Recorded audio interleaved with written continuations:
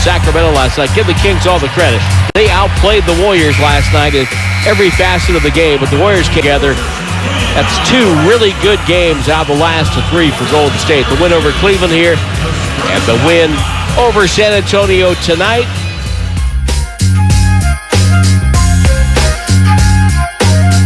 Oh, baby. What's up, Spanone? What's up, Matson?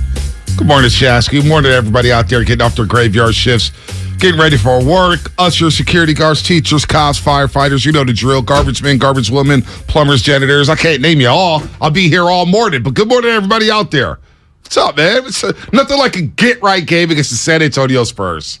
Okay, can we just start right here? The people that have been texting in and tweeting about Jakob Poeltl, just delete your account. Oh my God. The amount of people that are like, trade this guy for Jakob Poeltl. The turnstile, that guy. The Spurs have not one player I want.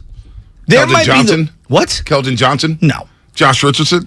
I've always liked Josh Richardson. Yeah, I know. I thought he had a home in Miami, but as an eighth man, you know what I mean? As a straight shooter. Vassell? They're horrible. What a deodorant to have them on the court with the Warriors. Right game. The third worst defense in the league, and we're making sweeper proclamations about the entire team. Like, what do you mean? So here's my thing. I deleted Twitter off my phone last night. That's good because it's toxic. Yeah, I'm hitting the eject button. It's poison. And your boy is. I was in the F7? What is like an F bomber? Give me like a plane. I don't know planes. Does anyone know planes? Bomber jet. Just say bomber jet. Okay, I was in the bomber jet. I hit the eject and I'm parachuting out. I'm out of here, dog. Flight 957. I'm all in on Instagram. All in on how do you like Instagram? Yeah, I don't either. But you know what? At least there's stuff to scroll through. You know, and they listen to my conversations and they know what I like. Yeah, unfortunately. Unfortunately. Everybody was complaining about the Niners win yesterday. I saw a lot of people complaining. They had a bye week. They can't score from the 2-yard line against the Chargers. No credit to the Chargers whatsoever. I saw all around the league, upsets brewing this weekend. Minnesota beating Buffalo. All right? The Eagles losing to the Commanders last night. Who saw that coming? Me? No, I'm teasing. Cowboys losing to the Packers with a 14-point lead entering the fourth quarter. After McCarthy waltzed onto the field wearing a Vince Lombardi khaki coat like he was Bonte Hill. Dude, hey, man, look. There's a lot of upsets, and yet people thumb their nose at winning in the NFL. I said, damn, what a spoil. We are spoiled now, and I don't know where it's coming from. I don't know why people are telling me that we have a Kyle problem and, he needs to do this and do that. A Kyle Madsen or a Kyle Shanahan problem? Shanahan. Oh. Shanahan. The real Kyle. Both. The real Kyle. This Kyle has 2 L's. No, I'm kidding.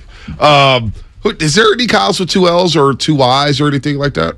No? There's a Kylie. Kylie? I know a couple Kylies. I know some Kayleys. Yeah, anyway. So, when it comes to the Warriors yesterday, and we got to have a conversation, and I'm here for it. Well, what conversation? Steve Kerr got asked a question yesterday.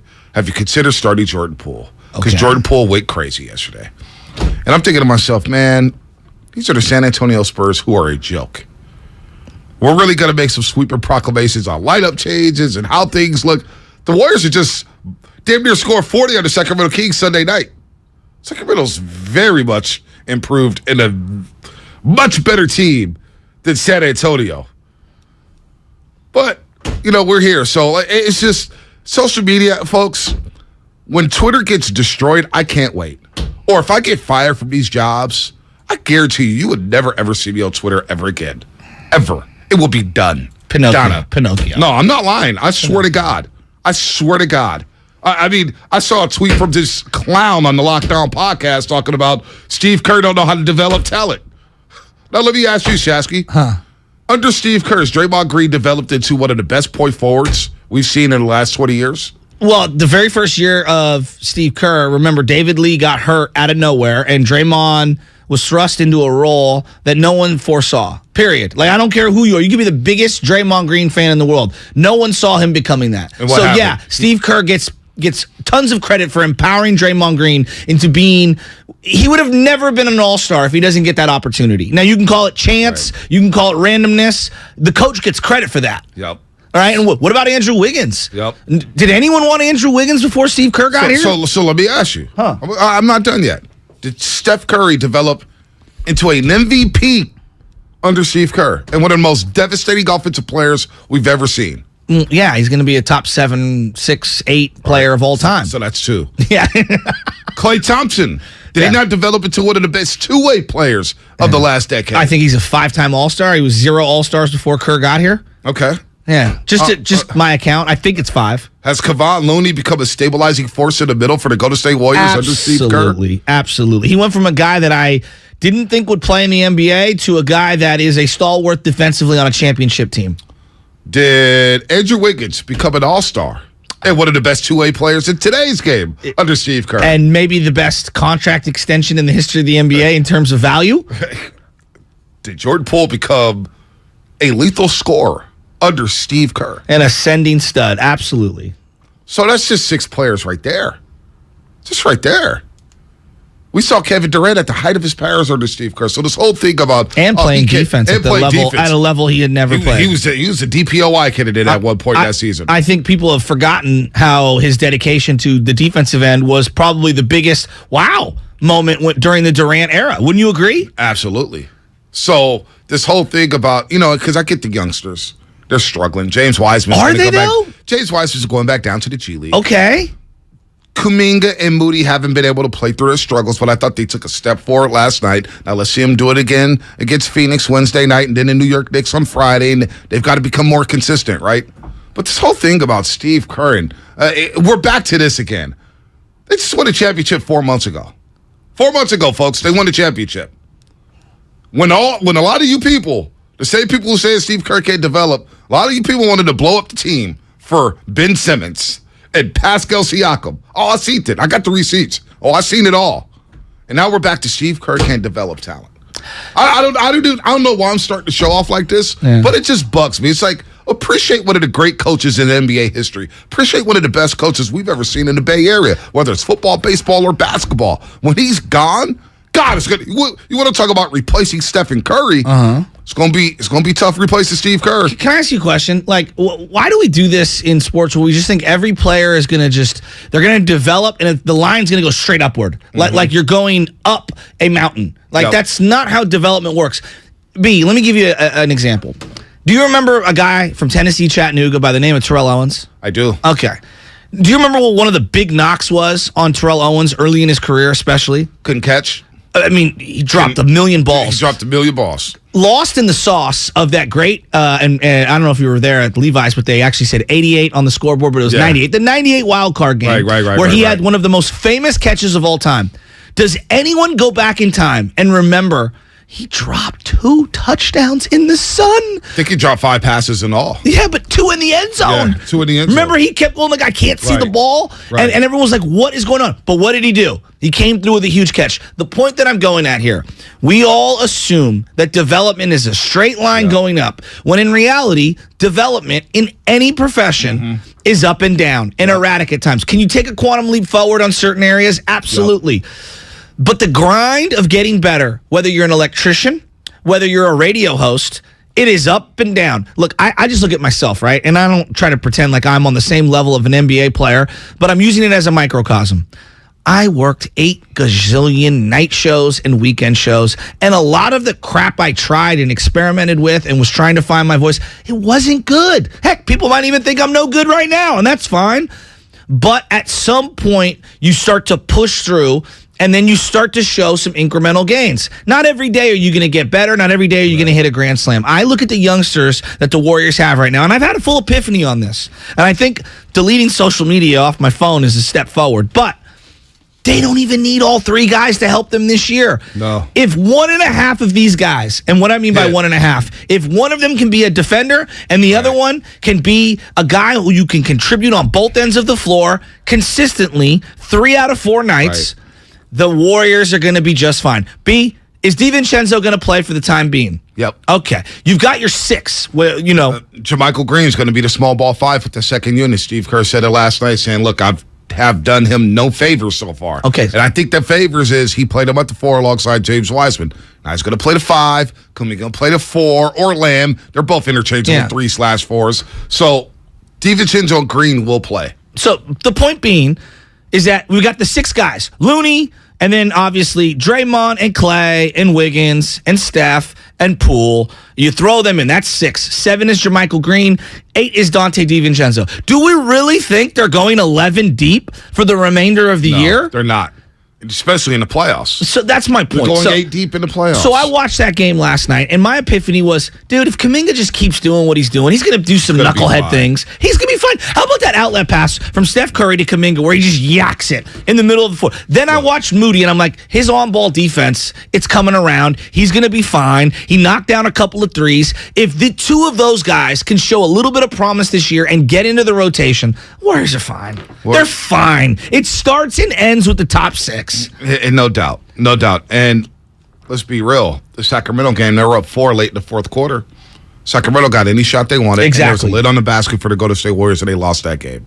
So you can blame all the young guys. You can blame the second unit. These losses sometimes come down to the starters, to the money men, to the guys who's making $30 million, $40 million a year, $50 million a year. And so when it comes to the playoffs, nobody's going to be bitching and moaning about, oh, man, Kuminga in those 5 minutes, man, really lost. No. No. It's going to come down to crunch time. It's going to come down to the second half. And so you brought up a question to start off the show regarding Jordan Poole. And I think it's a fair one to just think about, like, he does play a little better when he's starting and he's empowered. So let's hear from Steve Kerr on this. Yeah. And then I'll let you continue. Yeah. Here's Steve Kerr on. He was asked about whether or not Jordan Poole should come off the bench. I don't notice the approach. I think the game is easier for him when he starts for the reasons I talked about pregame. He can play off of Steph. He's generally got a weaker defender on him because the best defender is going to be on Steph. And he can play off of Draymond and Loon with their screening. And so the game's easier for him when he starts, for sure. Then he was asked, real quick, if Jordan Poole can influence other players. That's the idea. Again, I mean, we're looking at this from a big picture standpoint. This was a good night for us. Last night wasn't a good night for us, and there'll probably be plenty more ups and downs as we go. But as long as we're trending in the right direction and correcting mistakes, then I'll be pleased, and we can continue to get better.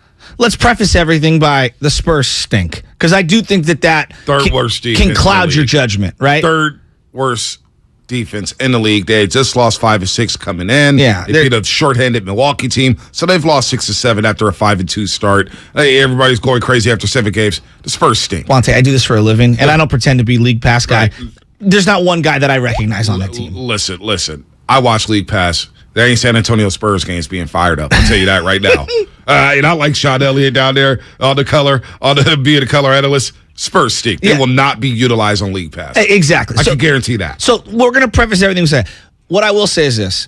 Everyone's going to look at the 30-something points that Jordan Poole dropped. I thought the ball was moving a lot better, just as a team, not just Jordan Poole. Secondarily, he actually showed more competency and a willing to defend. I saw him off ball trying to defend. I saw him on ball being more aware of where the screen was. Right. Now, if that trend continues for weeks on end, I'll be open to having different discussions regarding the lineup. But he's got to show me defensive effort consistently, because they will take a huge step back in terms of their backcourt defense if they try to just start Steph and Poole together. So how do we channel that with Jordan Poole coming off the bench? That's a great question. With the second unit. How can he channel that same energy? Well, and look, I do think there is something to what Steve Kerr said about playing with Steph, Dre, and Wiggins.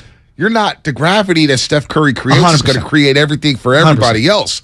But I when I look at the 2 games, and I was actually open to this. Last night I was watching the game and I was thinking about it because the question was looming. It's inevitable. Even though Steve Kerr said it twice now in a 6-day span that Jordan Poole's not starting, Klay Thompson's starting. But I do admit that Klay Thompson's struggling. He's shot hunting. And when I see his Instagram post talking about, hey, man, you guys keep doubting me, I'm going to come back. And I'm like, we get it, Klay. You've already come back. Yeah. You came back after a 941-day hiatus. You came back. You helped win the championship. I get that. He is struggling right now. He is shot hunting right now. He's taking bad shots. Now, I like a lot of the looks he does have, but he's short on everything because his legs is not there. You didn't come in shape. You didn't come to training camp in shape. You didn't play 505. I get that. That's going to take time. But I was open to saying, okay, what would it look like if Jordan Poole started? Well, I think about Klay Thompson coming off the bench, and I'm saying the second unit may be worse with Klay Thompson than it is Jordan Poole. Why do you say that? Because Jordan Poole at least can handle the rock. he is willingly able to facilitate, and he can play alongside DiVincenzo. His first step is quicker. His handle's quicker. He can get to the rim. He can create foul shots for others and himself. Yeah, and he can create the three. Klay Thompson right now, let's be real, is probably a 3 and a D guy. And I say the D lightly because I get his defense hasn't been all that, but he's a 3-point shooter who can shoot the mid-range, but he can't dribble. He can't facilitate for others. No. I'm not saying he hasn't done it. That's who Klay Thompson is. So if you put him with the second unit, that unit becomes worse, and he's seeing the top defender. Yeah. And all of a sudden, he's not getting a rock. That's a good point. That's a good point on the top defender. I hadn't even considered that. Well, let's go back to JP for a second. I'll get to Klay in a moment. So, JP, what he did last night, and Hardaway said it so eloquently at the end of the game. He goes, dude, he took a couple of dribbles and was going straight to the rim. His first 2 baskets were layups. That's what he was saying. And I was like, wow, he's right. And he was more decisive in his movement, I felt like. And to me, whether that's because he started or because is irrelevant. He needs to carry that over no matter where he's at on the floor, who's on there with him. I felt like he was more decisive. But it's hard for me to not look past. He did some of the best work out there when Steph Curry was out there. No doubt. And who's not, though? No, but that's what I'm saying. Everyone benefits from it. Now let's pivot to Klay Thompson for a second. If there's anybody who needs help from Steph, it's Klay Thompson. Because he can't create for himself. No question. You know what I'm saying? No question. You get what I'm saying? Well, plus there's a gravity effect that helps out Steph Curry as well. I think it's not a coincidence. Poole went off, and Curry kind of took a backseat last night, and I think that there's something to that, right? There's a lot of moving pieces. As we look at different lineups, I think the one that I'm thinking about more than anything is how can I get Klay Thompson on the floor as more of a stretch 4 offensively and defensively, getting him matched up on the right matchup. It's not that he can't play defense. It's can I get him against the right guy at the right time, right? There's going to be like a Devin Booker. There's going to be times he can look good at Wednesday night, we're going to see that. He can look good at him. There's other times where maybe I throw Moody on him. Maybe I throw Moody on him. Maybe I go with Wiggins on him on certain possessions. So to me, it's more like matchup dependent, scheme dependent, form dependent, as in who's in form right now. But for me to jump the gun on JP, clearly there's a little something there. Can I see defensive effort for a couple of weeks? Yeah, that's all I'm saying. Before we have this crazy conversation about him jumping into the starting lineup, he needs to play better defensively before we can be open to that discussion. And let's be real about something. The San Antonio Spurs took a 20-19 lead with 3:54 left in the first quarter. All right? Despite Jordan Poole going crazy, the starters were losing with 3:54 left in the first quarter. Against some no-namers. Then you get the Wiggins pull-up. All right? You get a pull-up jumper. It's like 19, 20 feet. And then you get JaMychal Green hitting the 3. And then you get Moses Moody hitting the 3. So the bench players actually helped the Warriors flip that basketball game and blow them out in the second quarter. So although Jordan Poole was losing his mind in the first quarter with 14 points in front of Jimmy G and George Kittle and Kyle Juszczyk and CMC, I do have thoughts on that. But the second unit, you already know what time it is. Y'all know what time it is. The second unit actually flipped that game late in the first quarter and into the second. So although Jordan Poole went off, the starters are losing with 3:54 left in the first quarter. I think if you're just a reasonable person, you watch that game and you're like, boy, the bench looks great against the worst team in the NBA. Can we build on this, though? That's the question that I have. You had a great game. You blew them out. It was a feel-good. It's great for the soul. We love everything about it. Can you build on that? And that's what I'm hoping. And I saw some positives from Kuminga offensively and defensively. JaMychal Green finally looking okay, I think, because of the spacing and the positional change. And 5-1-0, nobody's giving up on Klay Thompson. They just said who's giving for up? The last 25 minutes, you just heard both of us say he needs to start. So what the hell are you talking about? Who's giving up on him? Nobody's giving up on him. Look, if they want to win a championship, selective hearing. If they want to win a championship, their top 6 guys all have to play great basketball. No doubt. Right? No doubt. And Poole's included. It's not an either or. It's an and. And guess what? Poole's going to be in that closing lineup at times. He's going to get an opportunity to play with Steph and company. So, no, nobody's giving up on Klay Thompson. I know when the chips are down in the playoffs, I can count on Klay Thompson getting buckets. I'm not worried about Klay Thompson until I see it in the playoffs and he struggles throughout the postseason. Then I'm going to sit back and say, you know what? Damn, maybe he is washed up. But I saw Klay Thompson last year at their 2-season hiatus. Played 32 regular season games and come up big in the playoffs for the Golden State Warriors. And some monumental game 6s, monumental game 5s, Fonte. closeout games. Well, he's a forever champion. Like, there's no question about it. And look, here's the beauty of basketball. We've got an inventory of games and minutes that allows all these guys to get out on the court and have various combinations that can work. And they're experimenting. I just like the very little bit of positive that I saw from the bench last night. And the question that I have is that a byproduct of the Spurs being terrible, or can we carry this over to some of the better teams in the league? Big time positive. Anthony Lamb looks like a player. Anthony Lamb looks like a player. Here's my favorite part about Lamb. Forget the offense and the D, because he's hitting the three right now. He knows where to be on the floor. It's the communicating defensively. That, to me, is the number one thing. They got another guy out there who's barking. I have a question. Is Iguodala going to play this year? And I'm not ripping him. I'm asking out loud. Some point, I think. Where does he fit in? I don't know. It's not on my, I don't know. I don't know. I know Anthony Lamb scored 17, but Anthony Lamb knows where to be in this read and react system. He's a smart player. You mentioned the communicating on defense, telling Kuminga where to be on offense. Hey, get down in the split. You got to set the screen. Yo, get back on defense. Did you think heading into this year, you'd be interviewing in a postgame Anthony Lamb? No, I did not. So I did that. And you know what? I was impressed with with the way he came off on television. Four-year guy out of Vermont, man. And he's a smart kid. He goes, I've played a lot of basketball, and I know what my role is, and I feel like when I'm out there with some of these younger guys, I'm the veteran. Like, he's clearly a seasoned guy. The way they found JTA, they might have found something in Anthony Lamb. Just something. Not a great player, but a good winning piece glue guy. People forget. This is how they found Gary Payton II. Exactly. Young Glove. Exactly. Nobody's think about Young Glove during the pandemic season. And all of a sudden, this guy started defending 94 feet against Jamal Murray. And Mully and I looked at each other and said, damn, who is that? Oh, that's Young Glove, GP2. I know. So nobody's thinking about him anyway. And the Warriors cut GP2. We forget that after training camp, they cut him. People wanted Avery Bradley. We don't forget. Remember that? Oh, I remember everything. Trust me. Some of you clowns out there, let me stop. I don't mean to call you clowns. Some of you know who you are. How about I have receipts. Break, huh?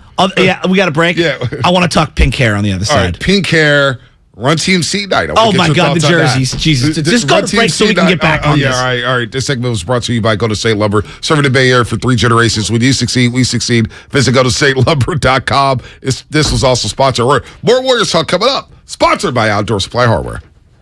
It's time to savor the season at Outdoor Supply Hardware. Take your decor to the next level and save on yard art and select pre-lit artificial trees. Plus get deals on Big Green Egg, Traeger, Carhartt, fountains, pottery, and more. Stop by for all your needs and get help from Osh. Home, hardware, and happiness. Hey guys and gals, Bay Area. I'm pumped to tell you about this new brand I'm working with. And it's here at the game, the entire crew. It's called Flag and Anthem. I met the co-founders last week, and let me tell you, they're super legit, down to earth. They're just like us, blue-collar people. They make the best flannel shirts, jeans, jackets, hoodies, anything that you'll find at prices that don't break the bank. And that is so important with all of us here because we know how much the cost of living is. The clothes are comfortable, they're versatile, and they're perfect for the ever-changing microclimate weather that we got going on here in San Francisco and the Bay Area. Plus, they work with our Bay Area boy, Christian McCaffrey. Did you see him? He was rocking the gear last night courtside. When he's off the field, it's Flag and Anthem. That's his go-to gear. Hey, who doesn't want to look like CMC? So why don't you go right now and head over to flagandanthem.com. Use the code GAME, G-A-M-E, for 25% off. Flag and Anthem, real clothes for real life.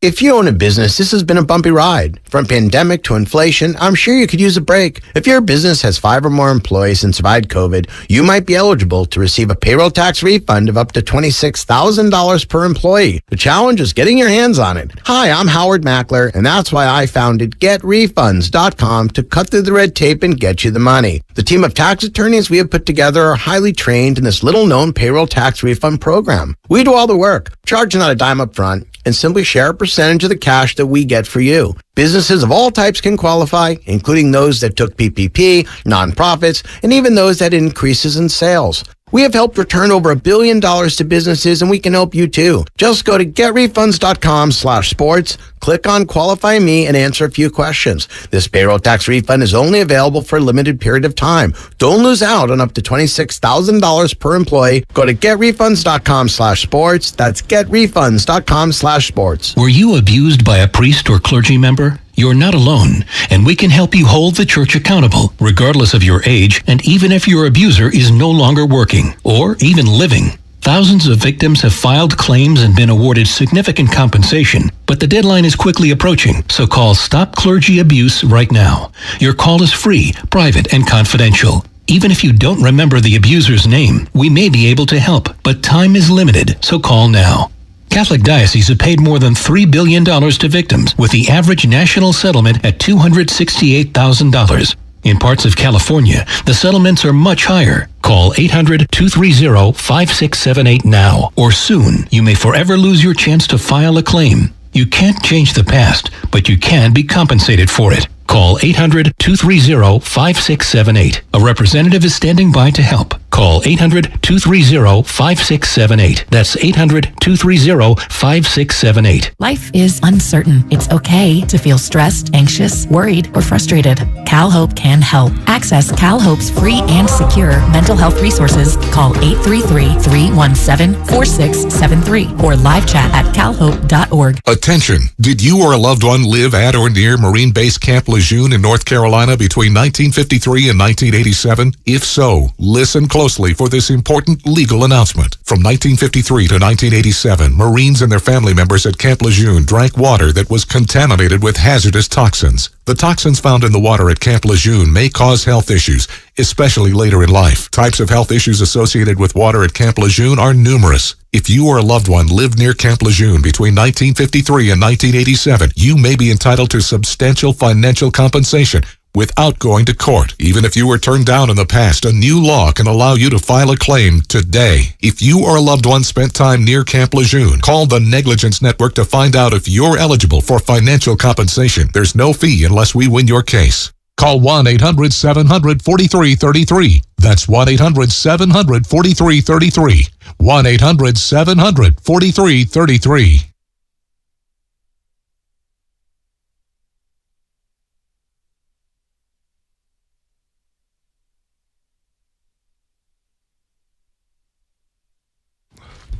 Devin Vassell gets Poole on his hip, and Poole picks his pocket. It's a steal. It's a 3-on-2.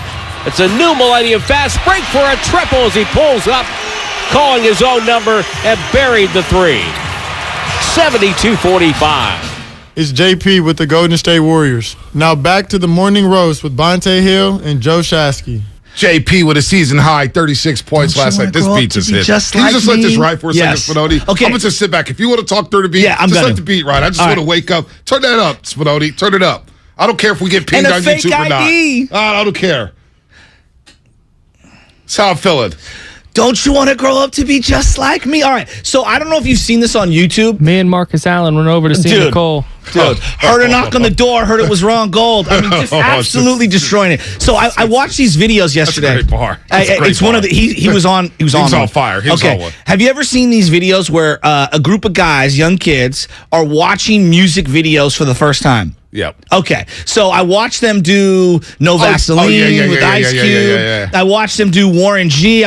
So they did one with Eminem, and it was Renegade, Jay-Z, and Eminem. Right. Now, I remember that back in the day, okay, and I remember where that came out. I remember the Blueprint came out on September 11th, and Jay-Z was at the height of his powers, in terms of the Blueprint. Blueprint was one of the greatest albums of all time, right? Let's just call it what it is. Eminem destroyed him on that song, and it's not either or. Jay's bars were incredible. M was on a whole nother level. And I'm listening to these guys who are probably in their early 20s, listen to that song for the first time, and their mind is blown. It's unbelievable. And I know he's morphed into something that's not the same, but like, go back to where you were when you first heard him, and dude, he was on fire. Eminem had like a 5-year run. Thank you. I mean, it was just, he was on the level with Jay-Z. Yes. It was Jay-Z or Eminem. Yep. And it wasn't just, and I'm a black guy. And I was like, when I first saw the Slim Shady video, hi, my name is, I'll never forget, I was at Grandma's Essie house watching MTV, and he came out with that video, and I said, what in the what? This is actually sick. The innovation of that video, incredible. The improv, just the different characters, it was unbelievable. And I remember after graduating high school, our senior trip to Great America, it's like unofficial senior trip. Well, I went to Great America together. The whole album we went down, we bumped to was Marshall Mathers. We played Eminem all the whole way down 101. I never meant to give you mushrooms, girl. I mean, just on a whole nother level. Anyway. And then I see these young punks on social media disrespecting Eminem, and it drives me crazy. It always goes back to social media trying to ruin things. You little young punks. get on my nerves. And I'm sorry about calling people clowns. I don't mean to call you clowns, but some of you people know. So some of you people need to pump the brakes on just trading this guy, benching this guy. Here's what Steve Kerr. So I wanted to put this to bed right now, because to me, it's not a question. Clown question, bro. It's not a question anymore. Okay. Steve Kerr said this about Klay Thompson coming off the bench, or maybe starting Poole versus coming off the bench. I don't notice the approach. I think the game is easier for him when he starts for the reasons I talked about pregame. He can play off of Steph. He's generally got a weaker defender on him because the best defender is going to be on Steph. And he can play off of Draymond and Loon with their screening. And so the game's easier for him when he starts, for sure. You know, he's so right about that. The game is easier. And I think the boys were talking about it, as in Hardaway, Mitch Richmond, and Mullen last night, about the preparation and knowing that, like, when you're going to be out there early and often, you're just in the zone a little quicker. It's just the mindset's different, all those things. The gravity, everything. Yeah, there's a lot that's in it. So I think we keep getting hung up on Klay or Jordan Poole.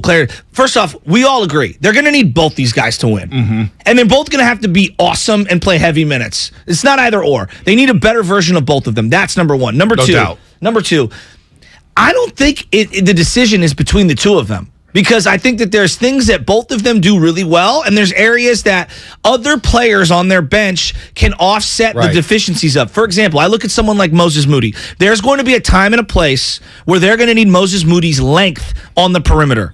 Right? And so I know we're all hung up on, like, it's Jordan or Klay, it's Jordan or Klay. To me, it's not Jordan or Klay. It's what combination of guys can I use in certain matchups to slow down elite perimeter scorers? How can I get my 5 or 6 fouls worth out there and just slow a guy down by a couple percentage points? And I don't think Jordan or Klay has that in the bag. And so that's why I don't think it's either or. Now, there's going to be a time where I think Looney's the guy who's the odd man out. Maybe it's Draymond coming off the bench, or in a. I'm just saying certain situations. Draymond's never come off the bench, Yasky. Okay, maybe not coming off the bench, but he's never coming off the bench. Maybe he's not the person for a certain matchup for extended minutes for whatever reason. I'm just throwing out combinations. Draymond's going to be playing 35, 38 minutes.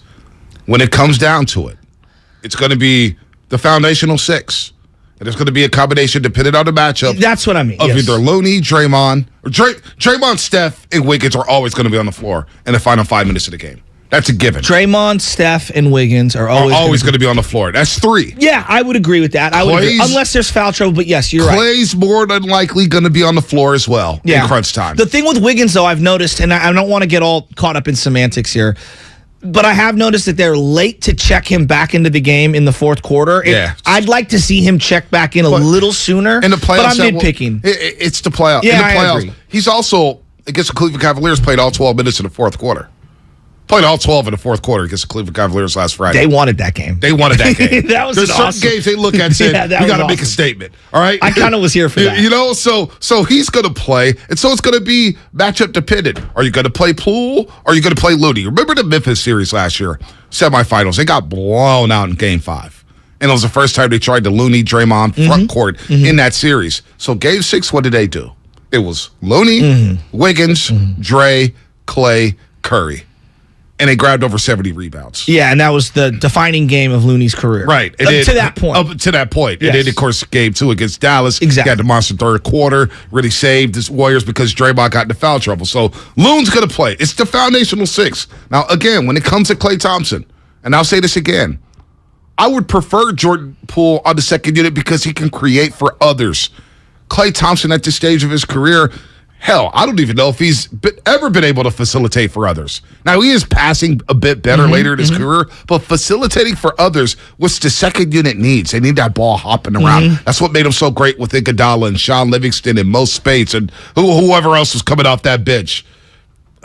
Klay Thompson needs the gravity of Stephen Curry more so than anybody on his team. He needs that spacing from the three-point line. He needs that third defender, and he does still get a lot of attention from opposing teams. You put him, say hypothetically, you bring him off the bench, and he started that second quarter with Jordan Poole, getting his rest. And it's Klay, and it's Moody, and it's Kuminga, and it's JaMychal Green, and it's DiVincenzo. Well, Klay's still going to draw that top defender. Yeah, no one's respecting Dante DiVincenzo offensively like that. They know he's a pass-first guy. Continue. And they're not going to respect Klay Thompson ball handling ability. No. So creating shots for himself with that unit is going to be a struggle. It's not one of his top skill sets. No, it's not, and that's gonna really slow down that second unit to clog things down offensively, where it's just gonna be nasty work offensively in terms of just like the ball movement. It's not gonna pop like it is with Jordan Poole. Nobody's gonna be able to get to the rack like Jordan Poole on that second unit. So then let's play this process of elimination just as we're doing this hypothetically. Who do you think of the starting five that they've been rolling out right now? Steph, Clay, Dre, Wiggins, and Looney. Who do you think's best equipped if they needed to switch things up a little? Who's the best equipped to give a better impact for that second unit? Probably Looney. Okay. But then I'm again, probably in agreement, but God, they need a size. They need size. So that's why I think Jordan Poole, Darrell said this last night. It was good to have Darrell back on Warriors. Oh, I missed him in the chocolate suit. Yeah, I missed Darrell too. Yeah. Man, it's good to have him back. You guys, Always the great. sock game is just incredible. Oh yeah, you like Michelle the sock was game? all over it. She like my socks? Oh, well, you've been wearing really sweet. You had some shoes on the other day. She wanted to know what kind of brand of shoes they were. What shoes? They looked like basketball shoes, but they didn't look like Nikes. I didn't know what they were. Dior's. What? The Dior's. Oh yeah, they have the big tongue. Yeah, white tongue. Yeah, the Dior's. Yeah. She's like, "What are those?" Yeah, the Dior's. I said, "I don't know." The Dior's. Those are. Those are. What did he say? Let's talk a style on the other side because that Warrior uniform has got me thinking. And Run TMC. We'll talk on the other side. Yeah, Tim Hardaway, Mitch Richmond. I'm Chris trying to Mullin. be a good boy. I'm trying to hit all the breaks because the boss gets mad. Yeah. Is he even here? Oh, yeah, he was here yesterday. Sorry. All right, what's coming up in the game? Brought to you by Fremont Bank, full service banking, no compromises. And also, Golden State Lumber, serving the Bay Area for 3 generations. When you succeed, we succeed. Visit GoldenStateLumber.com. Your phone calls, 888-957-9570. We'll ask you the question. Should Jordan Poole start? It's simple. 888-957-9570. Should Jordan Poole start for the Golden State Warriors this season? I would love to hear from you. 888-957-9570. More coming up on the Roast with Shasky and Bonte. Someday, you might be with friends in the Bay Area, telling the story of how you navigated these complex times. The market was all over the place, so you reached out to a Merrill advisor, and with their help, charged ahead. And unlike your fishing stories, you won't have to go overboard. Find an advisor at ml.com/bullish. Merrill, a Bank of America company. What would you like the power to do? Investing involves risk. Merrill Lynch, Pierce, Fenner & Smith Incorporated, registered broker-dealer, registered investment advisor, member SIPC, a wholly owned subsidiary of Bank of America Corp. Kirby, they're your driveway mechanic, and they bring the shop to you. And our friends over at Kirby, they just won the Motor Top 20 Award for innovation. Brakes and tire replacements, oil changes, and so much more. And they've just added Kirby's eco-friendly wash. It barely uses any water, and it makes your car look brand spanking new. They use all biodegradable products that provide the ultimate shine and protection to both the exterior and the interior of your car. But here's the best part. It's all in the ease of your driveway. The ultimate convenience, easy booking, transparent pricing, on-time arrival, service in your driveway, no waiting rooms, no coordinating rides, direct access to your mechanic, friendly, reliable service, no middlemen, and no upsells. Get $50 off your first oil change with the code OIL50. That's OIL50. Or use my code JOEWASH, JOEWASH, to get a free sealant treatment with the purchase of Kirby's eco-friendly wash. Check out Kirby.com. That's CURBEE.com. Do you struggle with occasional nerve aches in your hands or feet?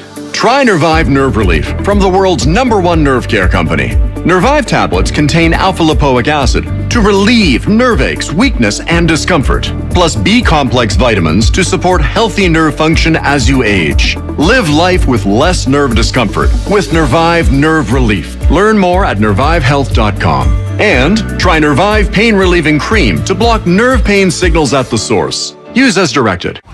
What's the best product I bought this year? Oh, that's easy. Salonpas Pain Relieving Patches. The proven medicines in Salonpas patches reduce my pain and let me do the things I need to do every day. In a recent clinical study, patients using Salonpas reported improved sleep, mood, and the ability to work. They had less pain and were able to reduce their use of oral pain medications. For pain, I use Salonpas. It's good medicine. Sponsored by Hisamitsu. With energy bills as high as they are, proper weatherproofing is essential. If you're working with a client to upgrade or build a new home, be sure to visit Golden State. They partner with respected brands such as Owens Corning, James Hardy, and Boral Siding. They're a great option for a comfortable home with lower energy bills. Start at GoldenStateLumber.com.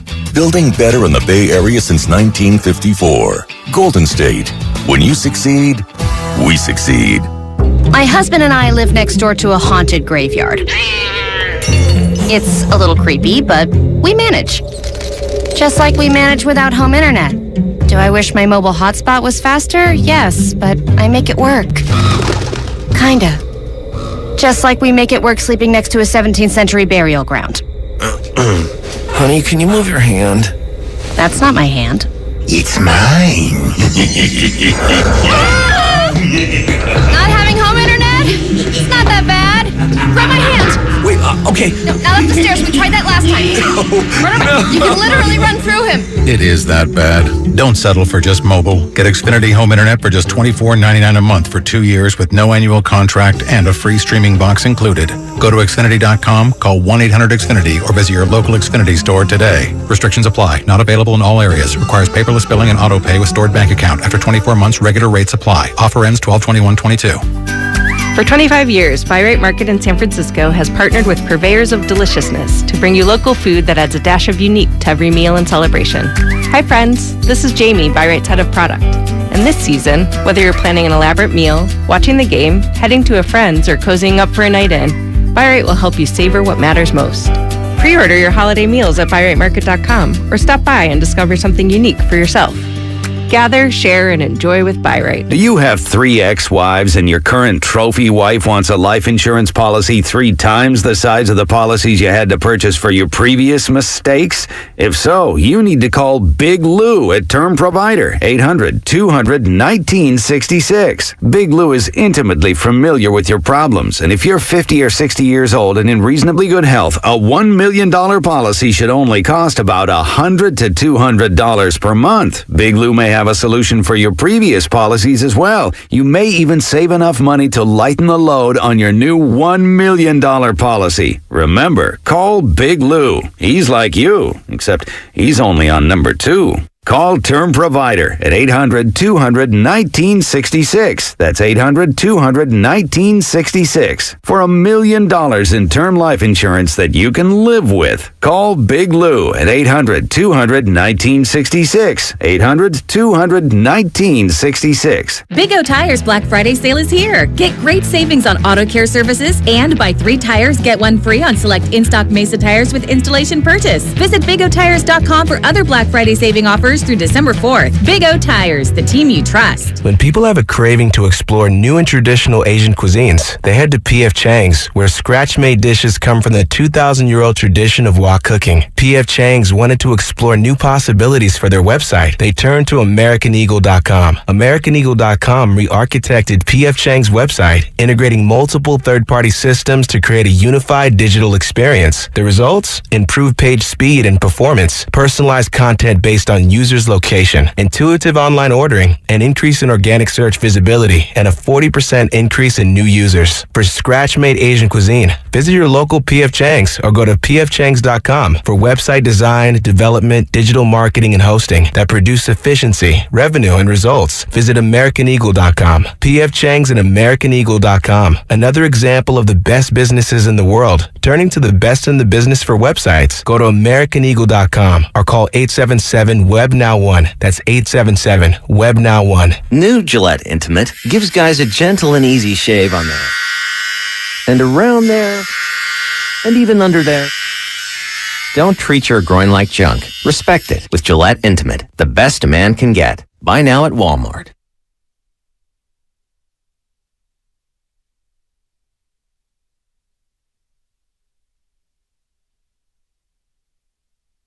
This is Steve Kerr, and you're listening to the Morning Roast on 95.7 The Game.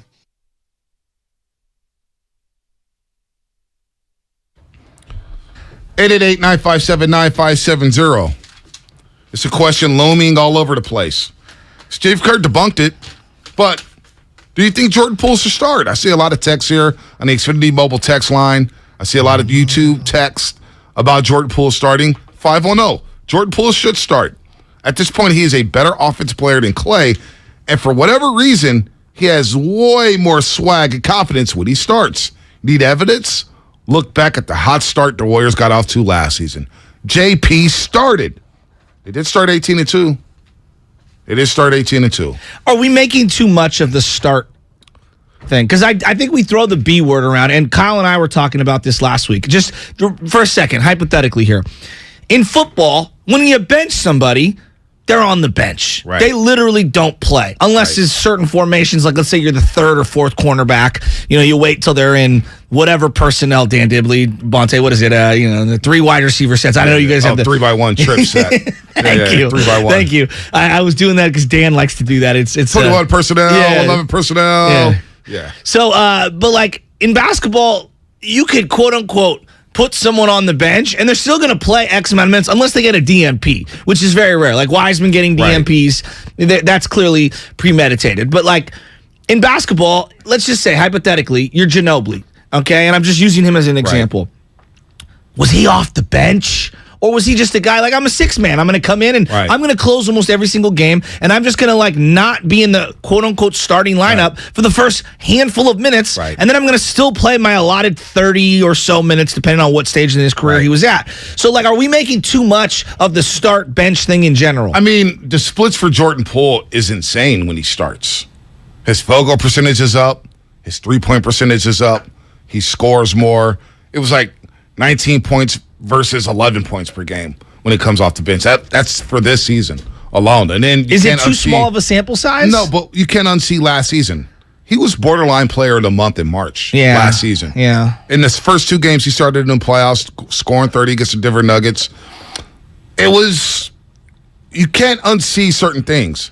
And the pop, and I think it's the flair and the sizzle, where Clay's just bombing threes, and he can get hot, but we've seen it before. Jordan Poole just throws a different element. It's kind of like Trey Lance and Jimmy G, right? We know Jimmy G, when he's in the lineup for the 49ers, they're going to be in a lot of football games. And they're going to win a lot of football games. But the one thing that excited us about Trey Lance was the flair, the sizzle, something different, throwing the ball down the field, some swagger, right? I think we kind of see that with Jordan Poole because he's just as productive. He's just as productive when he does start like a Klay Thompson. Now, Klay Thompson's gotten off to a rocky start this season. A rocky start. But I can't unsee last year in the postseason where he averaged 19 points per game and shot 38% from the three-point line. Those are good numbers. So, look, personally, I don't even care at this point who starts. I just want to win games. No, I'm with you. I want to win games. But my rationale is I'm open-minded to it. Okay. I'll be open-minded to it. Right? Okay. But what I'm seeing here is that, okay, if I want the second unit to be better, does Klay make the second unit better?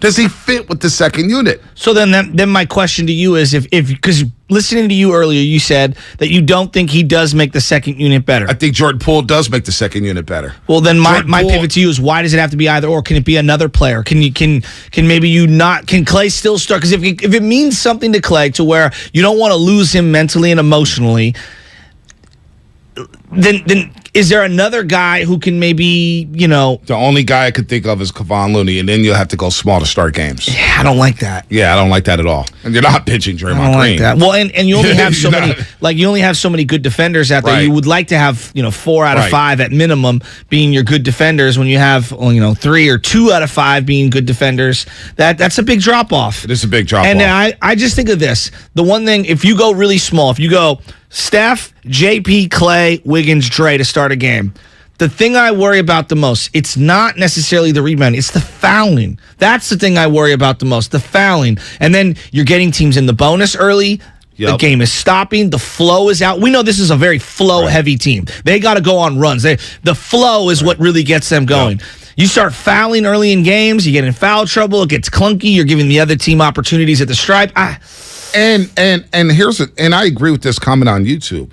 I totally agree with this comment from Michael Hernandez. Klay with the second unit could go ahead and shot hunt. And I don't like that. Because Klay Thompson in his mind will say, oh, I'm with Moody, Kuminga, DiVincenzo, JaMychal Green. Oh, yeah, I'm taking all the shots. That's not a good look. It's not a good look in this offense. One guy shooting all the shots, and all of a sudden Kuminga Moody's just running out there. And these are young guys who need to touch the basketball.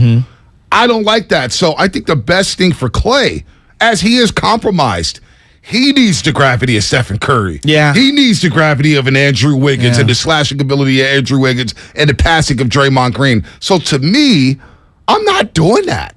I'm not doing that right now because Jordan Poole at this stage of his career is so much better of a facilitator where he can get Moody and Kuminga, DiVincenzo open shots. I truly believe that with his ball handling ability, with his ability to drive to the lane. So if you want to start Jordan Poole, that's fine.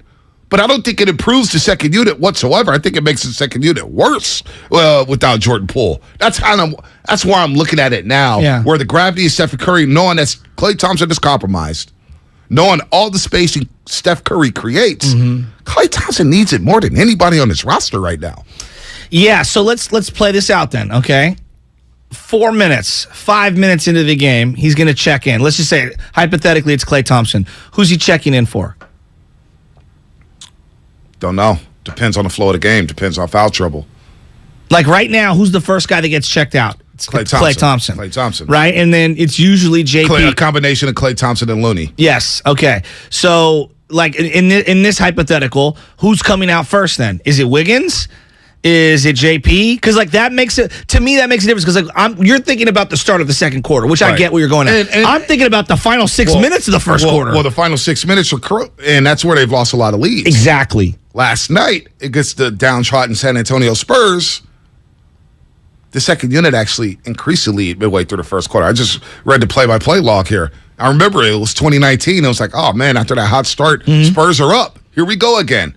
And then Wiggins hits a pull-up. JaMychal Green and Moody hit back-to-back threes. So that actually helped flip the game yesterday and go ahead and went away and put the Spurs away last night. If Klay checks in, do you want to check it in for Jordan Poole? Is it want Wiggins? to check it in for Wiggins? And that's where things get clunky. Well, I guess that's where my question is, because you got to play this out. We're like so hyper, like losing our minds about the starting unit, and then I'm like, well, just give me what's the final 7 minutes of the first quarter look like? To me, that's one of the big issues that no one wants to stare in the eye. We keep looking at the start of the second quarter, and I'm like, well, what about like the way they're finishing the first quarter? Right. Because finishing the first quarter seems to be a big problem. And JP's been in that lineup. I know. He's been in that lineup. So who's and so he's been part of the issue because why? There's two sides of the floor. We could all look at his offense. His offense looks great, right? 19 first half points. I see it on the screen right now. Season high first half points. 14 in the first quarter? Yeah, 14 in the first quarter, 5 of 6. Defensively, he's still got to get better. Now, you can say, well, Klay's defense not there. We see at least flashes of Klay Thompson for long stretches where he does defend. Jordan Poole cannot defend right now. He was much better last night against a very bad team, but that does not make you a good defender. He needs weeks upon weeks upon weeks of solid off-ball, on-ball awareness. Exactly. Like, that's the number one thing for me. I felt like he was really trying yesterday, really hard, and I thought it sparked his offense. And he is getting better. I don't want to crush his defense because he is giving more effort on the defense. That's all I want. I want him to try. Yeah, defense is half effort, and then knowing where to be defensively. So that's another area, though, that he has to improve on. So, do you start Jordan Poole? Do you not? I don't know. Let's go to Austin in the Bay. Austin, what's happening? You're on the roast here on 95.7 The Game. Plus, we got news on James Wiseman. We went an hour without even bringing this up. This is very interesting. What's up, Austin? Hey, nothing much. Just on the way to work. How y'all doing? Good, man. Not too bad. Hey, okay. Look, hey, man. I said before. Hey, if you're a champion, you're a champion. So you go do whatever it takes to be a champion for that team, man. With that being said, hey, somebody gonna have to play that Carmelo mode, that Carmelo role when they got to come off the bench if they really don't want to, and that gonna have to be Klay. I would like to see Moody in that starting lineup getting Klay looks coming off some screens. I ain't seen him come off screens or anything like that. He just sits in the corner, man. He ain't not no sitting bucket. Like let's just watch the clips when they was in college, man. Coming off screens, catching the ball, driving, all that type of stuff. These players are used to having a ball in their hands. Kuminga used to having a ball in their hands. They're trying to adapt to not having a ball in their hands. That's hard for these youngsters. Man, I want to see Moody, and I want to see Wiseman get some action on that second unit. Well, I remember when he was in that game with the Magic, Curry looked him off, danced around it, and stopped the ball and missed, and Wiseman wide open in the post and didn't even give him the ball.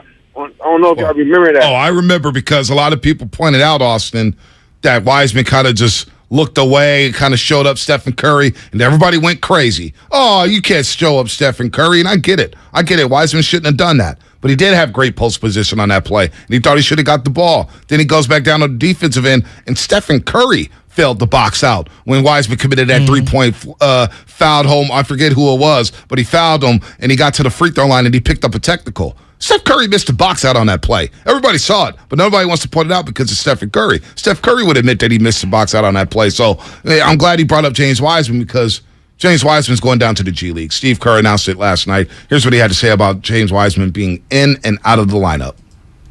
Really hard for anybody to be in and out of the lineup, but for a young guy who's been through a lot already, it's a lot to go through. But this is part of his journey. Everybody's got a different one. Part of his is that he barely played any basketball before he got to the NBA, and then he had a major injury. What I love about James is that he's got incredible character and work ethic and care for the team. Unbelievable teammate. Before the game, he knew he wasn't going to be part of the rotation. He was helping Looney prepare for the game with Looney's workouts, defending him. And Wise is all in on the team. And because of his talent, because of all those characteristics I just talked about, I'm a huge believer that long term he's going to be a really good player. But he needs reps. He needs to play, and not easy when you don't get minutes. It's hard for anybody. And then here's what Jordan Poole said. This is where I really respect Poole. He's growing up into a hell of a basketball player, but also a leader for the youngsters. Here's what Jordan Poole had to say about Wiseman going to the G League. He's going to dominate it, first and foremost. I have the utmost confidence that he's going to do that. But, just give him a different rhythm, a different style, to see a different style of play. And I'm telling him, it's not a demotion. It's not like punishment. You get to go down there and shoot as many shots as you want, get as many touches as you want, work on as many moves as you want. Just have fun. It's just basketball, You're playing games, and James is going to be perfect. He's going to be A-okay. Me personally, I have the utmost confidence in him. He's talented. He's curious. He's hungry. He's gifted. He's humble. Those are all the pieces you need to be successful. I had not heard that cut right there. Wow, from Jordan Last Poole. night. He's really grown as just a leader on the team, and he's right about that. I was watching Wiseman last night, and most people probably checked out in the final 8-9 minutes. Whenever he checked into the game, I know they were up 35 or they're whatever. up 41. Yeah, so I watched it. Early on, it was he looks like he has no confidence. He doesn't. No confidence, and I felt bad for the guy. And then as the game went on, he missed a couple of balls that were right in his hands. He kind of butterfingered them, and then he got a big-time rebound, put it right back in. Right. And you could see just one little play, the confidence grow a little. And I'm saying to myself, this guy needs to go back down. This is just me watching from afar. I say, this guy needs to go back down. He needs to rebuild his confidence. Yep. Period. That's where it needs to start. It starts from within. All the other stuff will fall into place. And I keep thinking back to a couple years ago. And I'm not saying he's going to take the same ascension as this guy, but I keep thinking back to just a couple of years ago. We're in the middle of that 2020 season, the COVID year.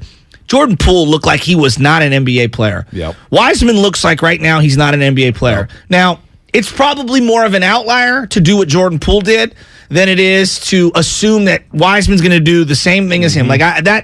There's a lot that he's going to have to accomplish. One's a guard, one's a big man. Yeah, I get it. But this is a kid that needs confidence and needs the minutes, and I'm okay with it. And this is not some sweeping indictment that he can never be good. Right now, it's a bad pick. He's not really helping you. It's a long-term raw project. I'm not denying any of those things. I'm also not giving up on him. Yeah. And I'm not trading his ass for Jakob Poeltl. Jakob Poeltl. You people out there hyping up Jakob Poeltl, who's the guy who plays for the Spurs right now, that the Warriors should trade Wiseman for him. Look, I would rather them hold out and just see if he's a bust or not than just trade him for some random big who's not going to play for you anyway. Jakob Poeltl's not making or breaking the Warriors championship medal this year. You watched the guy last night. He's terrible. He's all right. He's all right. I don't know if I'm trading Wiseman, but you are listening to 95.7 The Game, KGMZ, FM and HD1, San Francisco, always live on the Odyssey app. You can make the argument that Jakob Poeltl could play better with the talent around him with the Golden State Warriors. He got cooked by Looney on 3 consecutive possessions defensively, and I'm like, okay, you guys want to make a big deal about defense, which I agree with. Poeltl's not better than Lamb right now. Lamb's a better basketball player than him. I don't know where Poeltl fits. It feels like we just throw names against the wall. We say, all right, let's go trade for this guy. It's just... Dude, some of you people need to just take your L's and shut the hell up.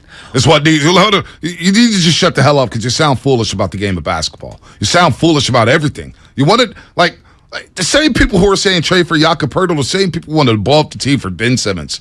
I don't forget. I don't forget. You wanted the same. You wanted to blow up the same. The same guys wanted to blow up the team for Pascal Siakam. All right, forget just that. all this stuff. But anyway, when it comes to James Wiseman, we discussed this last week. He needed to go to the G League because he needs to play. It's fine. 3 DMPs. It's fine. Yeah. But on the other side of it, he may not be a fit here. He may not be a fit here. And so Steve Kerr mentioned that he's going to get an extended stay in the G League. He's going to be there for at least 10 days.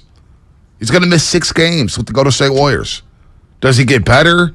He's got to get better when it comes to screen setting. It has to get better when it comes to rebounding, contesting shots. To me, it's defense. It's specifically the pick and roll. But he needs to setting. work on the pick and roll. I agree on the screen setting. He's got to get better at. He's got to get better at rebounding. Got to get better at contesting shots. Got to get better at catching the basketball. You know, it just may not be a good fit here. And I love James Wiseman. I love the person. I think what social media has done to him, he's got a bad attitude. You guys don't know who James Wiseman is. The guy is just, if you're a 21-year-old kid and you've been the best player throughout your years in high school, McDonald's All-American, number 2 overall pick, and you see your peers like Anthony Edwards balling. You see Tyrese Halliburton balling. You see LaMelo Ball balling. You see your draft class balling. Then you see the next class. Hell, you see Moody and Kuminga getting minutes ahead of you. You're going to be a little depressed. Well, you're watching that Spurs team last night, and let's just play this out, right? Whoever the Spurs draft this upcoming year, okay, how many minutes is that guy going to get? About 30. Whether he's good or not. Yep. Right? So he's in a very different situation. He hasn't been able to play. He's been hurt. He's been underwhelming. Right now, it's a really bad pick. Yep. But that doesn't mean the pick is dead and that it's not going to show some sort of life down the line. This is now up to them to find a way to tap into his confidence and work on the fundamentals. He needs fundamentals. And you know what? If he doesn't improve, the Warriors can make a decision to say, you know what? It's best for both parties to move on. Because he just may not fit with the Golden State Warriors system. And that's okay. And you know what? And you pivot.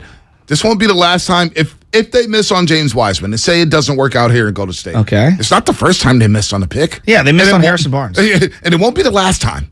It won't be the last time they miss on the pick. No. All right, lottery picks at that. So, I just feel bad for the young man because he's only played 50 NBA games. 50 regular season games in the NBA.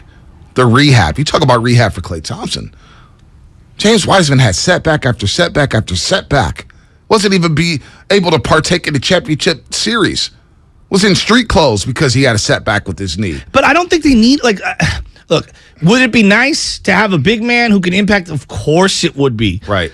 But in terms of making or breaking the season, the reality is if Kuminga can show a little bit of life and Moody can show a little bit of life and the veterans that you signed in DiVincenzo and JaMychal Green can just be adequate, they should be fine. Yeah. To me, we're losing our minds about a $9 million player who I hope at some point can be a contributor. Right. I'm much more worried about the $40 million player and Klay Thompson regaining his confidence and his stroke from beyond the arc. I'm much more worried about the guy I gave a $130 million extension to in Jordan Poole being more consistent. Those are my top of the order priorities. I want Moody to be a perimeter defender for this team. Right now, their biggest issue, perimeter defense.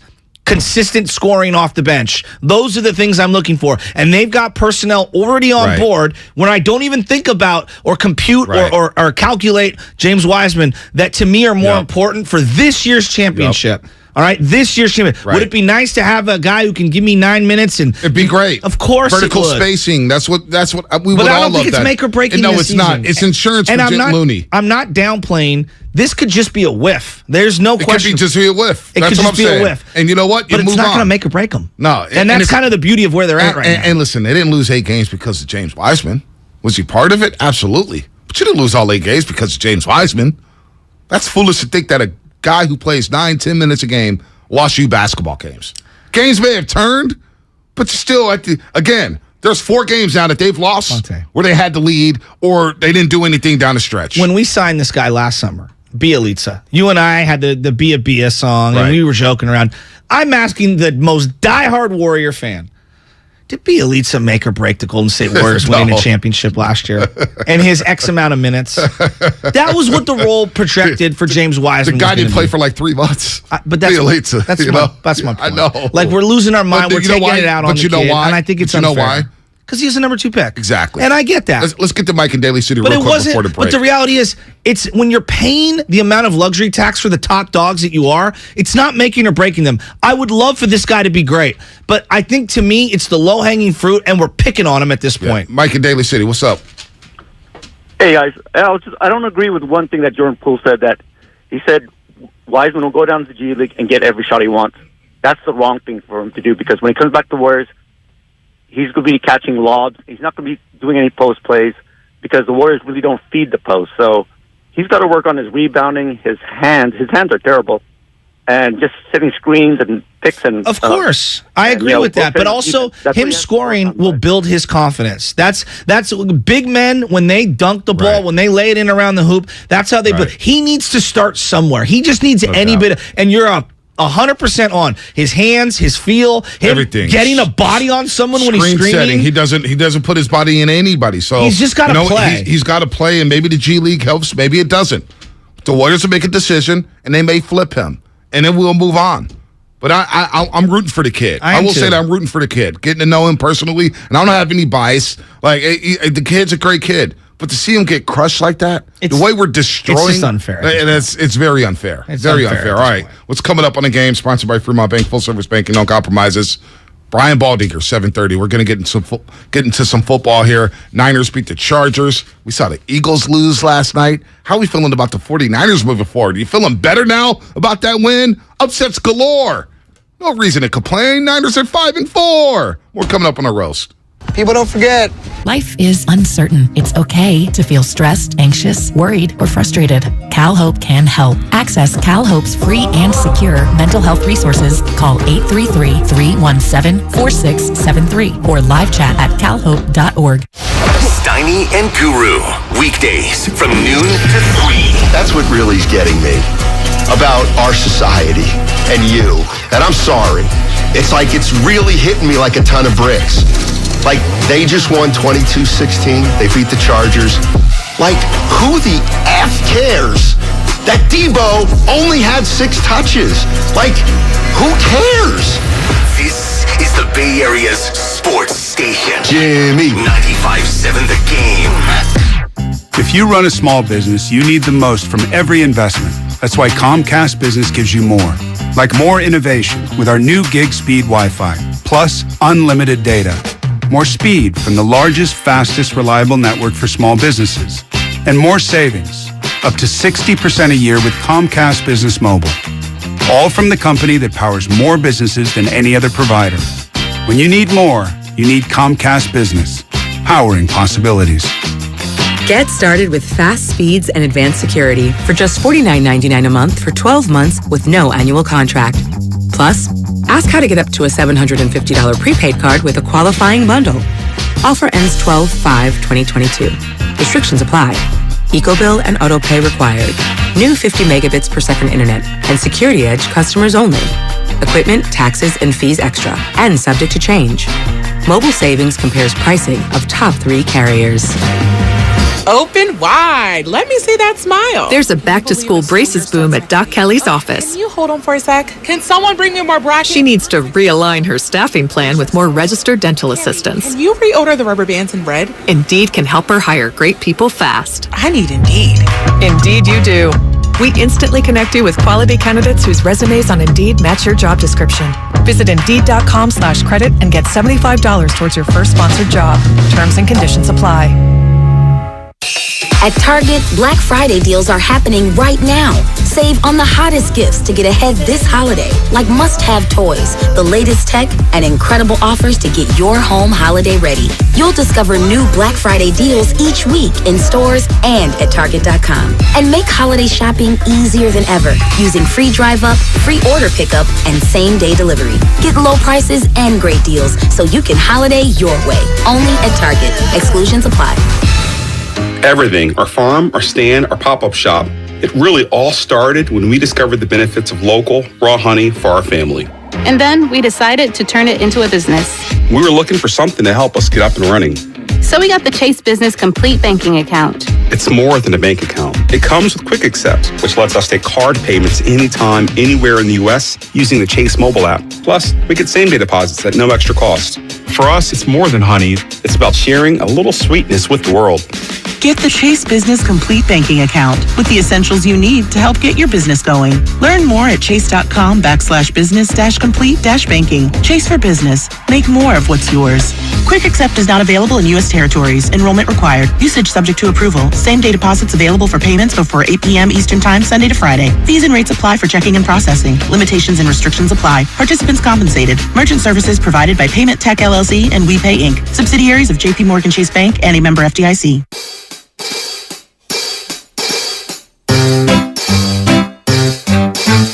1877 Cars for Kids. KARS Cars for Kids. 1877 Cars for Kids. Donate your car today. 1877 Cars for Kids. KARS Cars for Kids.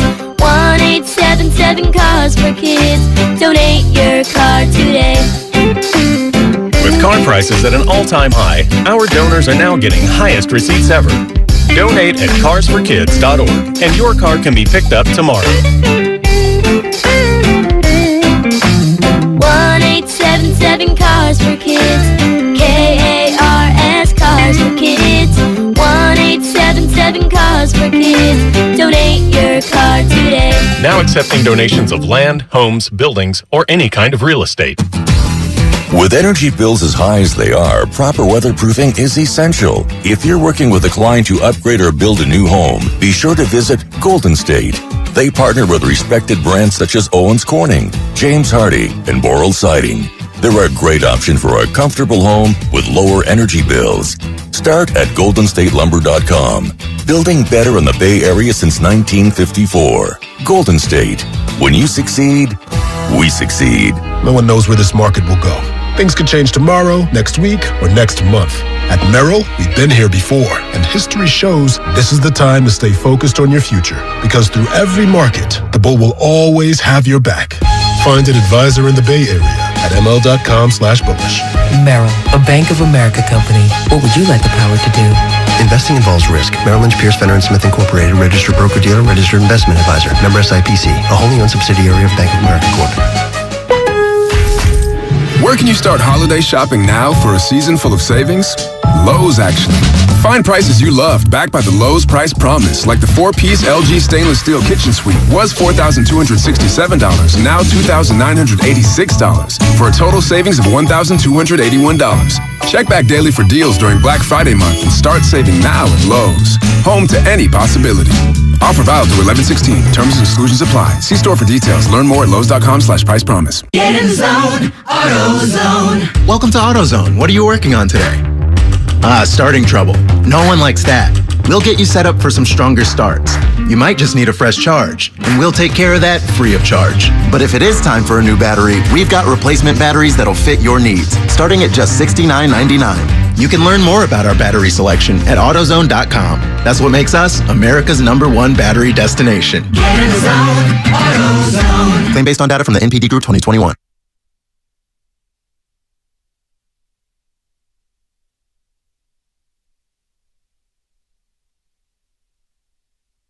This is James Wiseman. Now back to the morning roast with Bonte Hill and Joe Shasky. Man, it's good to hear from you, James Wiseman. Hopefully he works on that game. He comes back a better player, a better person. Because I do think he's hungry. The kid just wants to play. He'll be going down to Santa Cruz, as Steve Kerr announced last night, that he's going to go down to Santa Cruz for an extended stay. Could be there for at least 10 days. Could miss 6 games with the Golden State Warriors, and then we'll see what happens then. Jordan Poole with the season-high 36 points on his own bobblehead night. Shasky, you got the bobblehead? I guess, you know what? Before we get to Baldy at 7:30 in the NFL, FTX. So I tweeted a picture of Jordan Poole's bobblehead. Okay. And I had the FTX side. So let me guess. Twitter came for you. This is why it's off my phone. I don't know why they came for me, but basically they're like, you need to get this off. And I was like, during the pregame show, I was like, look, it's his bobblehead night. He's going to go off. He's going to go off on his bobblehead night. And he went off. It's got the FTX side, as we see here, if you can see it on YouTube. So FTX, for those that aren't aware, I listened to a long podcast regarding it. It's basically a cryptocurrency company. There are 4 or 5 very, very large cryptocurrency companies. Think Bitcoin when people talk about this. And basically, it's supposed to be, this is the whole point of it, it's supposed to be unregulated by the government, okay? Right. And when you go to the bank, for example, back in the Depression era, what ended up happening is people tried to pull their money out of the bank, and the money wasn't there. Okay. And so what ended up happening is we created a system here in America. And again, I'm not a banker. I'm just giving you the layman's terms of it, where we backed it, FDIC. When you go in and it says your money is backed up by the government, basically, we guarantee that you'll be able to pull your money out. Right. And that's part of a federally regulated bank that it gets backed by our government to make sure that the money you put in there is actually going to, be able to be withdrawn. And so what ends up happening with the FTX thing is a bunch of people dumped a bunch of money in there. Right. The guy who owns it, now I'm getting, this is the layman's fast track version. The guy who owned it was worth gazillions of dollars. Right. Okay. He used that money that people invested into it to invest in some of his other personal property things. So it's like me giving JP Morgan Chase, who I bank with, hey, here's my money. And then they take that money and they're like, we're going to invest in X, Y, and Z with your money. It's like, well, no, you're not. And I want to pull my money back out, and it's not there. Right. And that's what happened for everybody out there. And so now the company cratered, and it was going to get bought out by one of the other 4 big companies. What ends up happening, this guy went from being a billionaire 50 times over. He owes $200 million, basically.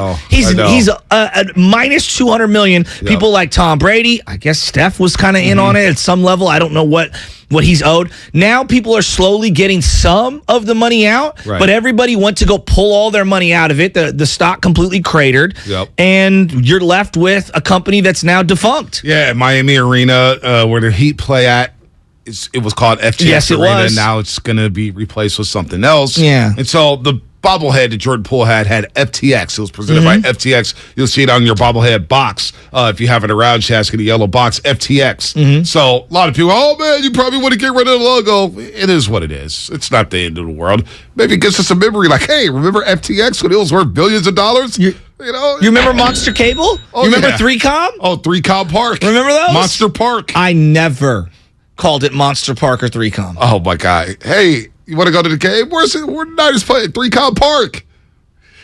That was such a laughable. Then they finally went back to Candlestick Park. It's like, that's when the Niners were hurting for cash. Hurting. Well, the city owned the stadium. Yeah, but yes. no, the Niners neither here the nor city. there. Yes, I mean, they slapped anything on it. So. Yeah, the city and county owned it. But the point being is that, the FTX thing, I mean, just isn't that big of a deal. Like, you know why it is? You know why it is? Because there was a crypto craze. Yeah. Oh, yeah. No doubt. A lot of people lost money. Exactly. Oh, FTX. You probably want to get rid of that. It's like, dude. Well, so here's the irony of it. Like, the government has bailed out the banks before. This is nothing new, right? And yes, they invest in some of things with your money, but it's backed by the government, right? They insure all that money. This is not, and this is not backed by it. And they wanted to be above the government. They wanted to be non-regulated. And so when you have an issue like this where it's completely tanking, there's no one there to save them.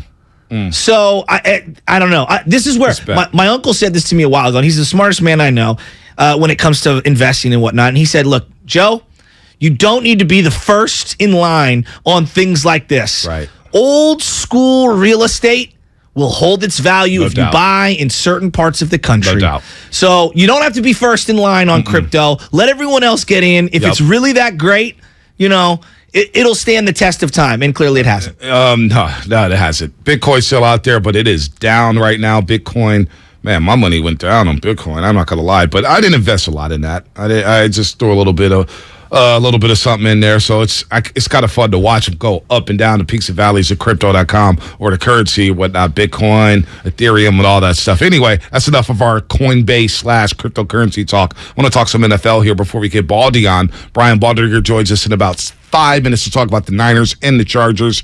Look, they don't play the BCS era of college football. So you don't need style points to be the number 1 ranked team and try to get to the national championship game. You just got to stack W's, right? And when I look around the league, right? Like, seriously, I look around the league, I see the Bears lose to the Lions. I see the Chiefs have a tougher time with Jacksonville than a lot of people assumed, right? I see the Dolphins beat up on the Cleveland Browns, and the Cleveland Browns now 3-6. I see the New York Giants improve to 7-2, but man, they were having a tough time with the Houston Texans, right? Tough time. I see the Cowboys losing Green Bay. I see the Colts beat the Raiders, Spinone's Raiders. So the Niners come out with a win. Oh, and by the way, the Commanders win last night in Philadelphia to get the Eagles their first loss. And we want to thumb our nose at a 22-16 win against the Chargers when the Niners shut them down in the second half and allowed them to only amass 57 yards in the second half and scored nothing. And we want to sit here and bitch and moan about a win? They're now 5-4, half game behind Seattle. Look, this league is hard to win in. It's hard. It's hard. The Niners haven't won a Lombardi since 94-95. And we're going to go over here and, oh, man, we didn't beat we should have put up 40 on the Chargers. What have you been watching? What have you been watching? No, this league is so week to week. It's so week to week. Do you think, I'm going to ask you, just bear with me here. Yeah. Do you think that we overrated Philadelphia to a degree because of their record? Now, they're very good. I'm not dismissing that. I'm just asking you. Do you They're think not as good as their record. Okay. No. Okay, and I'm not knocking them. I think they are the cream of the crop in the NFC right now, and their resume speaks it. And I'm not comparing them to the dysfunctional Arizona Cardinals. No. But Arizona was the hottest team in football last year for 2 months. No doubt. And it all fell apart. Now, I don't believe that they're dysfunctional like them. I think they're much more higher run organization on every level. I think they're way more high level at every level. But and the Commanders are coming. Let's just call it what it is. Jalen Hurts is still a very young player. Very raw. They're still a very young coach team because Sirianni doesn't have the track record of some of these other coaches to weather the storm. No doubt. Let's see where this thing goes right now. As the weather starts to turn and we start to get more smash mouth football, can they adjust? How does A.J. Brown adjust to only getting a couple of targets? I know we're losing our minds about Debo. Right. What about A.J. Brown? Right. We're losing our minds about George Kittle. I look at it as a good thing. Like, man, they didn't get a lot of targets and they still won that game. They didn't need to. They didn't need to. Although I would have really liked them to score a touchdown late, but that's okay. Hey, look, fantasy football purposes and all that, I get all that. But, the Chargers hurt all week. We got the worst run defense in the league. But they know preparing for the 49ers. The Niners want to run the ball up your throats, and they want to pound you. So the Chargers knew we need to do everything we can to sell out and stop the run. Yes. So what happened? Fourth quarter comes around, Jimmy Garoppolo converts 4 third longs in the fourth quarter alone. You convert 9 third downs out of 17 attempts. It's not bad. Jimmy Garoppolo, how about this stat for Jimmy Garoppolo? I found this out yesterday. 7 of 11 on throws 10 yards down the field, at least 10 yards down the field, 438 yards. Wow. Jimmy Garoppolo throwing the ball down the field, passing first down sticks. Look, I'm not saying he had the greatest performance ever. They left a lot of points on the table. But my point is, we can't be nitpicking on wins. Oh, no. We can't. No. We're not good enough for that right now. Just continue to win, stack, stay with the Seattle Seahawks. Absolutely. Keep pace with them, and you're going to be fine. Look, you think New York Giant fans yesterday are complaining about that win against the Texans? No. They're now 7-2. You think Cowboy fans are all right over losing to the Packers? Absolutely. They would have loved to win that game 31-28 and walk out of there and Lambeau Field. They would have loved to win that game 2-0. A win is a win in this league. It is a week-to-week league. Things happen. Things change every single week. I watched Jeff Saturday walk into Las Vegas and come out with a dub. Can we get to this for a second? Jeff Saturday with not a set. NFL is the most of all the sports. This is not the NBA. The NBA, you can go from player to coach yesterday. Right. Jason Kidd, Derek Fisher, Right. there's a ton of examples, right? The NFL, Bonte, how many guys have to cut their teeth as coordinators, as position coaches? At some level, this guy went from a high school football, not college, high school football, and won a game against the Josh McDaniels-led Raiders. Wow. I still can't get over that. Yeah, it's unbelievable. Somebody asked me, Bonte, are you worried about the Commanders? They come Christmas Eve. I am worried about the Commanders. The Commanders are a team that you know is going to be in a game against a team like the Niners. Yeah. You know they are. They have a nice front four. You know what that game smells like? Chase Young, too, is going to be back. It smells like Atlanta 2019. I knew you were going to say that. You knew I was going there. I knew you were going this game doesn't matter. They should kick their butt. No. That it game matters. smells like trap game. Tyler Heineke is giving them some swagger. How about Terry McLaurin as a leader in that locker room after the game saying, we set the damn tone, being the captain of that team, scoring the game with a touchdown against Indianapolis. They're not rolling for Riverboat Ron Rivera. Think about what Ron Rivera's been through in his 10 years of Washington Commanders, because God just lost his mom, and then go out there and hit the Philadelphia Eagles in the mouth, ran the ball over 45 times. Good game for the Commanders. This league is tough to win in, so I'm not going to throw my nose at the Niners beating the Chargers 22-16. People are ridiculous around here. Let's bring in Brian Baldinger. He'll know it's tough to win this league. He played this league. He does have a suit on. I'm trying to start my camera on Zoom. Business. He does mean business. Play the intro music. Let's go. He breaks down plays better than anyone. I mean, this is like Shark Week. There he is. And you know what Baker Mayfield is? He's chum. Look at these sharks. You think you're getting away from those 4 angry sharks? It's Shark Week. It's time to eat. Make the read urgency. That's the name of the game right here. Urgency. Now, on it. He's on it. Touchdown. Beautiful throw. He's our 95.7 The Game NFL insider, Brian Baldinger. There's no do-rag today. He's got the gel in the hair. He's got the tie. He's got the white button up. He's got the suit. Baldy means business this morning at Baldy NFL right here on the Morning Roast, the smartest man in pro football. We love his breakdowns. Hashtag Baldy Breakdowns. He joins us every single week on the Morning Roast. And Baldy, I know you're in New York at MetLife Stadium. And look, we were talking to a lot of fans yesterday, and the vibe in the Bay Area was like the Niners lost against the Chargers on Sunday Night Football because people felt like they didn't put up enough points. But Baldy, you're at MetLife Stadium Sunday when the Giants went toe-to-toe with the Texans. Texans had one win, and they were in that football game. I bet you the Giants fans aren't thumbing their nose at a win like that. They're saying, hey, we're 7-2, and we got a big game next week against the Eagles, right, Baldy? You listen, Bonte, you stack the win. You stack the win, you move on. You know, ugly, nail biter, you get it any way you can, because it's miserable in this business when you lose. It's just miserable. If you lose 2 in a row, it's really bad. The Packers had lost 5 in a row. They found a way to win a game the other day. The entire attitude changes. 49ers stack a second win in a row. Like, you don't feel like you can lose to anybody. And it doesn't matter if it takes a fourth quarter drive that takes 8 minutes to go down the field to punch it in from the 1 yard line. You get it any way that you can. And it was good execution on that fourth quarter drive to go win that game. I'm looking at it. To me, the big story was, wow, Elijah Mitchell back. What a 1-2 punch. Christian McCaffrey and Elijah Mitchell, and reading who the hot hand was, his vision, Elijah, the patience, the cutbacks, the burst. I mean, Baldy, if they're going to have a 1-2 punch like this, they're going to be really hard to beat. Well, you got to have 2. You know, nobody can do it with just 1. You got to have 2, and then the versatility that McCaffrey has as a receiver, and what you can do with them out in the perimeter. You can play both of them. We'll see situations where Debo, McCaffrey, and Elijah will all be out there together. But he's just got some thump to his game. I mean, when he's McCaffrey is good because he's just so quick and sees things so fast. But, I mean, Elijah's got some thump. And you can see it, and those are the kind of plays in the fourth quarter when he had the ball 4 straight carries in a row where you could see he's pushing the pile. It's getting hard to tackle. And do you want to tackle him? And so those kind of things show up. No doubt. Brian Baldinger here on the Morning Roast on 95.7 The Game. I want to go over to the defense real quick before we shift back to the offense and Jimmy Garoppolo's performance. Second straight week, they've shut out a team in the second half, both L.A. teams. The Rams, which you were at SoFi, and, of course, the Chargers, who went right down the field the opening drive to take a 7-0 lead. This defense is flying around, and Nick Bosa again in the fourth quarter when it was time to make a play, when it was time to push the pocket. Boy, did 97 do that one, Baldy. He was relentless in that fourth quarter, and this defense again, holding the Chargers at 3 in the first half a couple times there after turnovers, after a deflected punt. This defense is coming to fly, and it starts with Nick Bosa, number 97. For the second week, you're right. You're totally right, Bonte. I mean, they had 56 yards on 19 plays in the second half. So really what you see from D'Amico, though, is second week in a row now, in the third quarter, on key third downs, you see like heavy blitzes.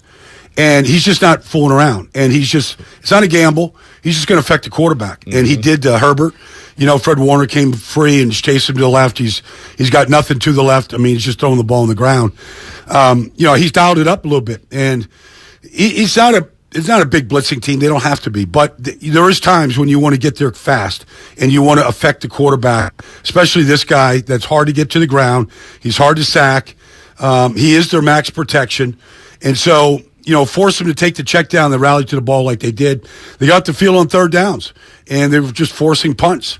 And so that's 2 weeks in a row that they've done that. And you can see that that trend continuing if you got to really shut things down while your offense kind of plays catch up a little bit. It looked like Bosa was just back to himself. I mean, the week off, I think, really helped his explosion and his closeout. He just caved in that O-line late in that game. Yeah. Had a tackle. I mean, it was a Keith stop on a run when they ran a fly sweep, on first down. And, you get a 6-yard loss. You read that play so fast. A lot of times you don't block that end because they don't think the end is going to see it and be able to react to a guy that's moving that fast. I think it was Carter that ran it. And so, to be able to take him down and just literally ragdoll him to the ground. You put him at 2nd and 16, that's a hard hole to come out of against the 49ers. And so that's what first down stops do, tackle for losses. All those things add up. It's just you're playing so far behind the sticks. It's just hard. It's just hard to overcome that sometimes. Baldy, what you think of the ejection of Dre Greenlaw there and late in the first half? Is that the second time this happened to him this year? Yes, he's been ejected twice. Yep. I almost feel like they got like a number or a book on him. A little Vontaze. I swear. Like, I mean, I don't want to say that this is, hey, look out for 57. This guy hits late. He's cheap. But I almost feel like I've seen this happen before this year. And, I mean, there's no judgment calls, but I kind of feel like this is traveling with him now. Like, I don't want to take any of the aggressiveness away from Dre Greenlaw because that's his game. He just runs and he hits. He hits what he sees. It's how he plays. I don't think he's got like this governor that can just slow him down built into a system. And so you just hope that that's it. You just hope that there isn't another one because then it's just going to be I feel like there's really going to be a book on him. What do you think of the rules right now? Because we saw Heineke last night as an example where he's going to take a late knee. For those that didn't, listen, they're going to take a knee to try to blow the clock out, and boom, here comes Graham with like a late hit. And I don't know. Like, I understand there's the letter of the law and then there's the spirit of the law, and I feel like it's just so hard to be a defender these days. I don't know where I fall on this, Baldy. You're a guy, you're from the old school. Where do you fall down on all of these defensive penalties that are just all over every game, it feels like? Well, they're just so random. Brandon, you could tell Brandon was not trying to hurt him. I mean, he was pulling off him. But, he's got one step before he hits him. You say, okay, you can stop yourself in one step. All right. I mean, good luck. I mean, he kind of pulled off him. He didn't really... I don't know. Like, there was just, that was a big play. Heineke's taking the sack. Eagles are going to get the ball back, right there with another shot at maybe going down the field, and, getting back, in a 26-21 game, you're thinking, okay, they can still go win it. I mean, it's just you give another team another possession, and that takes that possession away. I feel like, to your point, Joe, like the spirit of the law, like, don't take the chance for the Eagles go down and win the game away from them because of that hit right there.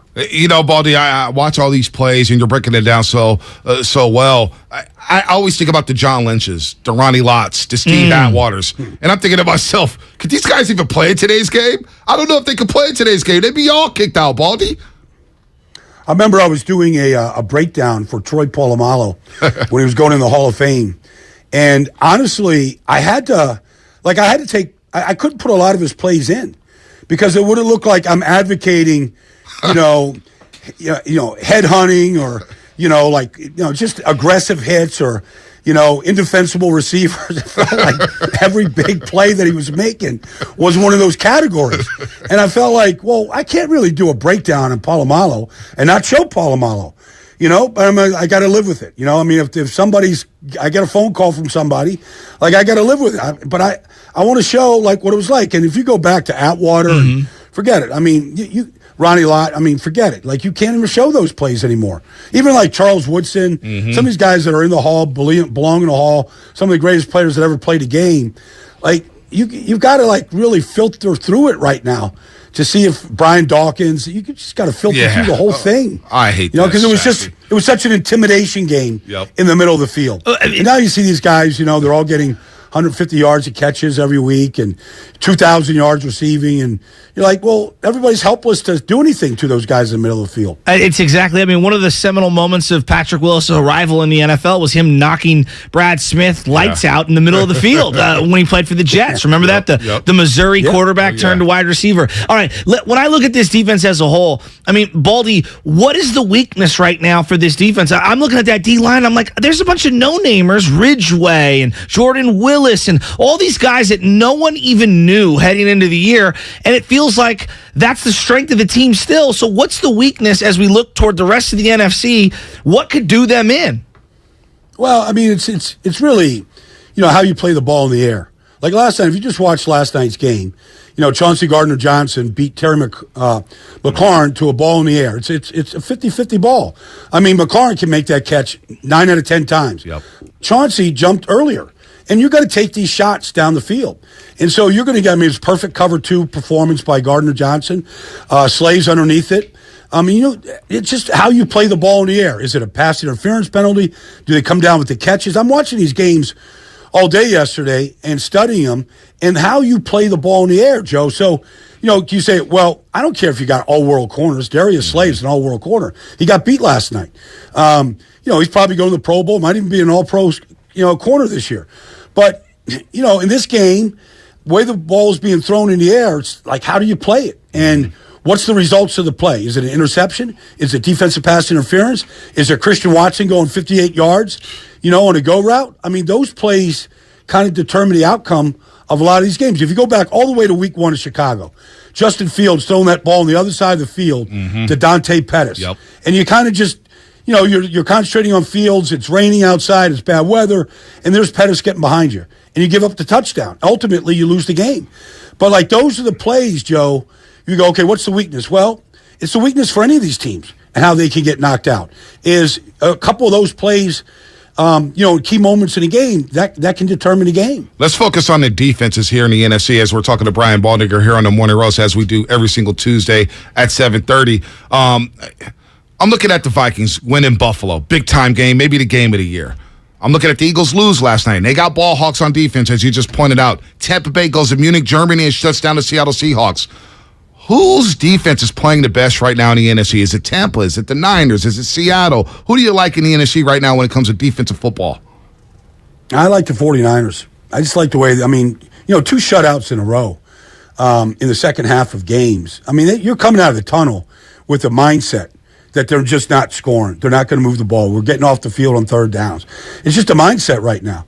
And so they're closing games out. And so, it's those are pretty good samples right there. But, I got to do the segment on NFL Network today, Pretenders, Contenders. Look, you don't know. Like, Green Bay couldn't get a deep ball forever. Like, 5 straight weeks, they couldn't get a deep ball. They hit 3 of them the other day, and the offense just opened up. And so, they beat a good team and a really good defense. And they ran the ball right down the Cowboys' throats for 207 yards. But, it's like, okay, Green Bay, do you take them serious? Yeah, you do. You have to. Because one thing about Aaron Rodgers is, he doesn't give up on these young guys. Christian Watson, he dropped 2 balls right in his hands early in the game. But I went back and watched 2014 with Devontae Adams. Devontae dropped balls as a rookie. Yes. But he just stayed with them, and he believed in him, and ultimately Devontae became the best receiver in the league. And I don't know that Watson could do that. But, if they get the deep ball going with the way that they're running and they got their offense line healthy, you can't count, even with their record right now, you can't count that team out right now. What about Tampa Bay and Brady? It feels like they got their mojo back in 44 seconds against the L.A. Rams, and all of a sudden, they win 2 in a row and they're feeling good, Baldy. Well, they started Rashad White, a rookie running back out of Arizona State, for the first time this year. He gives them 100 yards rushing. They could run 100 yards if you gave them 100 carries, in the first half of the season. Kid gets them 100 yards for, and that's like to change the pace back. They got 3 rookies. They got a rookie running back, 2 rookie tight ends. All of a sudden, these kids are becoming players. They're blocking the edge. They're getting to the running back is hitting the safety through a hole. All of a sudden, the offense. Forget about Brady. They ran the ball 40-something times the other day. And they hadn't done that all year. So you're thinking, okay, if they find a running game and you get Brady and Julio healthy, along with Godwin and Mike Evans, that could be a real problem. Yeah, there's no doubt about it. As you're talking about quarterbacks and the rapport with some of the people on offense, it does feel like, I look back at the Niners here, Ayuk and Jimmy are starting to develop that rapport. When you went to training camp, Ayuk was standing out every day in practice, and him and Trey Lance had a great rapport. I know a lot of the fans didn't see that because they weren't at practice. I'm starting to see Jimmy Garoppolo trust him more, and I feel like Jimmy is doing, I know there's times where he leaves you frustrated, but I feel like he's playing a pretty high level of ball right now. That rollout to Ray McCloud with that throw over the top, it's about as good of a play as you'll see from Jimmy. Where are you at on Jimmy Garoppolo's performance and his rapport with his weapons? Well, I would agree with everything you said, Joe. The catch by Ayuk over the middle that got down to, he was pissed he didn't score. Yeah. McCaffrey ends up scoring there, in that great drive, 17 plays, I don't know, 77 yards, whatever it was. I mean, it was just a classic, take the lead, drive. Okay, this is where we're going to win the game. But he makes a catch in the middle of the field. I mean, he's part acrobat, part receiver. I mean, he's got to kind of contort his body. It's not perfect. But, his hang time in the air, his ability to adjust to the ball in the air is what you need in the middle of the field. I thought that McCaffrey did an unbelievable job playing without the ball. And just seeing the Chargers either taking Khalil Mack and, trying to widen McCaffrey coming out of the backfield, the double teamings of McCaffrey open things up for other guys. I thought McCaffrey was better without the ball than with the ball the other day. And it's just interesting watching how the Chargers defended McCaffrey and how it opened up so many other things for other players throughout the game. Kittle had a big catch in the middle of the field, and they're doubling McCaffrey coming out of the backfield. And so it's just something to watch, as a fan. Like, just watch 23 when he doesn't have the ball and see what the defense is doing. They were that concerned about him. Baldy, you saw it at SoFi Stadium. McCaffrey runs a little flat route out of the backfield, and Kittle goes right down to see wide open. I can't think of the last time I saw Kittle wide open. So you're absolutely spot on with the gravity of Christian McCaffrey, and then you see Jawan Jennings making plays on third downs. We saw that late last season, that Jimmy trusts Jawan Jennings, a big wide receiver, not the fastest guy, but he made 2 clutch third down catches on that drive that you cited there in the fourth quarter. I remember I asked Jimmy about Jawan last year before a game. And I go, well, what is it about him? Does he have like some suddenness to him? He goes, hell no. He's slow.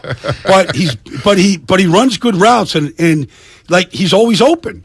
And so those 2 third downs in that big drive, one of them was on timing. I mean, it's just an out. I mean, he comes in motion, runs kind of a bow out. The ball's out of Jimmy's hands before he comes out of his break, and he's right there.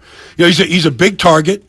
A bigger body at that position, not sudden, not really, doesn't have a burst, probably not going to run by a lot of people, but he gets open. And, he's got a big wingspan. So Jimmy trusts him. He made those 2 huge third down receptions to keep that drive alive. Baldy, I don't necessarily focus on other teams as special teams. I'm looking at the Niners, and last year they were so bad, and then in the big game against Green Bay, they show up with a block punt, right? Yeah. The other night, they miss an extra point, and that ends up, playing a factor at the end of the game. They get a punt blocked, even though, it obviously went forward. Is that going to be a problem for them moving forward, or is just special teams down across the league, like as you look at it? Because I'm watching every week, and I'm like, God, it really worries me, special teams. Well, they always say special teams are a third of the game, and they really are. Not just because a third of the big plays happen on special teams. It's because that's how much time you have to spend on them. Because if you don't, and if they are neglected, then punts do get blocked. Then extra points aren't made because of whether the snap, hold, the kick, the follow through, all the field conditions always matter. San Francisco's never going to have a great field in December or January. I hope those people that work on the field don't, take my phone here. But Chicago, wherever you got to go, Green Bay, the field's not going to be good, that time of the year in so many places. And so that plays a part. But you always, I just always worry about you get to bad weather, just fielding punts. Just simply fielding punts or not fielding it and letting the ball bounce and losing 30 yards. If I was the head coach, I would never be doing anything else but when it's a special team play, but watching the special teams.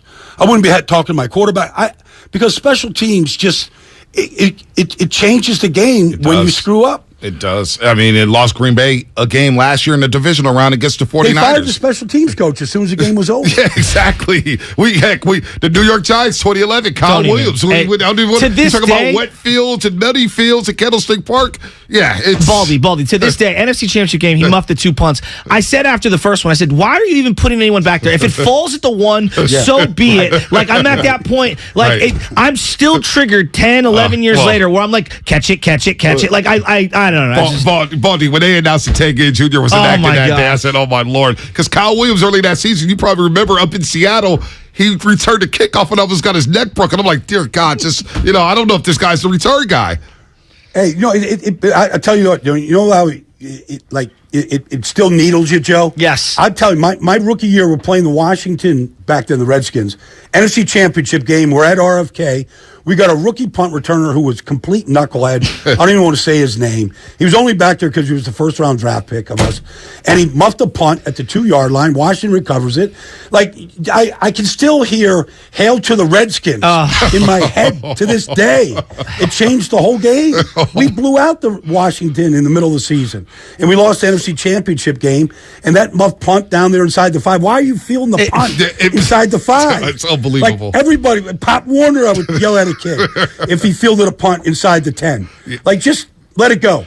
Yeah, special teams drives me crazy. I don't even want to think about it right now, Baldy. But I do want to think about the Arizona Cardinals, who the Niners will tangle with in Mexico City. Look, I watched the Hard Knocks. Arizona's got all this talent. There's a lot going on. There's a lot going on in Arizona, but you know what? They got a feel-good game against the Rams at SoFi Stadium, 27-17, and I know Kyler didn't play. What should we expect? It's a divisional game. What can we expect from the Cardinals in Mexico City next Monday night? Well, so tell me if I'm right or wrong in this. You remember when Josh Rosen was the quarterback before Cliff Kingsbury came there? Yeah. They beat the 49ers twice that year. Yes, first play of the game. They went Christian Kirk, 80 yards, first play of the game. Yeah, 75 yards, first play of the game. I'm just telling look, Josh Rosen's not there, and Kyle, the coach isn't there, all that stuff. But when you watch Arizona play, all you see is talent. Yeah. Honestly. It might not always be coordinated. The coach, the defense coordinator, Vance Joseph, is a great coordinator. Like, his blitzes, he might blitz too much, I don't know, but like, they've got talent, man. If you look at, Simmons, you look Budda at the Baker, safeties, Jalen Thompson and Budda Baker, like, those guys just fly to the football. Like, they got 2 linebackers, Isaiah Simmons, and Xavier Collins. They both can run. They've got talent. I don't know if Hollywood Brown is back yet, and what's going on with DeAndre Hopkins and the quarterback. I tell you this, I wouldn't underestimate Colt McCoy is Taylor Heineke. He beat him last year, Baldy. He beat the Niners last year at Levi Stadium. Looked like Montana. Yeah, he threw a bomb. I was like, man, is that Roger Staubach or Colt McCoy? And then Rondale Moore's a speedster. Look, you go to Mexico City, it's at altitude. Like, you got to put your game face on. Like, you cannot underestimate this team.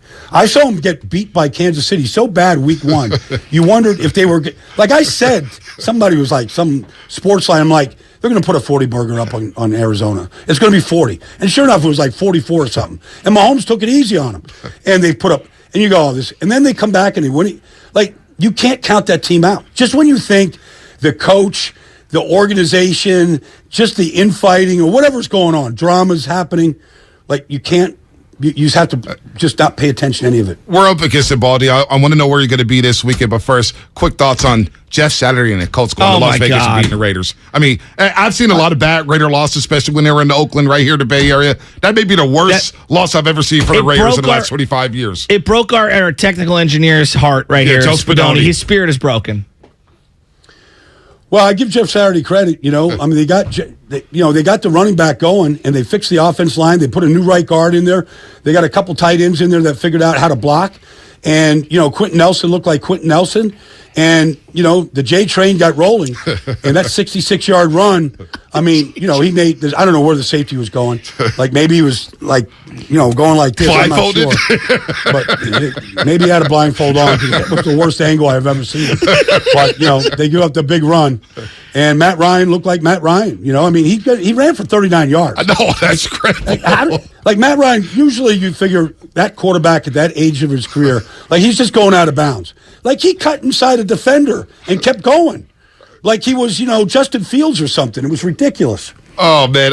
Last one. Where are you going to be at this week in Baltimore before we let you go? I'm going to be in Buffalo. I'm going to be in Buffalo this week. See if they can bounce back after that ugly defeat the other day. Who do they have, Buffalo? They play Cleveland. Ooh. Okay. Cleveland. I don't know what the hell's going on with Cleveland. Are you going to, real quick, swan diving off of a Volkswagen onto don't do it, Baldy. a table or what? Don't do it, I'm not Baldy. doing that. I'm not doing that. No, I saw my buddy Michael Robinson do that, and I'm going, I know that might be, you could do that if you drank half a keg, but like I'm not drinking half a keg, and I just don't want to end up, on the Baldinger side of myself. I just don't want to do it. No, don't do it, Baldy. We miss you, I'll buddy. take a photo of somebody doing it. No doubt about it. Baldy, you're the best, man. Can't wait to talk to you next week. Should be a good one. I'm glad you fired up the Niner fan base. Arizona and the Niners, man. Division game. Not easy. Yep. All right, Baldy. Yep. See ya. See you guys. At Baldy NFL right here. We got the injury report. Injury report brought to you by Boxer and Gerson. Let's go. It's time for the injury report. That really hurts. Brought to you by Boxer and Gerson, Northern California's premier workers' compensation law firm, helping injured workers get their lives back for over 40 years. All right, head coach Kyle Shanahan provided updates on a pair of injured 49ers yesterday. Wide receiver Danny Gray is day-to-day after rolling his ankle during pregame warm-ups Sunday night, and defensive tackle Eric Armstead does have a chance to suit up Monday night against the Arizona Cardinals, although Shanahan stopped short of saying whether or not Armstead will practice this week. As of now, there is no announced return to practice planned for Eric Armstead. Ken Law, he's a couple weeks away. Well, hopefully he'll play. You saw all the 49ers sitting courtside, or Jimmy Garoppolo, Kyle Juszczyk, George Kittle, and Christian McCaffrey sitting next to Joe Lacob, and of course Bob Myers. Harris Barton was in the building. So the Niners are feeling good after a win against the Chargers. They're sitting courtside watching the Warriors smack up on the San Antonio Spurs. The injury report brought to you by Boxer and Gerson, Northern California's premier workers' compensation law firm, helping injured workers get their lives back for over 40 years. What's coming up in the game? Brought to you by Fremont Bank, full-service banking, no compromises. More on the Golden State Warriors. Jordan Poole, 888-957-9570. A couple questions. You agree with the decision to send James Wiseman to the G League? And two, should Jordan Poole start for the Golden State Warriors? That's coming up here on The Roast. Kirby is your driveway mechanic. They bring the shop to you with brake replacements, oil changes, washes, and so much more. Get $50 off your first oil change with code OIL50 at Kirby.com. That's CURBEE.com and use code OIL50. Bay Area. I am so excited to tell you about a brand new brand that we're working with at the game. Flag and Anthem. I met the co-founders last week, and let me tell you, they are legit. They make the best flannel shirts, jeans, jackets, hoodies, anything that you need. They will find it at their website at prices that don't break the bank. Their clothes are comfortable, they're versatile, and they're perfect fit for the ever-changing weather here in San Francisco and in the Bay Area. Plus, they work with a Bay Area native guy, Christian McCaffrey. When he's off the field, Flag and Anthem is his go-to. Hey, who doesn't want to look like Christian McCaffrey? So head over to flagandanthem.com and use the code GAME for 25% off. Flag and Anthem, real clothes for real life. My husband and I live next door to a haunted graveyard. It's a little creepy, but we manage. Just like we manage without home internet. Do I wish my mobile hotspot was faster? Yes, but I make it work. Kinda. Just like we make it work sleeping next to a 17th century burial ground. Honey, can you move your hand? That's not my hand. It's mine. Not having home internet? It's not that bad. Grab my hand. Wait, okay. No, not up the stairs. We tried that last time. You can literally run through him. It is that bad. Don't settle for just mobile. Get Xfinity Home Internet for just $24.99 a month for 2 years with no annual contract and a free streaming box included. Go to Xfinity.com, call 1-800-XFINITY, or visit your local Xfinity store today. Restrictions apply. Not available in all areas. Requires paperless billing and auto pay with stored bank account. After 24 months, regular rates apply. Offer ends 12/21/22. If you own a business, this has been a bumpy ride. From pandemic to inflation, I'm sure you could use a break. If your business has 5 or more employees and survived COVID, you might be eligible to receive a payroll tax refund of up to $26,000 per employee. The challenge is getting your hands on it. Hi, I'm Howard Mackler, and that's why I founded GetRefunds.com to cut through the red tape and get you that money. The team of tax attorneys we have put together are highly trained in this little-known payroll tax refund program. We do all the work, charge not a dime up front, and simply share a percentage of the cash that we get for you. Businesses of all types qualify, including those who took PPP, nonprofits, and even those that had increases in sales. We have helped return over $1 billion to businesses, and we can help your business too. Just go to getrefunds.com and answer a few questions. This payroll tax refund is only available for a limited period of time. Don't lose out on up to $26,000 per employee. Go to getrefunds.com. That's getrefunds.com. Universal Studios Hollywood is where the holidays come together. We've tested it. Festive food with refreshing Coca-Cola. Family, friends, and fa-la-la. Dazzling lights cranked up to maximum merriment. The Grinch and his dog Max stealing your tree. All the science adds up. It's the awesomest celebration of the season. Save $20 on a Coca-Cola 2-day general admission ticket. Offer ends 12/14/22. Restrictions apply. Details at universalstudioshollywood.com/Coke offer. Goody Nation is a nonprofit that connects small, diverse companies to big money. At one point, we had to send millions of dollars to 76 companies overnight, tracking every penny all on paper. I know, right? We don't do that anymore. Now we've got Bill. It knows where the money's going. Once we automated that process, we got more time back with our community. Bill is accurate, and that gives us confidence. Automate your finances with Bill. Learn more at Bill.com. Black Friday is starting early at Fasteners Inc. Tool Outlet, and there is no better place to shop for all your power tools. Grab free batteries with tons of Makita products and many more of the year's hottest deals, November 21st through the 28th. Save $100 on Makita 18-volt rear handle circular saw kit and take home 2 extra batteries on us. Again, our Black Friday sale will be November 21st through the 28th. Check us out at 2897 Monterey Highway or online at fastenersinc.net. Hey, this is Kenny Mayne, host of something called Hey Mayne. That's a podcast. We're working busily on season 2, but let's not forget about season 1. Remember Roy Wood Jr.? Wow, opening for Ron White. I've arrived. He's such a nice man. Maybe he wants a ride. Maybe he wants me to drop him off at the American Airlines terminal. Roy, I have a private jet. My pilot hangs with me like my homeboy. If you missed that episode of Hey Mayne, check it out on the Odyssey app or wherever you get your podcasts. Let me guess. Unknown caller? You could reduce the number of unwanted calls and emails with online privacy protection. The latest innovation from Discover will help regularly remove your personal info, like your name and address, from 10 popular people search websites that could sell your data. And we'll do it for free. Activate in the Discover app. See terms and learn more at discover.com/online privacy protection. Anywhere fans go to cheer on their team, there are behind-the-scenes MVPs, ensuring everything is game day ready. We see you, Joe, fixing seats so every fan can enjoy every game. And Allie, who keeps her stadium running smoothly from the moment the first game starts to the last play of the season. At Grainger, you're our MVPs, and we're always here for you, with supplies and solutions for every industry and 24/7 customer support. Call, click Grainger.com, or just stop by. Grainger, for the ones who get it done. At the Home Depot, we have Black Friday savings all through November. And with that comes a joyful holiday bustle that we just love to hear. Although we also love the sound that comes after the holidays, when people put their new tools to use. In fact, we love it so much. When you buy select Milwaukee M18 kits, you'll get an extra tool for free. So after you're done filling the air with holiday magic, you can fill it with the sounds of doing. The Home Depot. How doers get more done. You're listening to 95.7 The Game, KGMC FM at HD1 San Francisco. Always live on the free Odyssey app.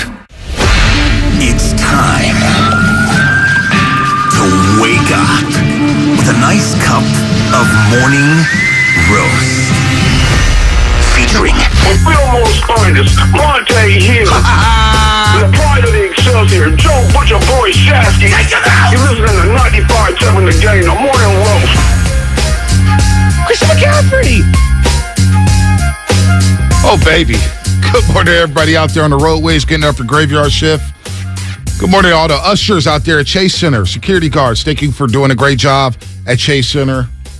Garbage men, garbage women, teachers, cops, firefighters, students, everybody driving their kids to school. Good morning to you all. Spadoni, Matson, YouTube, the Xfinity Mobile text line, Twitch, and of course you, Joe Shasky.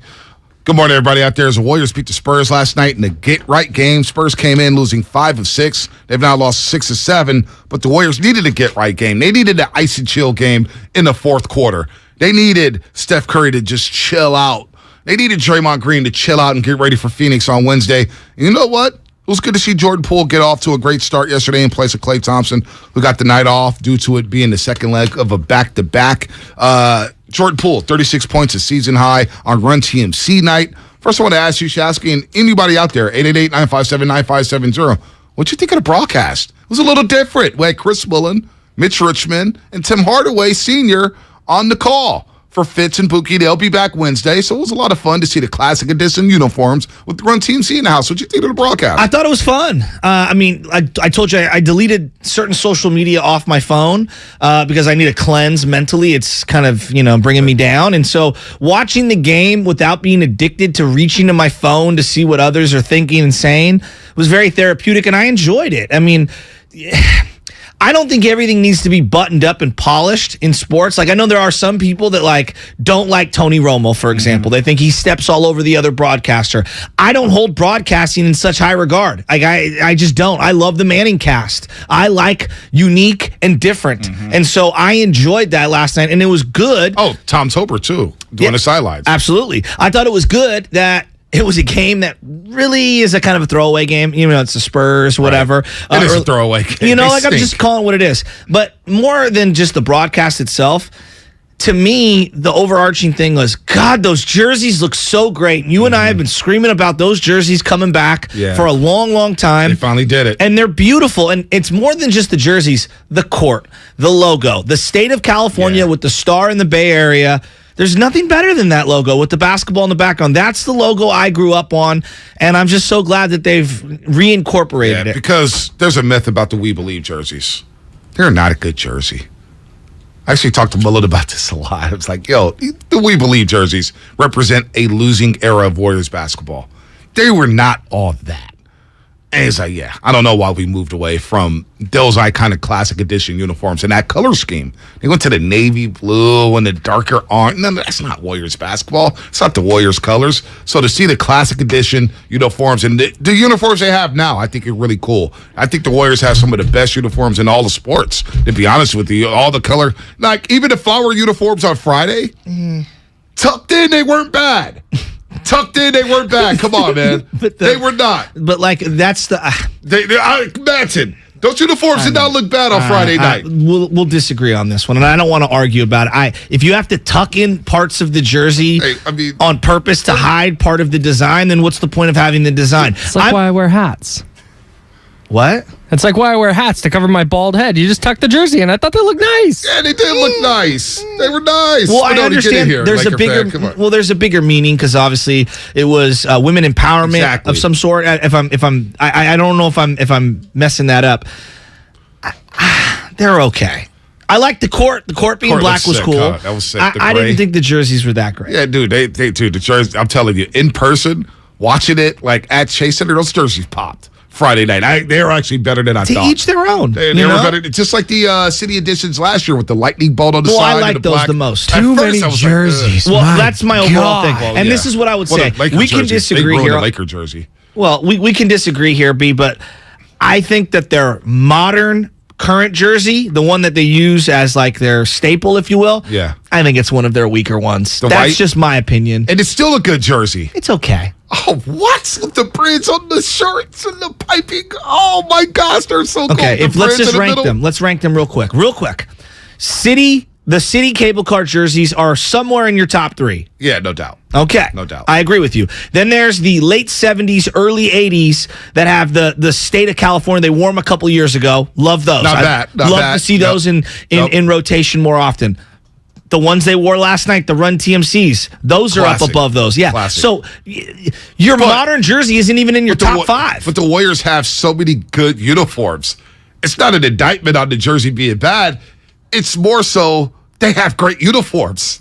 You can do a top 10 on the Golden State Warriors uniforms, and you're like, damn, number 10 is pretty good. Number 10 could be, the Clippers' if you best have uniforms. 10 jerseys, you have too many. It's like having two quarterbacks. Well, I mean, that's and then the way. I would say that to me, the San Francisco jerseys, I love those, but I like the town ones. I still believe that the slate town ones are really sweet, and I would continue to reincorporate the logo with the tree and everything Towns like are that. good. So that's my point. Like for me, I can think of 5 jerseys I like off the top of my head that should be in the rotation more than their most current modern uniform. That's just me, and everyone has their own opinions. Yeah, no doubt. The modern uniforms. We could talk jerseys on here, but see Run TMC in the booth yesterday with Tom Tober was pretty cool. Look, man, their uniforms, they've got so many uniforms. So many. I'm looking at it right now. The San Francisco's, the Blues last year, the Philadelphia ones. The rainbow-colored ones. Those are nice, and a lot of people didn't like those at first. So I think we both agree the Thunder uniforms are the worst uniforms they've ever had. Oh, just my opinion, because I associate. Look, I grew up here during that era. You didn't buy that jersey. No. You know what you waited for? The Nick Van Exel throwback that came out when they wore the yellow cable cars. Or the City Jason Richardson, the yellow ones. Exactly. So, I mean, whatever. To each their own. I don't want a jersey shame. I think that we believe are on the bottom rung as well as their current modern ones. Look, Tyler Miller and Jay LaFrey, they're both right. Oregon has like 2,000 uniform combinations. And you know what? Sometimes they hit on a lot of them. Sometimes they miss, but for the most part, they hit on a lot of uniforms. The cable car jersey might be a top 5 jersey in all of sports. I don't know about So for me, like, well, I'm talking about my particular opinion. So I'd like to see them come back with those. And I'm a weirdo, so I love the jersey thing. Maybe some people don't care one way or the other. All right, maybe not. I'm a big believer in brand, right? Yeah. The Yankees know what their brand is, and they went back to it. You're seeing right now, the Buffalo Bills went back to their old school brand with the white helmets, and everybody loves those. The Warriors, I believe, should stick to a specific. Go back to one of the old school. No, mix it up. But I'm saying go back to one of the old school brands as your main one, like the Niners did. Go back to one of your bread and butters, and then you can mix in all the other ones. But we have reached the point where there's just too many. I mean, we've hit a limit. I agree with that. There is a lot of uniforms out there. There's too many. There's a lot of I look at the Laker uniforms, and the Laker uniforms are just god awful. They've done too much. They've ruined the Laker uniforms. Spinoni, get in What's here. wrong with the home whites and the colors on the road? Why can't we just do that and have the holidays be the special jerseys? Like, just do that. I do get a little annoyed that the Warriors wore white uniforms throughout the road trip when they went 0-5. They were wearing white. Like Charlotte wore their purple or teal or whatever, and then you had the Pistons wearing their throwback. It's just too much. I do want to see the Warriors back in dark colors on the road. That's why it's cool to see them win Game 6 in Boston in the blues. It feels like the entire NBA has shifted from you don't wear white at home anymore. Well, we started doing that in NBA 2K. So the video game influence has hit the NBA. Oh, I was thinking more it was the Christmas Day influx, because remember they used to do a specific Christmas Day jersey. Yeah, no doubt. And it felt like that. I thought that was the They had trend, the but ugly you might be yellow right. ones. They had the ugly yellow ones, Christmas 2013, where it had the big logo in the middle, and they were yellow with the number on the sleeve. Those are trash. I'm not going to lie about that. Those were awful. But NBA 2K, I don't know if you and your boys did this, but me and my boys, we'd always you wear different uniforms. Some were dark on dark. So I think that influence has shifted into the NBA, and people see that. And they're Probably. Think about all the players in the NBA now. They're kids who grew up on NBA 2K. All right, Jordan Poole, should he start or not? 888-957-9570. And because that was a big question last night at the Gatehouse. Yo, JP got to start. JP got to start. Then you get on social media. JP got to start. And then some people are like, yo, relax. It's the San Antonio Spurs.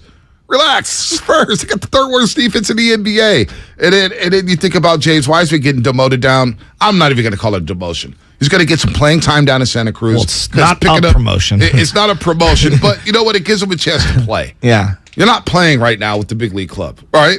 3 straight DMPs. Yeah. The confidence is on an all-time low. And I love what Jordan Poole said to James Wiseman. Here's what Jordan Poole said to James Wiseman. He spoke on it last night at the podium. He's going to dominate it, first and foremost. I have the utmost confidence that he's going to do that. But, just give him a different rhythm, a different style, to see a different style of play. And I'm telling him, it's not a demotion. It's not like punishment. You get to go down there and shoot as many shots as you want, get as many touches as you want, work on as many moves as you want. Just have fun. It's just basketball, you know? You're playing games, and James is going to be perfect. He's going to be A-okay. Me personally, I have the utmost confidence in him. He's talented. He's curious. He's hungry. He's gifted. He's humble. Those are all the pieces you need to be successful. So Wiseman spoke to some reporters last night in the locker room, and and he talked. He's like, look, man, I just want to play. I want to get better. I agree with the decision. We'll see. Now, obviously, he was a little down, and nobody wants to go down to Santa Cruz. I know Kuminga wasn't a big fan of going to Santa Cruz last year. Jordan Poole had to go to Santa Cruz and to the G League bubble. And he's been a different player ever since he went down to the G League bubble in Orlando a couple years ago. Maybe this does Wiseman some good. Maybe Wiseman's just not a fit here. But I don't want to attack the guy's character because he's struggling at the game of basketball. He just may not be a good fit here with the Golden State Warriors, and you may have to move on. You may. If we were ranking storylines for the Warriors, where's the Wiseman storyline rank in terms of out of all the things this year? Yeah, that's what I'm saying. When you have the Draymond Green, I feel like we it's on a top air. 5. It's a top 5 topic. Is I it? think. Yeah, I do. You're talking about Steph Curry's number 1. Yeah, but we year know 14, he's great. and he's okay. We know he's great. Getting into last night's game, year 14.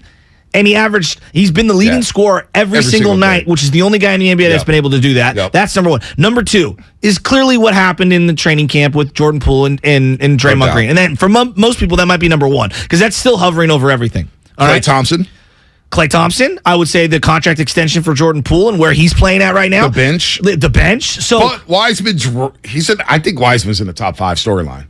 I think it's a top 5 storyline for this team. I just feel like we've talked about it on air like it's the number 1, and I don't think it is. To me, the number 1 for this team, and I'm not arguing with you about this. I just think that the way I look at it, we've spent a disproportionate amount of time talking about a guy who's playing 9 to 12 minutes a game. But you know what? He's part of that bench unit, and we expected James Wiseman to take a leap. We thought James Wiseman, boy, we all discussed it. You, me, Fitz, everybody. Warrior fans, boy, they're going to get James Wiseman back. Number 2 overall pick, vertical spacing, pick and pop. Then we saw the 2-man game between him and Jordan Poole in the preseason and early in the season. Mm-hmm. Then we saw the Miami game where he comes off the bench and he scores 10 points, grabs 6 rebounds. Then you see the 2-man game in Japan with Kuminga and Wiseman. We all got excited about it.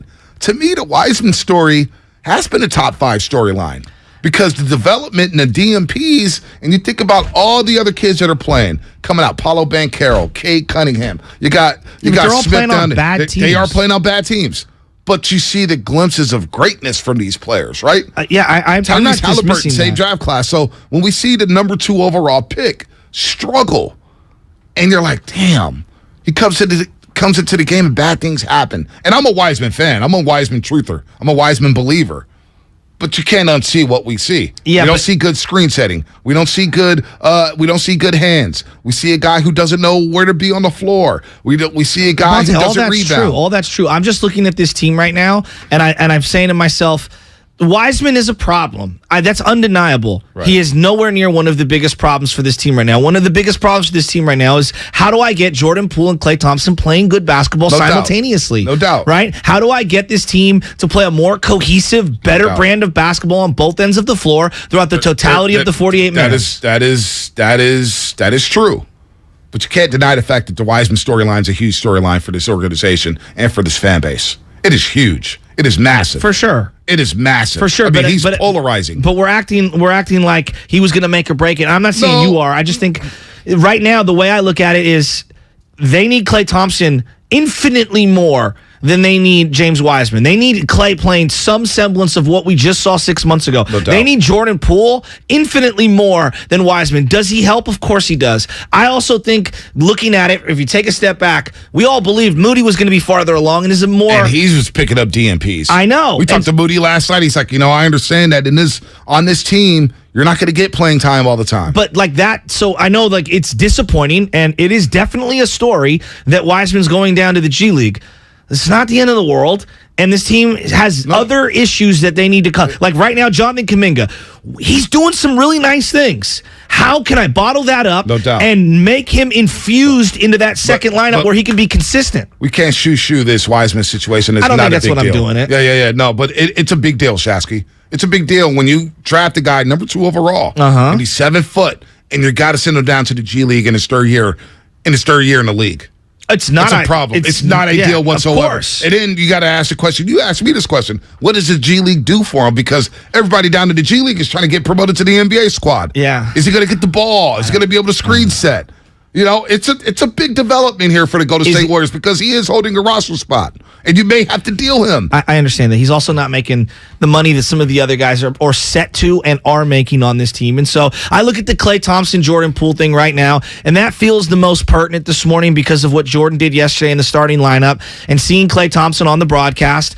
My question out loud is, how's this going to play out? Who is the one that needs to get more emphasized in terms of getting their groove back to help this team win more? Is it Jordan Poole? Is it Klay? Is it both simultaneously? How are they going to navigate these waters? Let's go to Doug in Berkeley. Then we'll get to Brad in Berkeley in a second. We'll get to the rest of the calls here. Doug, what's going on? You're on the Morning Roast here on 95.7. Hey, guys. Good morning. Morning. Hey, good morning. Great to listen to you. Thank you. Just a few thoughts. All the stuff that you're saying about Wiseman is it's complicated, and you're coming from so many different angles. Remember when he first came up, and Kerr started him. Mm-hmm. The kid played 3 games in college or something like that. Kerr started him. So I think part of the problem is Kerr doesn't know exactly how to use him. He knows what he wants him to be. We know what we want him to be on this team. Maybe with the exception of Bogut, that's never been the identity of this team. So we want him to learn this position as an NBA player, and it's a position that the Warriors really, really don't center their thing around. So it's trying to do a couple things at once. The other thing I want to say is, maybe center isn't the position for him. Mm-hmm. He's got a nice touch. He's 7 feet tall, so you want to think it is. But he's got a really nice touch from the outside. He's still too thin to really bang with the guys inside. Mm-hmm. Maybe that's going to change. That probably will change over the next several years. But, maybe forcing him to do this thing that the team doesn't even do until he got here or try to do is what makes it tough. And finally, the final thing I'll say is, and I'm blanking on his name, the 4-year player from Vermont. Oh, Anthony Lamb's been excellent. So well. Yep. He's playing so well. Agreed. And you look at Draymond, 4 years at Michigan State. Mm-hmm. There's such a big difference when you play 4 years in college or even 3 years in college and you really get the fundamentals down. And Wiseman is 180 degrees from that. Yep. So I think that those are the problems, and maybe that last thing, and just giving him more playing time is the solution. Yeah, I think so. Thoughts. I wonder what your thoughts are. Yeah, I think he needs to play, Doug. He needs to play. You nailed it. He needs to play. He's spot on. Whether it's the G League or with this team, he needs to play, and he needs to play through his mistakes. The game seems a little too fast for him right now. And I get it. I hear Darrell and I hear Mully, I hear Festus, and I hear other players talk about it all the time, where they're like, learning defensive concepts as a young player is the hardest thing to do in the NBA. Games running fast, guys are communicating, he's not communicating well. He needs to play. Now, with that said, he may play, and the Warriors may say, you know what? He can't play with us. He can't play in this system, the read and react system where you got to think on the fly and your IQ. You hear Looney talk about it. You hear Draymond speak about it. The IQ you need to have on this basketball team needs to be high. And that's where Anthony Lamb playing 4 years at Vermont. He's been able to fit in because he understands the game for playing 4 years at Vermont. He joined us Friday night at the Gatehouse, and he was talking about, I learned rotations in Vermont. I learned what split action was, and I learned when to talk and when to move and when to cut and when to switch and all this stuff. Wiseman didn't have that ability. He had to learn on the fly in the NBA. His first ever game was against Kevin Durant and Kyrie Irving, the Brooklyn Nets. Second game, there's Giannis Antetokounmpo. It's been a slow development for him. There's no lie. And again, it may not be a fit here with the Golden State Warriors. I hope it is. I hope this guy pans out and becomes an all-star. Just stick it to everybody. But right now, it's just not there. It's just not there for him. And I think that's been an early season development. Now, we get to April, Shasky, we may not think twice about it. Well, we didn't think twice about it last year in the playoffs. Exactly. Really. And we were all like, man, Wiseman's coming back. Wiseman's coming back. Yeah, that was in the back of our mind. But I just look at the top two guys that right now are struggling the most for this team that really impacts winning and losing in a game in, game out basis. I look at Jordan Poole and I look at Klay Thompson. I think it's undeniable to me that there's something they've got to figure out. I don't know what it is. I don't know what the answer is. I'm not going to even use the B word because people get triggered in both directions. It's all good. If you want to put Klay Klay just needs to play better. We need to find a way to where Klay's playing at his maximum and Jordan Poole gets back to playing his charismatic maximum himself, because that's when they're at their best and they're undefeated. When they get the 6-man top guys playing great basketball start to finish. No doubt. And maybe there'll just be one guy who's the odd man out at every given time. Maybe it's Draymond not playing well at some time, or maybe it'll be Looney at some point not playing well. Maybe Steph struggles at times, and they all just have to pick each other up. Just right now, I'm looking at the two, Poole and Clay, and it's hard for me to not go, damn, I mean, Jordan does look a little better in the starting lineup. But then I worry, like, hey, it's the Spurs. Yeah. Hey, you didn't go up against any solid number 2 guard. Like, what's it going to look defensively when he's getting picked on, Jordan Poole? Let me point out that with 3:54 left in the first quarter, the Warriors were down 20-19. Despite Jordan Poole's great start, they were down 20-19. And JaMychal Green was in the game, Kuminga was in the game, Moody was in the game, and they went on a run. And the Spurs they're crap. Well, they're terrible. They're terrible. Yeah, and that's why I don't want to make too much of it, but at the same time, it does feel like Jordan plays a certain way when he starts. Well, that's maybe Jordan, and I love Jordan. I love Jordan Poole. But maybe he has to make the adjustment. He right now is the better offensive player. He has a better package right now than Klay Thompson. But does that mean start? Offensively, the Warriors haven't had a problem scoring in the first quarter. Scored 39 a game Sunday. No, it's defense. It's defense. Well, and it's also, and then I would also say the second unit bails water offensively, and they miss a lot of shots, which lead to transition buckets in the other direction where they're scrambling. So I do think that their lack of good offense with the second unit has actually really made their defense even worse. All right, more coming up here on the roast. Brad and Berkeley will get to you on the other side. We'll also get to the rest of the calls. 888-957-9570. So Jordan Poole start. And what are your thoughts on James Wiseman? He got sent down to the G League. He's going to be down there for at least 10 days. So that means he may miss 6 games with the Golden State Warriors. What does that mean for the young big, the number 2 overall pick of the 2020 NBA draft? I want to hear your thoughts. 888-957-9570. That's the number. Also, that's the number for the Xfinity Mobile text line. And this is all sponsored by Solo. Does an electric car need to be $60,000? Not really. Meet Solo, the revolutionary single-seat electric commuter for under $19,000 nicely equipped. It's the EV you've been waiting for. Order yours at drivesoloev.com. What's the best way to deal with triple-digit and below freezing temperatures? Well, keep those temps outside. Golden State Window and Door understands the vast range in temperatures across the Bay Area. And thankfully, technology and style are ever-changing when it comes to windows, doors, and home siding. With assistance from Golden State Window and Door, you or your contracted clients can live comfortably all year round. You'll find modern options like Marvin's Ultimate Sliding French Door, which offers space-saving sliding design and is engineered for years of energy-efficient performance. Anderson's A-Series windows offer a wide range of popular designs and are the highest performing weather type products Anderson has ever offered. Get inspired by the many possibilities when you visit goldenstatelumber.com and click on virtual tours. Then talk with your builder or designer to see what might be a good fit for your home. Serving the Bay Area for 3 generations. Golden State. When you succeed, we succeed. Everything, our farm, our stand, our pop-up shop, it really all started when we discovered the benefits of local, raw honey for our family. And then we decided to turn it into a business. We were looking for something to help us get up and running. So we got the Chase Business Complete Banking Account. It's more than a bank account. It comes with Quick Accept, which lets us take card payments anytime, anywhere in the U.S. using the Chase mobile app. Plus, we get same-day deposits at no extra cost. For us, it's more than honey. It's about sharing a little sweetness with the world. Get the Chase Business Complete Banking Account with the essentials you need to help get your business going. Learn more at chase.com/business-complete-banking. Chase for business. Make more of what's yours.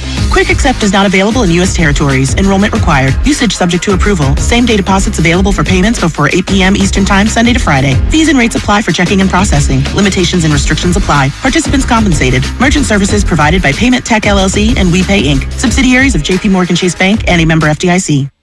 This is your time to cash in at Cash Creek Casino Resort. To rock and to roll. Over the hills and bluffs. Go all out or go all in. With 4 stars and rising stars. Now we do more than ever, so you can do as much or as little as you want. It's your time to cash in at Cash Creek Casino Resort. Universal Studios Hollywood is where the holidays come together. We've tested it. Festive food with refreshing Coca-Cola. Family, friends, and fa-la-la. Dazzling lights cranked up to maximum merriment. The Grinch and his dog Max stealing your tree. All the science adds up. It's the awesomest celebration of the season. Save $20 on a Coca-Cola 2-day general admission ticket. Offer ends 12/14/22. Restrictions apply. Details at universalstudioshollywood.com/Coke offer. Kirby is your driveway mechanic. They bring the shop to you with brake replacements, oil changes, washes, and so much more. Get $50 off your first oil change with code OIL50 at Kirby.com. That's CURBEE.com and use code OIL50. Dell Technologies Black Friday event has arrived with select deals on top tech to power business productivity. The savings start now with up to 50% off select performance business PCs powered by 12th Gen Intel Core processors. Don't forget special pricing on the latest monitors, docks, and accessories, including free shipping on everything. Call a Dell Technologies advisor at 877-ASK-DELL for Black Friday deals. That's 877-ASK-DELL. The Wendy's $3 breakfast deal is here. Get a bacon or sausage, egg, and Swiss croissant, plus a small seasoned potatoes. That's a better breakfast for just $3 in 3 easy steps. 1, wake up. 2, get out of bed. And 3, head to Wendy's for your $3 breakfast deal. Choose wisely. Choose Wendy's $3 breakfast deal. Limited time only. Participating U.S. Wendy's during breakfast hours. Select or request $3 breakfast deal in order to obtain discount. Not valid for a la carte or combo orders. Price and participation may vary in Alaska and Hawaii. Research shows listeners prefer a personalized experience. So to help you remember, Liberty Mutual customizes your home insurance. We personalized this ad for Amber, who really misses boy bands from the 90s. Hey girl, I'm the cute one, here to tell you how Liberty Mutual customizes your home insurance so you only pay for what you need. I'm the heartthrob. The only thing I love more than you is saving. And I'm the other boy in the band everyone forgot about. Just happy to be here. Only pay for what you need at libertymutual.com. Liberty, liberty, liberty, liberty. Sunny and mild in Fremont with highs near 67. Weather brought to you by one thing. Don't buy plastic toys for your pet. Instead, look for natural materials like cotton, rope, wood, or bamboo. Join Odyssey, and together, each of us doing one thing makes a greener tomorrow. If you run a small business, you need the most from every investment. That's why Comcast Business gives you more, like our new gig speed Wi-Fi, plus unlimited data, all on the largest, fastest, reliable network for small businesses. Comcast Business, powering possibilities. Get started with fast speeds and advanced security for just $49.99 a month for 12 months with no annual contract. Plus, ask how to get up to a $750 prepaid card with a qualifying bundle. Ends 12/5/2022. Restrictions apply. Eco bill and autopay required. New 50 megabits per second internet and security edge customers only. Equipment, taxes, and fees extra.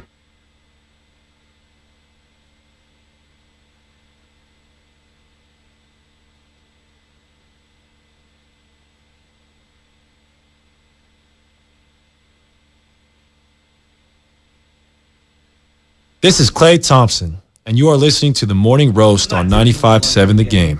It better not be roasting me if I'm giving them all these intros. No, we're just going to roast with you, Clay. And we're talking coffee, not the other stuff. It was pretty cool to watch Steph like and... that. Sorry, I don't know what that was. It was like Larry June. Did you see Larry June on with us? By the way, can we get the Larry June rejoin? The people need to hear it. The people need to hear it. Did you send it in? Yeah, Spinoni, do you have it? Let me know if you have it. Give me Larry June. He's pulling the keyboard out of his back pocket. He was on the post-game show. He goes, beep, beep, beep, beep, beep. And I was like, where are we going here, Larry? Good job, Larry, I guess. Good job. What was the scene? Oh, that's smooth. Oh. Do you have the rejoin? We don't have the rejoin yet. All right, we'll resend it to you, love. I typed in Larry June, and that's all I got. Larry June makes bangers, bro. He does have bangers. I love Larry June's music. I love his music. We'll get that rejoin before we end it. So let's go to Brad real quick. He's been waiting patiently out in Berkeley. 888-957-9570. Your thoughts on James Wiseman going back down to the G League. And, of course, Jordan Poole scoring a season-high 36 yesterday in a starting role for Klay Thompson. A lot of people think JP should start. Brad in Berkeley, what's happening? You're on the roast. Hey, talking about neither of those things. Harvey Wine, back to the uniforms. I think a lot of fans love these uniforms. It is the most stylish league in professional sports. Which one? And people are waiting for the drop. You know, mid-season, you get another uniform, you get another. I mean, we don't love them all. Right. It adds a little something to the game that, I think a lot of people love them. I'm with you. Fine if you want to hate on them. But also, I think we were talking in the kids' drop-off line this morning, the Whiplash Warriors, right? A little bit of whiplash. Like, whoa, look at these guys on night one. Last night they came back. You know, some nights they look like champions. Other nights you're like, who are these guys? They're not doing well. So I like that's that. all I got. I like that. The Whiplash Warriors. Yeah, I like that's that. interesting. It is interesting. I like that. Man, they got so many good uniforms. There's so many good uniforms. Well, that's why I know that you think I'm crazy, but like I'm just being honest. I think when you look at their collection, if you will, the ones that are the most current are not in their top 5, which shows how deep that they're. That's what I'm saying. That's what I'm saying. And I don't think it's a knock on the modern ones. When they released the modern ones, I think it was Darrell Wright's first year as a Warrior. Yeah, it was like 2011, 2010-ish. Come on. They were okay. Oh, who's clamoring for that section of the Bay Bridge? Oh, Shasky. They're It's the okay. new Bay Bridge. Don't be hating on the East Bay. No, I'm not. When I think you of look the like Bay you Bridge, thumbed I your think nose at the East Bay. No, not at all. What I'm doing is when I think of those, just it's like it's okay. I think of the disaster that was us buying that section from China and how expensive it was and how 3 different times they had to reinstall it because I actually pay attention to the news. Oh my gosh, we all pay attention to the news. You think you should have got into politics. You really should have. No, because I see what my mentions are if I reference anything that you should have got references into the community. politics. You should have got into politics. God, you're unbelievable. And again, I'm not saying they're bad. I'm just saying when I look at their, like for example, I'm more focusing on we got it from China and they overcharged us. Well, yada, they yada, did. yada. When that's like, and then they didn't have the right safety fasteners. It wasn't earthquake safe. Like, those things matter when you put in billions of dollars into one of the most used bridges in the world. Gosh, you're unbelievable. You're unbelievable. Jose and Hayward. Jose, what's happening? You're on the roast. What's up, fellas? What's up, Jose? I just want to talk Dubs real quick. So, hey, real quick, Jose. I don't think that's a bad thing. Yo, I don't want to sound like do we call Hayward the stack? Is that what we call it? it's always been the stack, man. Always been the stack. All right. Actually, JD Haystack on my caller ID. So. Oh, no, it's just stack. If JD hates it, I love it. Jose, you're from the stack. What's up? What's up, y'all? So, yeah, I wanted to talk about the Dubs, man. So, actually, I don't mind Wiseman going down to the G League. I think the development, is going to be good for him to get the major minutes. That's obviously all that matters at this point in his career is development. We see it. We see the talent. We just need the development. For Klay Thompson coming off the bench, though, man, that's something I want to talk about because I called it last year, and I said we could have 2 All-Stars on the bench, and that would make us one of the deepest teams in the league. And a lot of people might hate on the second All-Star because I'm saying Draymond Green might be a bench role player at one point in his career. So, start warming that up. Maybe that's a year or 2 down the road. But Klay Thompson, Jordan Poole, I mean, what you see right now, I see Jordan Poole is playing a lot better offensively. He's giving us more. At least he did the last couple of nights. Klay's been a little inconsistent. Maybe he needs a little time. That's all I'm saying. So that's all I got. I hear you. And look, I'm open to it. Just the problem is the second unit. And if you hypothetically had Klay Thompson come off the bench, which I don't agree with, I think he should start because I think he needs the gravity from Stephen Curry more so than anybody on his team because of his catch and shoot ability. But if you put Klay Thompson and you brought him off the bench, what does the second unit look like?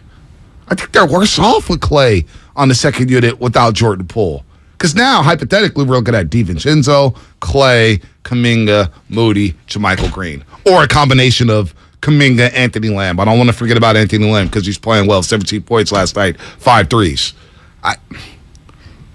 Klay's going to draw the best defender on that second unit.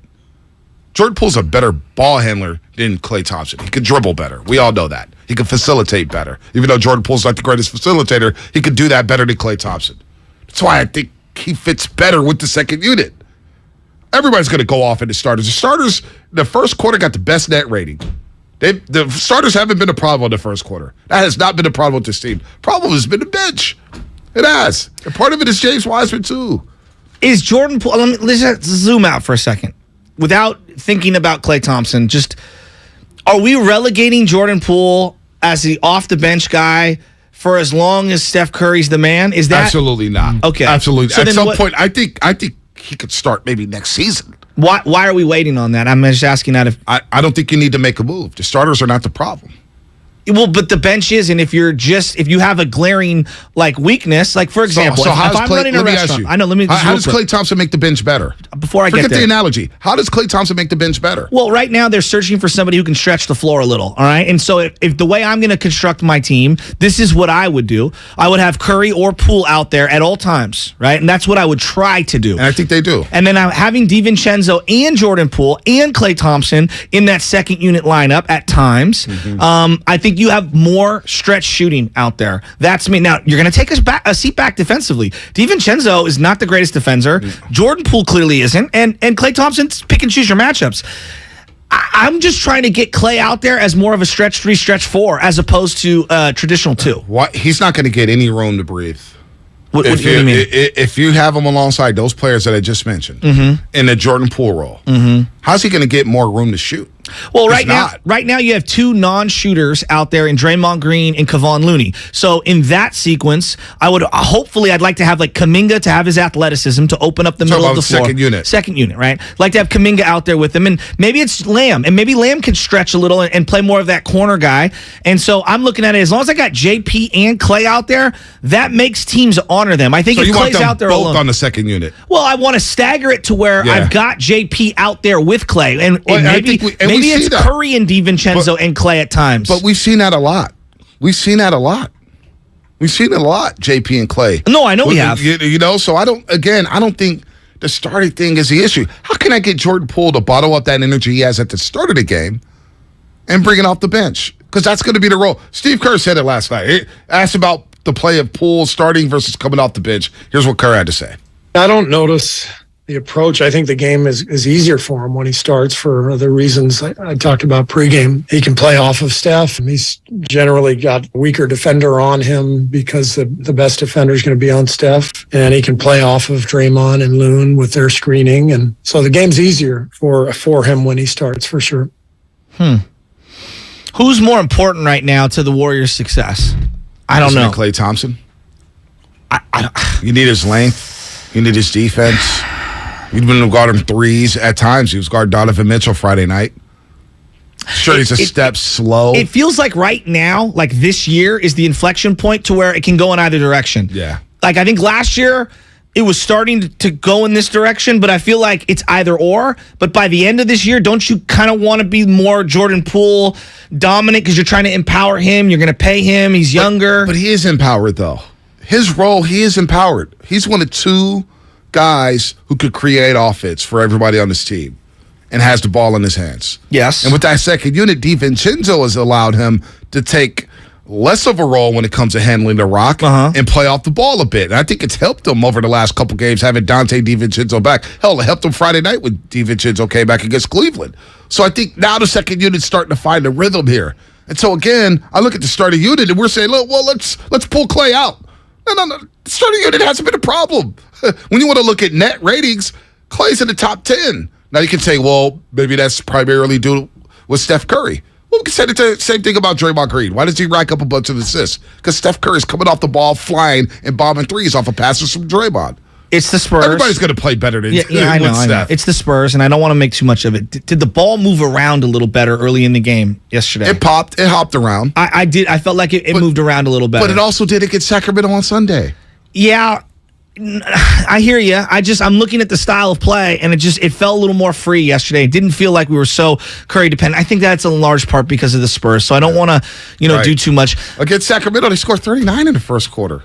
They were rolling. And then what happens? And then the second unit came in, and you turned the ball over 8 times. I just think it's foolish for us to continue to say, well, the starters are great, and we're just going to stick with that. Because I look at it as like, again, I'm going to use my metaphor here.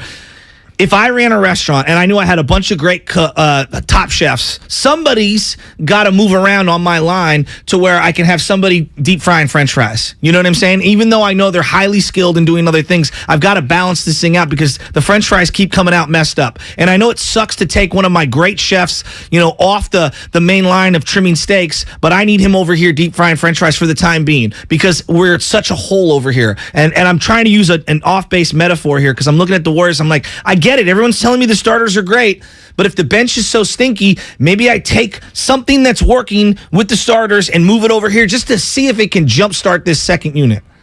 Is Clay that guy? No, at this point of his career. I keep coming back to this, and I don't Right. even think it's JP and Clay because we're kind of hung up on Right. flopping those two out.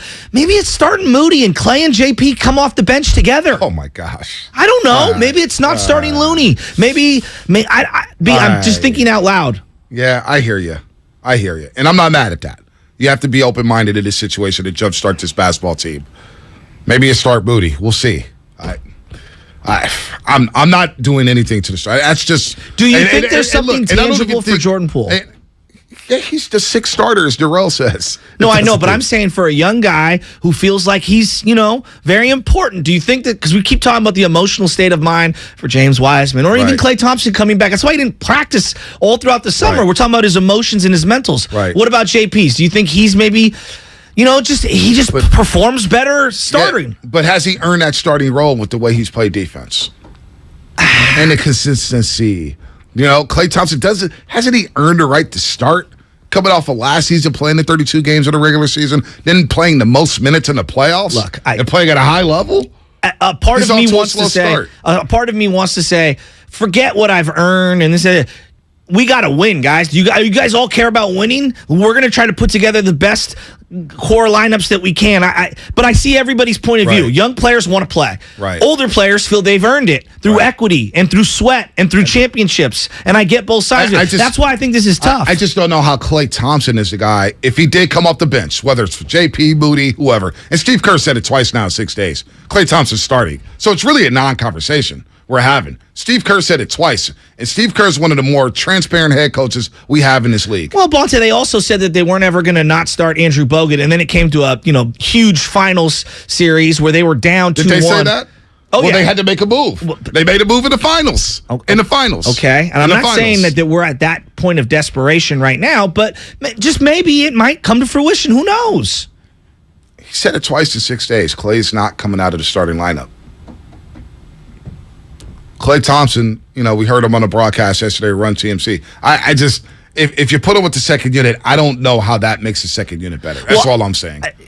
I just keep coming back to I don't know if I can emotionally handle it right now. It seems to me for someone who doesn't talk a whole lot, he sure seems very emotional right now, and I'm a little worried about his state of mind. It would. I wonder what the veterans would think. And I don't know if that's fair of me trying to hop into his head, but it's when you're not playing in back-to-backs and you're still ramping yourself up, like there's just something going on here. It's a little off. He's not in the best shape. We know that.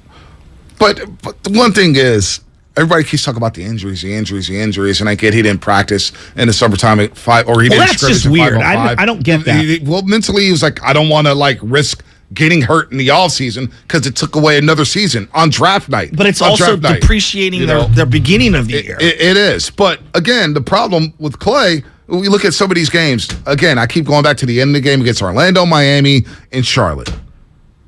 Had nothing to do with Klay Thompson. They all blew it. They all turned the ball over. They all smoked layups. They all took bad shots. Heck, Klay made a great three against Orlando. Even have a chance to tie it at the end of the game. He also made a big three the other night against Cleveland down the stretch. That fadeaway, throwing it up there. I feels like we're picking on Klay. I'm not trying to pick on Klay. I think we're trying to get the best version of the two other guys, and I think you have to move around the Tetris pieces to try to make this thing work. Looney here with quote last night. Anthony Slater's story. He's going to join Willard Dibs at 10:30. Looney talked about, he discussed going up and down from the G League, and Looney said, I was more frustrated. I started up here, I was playing, then I was out of the rotation. I'm down there, I'm thinking, I feel like I'm doing good enough to still be with the team, still in the game, so I was frustrated. My pride was a little hurt. I worked so hard to get back. I'd had a good summer. So he mentors Wiseman. He talks about it. He was like, look, it's really difficult, especially when you're a high pick. You got all these expectations. You're coming off injury. You want to prove yourself to all the doubters. You see all your peers doing well. Everyone talking about how good they are, and you feel like you're just as good, and things aren't coming as fast. It makes it a frustrating process. And I agree there. And that's why to look up James Wiseman on the bench, he's clearly and visibly frustrated on the bench for not playing. I don't think it's an indictment on his character. Kid's a good kid. He's a good kid.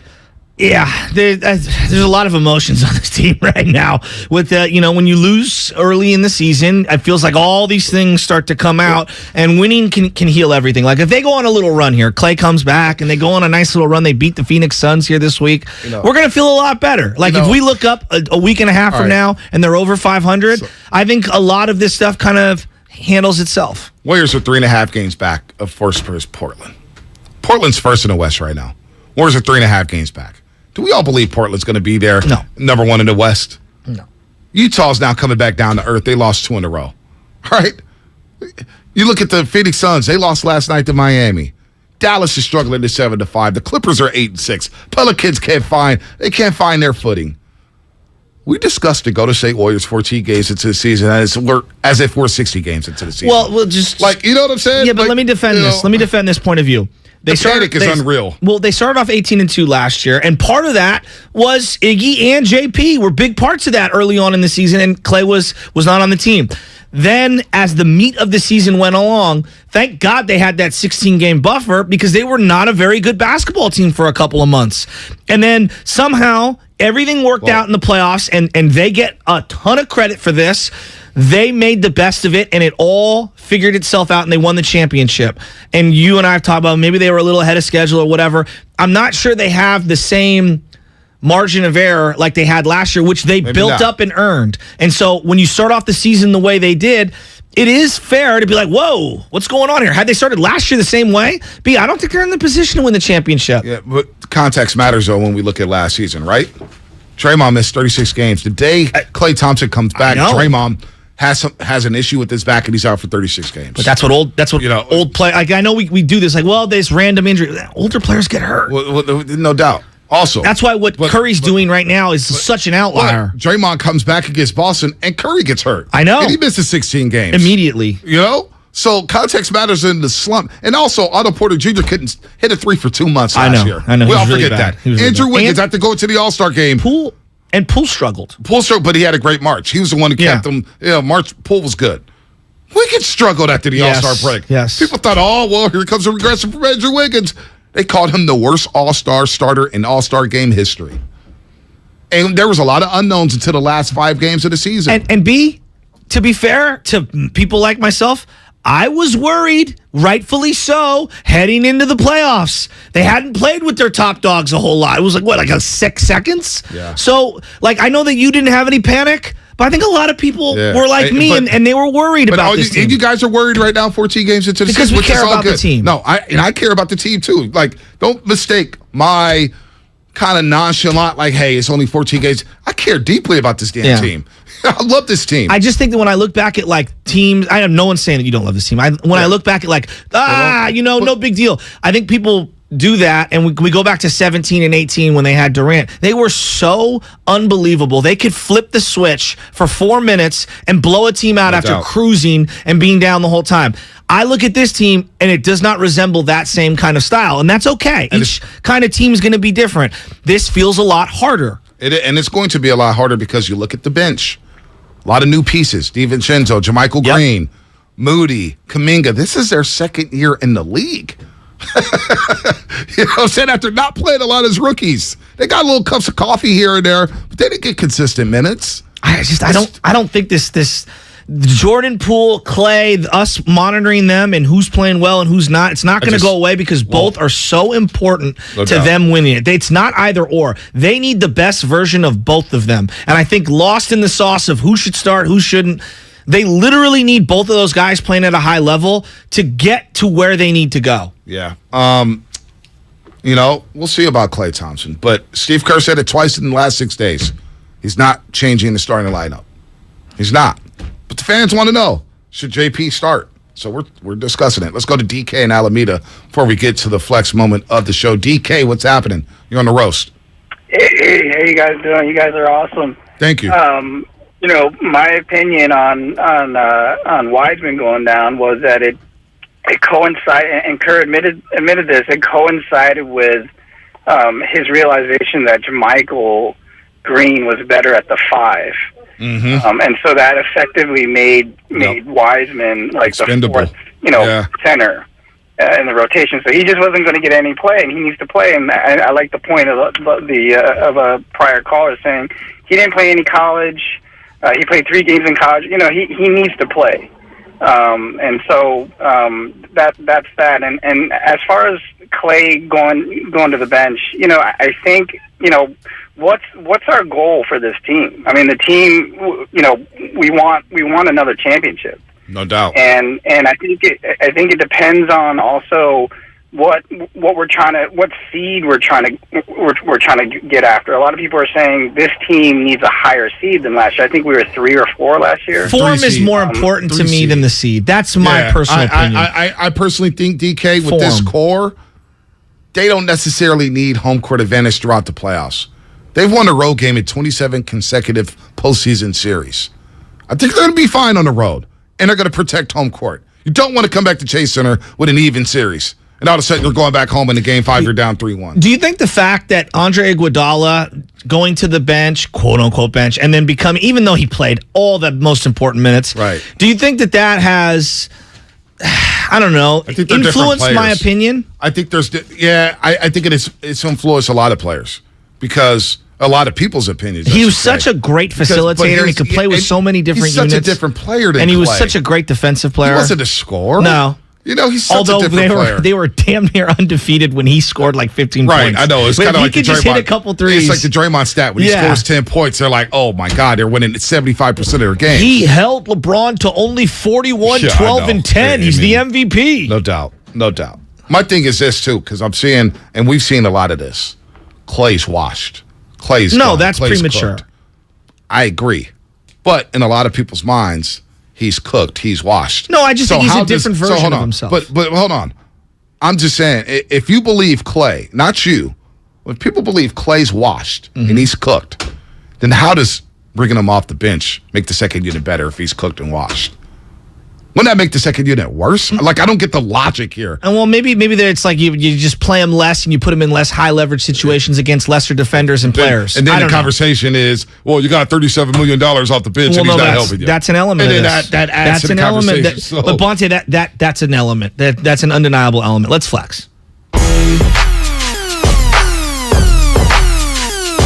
I look at the youngsters that the Warriors have right now, and I've had a full epiphany on this. And I think deleting social media off my phone is a step forward. But they don't even need all 3 guys to help them this year. No. If 1.5 of these guys, and what I mean by 1.5, if one of them can be a defender and the other one can be a guy who you can contribute on both ends of the floor consistently 3 out of 4 nights, the Warriors are going to be just fine. The Flex of the Show, presented by Xfinity Flex, the 4K streaming TV box with voice remote and Peacock Premium, free with Xfinity Internet.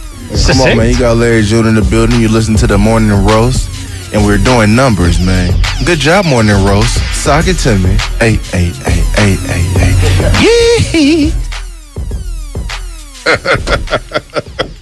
Was that Michael Jackson or Larry June? Good job, Larry. You're doing numbers.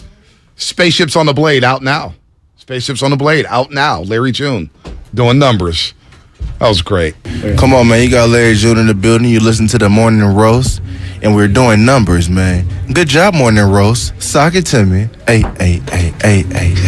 Yee.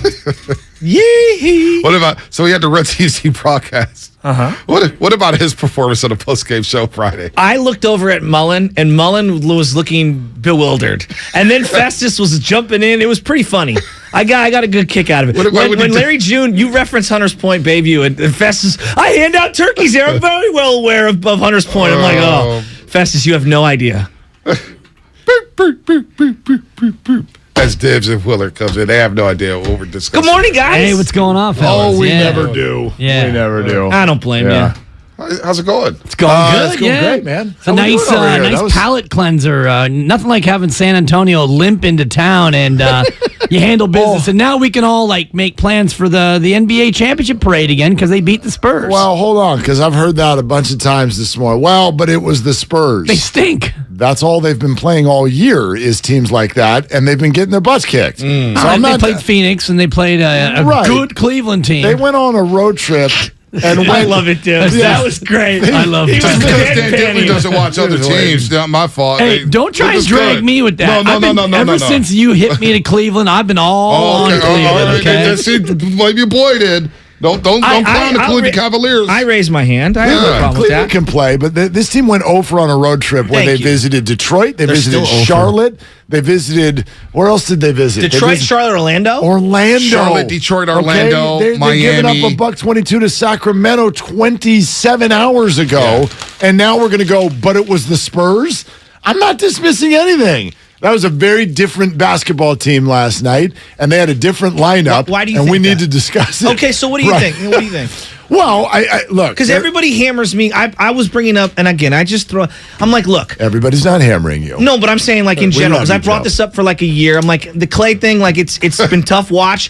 I throw my hands up and I say, look, from the coaching perspective, when I watch something and it looks a little off, I'm always thinking, all right, how can I tinker, right? And maybe I tinker too much, and other people do. But I'm like, okay, is JP better in the starting lineup? Can Looney come off the bench? Can Clay? Can this guy? Can that guy? And I'm just thinking, how do I maximize the 12 or 13 guys that I think can contribute? And everyone loses their mind because the lineup should be cemented. And all I'm asking is, can we have a discussion? Well, it's complex. Of course. We're having that discussion. Yeah, we're having that discussion. We're having the discussion. See, that's my thing. We can have the discussion, and fans are beating the drum for a pool party in the starting lineup. But Steve was pretty definitive with Damon and Ratto saying, this ain't happening. Twice in 6 days. Until he really comes out and says, yeah, it's something we're going to look at it. I think this is more of a fan discussion. Well, I'm here for it. Isn't Steve Kerr transparent? Yeah, he's been transparent with everything this season. Yeah, but he's not going to. I'm not waiting for him to say it publicly. He'd like to say that because he didn't say it publicly means they're not having the discussion behind closed doors also. I know they're not having discussion maybe behind not closed doors. yet. Maybe not yet, but you have to, if you owe it to yourselves as an organization to try to win, so you have to poke around. Look, I'm not on team start Jordan, not yet. I'm with you, yeah. We're not there yet. Yeah. Are you with I said defensively, he's not why you guys joke with me? And as soon as I joke with you guys all turn red. What do you mean you guys? I didn't say a all word. turn red, dude. Oh, man. I'll just turn my mic off. No, I'm going to shut up. This guy said, I've been dealing with this for 7 months now. Both of you run hot. Both of you run hot. You just relax. The Klay Thompson I like Jordan Poole. He gives a charisma to this team. When he's playing well, they feel unbeatable. There's two things going on at the same time, and it's why it's complex. There's basketball, and then there's emotional. Yes. Okay? And so I don't know how Clay feels about this. I don't know how the organization feels about this. But here's what last night is going to make us think about. Does starting help Jordan get a flow of the game better? If you've got a second unit that can't play defense, would it be better to put Clay on the second unit rather than Jordan Poole because Clay is a better defensive player? That's the basketball stuff that we're curious about. There's the emotional stuff. There's the reputation stuff. Oh, yeah. And that stuff matters too, but that's why we're not there yet. But I'm not going to say we couldn't end up there. I don't even think we're close to that. I'm with you, Dibs. I don't know. Yeah. But also as a defender, we've all admitted that Clay's not the defender he once was. That's still better than Jordan Poole. So he's still better than Jordan Poole. But how does the Klay cardboard Thompson, cutout's better than Jordan Poole? I've been trying to make the point he played better yesterday, but I'm with you there. He played better yesterday. And I agree that Jordan Poole right now probably has a better offensive bag than Klay Thompson. Klay Thompson's more of a shooting, catch and shoot guy. He's been like that his entire career. Jordan Poole could do more things off the dribble. He gets to the rack. He facilitates for others. How does putting Klay Thompson hypothetically with the second unit make them better off the bench? I think they're worse as a second unit with Klay Thompson, with the version of Klay Thompson we see right now. I would try to play him at a stretch 4, and then you have like Kuminga or JMG at the 5 and pull out a weaker defender. So again, they're going to put a top defender on Klay Thompson.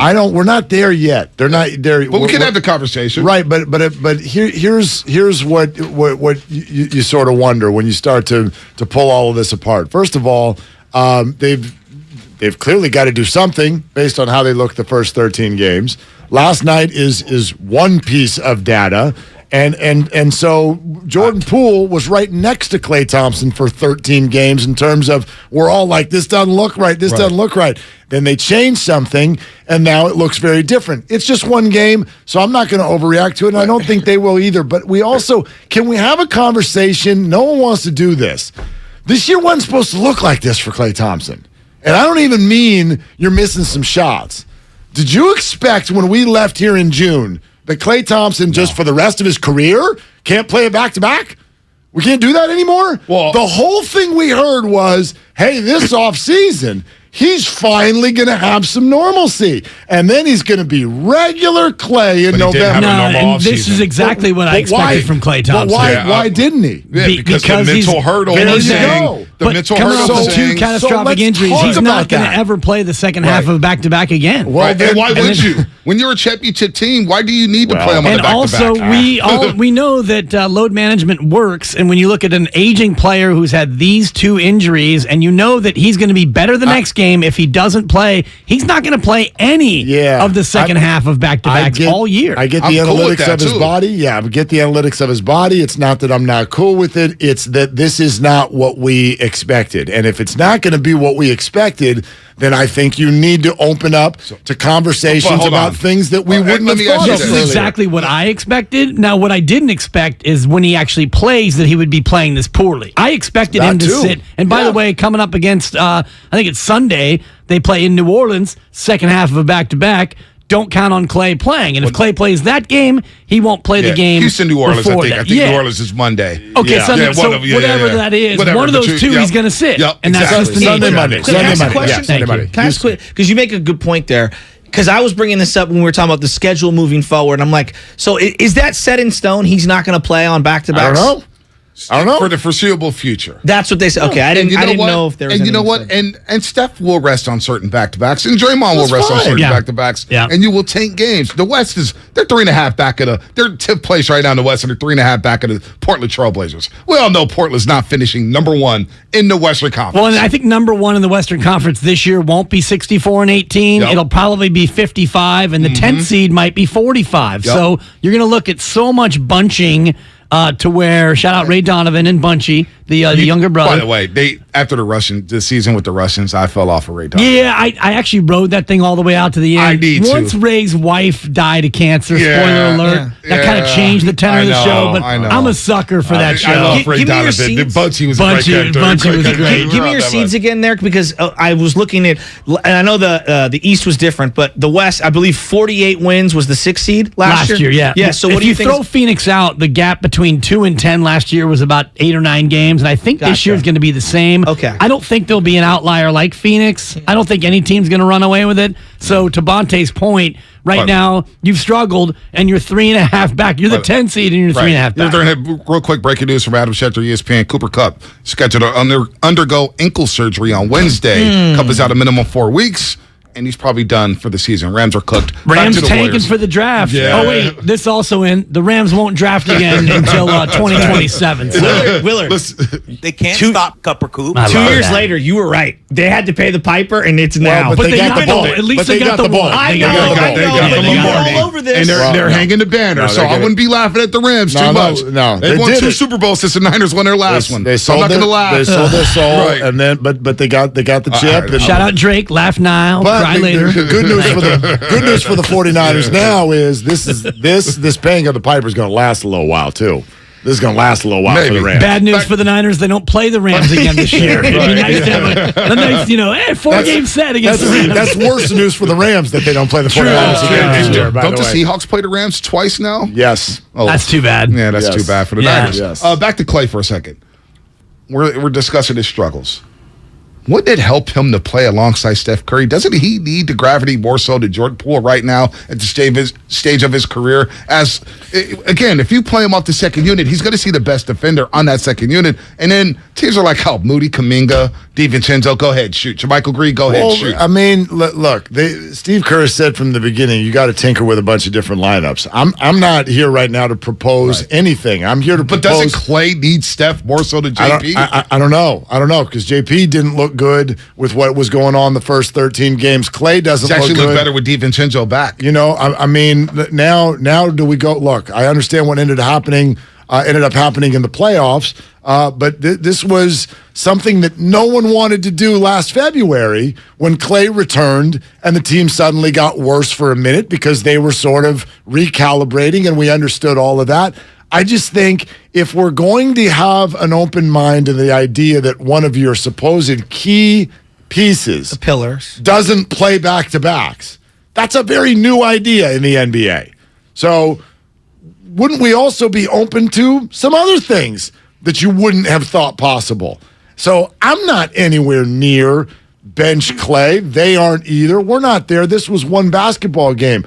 But with the way the first 13 games looked, I think it'd be ridiculous to write anything off of the table. What they were doing wasn't working. Well, I think one of the moves wasn't they made working. Is James Wiseman going down to the G League. Yep. And JaMychal Green's going to play the small ball 5. And you heard Steve Kerr last night say, I did not do any favors to JaMychal Green early in the season. So now he's going to play alongside Jonathan Kuminga as a small ball 5, which he played 5 in college in Alabama. Festus always talks about that. So he's going to play the small ball 5, and now you got JP rolling alongside DiVincenzo, and Moody and Kuminga seems like they're going to get more run. Oh, by the way, Anthony Lamb is now playing. Yeah, Anthony Lamb. So now you're starting to see good, Anthony Lamb. Now you're starting to see some tweaks with the lineup. The starters have been the best starting 5 in basketball. Yeah. So I don't get why messing with the best starting 5 in basketball. They scored 39 points in the I first don't quarter. think that's the solution. And for me, it's two things. Does Jordan Poole get helped by being a starter versus does Klay Thompson get hurt by going to the bench? Because if you look at Klay Thompson's career, the only time he's ever come off the bench was his rookie year. Other than that, he started every single game of his career, I think, almost bar none. Steph Curry's come off the bench more times than Klay Thompson has since Klay's come up. So I don't know how important that is to Klay. Only they know that. And how much, does Jordan Poole really benefit from starting? Only they know that also. But to me, it's always been more about the finishing lineup than it is the starting lineup. So this is a debate that we have as fans, but I think internally, they're not gripping over this as much as we are. I do think the roles evolve over, like Ray Allen started his entire career until he didn't, right? Until he came off the bench. And we went down to Miami. There's plenty of other examples throughout the league. I'm just using him as an example because a sharpshooter like Klay Thompson. I do think it matters a lot to him, though. I do. I think that there's an emotional element, doesn't it? I mean, well, somebody who spent a whole year while not playing, getting totally feathers ruffled about that top 75. Exactly. Sure. So, and I don't hate him on him for that. But that's also a huge part of the dynamic of the way we've talked about Klay Thompson over the last year is the fact that he is so accomplished. He's so great. Decorated. There's 4 rings. They've been in the finals every time that he's healthy for however many years in a row it is. And so we find it impossible to even say something out loud that sounds like we're not supporting Klay. And I get that. We did this last year. He's earned that. We did it last year when they struggled. His first game. Not really, though. Not at length. We did Not on this at show. length. Oh, Not at man. length. Are you kidding me? It was, and it's not, and Shasky can have his opinion. I respect his opinion.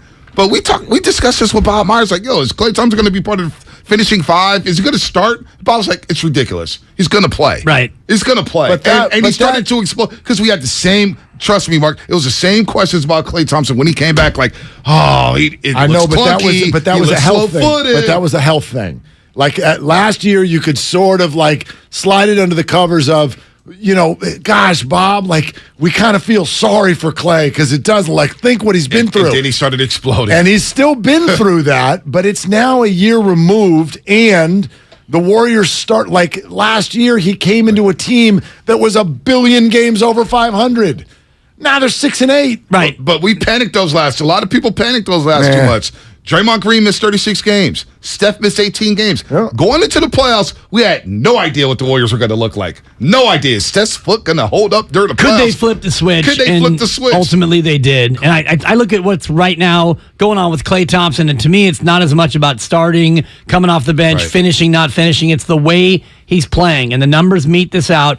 35% from the floor. He's shooting more threes per game than he ever has in his career. Wait. He's shooting 9.6 threes per game right now, which is far and away more. Last year was 9.3. He normally has been in that 7 or 8 range. So now it feels like he's Sir Jack-a-lot. He just wants to.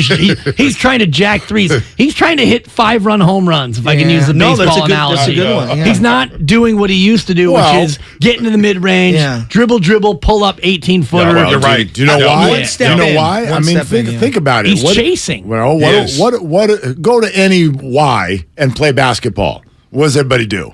Nobody wants to go in there. I set screens, Mark, and take charges. It's harder to go in there. Andy Lamb is here. Dan Dibley. Who needs a screen set? Shuffle. It hurts to go in there. Injuries happen in there. I know. It takes hard work to Yes, get in there. it does. I did it when I was younger than Clay. You're a I'm grinder. gonna stand out here behind this little stripe where you get an extra point and nobody touches you. It's the Andre Miller. So Don't jump. Of course he's doing that. But again, at what point do our emotions about the accomplishments of Klay Thompson get in the way of what the team's trying to achieve this year? And for me, it's not. That's we're not the to that discussion. point. No, For of course me, we're not yet. Where we are, if I was, on the coaching staff, I'd be sitting down and trying to figure out with Klay how we can get his minutes, no matter where they come. How can we get you more productive and get you back to the old Klay? Because field goal percentage, 3-point percentage, all lowest of his career, and by a legion. It's not even close. He's taking bad shots. He's hunting bad shots. Yes. He's not playing the way they need him to play. So I start with that. And if he can't grow back into where he needs to be, then we can take a look at what we might tweak in terms of the lineup. And I admit it, Shasky, I'm open-minded to it, but what does it look like for the rest of the roster? Well, is that the move that's going to help this team take off? Because, again, I go back to the first quarters. It hasn't been a problem for the Warriors. Yeah, that starting five is, like you said, best lineup in basketball. By far. But it gets to the second quarter. And then it gets to the end of the third quarter and the beginning of the fourth quarter. And that's where you lose games. Because all of a sudden you got to come back. And the bench has set them back a little bit. So that's where I'm looking at, the starters. And even JP started last night. We all like, oh, man, JP's season high. 3:54 left in the first quarter. Warriors were down 20-19. All of a sudden, you got a couple threes from Moody and JaMychal Green. Yeah, but he had 14 in the first quarter, and you're like, he just looks different. But you had 39 in the first. It looks flashier. Yes, it's got more sizzle. Yeah, but which we like. I think there's more data to be gathered here. But if Jordan Poole is, everyone's talking about playing alongside Steph because that's an advantageous position for a second scorer. If Jordan next to Steph is way better than Klay next to Steph, that's an interesting one. Then you're sort of you're hamstrung as a team based on wanting to hang on to the past and then flip it to the other side. Like, I get what you're saying. If Klay Thompson is the leader of the second unit, that feels like a problem. Yeah, what's the drop off there? That's a good point. But Jordan Poole on the second unit so far this year has been a problem. It's been really bad. So it's the whole picture against the whole other picture. Yeah. And last night was one snapshot. Looked a hell of a lot better. But we'll see where it goes next. That was like an Instagram picture, though, with some crazy filters on it, because you played San Antonio, and they are gone. First time you held an opponent under 100 all year. And San Antonio lost 5 or 6 coming in. They're not a good basketball team. It's like you see that supermodel on Instagram. It's like, there's no way your butt looks like that. But the difference with those teams, Mark, Orlando, Detroit, Charlotte, they're more athletic than San Antonio. San Antonio has no athleticism. Who's athletic on that team? I mean, Keldon Johnson? Bonte, I could barely name a player on that team. I mean, I admit where my weakness. Dougie McDermott. I'll name you a 1994 second baseman on the Giants minor league team. I cannot name a 2022 Spur. Right. Orlando's a lot more athletic than San Antonio. Detroit's a lot more athletic. Sacramento, a lot more athletic. Right. Cleveland, a lot more athletic. I mean, athleticism gives the Warriors problems. Not a slow team like San Antonio. If athleticism gives you problems, they're in the wrong league. I mean, like young and athletic and speed. You know what I'm saying.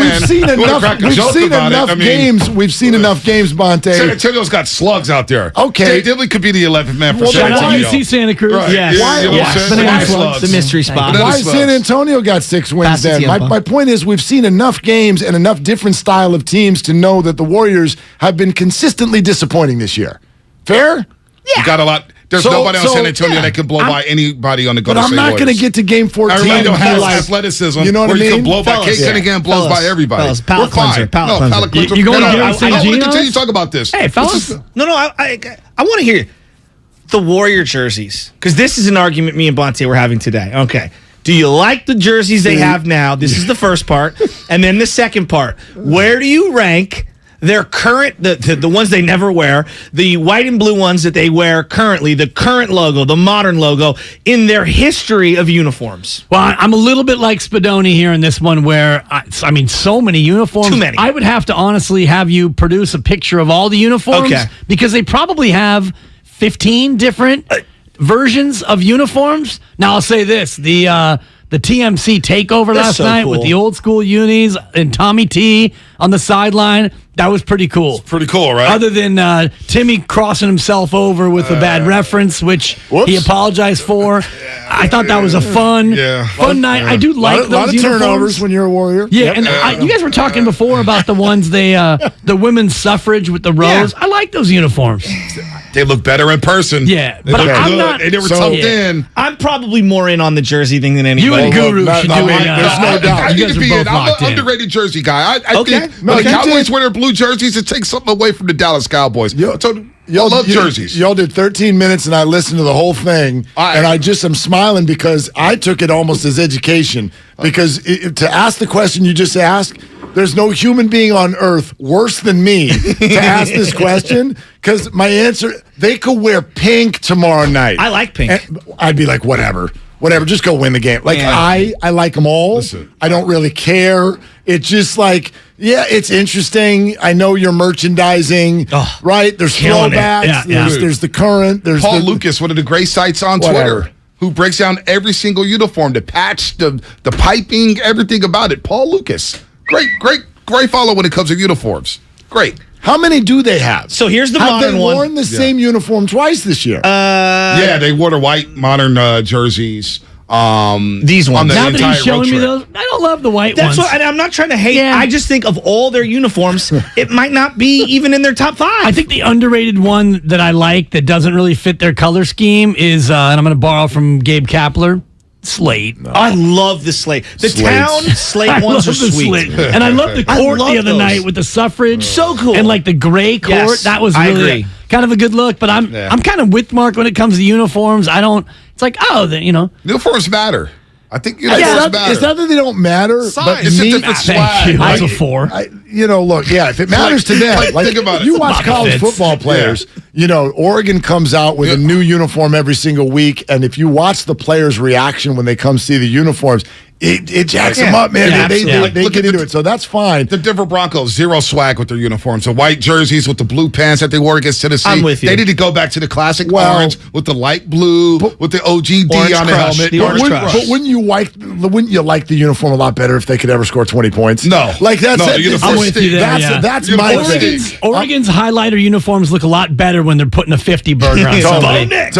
Totally. So, I mean, I'm not saying you're wrong. Uniforms matter. The merchandising, the people swagger, love it. You look good, feel good. I'm with you, B. If they came out in Phoenix tomorrow night wearing polka dots, I'd be like, let's make popcorn and watch the game. I like the classics. Like Penn State comes out in their classic. The New York Yankees have the classic. We got the grays and the pinstripes. I agree. And the rest of it, go ahead and leave it alone. But certain teams need to stick to the script now, and just go at the same time, like the City Connect Giant uniforms, the orange, those have grown on me. They've grown on me too, and I like them. I'm not anti different uniforms, but sometimes I do get uniform fatigue. I heard from a birdie, whether here or there, the Giants are going to unveil at some point an alternate jersey of the 1980s Giants Attitude Hum Baby Giant jerseys. Okay. You saw a lot of them at the dugout store. I've heard from a birdie in the know. Look at you. I don't know about Aaron Judge and hiring a real estate in Danville, but I've heard from someone in the know, you will see the curvature Giants, Hum Baby. I don't even know, am I describing it right? Yeah. Giants Attitude. I think, people know. The Roger Craig era. Will Clark. Yeah, right. Exactly. Yeah. They're going to unveil those for this upcoming season. Beautiful. At some point. And he got a real estate agent in Danville? I don't know if he can afford Danville. I heard from a couple different people out there. I heard, and again, I don't even want to go to air with this. It's so stupid. They're like, hey, I know that I heard from people, he signed a real estate agent. I'm like, well, you don't sign a real estate agent. But anyway, he's working with a real estate agent in Danville That's the rumor. Okay. That's okay. the rumor. Get I don't him know if on. I believe Get it yet. the real estate agent on for Aaron Yeah, Judge. seriously. Well, if Get he's him. smart, he's using Stephanie Talyatt. Yeah. Hi, I'm Dan Dibley. Whenever I need to buy a house. Who is Who's the guy that you have to sell your house to? Who's always doing it here? Come on. It's like Johnny buys houses or whatever. I will if you're buy looking your to sell, house. yes, and you can move to Lathrop. You could break all the windows. I'll still buy it. Who is it's Coda- River Island. River Island. River Island. $1 million living for half the price. Which real estate agent is Kodai Senga using? Which one is he going to use? Oh, look at you. Yeah. No clue. Okay. Anyway. If he's smart, you know what he's using. I say this. Stephanie Talyatt. When you said, You're hey, welcome. the classic, right? The Yankees have the pinstripes and it's true. But have you noticed this? And I think this is an analytics conversation too. Every sports fan thinks that when they were 25, that's when everything rocked. Yeah, it was perfect. And so, for instance, when the Warriors wear Run TMC and Run TMC is literally broadcasting the game, I have two sons who couldn't give a rip. They have no clue. He didn't care at all? They don't know. That's bad parenting. You got to educate the youth. They I'm with know. you, Dibs. That's on you, Mark. No, because every they kid out there know. last night was saying those Road Team jerseys were great. And they know all Stop the it. kids. You've all the never kids, had a 15-year-old. You don't know. I promise. You I don't swear know. to God, those little kids that come to Tell the them game the 90s are back in. all rocking Mully jerseys. Of They're course, all rocking Mully yes, jerseys. because They're someone like, they bought love it the Road for Team. them. But If no, I they bought my know. son my 15-year-old That's son, bad parenting. No, Don't blame the other kids. Bonte. That's bad parenting. Stop. All the kids, they know who Road Team C is. All the kids know. Bonte. Little Matthew, who lives next door to me, out there in Bruno, knows who Road Team I usually C go is. with little Timmy. Bad parenting. No, Matthew's a real person. Let me know when you're done with your rant. Let me know when you're done I'm with your done. rant. I'm just saying it's bad parenting. But you Shout out Kevin kids Durant. didn't care. I'm kidding, but you're serious. Once you've ever had a teenager, call me back and let me know how it's going. The point is, it's not that they don't know who the three guys are, but that uniform doesn't do anything No to them. sentimental value That for doesn't them. make the hair on the back of their neck stand up. Right. But I'm telling you, Giant City Connect, when those kids... Oh, my God. Listen to me. It's- Let me finish a sentence for once. When those guys get to 50 years old, Talk for 5 Bonte... minutes, so I got to break it up. Bonte, when they get to 50 years old, they're going to be like, oh, those Giants creamsicles. Yes. Right? We do this with no names analytics on all the the back. time. We do this with analytics all the time. We're doing it with roughing the passer now. We think that sports stopped when we were 25 and it should never change. But that's not real. That's year. not reality. Yeah. We're doing it with Klay Thompson right now. Everything. It's music We're the same living- way. music, Movies the exactly. same way. It's like, these Marvel movies are crap. Whatever happened to the old Marvel. Superman, the original Yeah, Superman? I do like You know the what I mean? original. I do like the original. Thank you. So Shout you out see it coming on before YouTube. Zod. So if the Yankees came out wearing all dark blues, you don't think the teenagers think that's cool? No. They I do. think the teenagers are going to be I do. irate. You know what I'll They say? do. Like I was a No, no, no, teenager when the no Niners kids. switched their uniforms in the mid-'90s, and I said, this is a mistake. This is awful. Wait. Now, I still bought a jersey, but I still thought it was awful. What about the Sandlot game? Did your kids, because the Yankees went to some retro jerseys versus the White Sox. What was that game called? Come on. It was not the Little League game, but that was the Oh, Field when of they went to Dreams. Field of Iowa. Dreams game. Field of Thank you, Dreams Dibs. game. Yeah. Because I thought I was like, oh my God, those Yankee jerseys are ridiculous. I don't. Did your kids get nostalgic for that Oh, they game? love the Field of Dreams Me game. too. They love the Field of Dreams game. Interesting. So they're It's in on great. that, but not on the Run TMC. We sat when it was coming. See, here we go. Call child services. Hashtag good parenting. Yes. I sat them down and had them watch There you Field of go. Dreams That's a before good they came. comeback There we right go. there. Thank you. Good You got parenting way to comeback. redeem Do yourself. something. Way to redeem yourself like a Dumber and Dumber. I'll Shout out get to you the Redeem Team. the bumper sticker. Hire a teenager while they know everything. It's the most factual thing of all time. Exactly. No, listen. There's a cool factor to changing the uniform every single week. Right. They dig it. Yeah. They absolutely dig Yeah. it. They don't want classic. It's because What they is have the no word attention classic? span. That's Exactly. why. No Word attention classic. span. Use the word classic with a teenager, Bonte. See what happens. Nobody cares about classic. I when do it you're all 15. the time. I do it all the time. Hey, man, that's What a are you classic doing with jersey. teenagers right They now, come by the Bonte? gay house to say hi. Oh, okay. Yeah, I love the kids. I love the kids. That just got weird. I love the kids. Well, you said it, not me. Like, what? You said it, not me to come by the you're doing gay with house. They say teenagers hello, all the boys time. and girls. You don't have any teenagers. No, see, don't do that. Don't do that. Don't do that. It's because you're not educating your kids. More coming up. Take the rest of the day off, Bonte. I'm going to go see Black Panther. Hey, it's JP with the Golden State Warriors. Full pitch his pocket. It's a steal. It's a 3-on-2. It's a new Millennium Fast break for a triple as he pulls up, calling his own number, and buried the 3. Midcourt Draymond to DiVincenzo. Back to Poole. Fires away again. Gets it. Got the roll. It's good and a foul.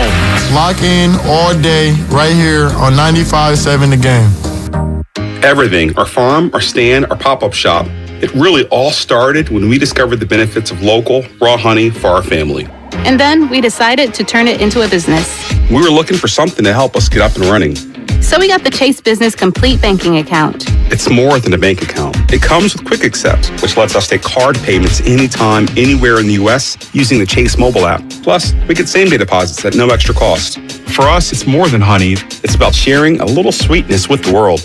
Get the Chase Business Complete Banking Account with the essentials you need to help get your business going. Learn more at chase.com/business-complete-banking. Chase for business. Make more of what's yours.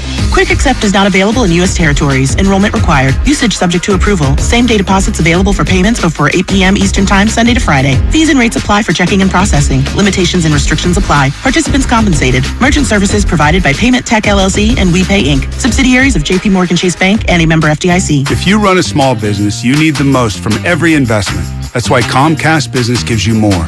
Like more innovation with our new gig speed Wi-Fi, plus unlimited data. More speed from the largest, fastest, reliable network for small businesses. And more savings, up to 60% a year with Comcast Business Mobile.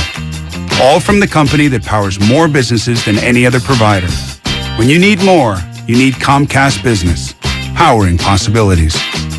Get started with fast speeds and advanced security for just $49.99 a month for 12 months with no annual contract. Plus, ask how to get up to a $750 prepaid card with a qualifying bundle. Offer ends 12/5/2022.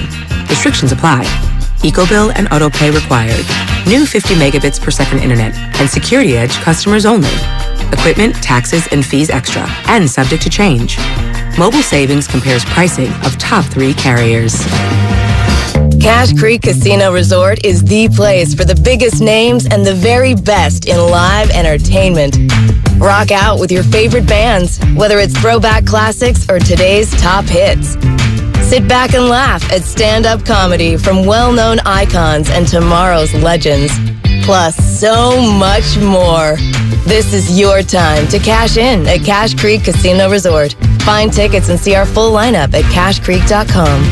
It's time to savor the season at Outdoor Supply Hardware. Osh has great deals to take your decor to the next level. Save up to $30 on select illuminated yard art and up to $50 off select pre-lit artificial trees. Find perfectly priced gifts. Up to $90 off select Weber propane grills. Up to $30 off DeWalt or Milwaukee tool sets. And up to $250 off select propane fireplaces. Get deals on Big Green Egg, Traeger, Carhartt, fountains, pottery, and more. Stop by for all your needs and get help from Osh. Osh. Home, hardware, happiness. Someday, you might be with friends in the Bay Area, telling the story of how you navigated these complex times. The market was all over the place, so you reached out to a Merrill advisor, and with their help, charged ahead. And unlike your fishing stories, you won't have to go overboard. Find an advisor at ml.com/bullish. Merrill, a Bank of America company. What would you like the power to do? Investing involves risk. Merrill Lynch, Pierce, Fenner & Smith Incorporated, registered broker-dealer, registered investment advisor, member SIPC, a wholly owned subsidiary of Bank of America Corp. Kirby is your driveway mechanic. They bring the shop to you with brake replacements, oil changes, washes, and so much more. Get $50 off your first oil change with code OIL50 at Kirby.com. That's CURBEE.com and use code OIL50. Tune in to 95.7 The Game for Warriors Live, 60 minutes before tip-off of every Warriors game. Brought to you by Xfinity. Supercharge your home with supersonic Wi-Fi. Unbeatable internet, only from Xfinity. Anywhere fans go to cheer on their team, there are behind-the-scenes MVPs, ensuring everything is game day ready. We see you, Joe, fixing seats so every fan can enjoy every game. And Allie, who keeps her stadium running smoothly from the moment the first game starts to the last play of the season. At Grainger, you're our MVPs, and we're always here for you with supplies and solutions for every industry and 24/7 customer support. Call, click Grainger.com, or just stop by. Grainger, for the ones who get it done. Ray Magliozzi here for eBay Motors. So you have to drive 300 miles to your cousin's wedding. Okay, so it's his fourth. But you know what they say, fourth time's the charm. Well, here's the problem. Your tires are as bald as I am. But lucky for you, eBay Motors has tires for just about every make and model. Plus wheels, lug nuts, jack stands, and more. 122 million parts. Do they have tissues? Oh, good, because I'm definitely a crier. Get the right parts at the right prices. eBay Motors. Let's ride. At Target, you can shop with confidence knowing that if you spot a better Target price, we'll match it with our holiday price match guarantee. Pick up the hottest gifts of the season, holiday hosting essentials, and so much more right now. If you spot a better Target price, we'll match it on items purchased between October 6th and December 24th. Get the gifts you want at prices you love all season long with Target's holiday price match guarantee. Get price match policy details on Target.com. Some exclusions apply. Some people bring joy wherever they go, some whenever they go. Mark Twain found humor all around. Never argue with a fool. Onlookers may not be able to tell the difference. Humor. Pass it on from passiton.com. They're longtime friends. Let me tell you something real quick about Dibs that I'm sure not everybody knows. And first-time partners. Hang in there, big guy. There'll be brighter days ahead. Now these two homegrown Bay Area boys finally come together to take over sports talk. Get the hell off of my doorstep. Major League Baseball, you stink.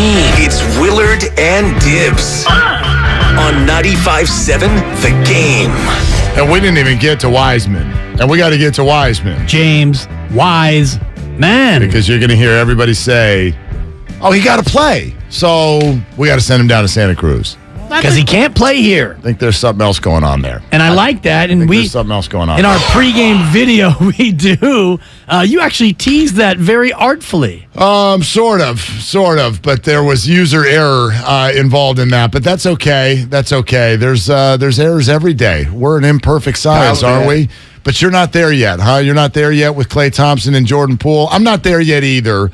I'm not there yet. I'm not even close to there, and I don't even know if I ever will get there based on the people involved, because I'm not saying that if Klay comes off the bench, he's going to shut down, but I do know that Klay, since his rookie year, has never, with a capital Never, he has never come off the bench. And so to me, there's a reason for that. Steph Curry came off the bench, and I'm cool with it, whatever. I'll come off the bench. Klay Thompson never has, even coming back from multiple injuries. Why is that? I think there's a reason for that. Well, maybe it's ego, maybe it's comfort, whatever it is. I think, and the way Steve Kerr was so definitive, like, no, that's not even a thing. So, I mean, we can have the conversation. I just don't think it's ever going to happen. I don't know if I don't think it's ever going to happen. Yeah, I guess ever is a little strong. Yeah. Ever? I'm not there. You're not there. They're not there. Here's where I am. We're here. We're here. Thank you. They're there. You and me, Spadone. Here's where here is. Okay. Here is. I think it's time to at least have the discussion. It's time to have a discussion about putting players in their best position to perform. If I may, Gabe Kapler there for just a second. Right? We as an organization. It's always my favorite. You hear that from every coach, don't you? You want to put players in their best position to succeed. This is the thing that I always laugh at when everyone's like, damn it, Kyle, you're so conservative. Let Jimmy cook. Jimmy can't cook. Yeah. Doesn't even own an apron. Jimmy can't cook. So that's not putting Jimmy in his best position to succeed. So let's talk about putting the Warriors in their best position to succeed. We're not there yet. I don't know if we're ever going to get there, and I actually don't know the answer because we can't know the answer yet because it's only been one game, sort of. I mean, we had the other game that Klay sat, but they all sat, and so they went with a Baby Dubs game. We need more data, and you're right. The next time we're going to get that data is Monday because Klay Thompson, on the back end of a back-to-back, in theory, will not play. He might sit the Houston game the day before. Maybe he'll sit the front end. If I'm running the show, that's what I do because you can throw out the Baby Dubs and probably beat Houston, and then you save everyone fresh for New Orleans. That might be the way they play that two-step. I mean, you haven't won any road games, so I don't know about this whole they could probably beat so-and-so without. I don't know if they can beat anyone with everyone. But whatever game he sits out, one of those two games, you're probably going to get a Jordan Poole start. If he busts 35 points again on somebody, well, now there's another log on the fire, and we need to build more data because this is the Golden State Warriors, and even Klay Thompson cannot be above the team. And so we'll keep saying it over and over. We're not there yet. I'm not giving up on anybody. I think better days are still ahead. Hang in there, Klay. Totally. Brighter days ahead. I think that there are better days ahead for Klay Thompson. But that was interesting last night. Because if Jordan Poole, if he's going to find a different level because he's playing next to Steph and he can ease his way into games, like being a starting pitcher versus being a reliever. Some guys love it. Some guys can come in with runners on. Some guys need to be like, I got to find my curveball and work my way through. And if I give up a run in the first inning, that's okay. Right? So it's a totally different thing. And I don't know how Jordan Poole with this particular team would be at his best. And I don't know what is best for the team as a whole. Right. But that was interesting last night. It was mildly interesting. They haven't looked that good before, and I don't care that it was the Spurs because they played all kinds of bad teams, and they've lost to most of them. Right, but that team in that spot, San Antonio, at the tail end of a road trip, and that's a good matchup for Golden State because I think Bonte's right in terms of teams that have given them trouble on the road this year. They're teams that are fast, young, and athletic, and that's not San Antonio. And I know they've won a small handful of games the Spurs have this year. They've won as many games as Golden State I think has. they have the same record. Both teams are 6-8. But that team last night, looked slow and disinterested. And so, yes, that's a piece of data. Jordan Poole on his bobble night, by the way, his bobblehead night. Yeah. So a little extra bounce in his step. He gets the start. It's a pool party and all the rest of it. I, for one, am not taking that as too much data. Now, to your point, if it happens again and Klay's going to sit either Houston or New Orleans, you would expect in a back-to-back scenario, if it is New Orleans, let's say Klay sits that game and Jordan Poole has 34 and you win on the road at New Orleans, well, now, to me, we've got some real data. Last night, I'm not really taking that as anything more than a team that was totally overmatched and Poole had a nice game. You know how you keep a dynasty going? You know how we keep talking about how hard it is to do? There's sort of one example already in this city of how you keep a dynasty going. It was the San Francisco 49ers from 1982 to 1994. They kept it going for 12 years, and they actually switched, if you will. I know that not a lot of people put Steve Young in the dynasty, the 49ers of the 80s, if you will, but they were able to hand the baton from one great to another and keep going and win another championship. And there's one thing that has always stuck with me, and you always, as a fan, you hate it at the time. You hate it in the moment. And we would hate it if in some way Klay Thompson's shine gets denigrated here at the end of his career or the back half of his career. You hated it at the time. But years later, you look back and go, I get it. Jerry Rice, Ronnie Lott, Roger Craig, Joe Montana, they've all got something in common. They all ended on a different team. They all had unemotional decisions made about them. In fact, there's a documentary on Joe Montana where you can learn all about why he's still mad at the 49ers today. And essentially, if I had to boil it down to one thing, why is Joe still mad? Because the Niners didn't have the respect that an all-time great deserves. Well, they got Steve Young and they won another Super Bowl because they didn't have a respect for an all-time great. I'm not here to be a champion of, just blow off the people who've done good for you. That's not what I'm saying. But unemotional decisions do have to be made when you're a great team and you're trying to stay great. And the Warriors might have a few unemotional decisions to make this year. Does Klay Thompson's role lessen? Does James Wiseman and Jonathan Kuminga stay on this team? They might need to be traded. One of the reasons I think James Wiseman is heading to Santa Cruz is to hide him. You got to hide that guy right now because every day that he is on the pro roster, every day is a bad day for his trade value because one of two things is going to happen. He's either going to come in the game and look like a baby giraffe, or he's going to stay on the bench. He's going to get a little DNP next to his name. And both of them are bad for his brand, and both of them are bad for his trade value. You have to be unemotional on some level when you're making these decisions if you want your team to still be good. You want to go on a victory lap and have that be the year, go right ahead. But you're not going to have that end up in June basketball. It won't work. So this is not a good enough team right now. Unemotional decisions are going to have to be made at some point. Yeah, but these are totally different discussions, in my opinion, because you're talking about Klay Thompson and whether or not you should start him. That's a very minor discussion because it's ultimately more important on how many minutes does he play and is he a part of the finishing lineup. And if he's still in the starting lineup and you want to diminish his role and play him 24 to 26 minutes a night, that's a different story than have him come off the bench, and if he still plays 34, 35 minutes when he's able to ramp all the way back up. Those two things are completely different in terms of his impact on the team. So if we're talking about not starting him or lessening his role, those are two different discussions. I don't think that either is going to happen at all. And now if Klay continues to struggle at this level and the team continues to lose, then maybe you take a look at that very thing. But the starting five as a unit is still the most productive, best unit in the entire league. So to me, it makes no sense to shake that up for your first 8 minutes, 7-8 minutes of a ball game to change what is the best unit. You're going to start the game with the best unit in the sport.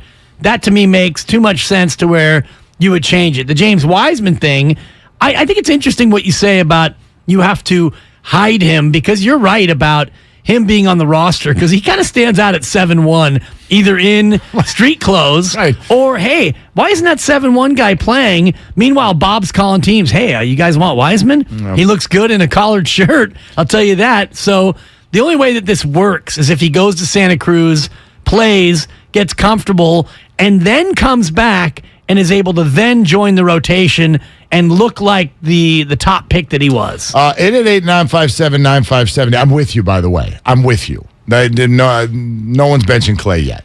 No one's benching. But last night was interesting. It's very, very interesting. I put it at a 2.2 on a scale of 1 to 10 as far as how interesting it was for me. I know. It was just, not even an eyebrow raiser. It was a, You know what's fascinating to me, though? I'll tell you why it's interesting. This is fascinating to me. And certainly, I mean, you want to bench Klay, you want to start Jordan. Let's get into it. What do you see with all of the lineups and whatnot? 888-957-9570. Thank you, Twitch and YouTube. Appreciate you watching. Hang with us for the morning. We really appreciate it, and you can text in as well. Same number, 888-957-9570 on the Xfinity mobile text line.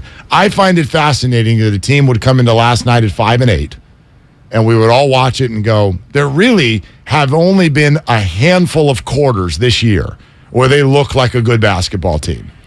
And then they go out and blow someone out, kind of for the first time all year. Like, who have they blown out off the court? The Lakers a little bit on opening night. Nothing's been easy for this team.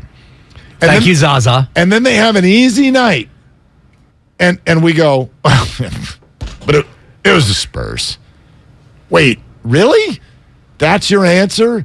You're going back to these are the Warriors of last year, and so they should just flick and dismiss the San Antonio Spurs? They haven't been able to do that to anybody. They have not won a road game yet. So I like any NBA victory for this team right now needs to be put under a microscope to figure out what exactly it was you did right and try to replicate that. Because what we saw last night, they haven't looked like that all year. Against anyone. Yeah, against the Lakers, they looked good. Sort of. And the Lakers were so bad. They the missed Lakers every are terrible. shot. Yeah. And last night, the Warriors were humming. They looked good. And Steve Kerr talked about it in the postgame about how connected they were, how they defended without fouling. These are things that they haven't done at all. Offensively, Jordan Poole was an eruption. But as Bonte said, when the starters went to the bench, or some of them at least, they were down by a point. So it wasn't so much as they just blitzkrieged him early. Jordan Poole had a great game. Steph and Draymond were able to get copious amounts of rest. That was just one of those games where you were a lot better than San Antonio. That was a tough spot for the Spurs. Game 1 of a 5-game road trip for San Antonio. Warriors were bloodthirsty for a win after the struggles they've had. That was a tough spot. So I'm more interested in how does it look against Phoenix in this next game? Can Jordan Poole, if Jordan Poole likely going to the bench, Klay Thompson will be back by all measurements. Can Jordan Poole play like he did last night? Or is him coming off the bench so damaging to Jordan Poole that he's not going to be able to have that kind of game? 888-957-957 is the number. Wait a minute. Robin wants to correct something Joe Montana related. Hey, Robin, you're always welcome on this show. What are you doing? I'm in full call asking them when the hell they're going to come up to the rest of the world and get out the pack. You still got to use the card. And so she told me they're not going to do it because it costs them money. I said, okay, what better answer than that, reason than that. Hey, Willard? Yes. So, hey, Dibs, how you doing, Daddy? Robin, what's going on with you today, Robin? He tired, Robin. That's how Daddy's doing. He tired. Hey, you got to graduate to granddad and grandma status, baby. I send them home when I get tired of them. Yeah, it must be nice.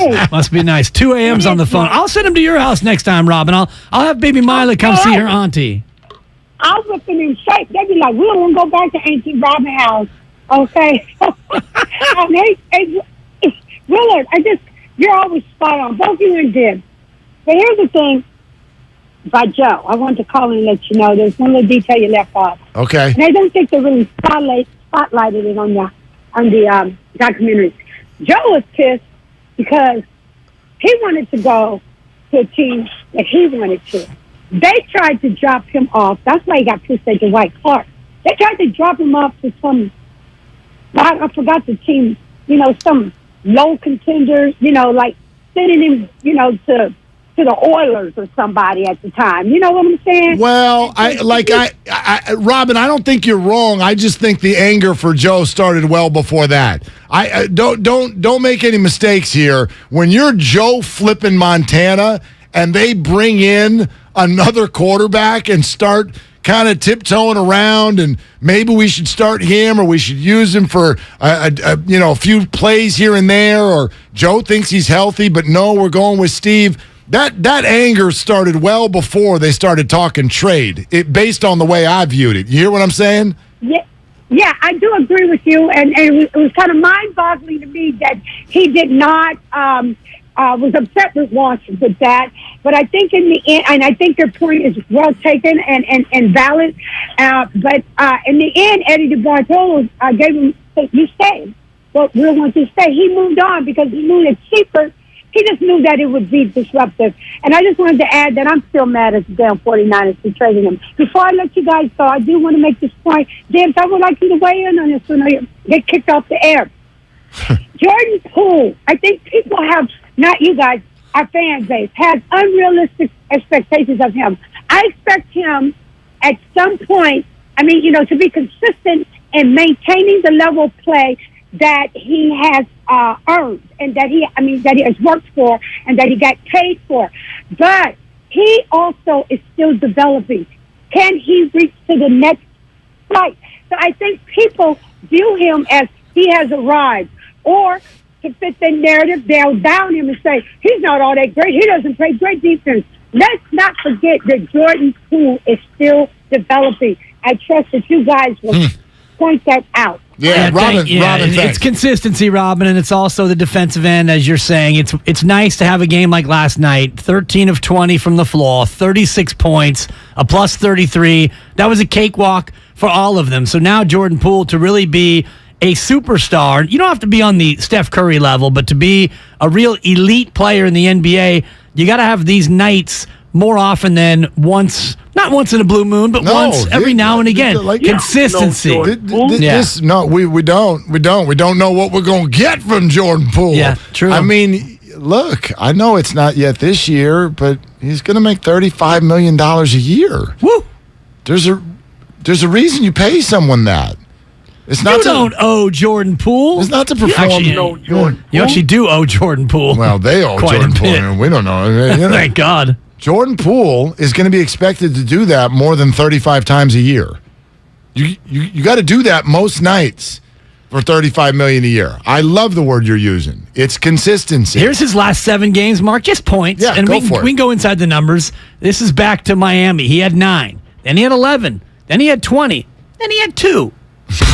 Followed by 18, 18, and 36. 2? He had a deuce. Remember that deuce against Sacramento? He dropped a deuce. 20. He did. Thank you. That's a 4. The team did. Well, they beat Sacramento. He played 21 minutes and 49 seconds, and he scored 2 points. Last night, 29 minutes, and he had 36. So that's the consistency. Right. Over the last 4 games, 2, 18, 18, 36. Same thing we saw in the He's averaging 18 a night. It's the same thing we saw in the playoffs last year, right? He was unpullable. Sometimes. Yes. And I like unclayable better. Yeah. Obviously. And also undreyable. Obviously. Yeah, he was those work undreyable for better. a while. But unpullable. Yeah, that doesn't work as well. But anyway. The consistency. He had really good nights. And then suddenly it was like, oh my gosh, Boston completely took him out of the game or whatever. And so Robin's right. He is still a developing player. At the same time, if you're going to get that bag, if it's going to be money time. Oh, it is. And you got to be, right? You got to perform. You break that down, $35 million. What's I mean, 4. Well, next year he's only making 28.7. Okay, fine. 28.7. Then 30.9. Then 33.1. Then 35.3. Very quick math, just loosely here. At 28.5, what's he making? $350,000 per game? Assuming he plays all 82, which he plays a lot. Not playing for 2 points. Okay? $350,000 for 2 points. You're there to put on a show. I wonder, and you're Mark, there to do it every time you suit up. If they put you in a uniform and they gave you as many minutes as you could possibly handle in one NBA game, but the only stipulation was you need to get 2 points to get $400,000. Could you do it? Could I do it? Could you do it? No. You couldn't get a bucket or not right now. 2 foul shots? I think it's San Jose Steve, one of our very, very faithful YouTubers, keeps looking at me like, look. He keeps looking at me doing the shoulder. He's like, is Willard going to be on the Doc Pandia injury report tomorrow with Coming that up. shoulder? Yeah. You damn right he is. You join I me. don't think I could shoot a basketball right now. I can't even throw the damn Nerf ball at the park more than about 15 yards. I love the young people. Thank you. You're going to get there, Spadoni. Yeah. I hope I'm still alive when you're old, Spadone. My back feels great, though. Thank you for asking. Good. Yeah. Yeah. All right. 888-957-9570. $400,000. All you need to do is score 2 points. I mean, I could try. You damn well better believe I'd shoot on every. Well, especially, and I guess part of this every possession. Part of this wild hypothetical is that your teammates would be trying to empower you to get those 2 points. Feed that man. If there's a T on Popovich, let's go to Willard. Let's go to Mark. I could shoot a free throw because nobody Could you hit can 2 though? Yeah. Oh yeah. I could shoot a free throw. I just can't jump. $400,000. You just need 2 points. Let's go to Mark. Thank you. Can you imagine? You make the first one and that second one just rattles it out. I mean, just.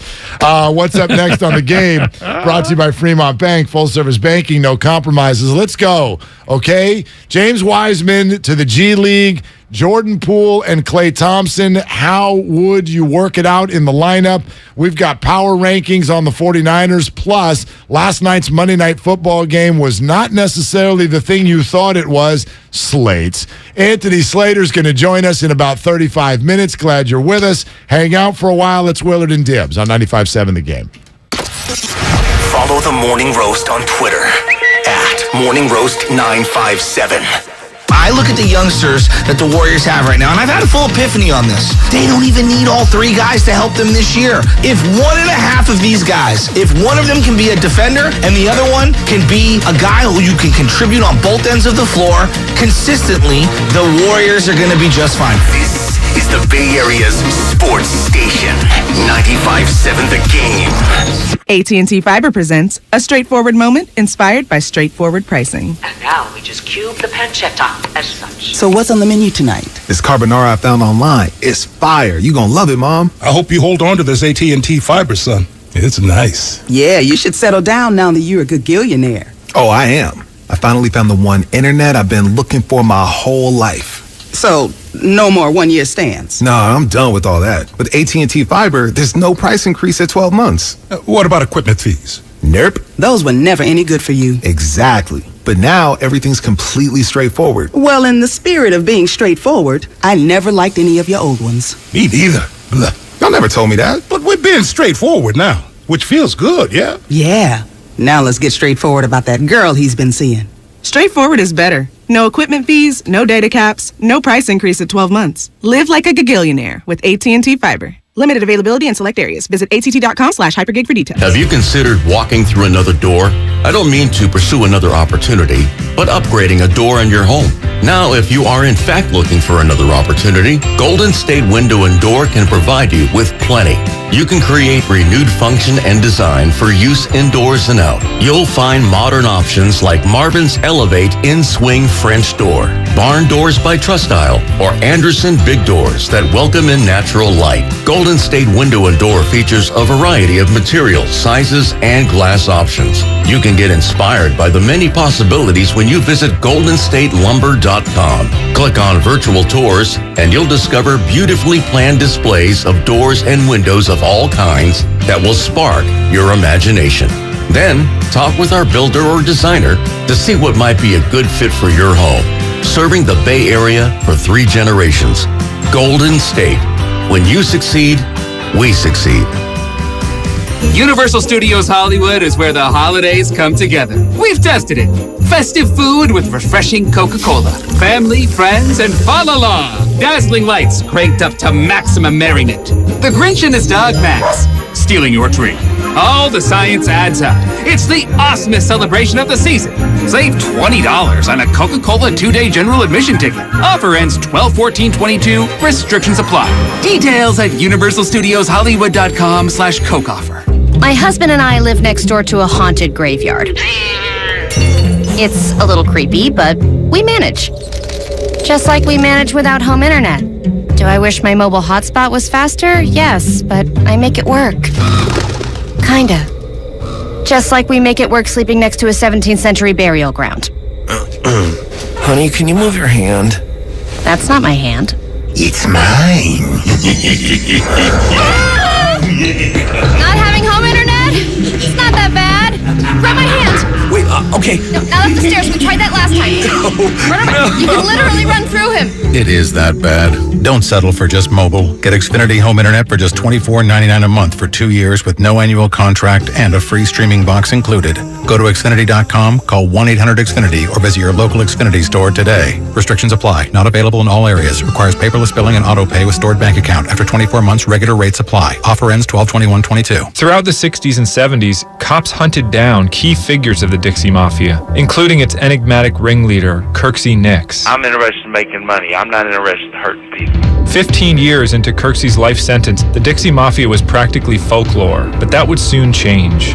I'm Jed Lipinski. This is Gone South, a documentary podcast from C13 Originals, a Cadence 13 studio. Season 2, The Dixie Mafia. Available now on the Odyssey app or wherever you get your podcasts. You're the one who protects the flock, and that requires an eye for detail. Because when safety and well-being are on the line, it's the details that can save lives. Even when no one else is watching, you see everything.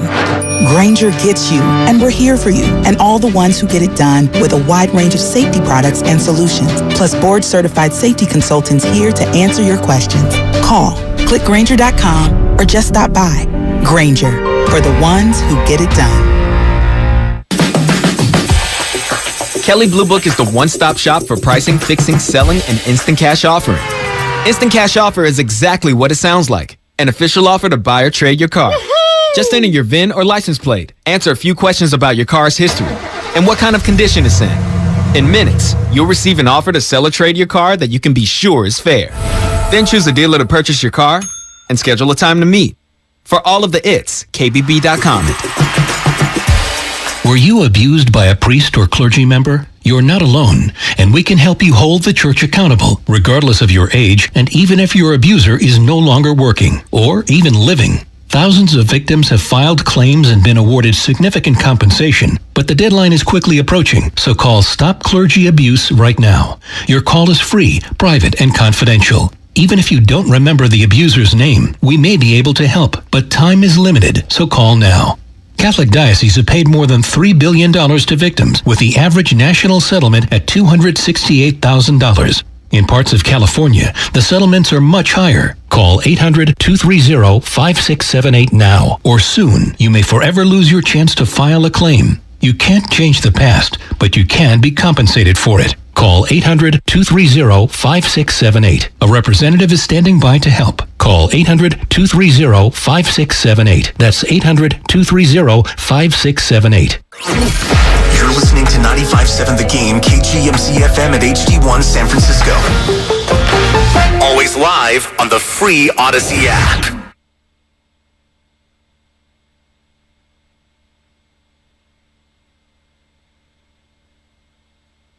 And Golden State, after a very disappointing loss in Sacramento last night, give the Kings all the credit. They outplayed the Warriors last night in every facet of the game, but the Warriors came back and really put together.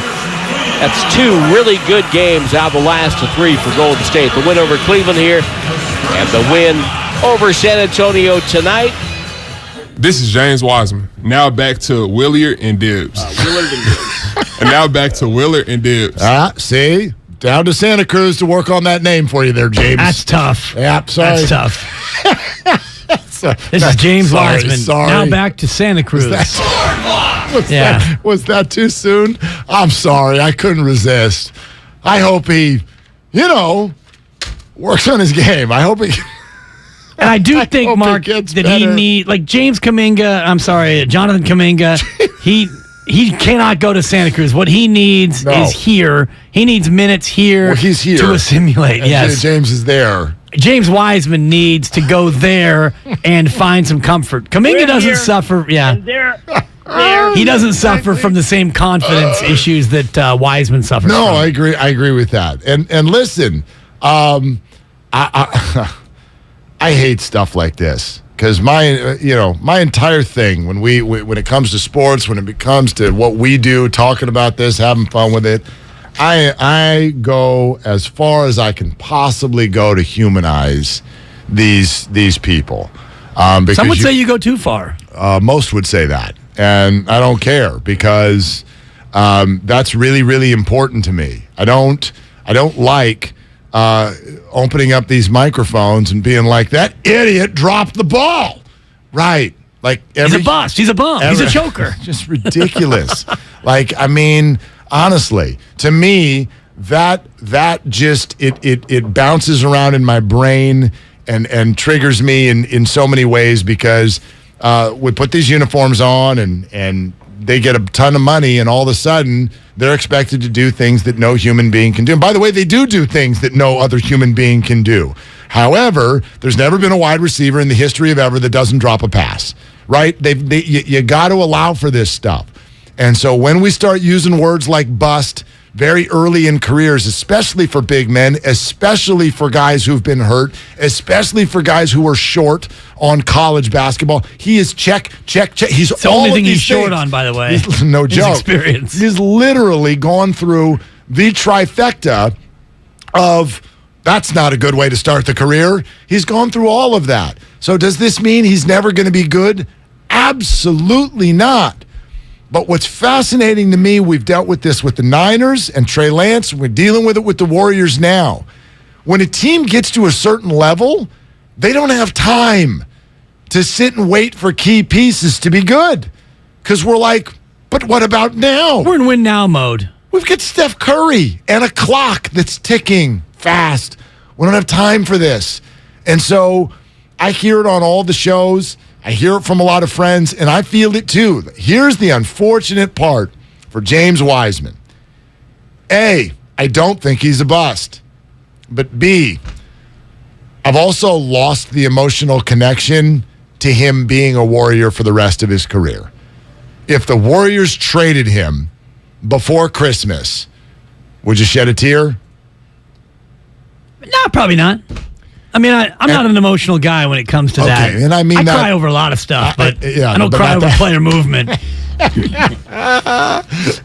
For just $14, there you go. You can go see James Wiseman actually play basketball. Is that what it costs to go to a G League game? I was talking about the gas prices, Mark. It's about a 4-gallon trip.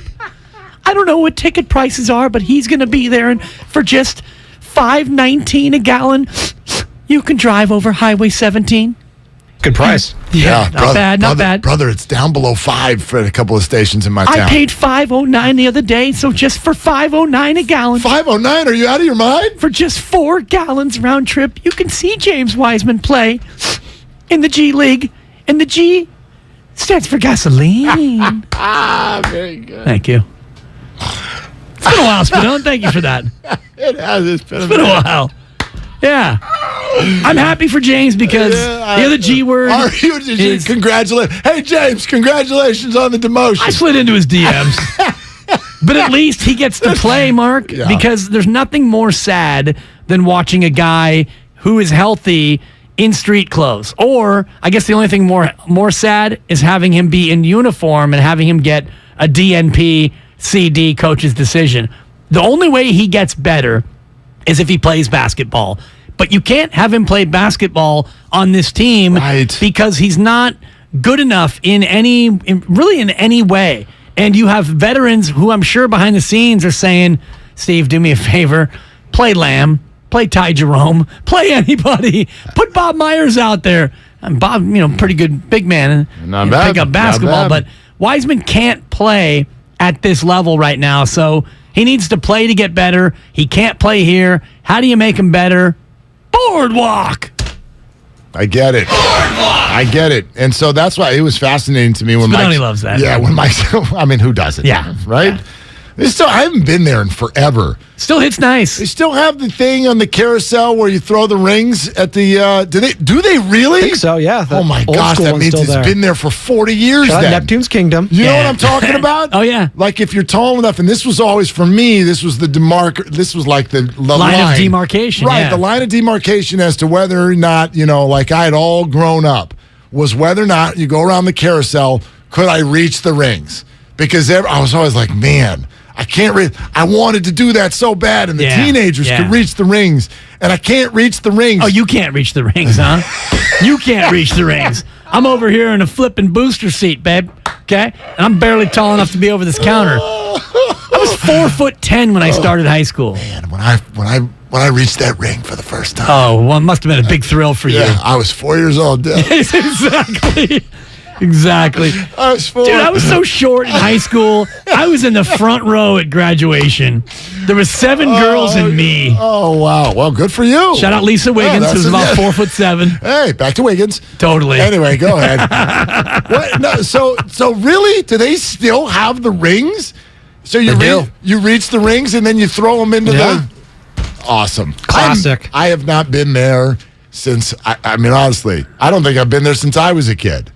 I have not taken the kids yet since we moved back 4 years ago. It's well worth the trip. And while you're down there, don't miss James Wiseman and the Santa Cruz Warriors. Now we got it. As they take on Tulsa. No, we're going to plan the trip now. It's going to be the Wiseman and Rings trip. Because Wiseman, he's not getting a ring up here. So maybe get a ring down there in Santa Cruz. They play Saturday, Santa Cruz Warriors. As I click on the schedule here, Ticketmaster. Tickets still available, Mark. Okay, all right. If you got a gas card for me, I'll go. They take on the Lakers, the South Bay Lakers. The actual Lakers, have they all been demoted to the G League as well, the whole team? Yeah, LeBron. Yeah. Exactly. Lakers 3-0 without LeBron in the starting lineup. They're just like, hey, get out, dude. We don't need you.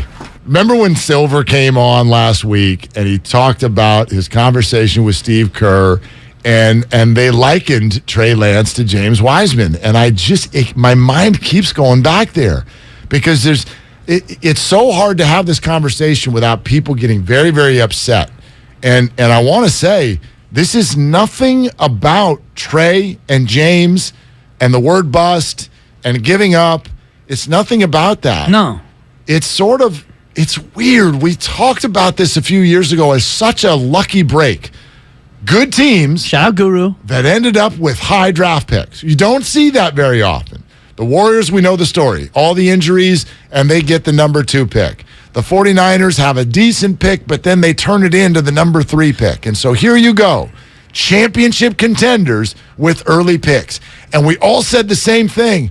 Wow, you're a championship contender and you get this early pick. And for the young person that gets picked, wow, what a gift. You don't have to be a Jet or a Hornet. You get to go be a Niner or a Warrior. And the more I've watched this, I've decided more curse than blessing. That's not the blessing that you think it is. Because these teams cannot sit here and wait for you to get better.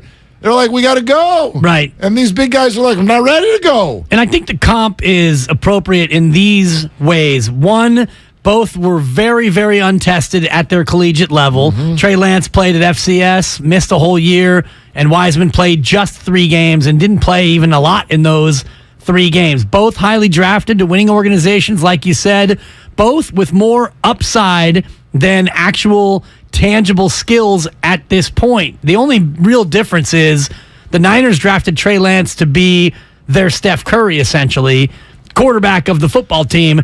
Wiseman was drafted to be a big man piece and eventual starting center, but I don't think that they drafted him thinking he was going to end up being a Dwight Howard 24-13 kind of player. Dwight Howard at his peak. He wasn't drafted to be Shaq. I mean, he was a guy who they thought could be a real quality center at this level, and yet neither one of them, for injury reasons. There's another reason why the comparisons are so good. Trey missed a whole year.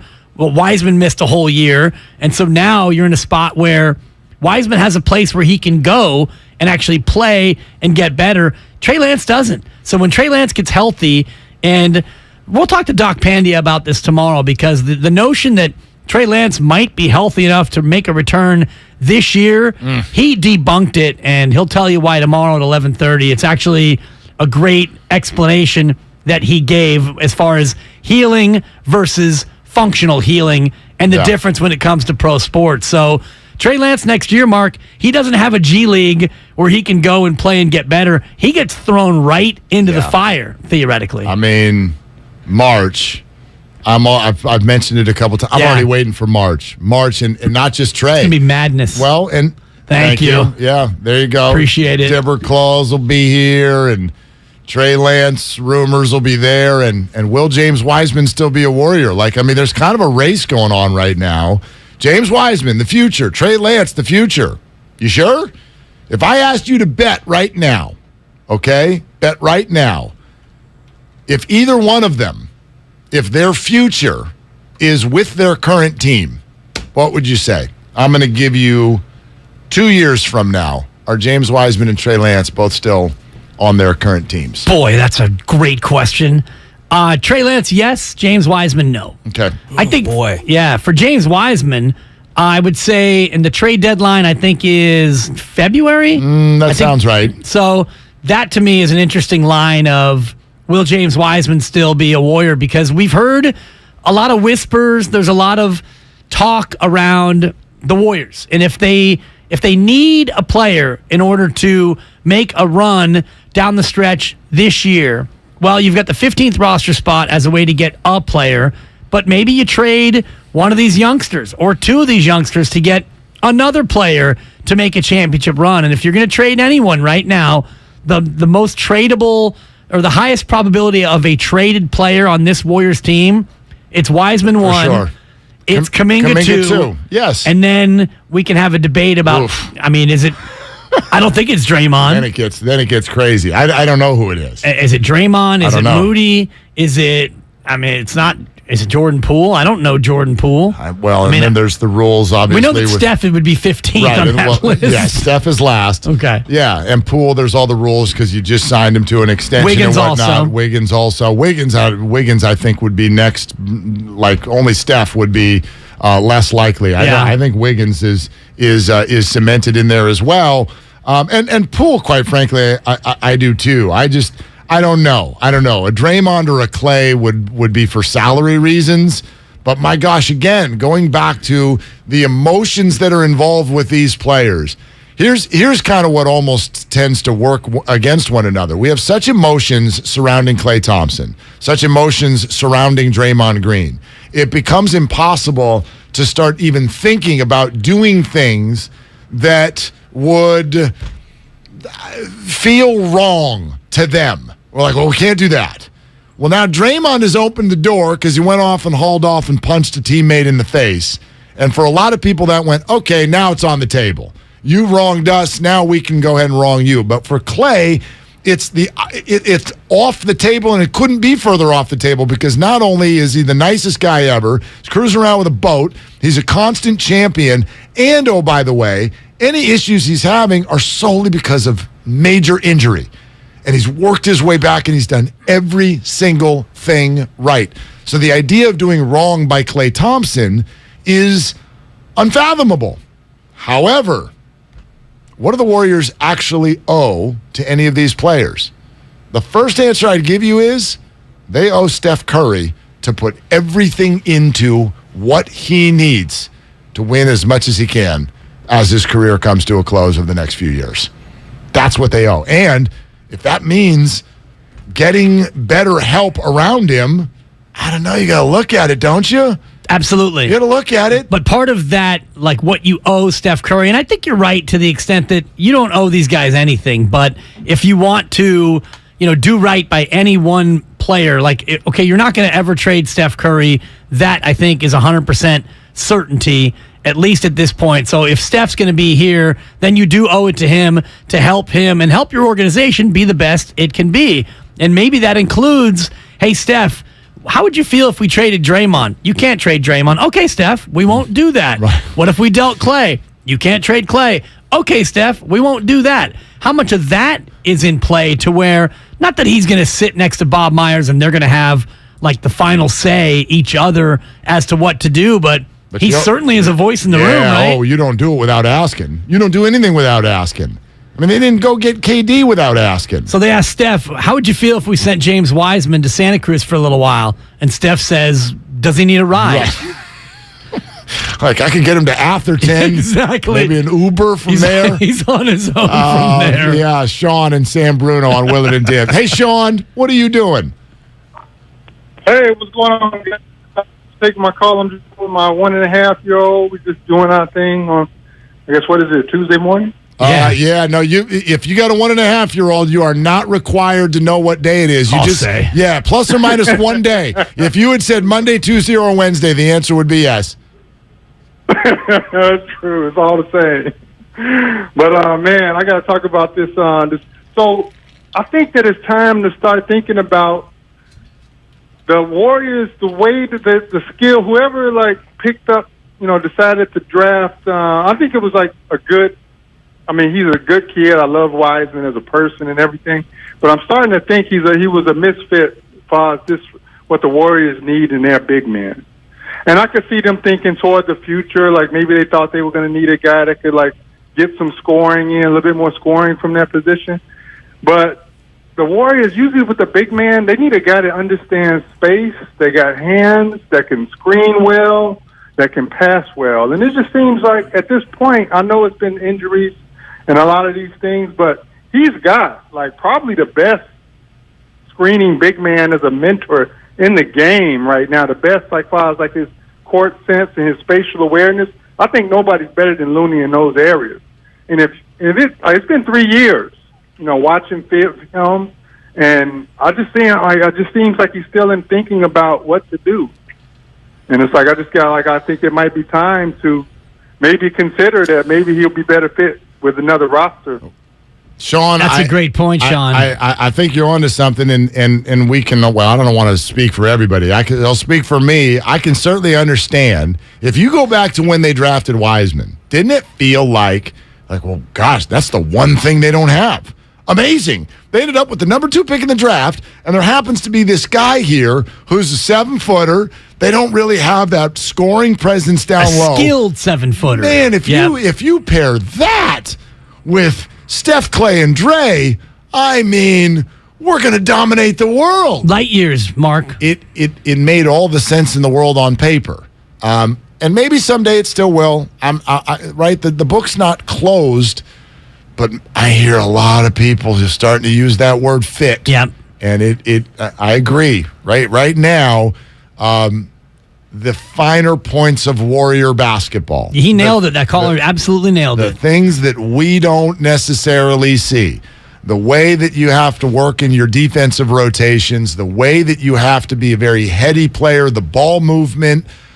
It just doesn't feel like it fits. But just think about the Kevon Looney role. Why is Kevon Looney such a great big man for this team? It's because of his ability to set screens. James Wiseman is not a great screen setter. Kevon Looney's not a great passer. He can pass. Kevon Looney knows when to roll, where to roll, and what to do when he gets the ball in certain spots. James Wiseman is a very skilled big man, but in this system, in this offense, his skills don't really match up, and he doesn't have the ability yet to get his own shot in the half court. So even when they want to run things with James Wiseman, what do we see? We see the high screen, the roll, and then the lob. That's basically the only thing that they run for James Wiseman, and that's not the way this offense generally operates. Well, and I also think it's tough for fans when players start looking like they're going through something mentally.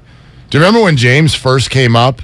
When he first came up and they're like, okay, put him in, because the Warriors were in a spot where everyone was hurt and they could just kind of watch him go.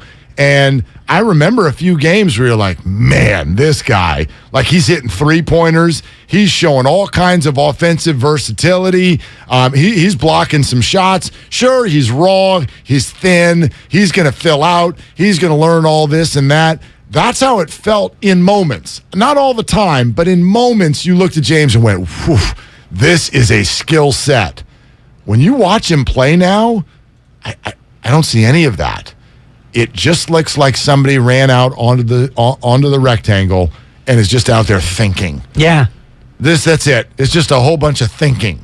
And that does nothing in professional sports. No, and that's again, to make the Kevon Looney comparison, the way he plays is down to the ground. He doesn't have anything even remotely close to Wiseman's gifts, but he's not thinking out there. He knows where to be. He knows what the team needs him to do.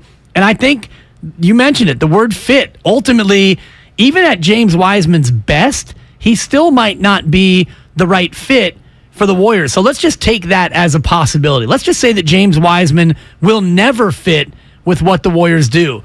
How do you get James Wiseman comfortable and able to be a piece that another team would say, hey, whoa, he would fit over here? Because right now you haven't showcased him enough. So maybe it's, hey, go to Santa Cruz and get me 28 and 17. Yep. Go crazy, folks. Let a scout go fall in love with you. Oh, yeah. Let a scout. Oh, the length. Right? The jumper. Scout's going to go to the boardwalk, grab a ring on the carousel, head over to a game, go, oh, my gosh, 28 and 17. Oh, call the general manager on a cell phone in the parking lot and go, but the highlights. I think he can be something. I think he can do it. Jesus. But you're never going to get a scout to think that at Chase Center right now. You see the way his belt matches his shoes in that second row seat? Bob, I got a guy. I got a guy. He's at Chase Center right now, and he thinks a lot while he runs around on the court. He doesn't score much and get a lot of rebounds, but man, he can really go out there and look like he's trying to figure it out. You can't do it here. Not right now. No. Not yet. So the NBA season is a long one, filled with streaks and slumps, and where you put your money could change on a dime. Listen to the Take It or Leave It podcast with host Jeremy Nichols for insight on trends that will define who wins and who loses. Follow Take It or Leave It on the free Odyssey app or wherever you get your podcast. We do have some 49ers stuff for you. For instance, that Commanders win last night, you may have been like, oh, cool, Eagles have a blemish. They're 8-1. That was not good for the 49ers. It wasn't? That was not good for the 49ers. It wasn't terrible for the 49ers, but the Commanders, plucky, and 5-5. Look at them go, and they're on the 49ers schedule later this year, and they are only a half game back of the 49ers, and they have an incredibly easy schedule. Do you remember last week when we said, who's going to crash this party of 7 teams? We already know. Eagles, Giants, Cowboys, Vikings, whoever wins the Drek in the South, Niners, Seahawks. Who's crashing this party? And we couldn't find a team. Maybe last night, someone raised their hand and said, what about us? No?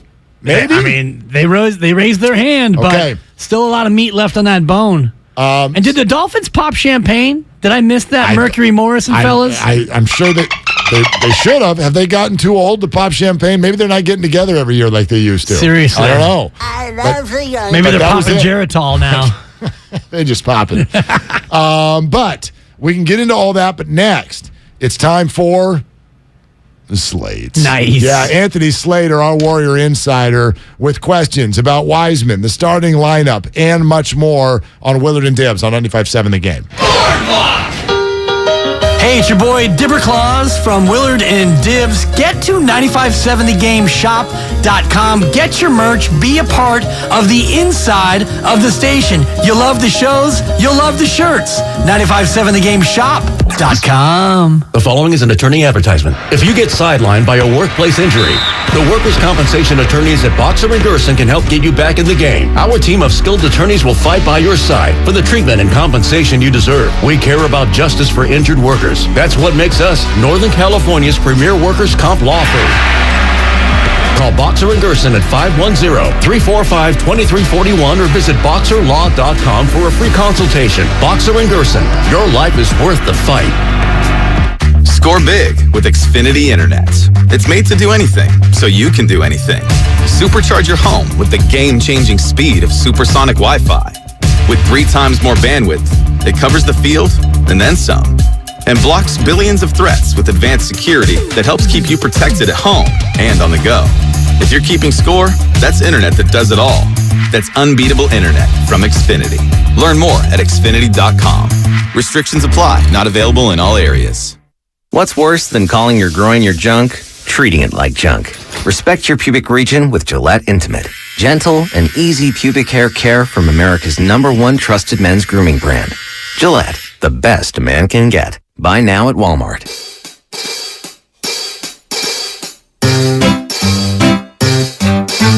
1-877 Cars for Kids. KARS Cars for Kids. 1-877 Cars for Kids. Donate your car today. 1-877 Cars for Kids. KARS Cars for Kids.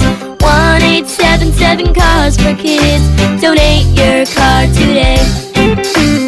With car prices at an all-time high, our donors are now getting highest receipts ever. Donate at carsforkids.org and your car can be picked up tomorrow. 1-877 Cars for Kids.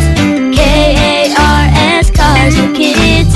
1-877 Cars for Kids. Donate your car today. Now accepting donations of land, homes, buildings, or any kind of real estate. Diabetes, high blood pressure, anxiety meds, everyone's on them. If you're a 50-year-old male, maybe a bit porky, and you may even have type 2 diabetes, $1 million of term insurance may only cost you about $200 a month. Call Term Provider. Speak with Big Lou at 800-200-1966. Big Lou will find a term life policy for you even if you have type 2 diabetes, are overweight, or have high blood pressure. Term Provider has helped thousands of people like you who think they can't afford term life insurance. To buy $1 million of affordable term life for you, all you need to do is call Big Lou at 800-200-1966. Lou will make sure the scales are tipped in your favor. Call 800-200-1966. Big Lou will answer your call and work to fit you into a term life policy that you can afford. Remember, Big Lou's like you. He's on meds too. Call 800-200-1966. 800-200-1966. Alice at 97.3 is celebrating the return of Alice in Winterland. Friday, December 2nd at the SAP Center in San Jose. Starring Sean Mayer. One Republic. See you at Alice in Winterland. Kelsey Ballerini. Matt Nathanson. And Lizzie McAlpine. Tickets on sale now at Ticketmaster. Everything Winterland at radioalice.com. Let me guess. Unknown caller? You could reduce the number of unwanted calls and emails with online privacy protection. The latest innovation from Discover will help regularly remove your personal info, like your name and address, from 10 popular people search websites that could sell your data. And we'll do it for free. Activate in the Discover app. See terms and learn more at discover.com/online privacy protection. Hey, I'm Andy. If you don't know me, it's probably because I'm not famous. But I did start a men's grooming company called Harry's. The idea for Harry's came out of a frustrating experience I had buying razor blades. Most brands were overpriced, overdesigned, and out of touch. At Harry's, our approach is simple. Here's our secret.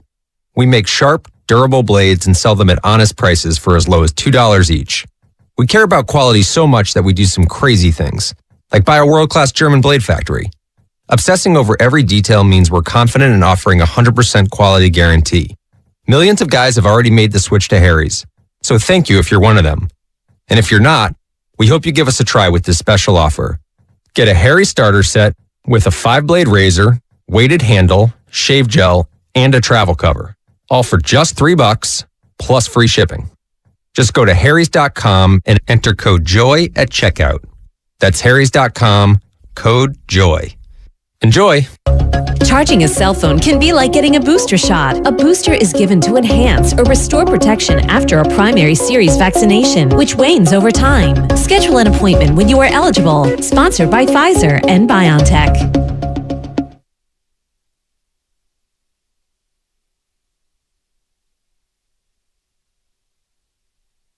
You know Jordan Poole. It's JP with the Golden State Warriors. Now back to Willard and Dibs. He knows us.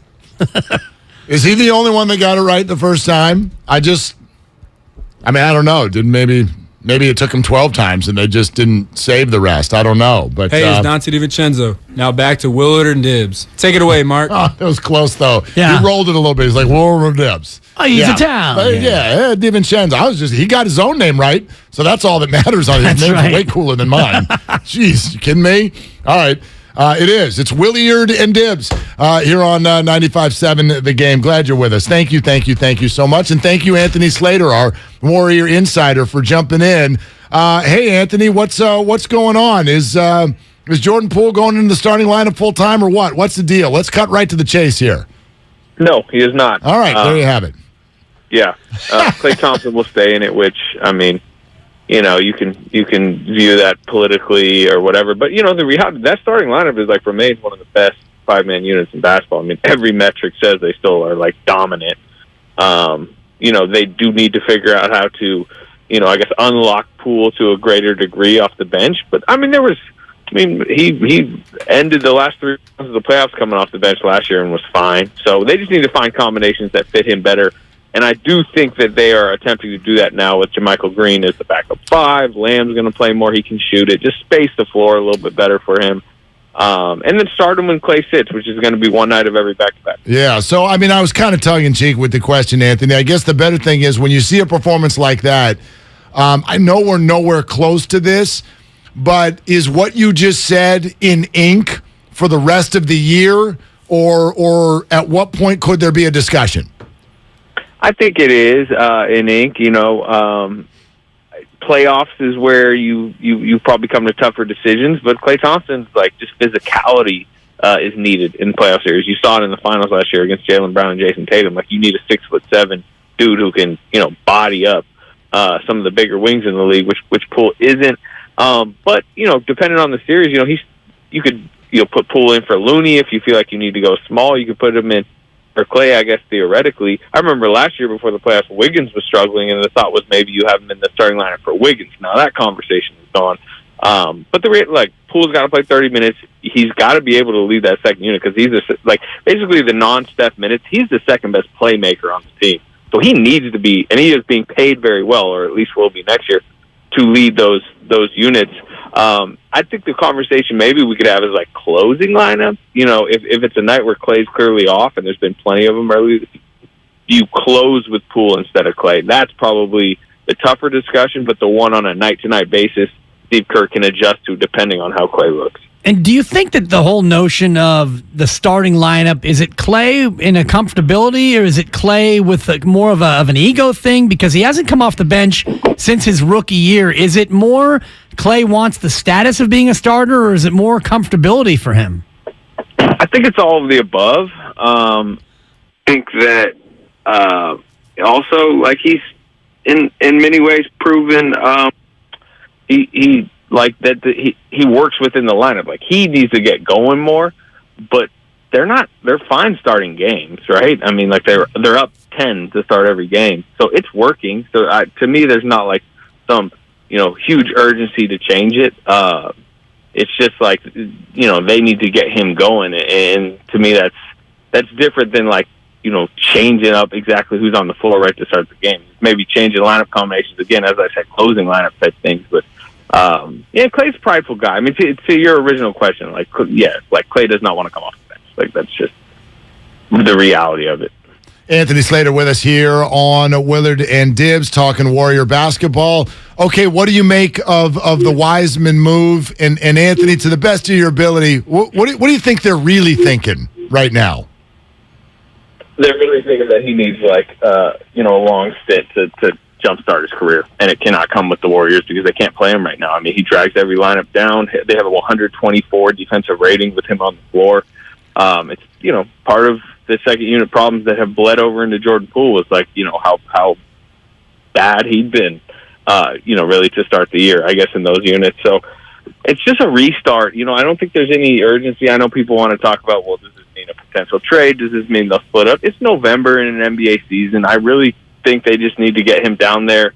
Try to refresh his mind. Hope he can go down and have 25 and 12 type nights and gain a little bit of a rhythm. And you could say that's for trade market purposes. If he goes down and is really good in the G League, that would help in that realm. But also, Looney tweaks an ankle in mid-December, or JaMychal Green goes down with something. He might need to be used down the line, and you need to get him more ready for that. And it's much better to do that in Santa Cruz in a low-stakes environment than just glued to the bench with the Warriors, because we can all see, he's going to remain glued to the bench if he's with the actual big Warriors.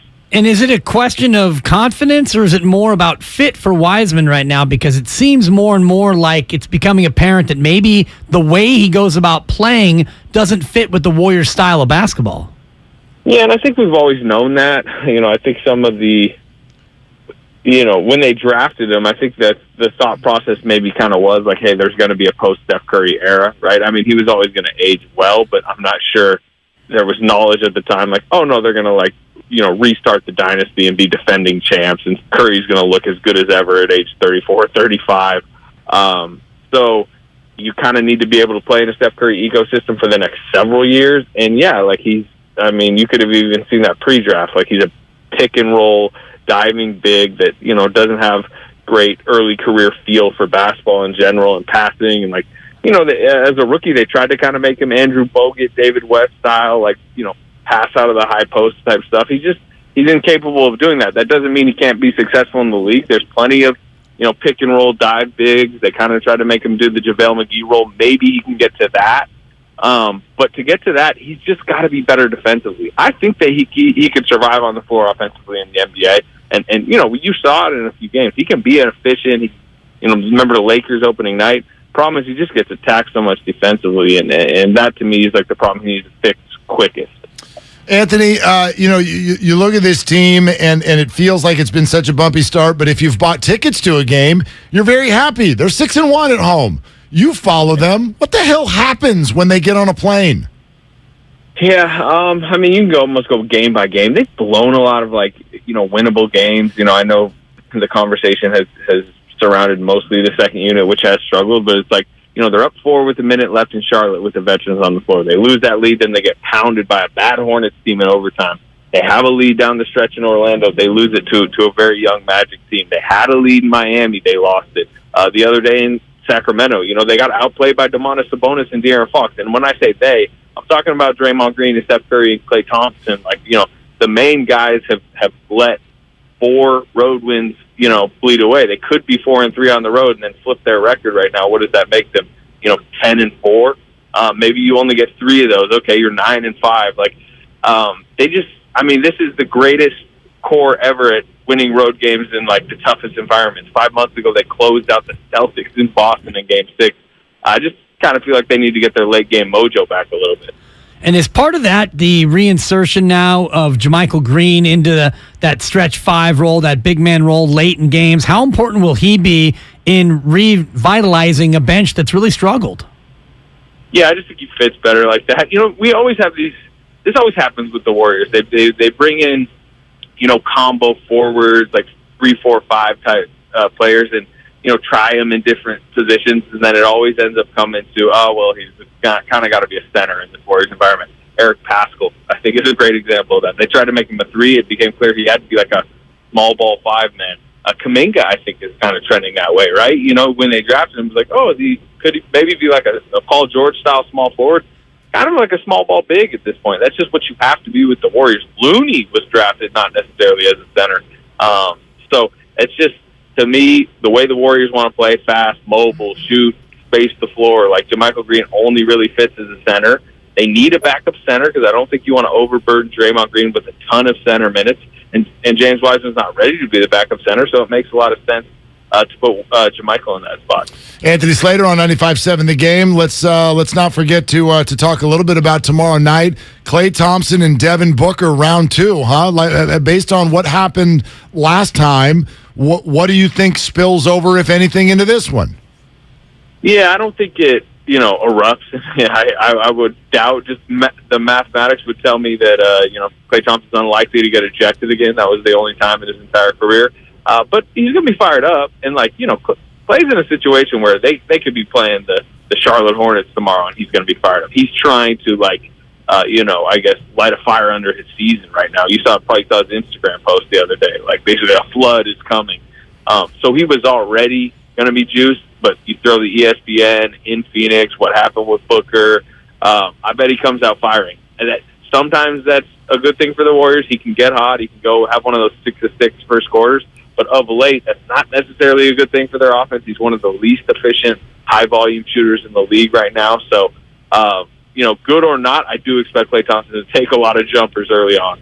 And is that something they need to address, Anthony? The whole idea that Klay seems to be hunting his shot, and he's doing it from the three-point line more often than we've seen throughout his whole career. Does he need to recalibrate and get back to more of a mid-range shooter? I think more than exactly where on the floor he's shooting the shots, what type of shots, how early in the clock are the smart shots. He had a couple in Sacramento the other day that were just, so obviously mistake shots. There was one with the shot clock off and 12 seconds left in a quarter, which is every NBA rule tells you, dribble it out, don't allow the other team in possession. He just chucked the 3, just because he wanted to. Those are the type of shots that, they got to, get out of him. But this is what happens when he's pressing. They went through this when he came back last season. Remember the first 15 or so games, he was shooting basically a shot per minute. It's all about getting shots within the flow of the offense. Sometimes that is the 18-footer. If it's the 3, that's fine, but make sure it's generally catch and shoot within the flow of the offense. Don't, like you said, go hunting. There's been a few where they kick it ahead to him in transition, and they're kicking it ahead to just kind of get flow going, and then he just pulls 20 on the shot clock. He's shooting a 30-footer. It's okay, you probably considering the percentage you're shooting right now, probably shouldn't take that, but he's trying to summon Game 6 Klay at all times, it seems, and it's kind of hard to break that out of him. Anthony, great stuff. Enjoy Phoenix. Are you going, I assume? Are you going to be in Phoenix? I actually am taking this one off. Mark Thompson is going for us. But, okay. Yeah. All right, perfect. Well, enjoy doing what the rest of us are going to do and enjoy watching the game then. And thank you very much. All right, fellas. All right, there he goes. Anthony Slater on the Golden State Warriors. He came in at 10:30 because there was a lefty throwing. Got to have him. Yeah. Got to have the righty against the lefty. I'm looking for a number for tomorrow night. I can't find a number. Does Phoenix play tonight? Is that why? A lot of times those in the NBA, they usually wait until the day of. Or I got 3 lines on tomorrow night's game. I just don't have that one. Okay. I just don't have that one. So I would imagine Phoenix would be favored by 3.5. 17.5. Oh, I'm sorry. What? I was thinking more like 3 and a hook would be my guess. I'll see if I can find one offshore. Yeah. Go offshore. Go way offshore. Go to one of those accounts that uses cryptocurrency. Am I right? Go to one of those accounts that uses the cryptocurrency. That's actually the one I used to go through. They use the crypto. Warriors pause all FTX-related promotions following the Jordan Poole bobblehead that was given out last night. But that after FTX filed for Chapter 11 bankruptcy protection because of a steep fall in crypto prices, leaving the company unable to cover their accounts. This is one of those moments, and I know, Spadone, get it ready. I know you love the young people. Oh, the young people. This is one of those. Would be akin to all streaming services going down, and 75-year-olds around America are like, "Ha! I love the young people. I've got a regular remote control right here. So you can take your Apple TV and shove it." Totally. Because crypto went down, and I'm like, good. I never knew what the hell it was to begin with. Me either. What is it? Is it Monopoly money? I never know what they're doing back there. What is it? Thank you. Mom's meatloaf. I never know what she's doing back there. What are they doing? I got an account on one of these sites, and they're like, yeah, if you want regular money, you have to give us 50% of it. But you can have all of it if you use it in crypto. Yeah. And I'm like, I'll take the 50-50 thing, even though that's a terrible deal, because I don't even know what the hell you're talking about. Yeah, I've tried to grasp it many times. No clue what you're doing. What are you doing? Yeah, right? What are you doing? I mean, how do I get my money? What is it worth? I mean, there was Bitcoin, and then there was all these other ones, too. It's like, which is the good one? And what's happened to it all? Why did it all tank? And what does it all mean? I don't know. It's one of those things. I have a good friend who has tried to get me into it many times. All you have to do is you have to establish a digital wallet, and then you do this and then you do that. And it's like, I got a digital wallet. Yeah, I don't. Yeah, there's some tickets in there. Some stuff. I have a leather wallet that I have. I got one of those too. I have a wallet, and I carry cash, and so cash me out one time. That's super weird. It's a little It's creepy. I got change too. I got some coins too, in case you need it. You were hucking it across the room earlier today. I hate pennies. Gosh, it's so funny that you said that. The lovely Christy just looked into my cup holder yesterday, and she's like, "What are you doing? Why do you have 8 dirt-filled pennies underneath your coffee or your drink?" Right. And it just makes it rattle, and you're never going to use them. What are you doing with those? Yeah. And then I wanted to throw them out the window. She goes, no, put them in the trash. And I'm like, no, someone will find a lucky penny. And she's like, no. Right. Nobody wants the penny. I'm like, yeah, you're right. Nobody's just going to. So I had about 6 pennies in my bag, and I left them around in the green room. You didn't leave them. You threw them. I threw them up on top of the shelf. Yeah. Bad juju throwing away pennies when your dog is named Penny too. That's fair. Take that into consideration. No, but what if I just said my focus is on the penny that matters? What if I said it that way, Spadone? Yeah. Okay. All right. That works. Yeah. Yeah, there are a few moments when you get to whatever age, and this is anything that ends in 5. 25, 35, 45, 55, whatever. There are a few moments, because getting older stinks, no matter how much, like 35 stinks more than 25 and 45 more than right. I'll let you know what 55 feels like when I get there. But point being is, there are a few moments where you're like, ha! There you see, that's a win for the people who won't evolve. Yesterday was one of those days. I don't even know what your crypto, I don't even, did they rename Staples Center Crypto.com? What are they doing now, Spadone? It's not FTX, I know that. They're just going to call it Lakers Arena? What happens now? I don't know. Do you know why it's called Bitcoin? Because it's a bit. That's what it is. Uh-huh. It's all fake. It is, yeah. I give him a 3. It's currency that can be affected by Elon Musk being like, haha, Dogecoin. Now millionaires everywhere. Nobody knew how to pronounce Dogecoin.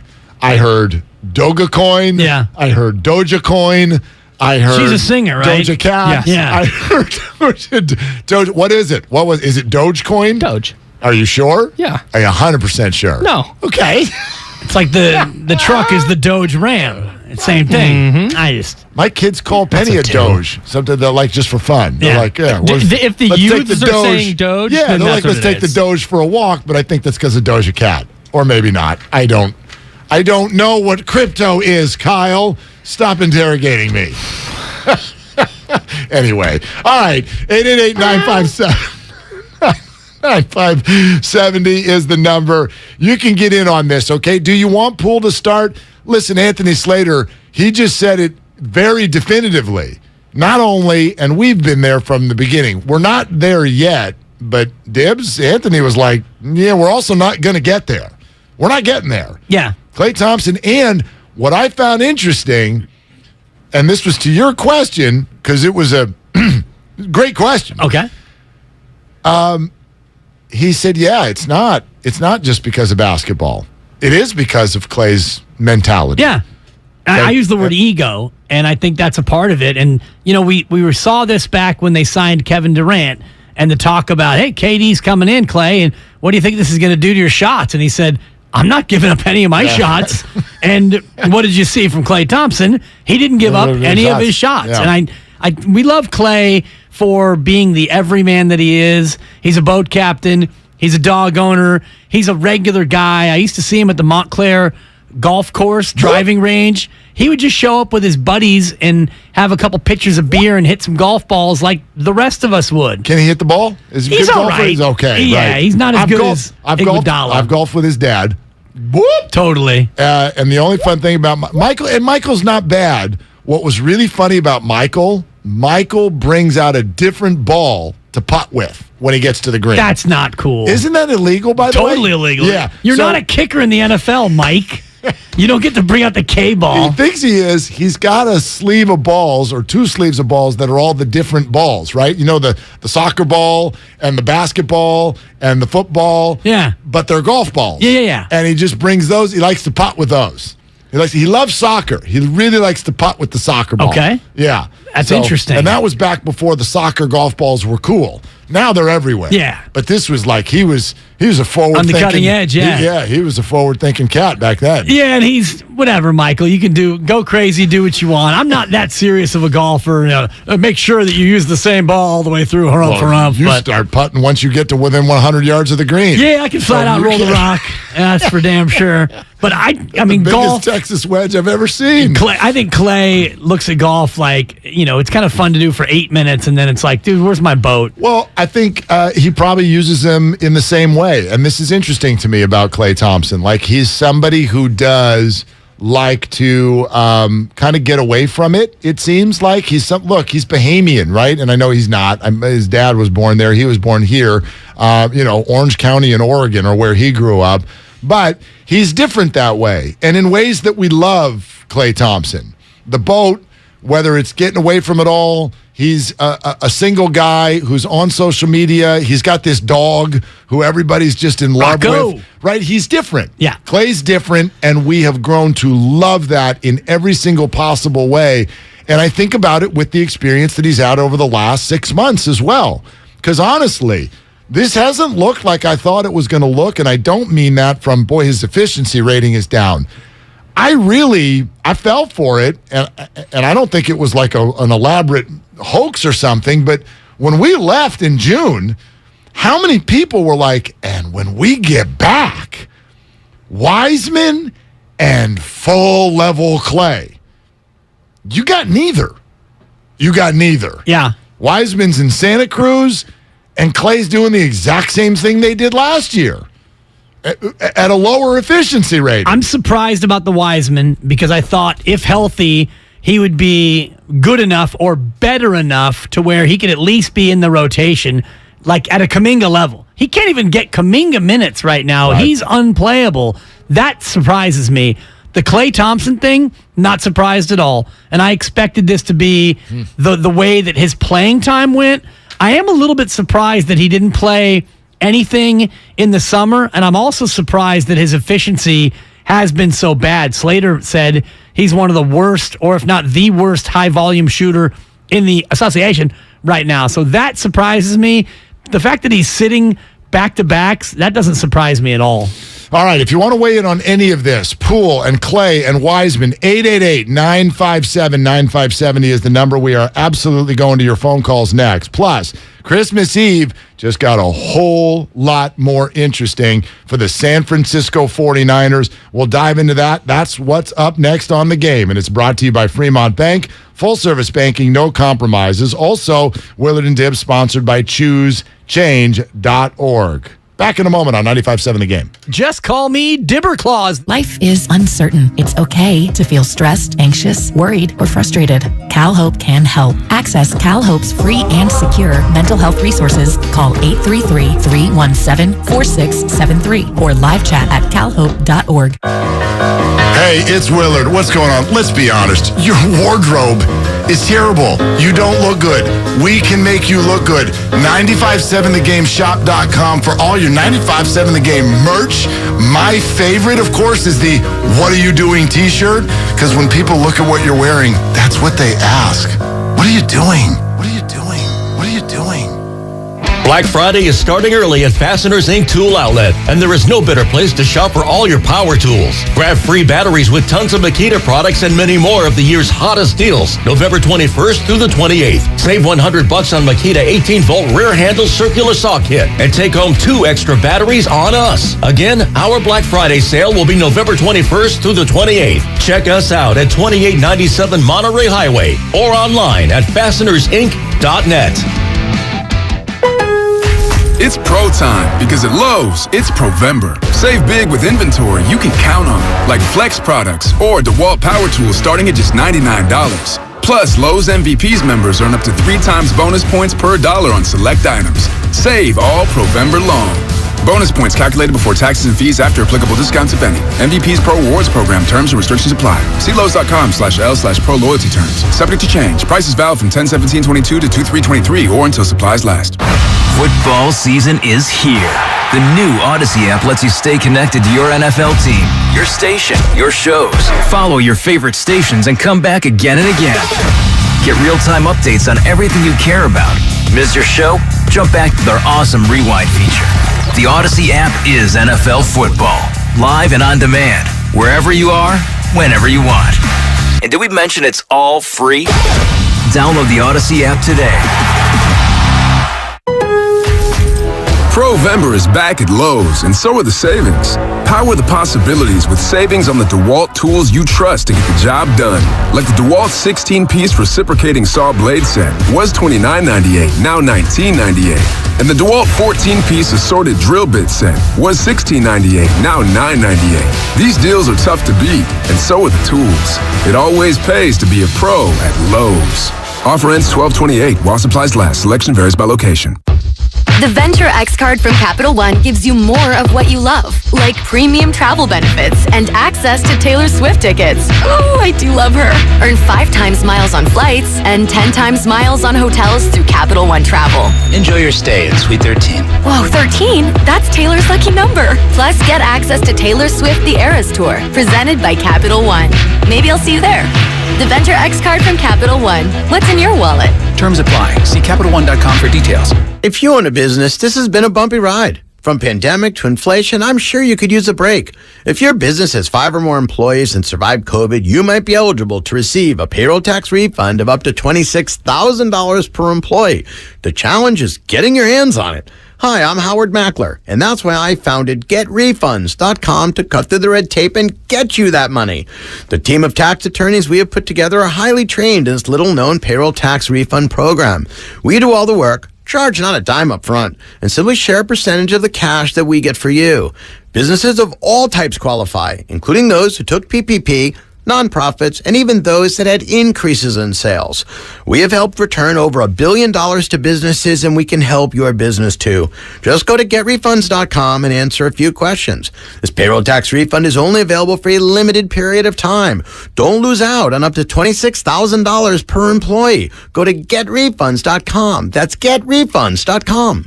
My husband and I live next door to a haunted graveyard. It's a little creepy, but we manage. Just like we manage without home internet. Do I wish my mobile hotspot was faster? Yes, but I make it work. Kinda. Just like we make it work sleeping next to a 17th century burial ground. Honey, can you move your hand? That's not my hand. It's mine. Not having home internet? It's not that bad. Grab my hand. Wait, okay. No, not up the stairs. We tried that last time. You can literally run through him. It is that bad. Don't settle for just mobile. Get Xfinity Home Internet for just $24.99 a month for 2 years with no annual contract and a free streaming box included. Go to Xfinity.com, call 1-800-XFINITY, or visit your local Xfinity store today. Restrictions apply. Not available in all areas. Requires paperless billing and auto pay with stored bank account. After 24 months, regular rates apply. Offer ends 12/21/22. Everything, our farm, our stand, our pop-up shop, It really all started when we discovered the benefits of local, raw honey for our family. And then we decided to turn it into a business. We were looking for something to help us get up and running. So we got the Chase Business Complete Banking Account. It's more than a bank account. It comes with Quick Accept, which lets us take card payments anytime, anywhere in the U.S. using the Chase mobile app. Plus, we get same-day deposits at no extra cost. For us, it's more than honey. It's about sharing a little sweetness with the world. Get the Chase Business Complete Banking Account with the essentials you need to help get your business going. Learn more at chase.com/business-complete-banking. Chase for business. Make more of what's yours. Quick Accept is not available in U.S. territories. Enrollment required. Usage subject to approval. Same-day deposits available for payments before 8 p.m. Eastern Time, Sunday to Friday. Fees and rates apply for checking and processing. Limitations and restrictions apply. Participants compensated. Merchant services provided by Payment Tech LLC and WePay Inc. Subsidiaries of J.P. Morgan Chase Bank and a member FDIC. You're listening to 95.7 The Game, KGMZ FM at HD1 San Francisco. Always live on the free Odyssey app.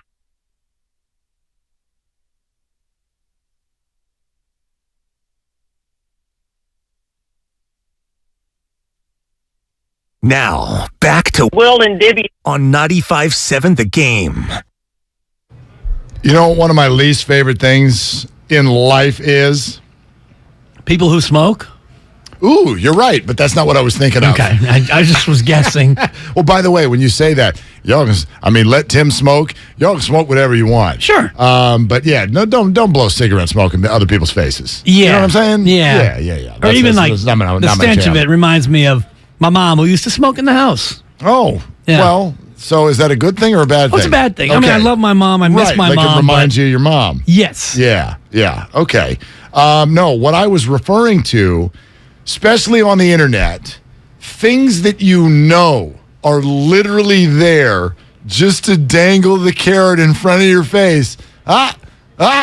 You take a bite? You can take. I'm like, this is a trap. I know this is a trap. There's a trap. It's a trap. I know this is a trap. I know it's a trap. And then I'm like, can't help it. Damn it. Right? Yeah. Power rankings. Oh, God. Damn it. Do we have to? No, we don't have to. Can we, though, please? But can we use them to then have an actual conversation about the structure in the NFC and even in the AFC? Okay? This is fun.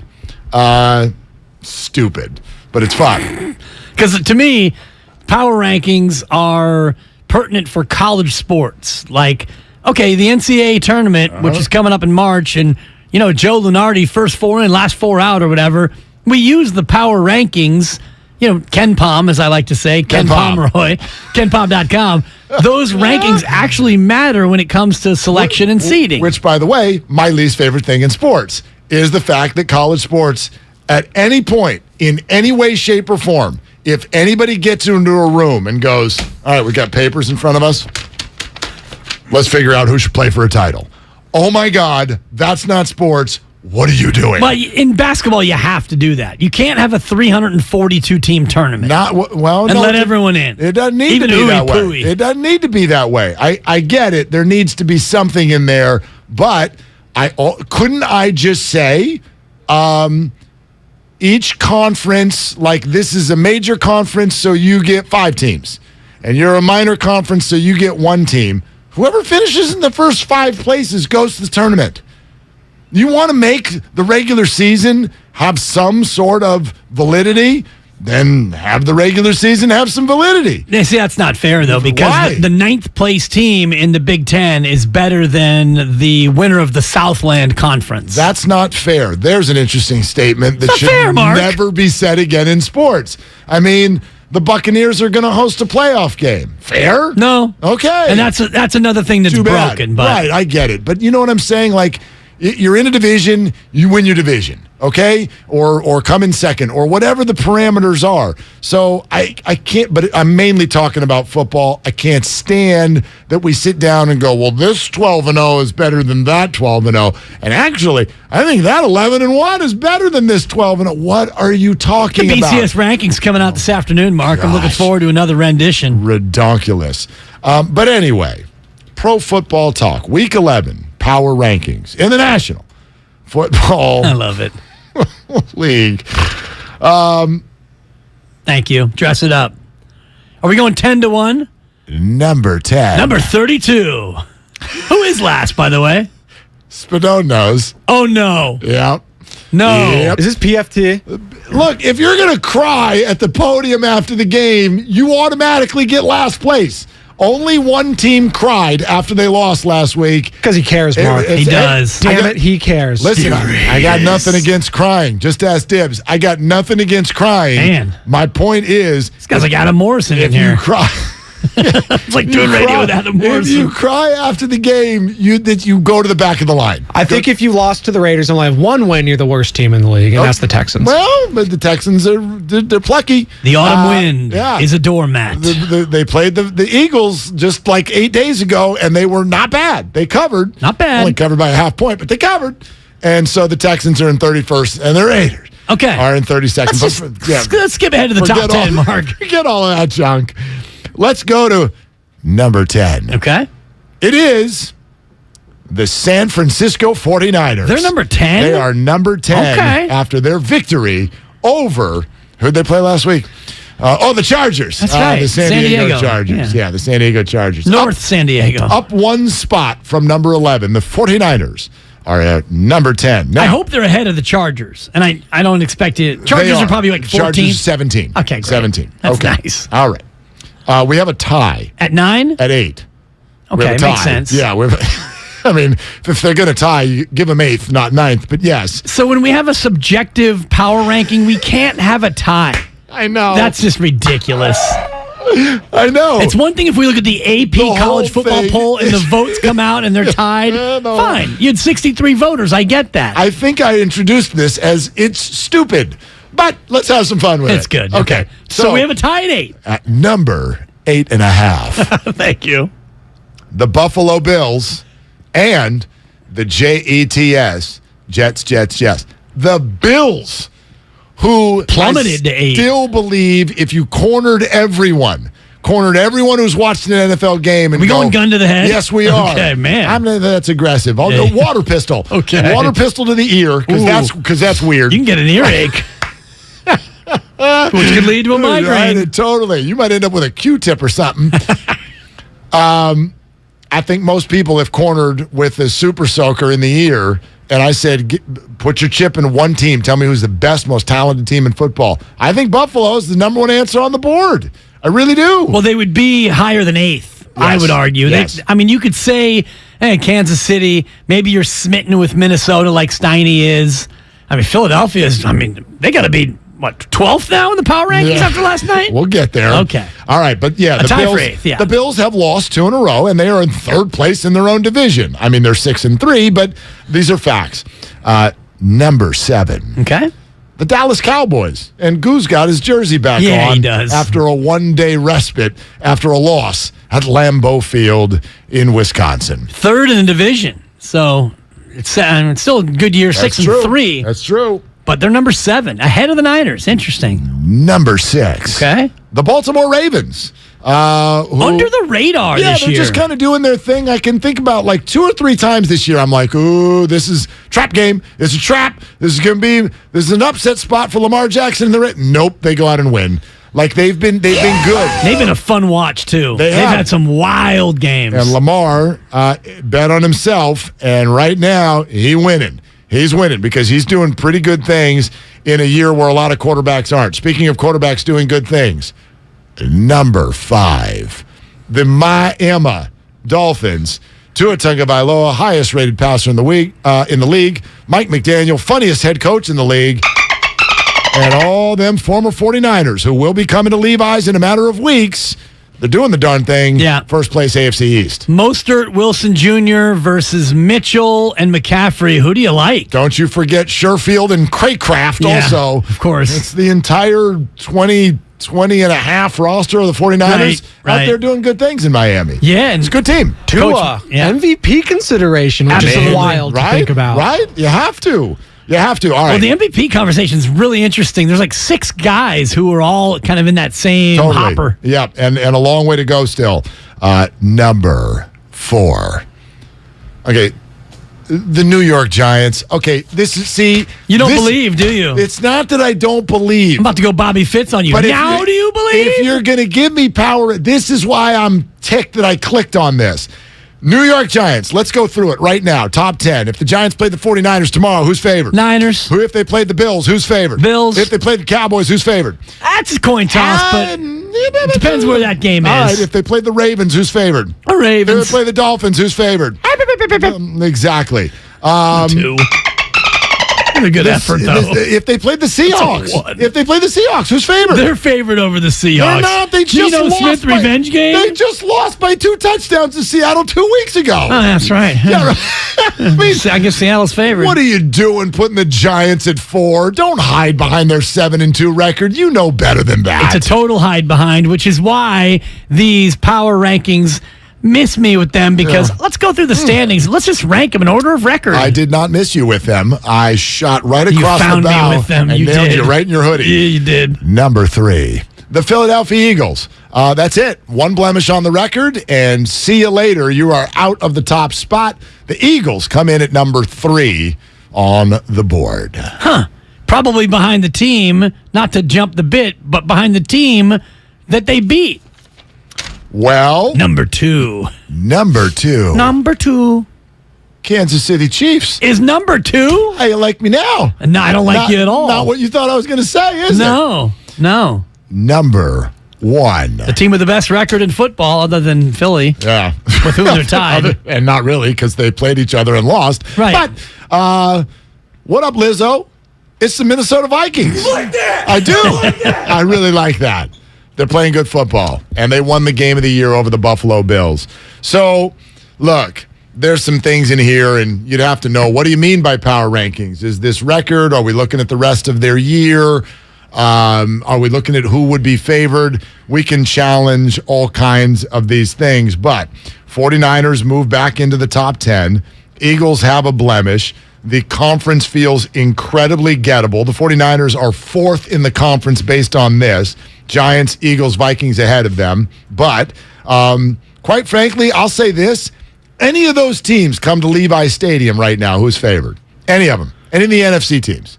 Any of the NFC teams. I think the Niners would be favored against the Giants. Philadelphia would be interesting. I think they would be favored. Minnesota, maybe it would be less than a field goal. I agree with you, but I think the 49ers would be favored, though. Yeah. I really do. And a favored, again, is not the best metric because Vegas sets the line in order to draw action on both sides. And if the 49ers were at their place, they probably would be a small dog. Yeah, good point. But the idea is the Niners are right there. They are absolutely right there.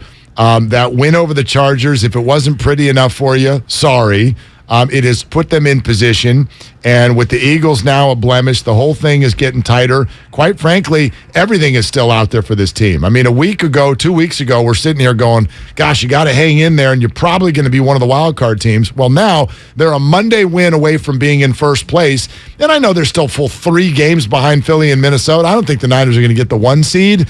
Or probably not the 2 seed either. Probably not. But, it's not off the table. Right. It's not like they'd probably have to win out, which I don't really see. Minnesota's next 3 games all at home. They got Dallas and then the Patriots on a short week on Thanksgiving. Those are not easy games. And then they've got the Jets. So, none all of those 3 are at home, though. All losable. Yes, but those are good teams. Then you go to Detroit, you host Indy, you host the Giants, and then you go at Green Bay, at Chicago. 5 home games remaining for Minnesota. Philadelphia is going to be the 1 seed, in my opinion.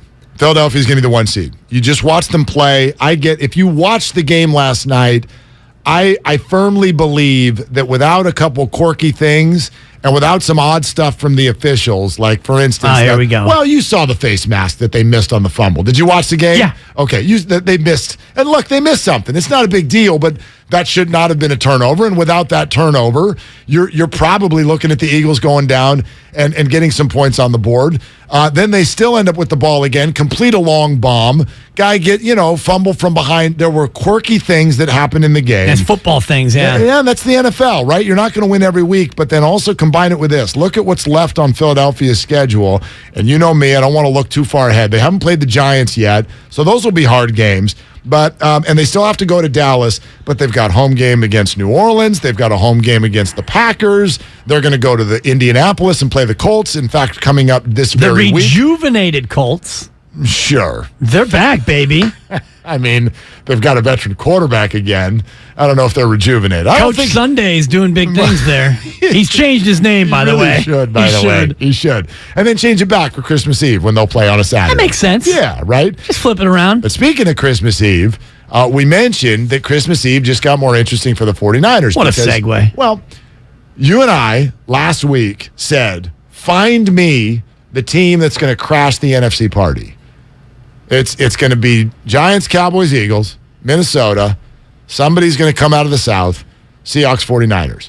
Find me someone who's going to crash the party. It's possible, but who's going to crash that realistically? Well, the Packers got off to a good start to that conversation by beating the Cowboys, so they're 4-6. But the answer is right now, the Washington Commanders. They have gotten themselves back to 500 with that victory. 4 of 5. They've won 4 of 5 football games, and if you do like to look ahead, next week at Houston. Week after that, home to Atlanta. They'll be favored in both. So could be 7-5. Then they've got back-to-back. They've got a away game, followed by bye, followed by home game. So they play the Giants twice in a row. That's weird. That is weird. Have you ever seen that before? I can't think of it that time where they've got 2 games in a row against the same team. I don't like it. I mean, I saw the 49ers do it against the Rams last year, but that was playoffs. Correct. Yeah. And separated by a bye, so the Giants won't play Washington in back-to-back games. So correct. That's just kind of a weird thing where Washington goes at New York, bye, home for New York, and then you mentioned the Niners Christmas Eve. And then it's the Niners a little bit Christmas. more interesting. I mean, could Washington be 8-6? It's conceivable, even if they're 7-7. Conceivable. I think 7-7 more likely. More likely. And what are the 49ers when they get to that point? Like that suddenly, and by the way, I'm very, very comfortable with that matchup. I think the 49ers, based on where the two rosters sit right now, if they are the same as they are right now, I think the 49ers win that game easily, quite frankly. They're way better than Washington. But if you want to know who might cross the party, that's your first answer on the board right now. I think so. And, you could look at long shots like people were clamoring for Chicago. Well, then you lost to Detroit. I don't know if Detroit's a team that's that poised to make that move. Atlanta's an interesting team because they've been so up and down and they beat the 49ers, so they could be a party crasher based on that. I do think just one from the South and, Arizona, if they win in Mexico City over the Niners, they become a team that can crash the party. It still is really, really wide open in terms of party crashers, but Washington last night, they made a very loud statement. Heineke looks more comfortable. Riverboat Ron with a gutsy 4th down conversion in that game.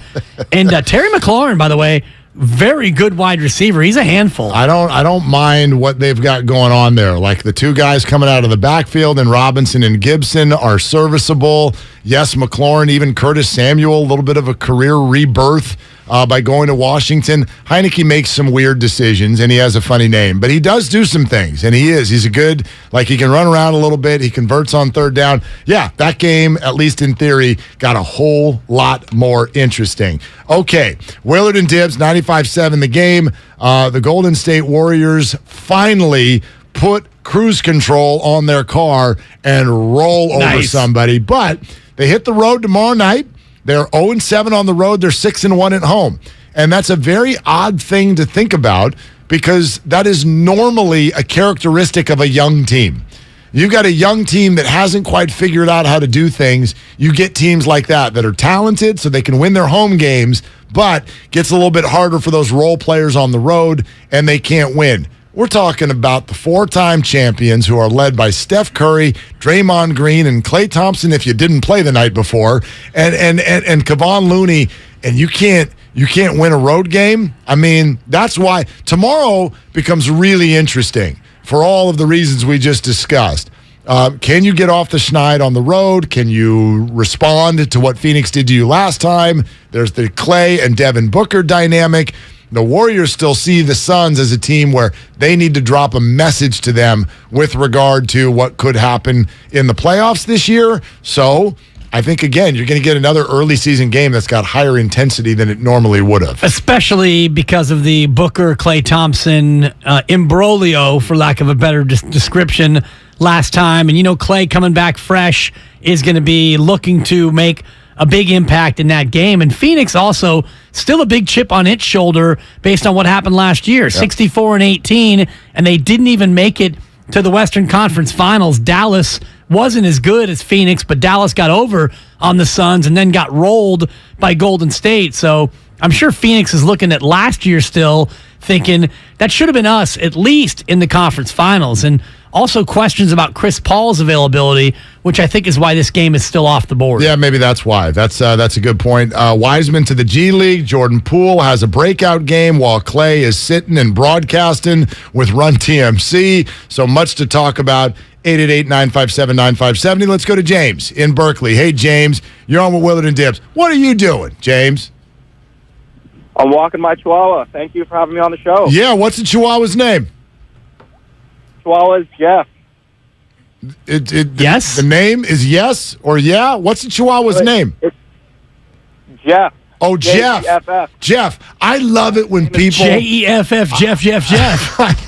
Thank you. That's a 3. I love it when people get dogs and just totally forego the whole, what would be a good dog name? Peaches. And they're just going to be like, yeah, his name's Tim. Yeah, totally. Like, what? So I love it. You called him Jeff. James and Jeff walking down the street. Yes, we're walking in Berkeley right now, so if anyone's listening, keep an eye out for me and Jeff. Okay. But what I wanted to say is I would like to admit I was wrong. I called the show a couple weeks ago, and I was clamoring for a trade. One of those fans overreacting.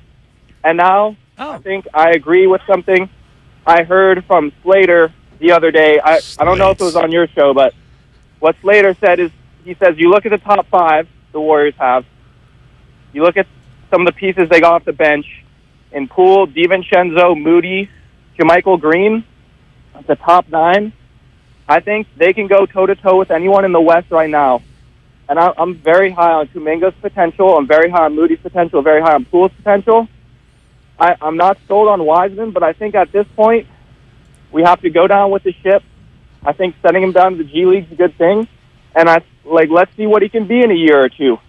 And I think right now the Warriors can go with anyone in the West if they go right now healthy, top 9 against anyone in the West. Yeah, James, I think the hope is that what you're saying will become reality, but it's not yet. Like, even when you just mentioned those bench players out loud, like, hey, they got Poole, and then they got DiVincenzo, and they got JaMychal Green and Moses Moody. And I'm like, yeah, what else you got? Right. In other words, that's fine, but what they really need coming off the bench are some people who really, really know where to be defensively and how to get after it. Grown men, Mark. Yes. Grown blank men, as we like to say. So can these guys grow into that, or do they need additions to help them with that? And how will that evolve through the season? I remain incredibly optimistic on all 3 fronts. But to say that 9 right now is ready to go toe-to-toe with anyone, no.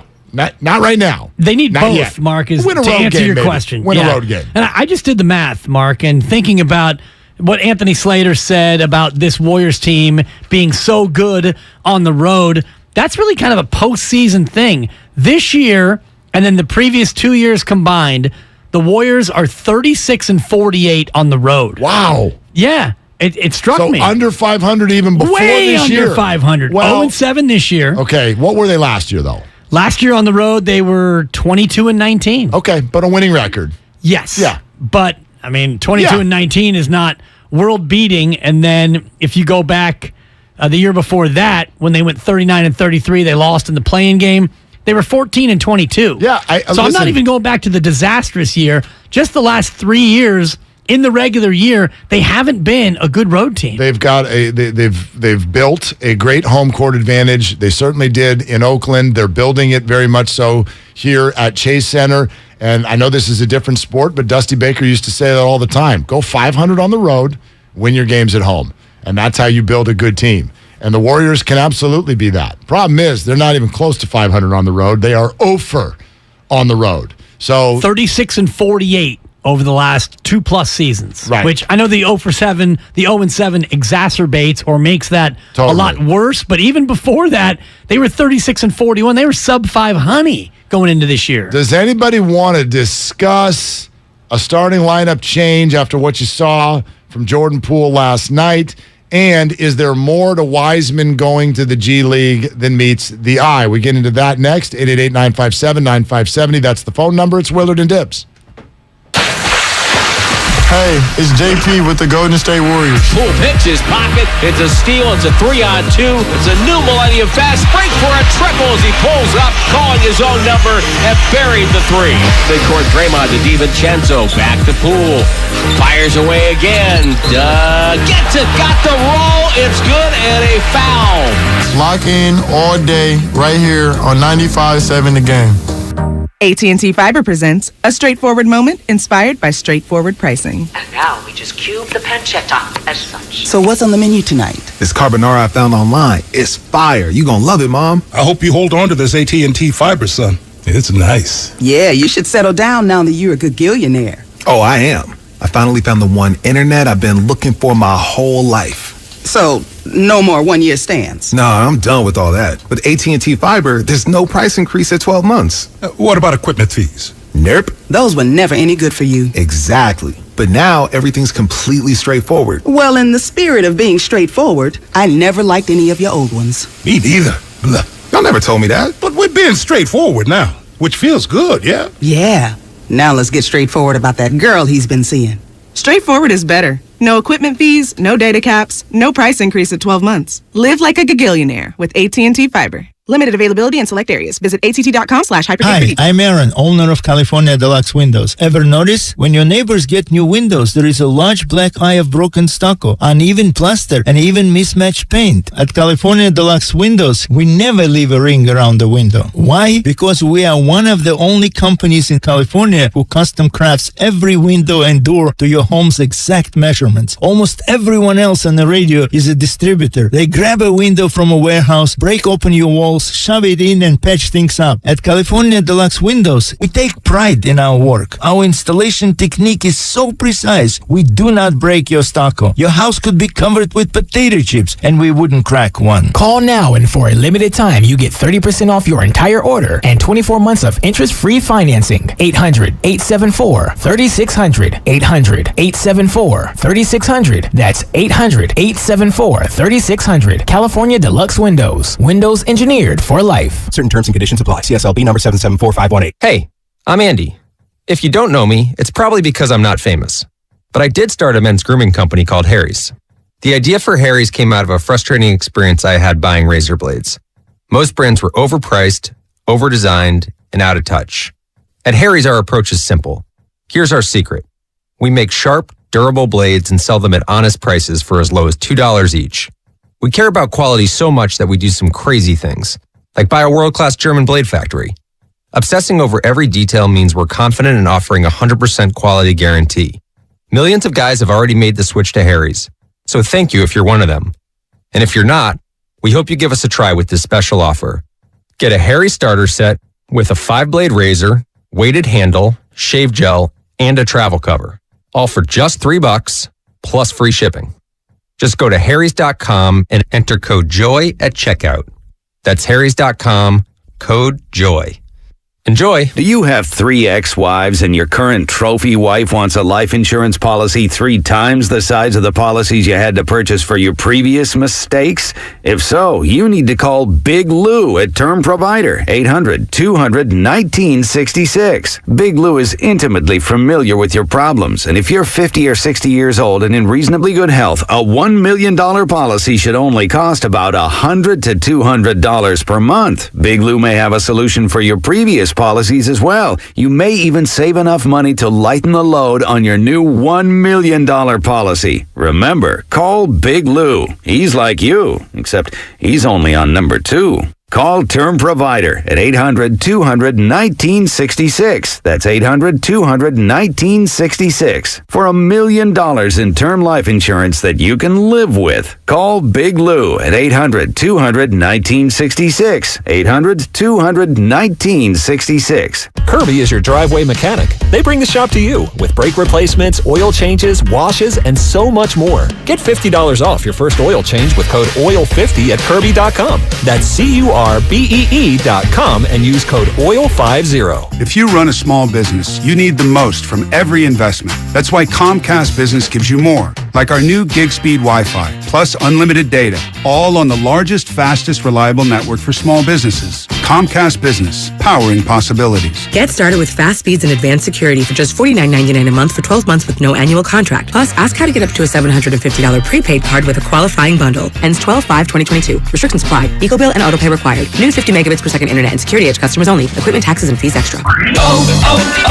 O'Reilly. Count on the professional parts people at O'Reilly Auto Parts to recommend the best products for your vehicle and budget. Get maximum cooling system performance for 10 years or 300,000 miles with peak long life universal pre-mixed antifreeze and coolant. Now just $3.99 after mail-in rebate. Limits apply. Stop by O'Reilly Auto Parts today or visit O'ReillyAuto.com. O'Reilly Auto Parts. With Black Friday savings at the Home Depot, you'll find top brand kitchen appliances with innovative features that can do more, so your holidays can be more. Ovens with built-in air fryers for baking the perfect cookies. Dishwashers with smart tech to clean everything from bakeware to festive mugs. And high-capacity refrigerators to keep leftovers fresh. Shop Black Friday savings and get up to 30% off, plus instantly save up to $750 on select GE kitchen packages at the Home Depot. How doers get more done. Offer valid November 2nd through November 30th. U.S. only. See store or online for details.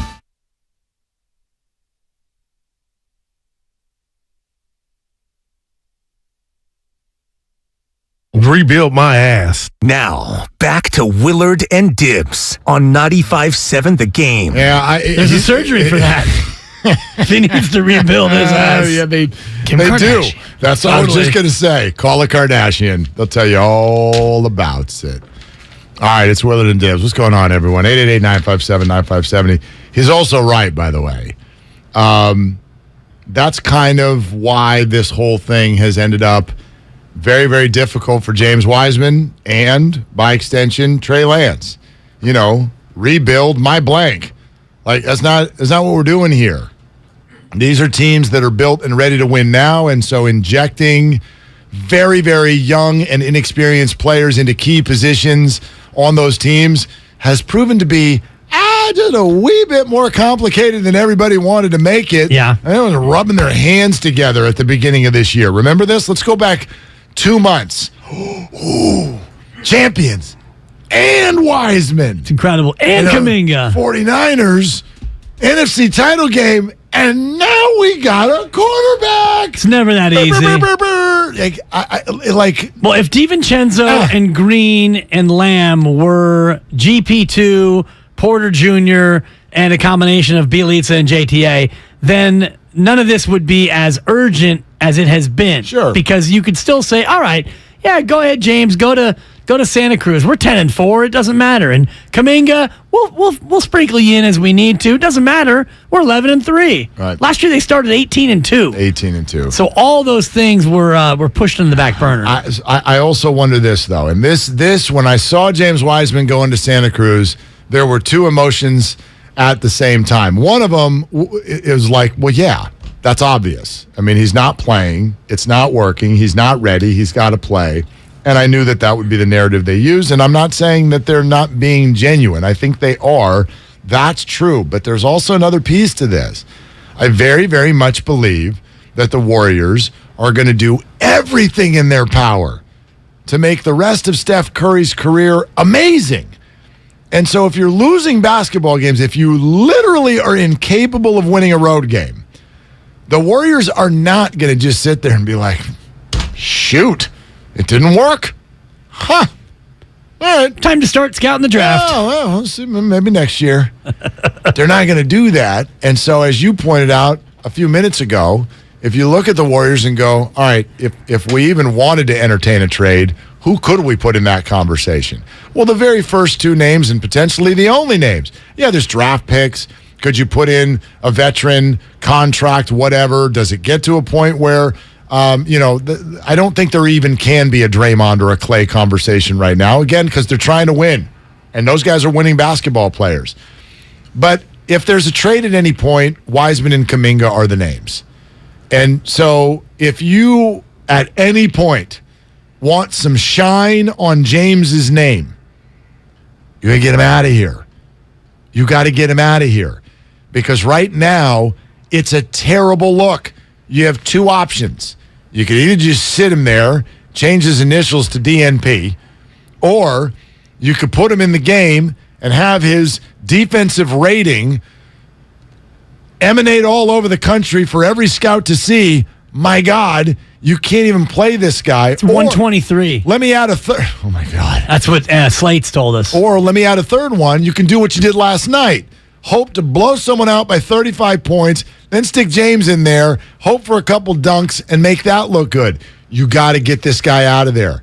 Not only to give him minutes, but so that he can use those minutes to put points on the board, even if it's a G League game, so that somebody can get excited about him again. Because no one's excited about James Wiseman right now. Well, and even to your point about last night, he played 9 minutes in the game that you won by 37. Here are the Warriors plus minuses.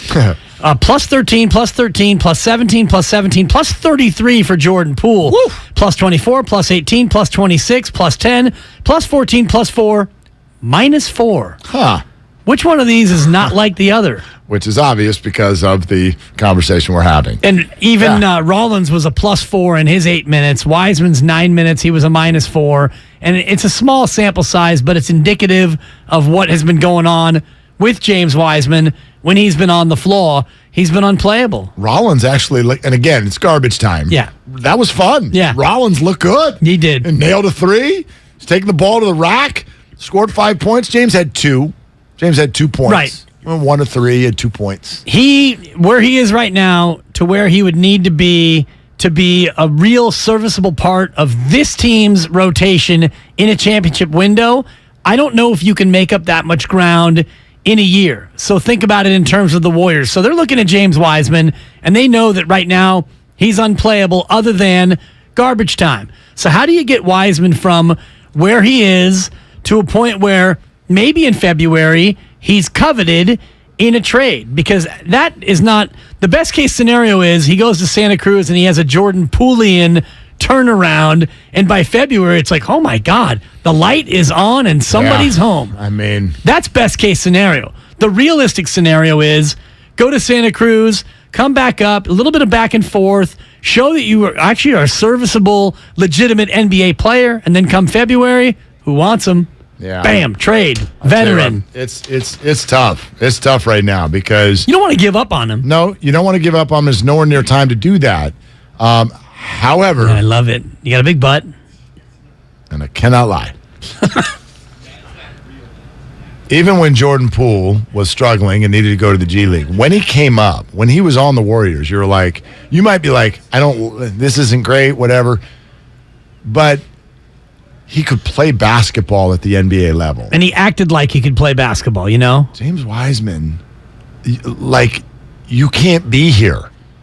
It's not that, this isn't worthy of a number 2 pick. This isn't looking like we wanted to. He's not picking up the system. He literally can't be on the floor. He is not even an NBA player right now. So at any point, I know all the things that people say, this is going to sound very slanderous, but all the things people say are true. It's early. He's young. He's inexperienced. He's a big. Didn't have college basketball, COVID, injuries, meniscus. That is all true. But at any point, you would still think the number 2 pick in any draft should be able to go on an NBA floor and not have the whole game fall apart just because he's there. That's what it feels like right now. It's just real talk. He goes on the floor, and the whole thing combusts. What did you just say? The only guy with a minus plus minus rating in the entire game for the Warriors. They won by 37 points, and this guy found a way to turn his 9 minutes into a negative. Think about it in terms of the coaching staff. So you're coaching last night, and you're up early. You're up in the second. You're up big. The third quarter, you put them away. You get to the fourth quarter, you're up 111-70. Okay? And Steve Kerr looks at the scoreboard, and he looks at his assistants, and one of them quietly gives him the nod. Yeah. Steve, it's time. Make the wise choice. That's a 4. Borderline 5. It was well-timed. It was hilarious. Thank you. So Steve looks down at James, and Wiseman, Wait, me? Does he mean James Michael McAdoo? Is he still on the team? Is it my time? Right. Reminds me of my days playing freshman ball at Casa Grande. Oh, dude. The year was 1982. We were awesome. I stunk. We beat everyone in the Sonoma County League by 20 or 25, and so we'd be up 25 with about a minute and a half to go, and I'd be looking down at Coach Walker. Coach, you know it and I know it. Come on, baby. Finally, he'd be like, Danny, get in here. And I'd get the same sort of Wisemanian minutes. He's 7-1. Oh, bro. I was 4-1. I felt that. With that story you just told, I felt that at a very, very deep level. Boy, one of the power forwards had to mess up so much for me to get called in my freshman year. You had to... We had to be up big for the Dibber to get any burn. And much like Klay Thompson, when I got on the floor, it was going up. Oh, yeah. If I got my hands on the leather, seriously, I was hoisting.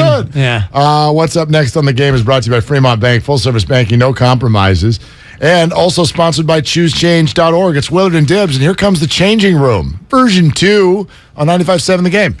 Life is uncertain. It's okay to feel stressed, anxious, worried, or frustrated. CalHope can help. Access CalHope's free and secure mental health resources. Call 833-317-4673 or live chat at calhope.org.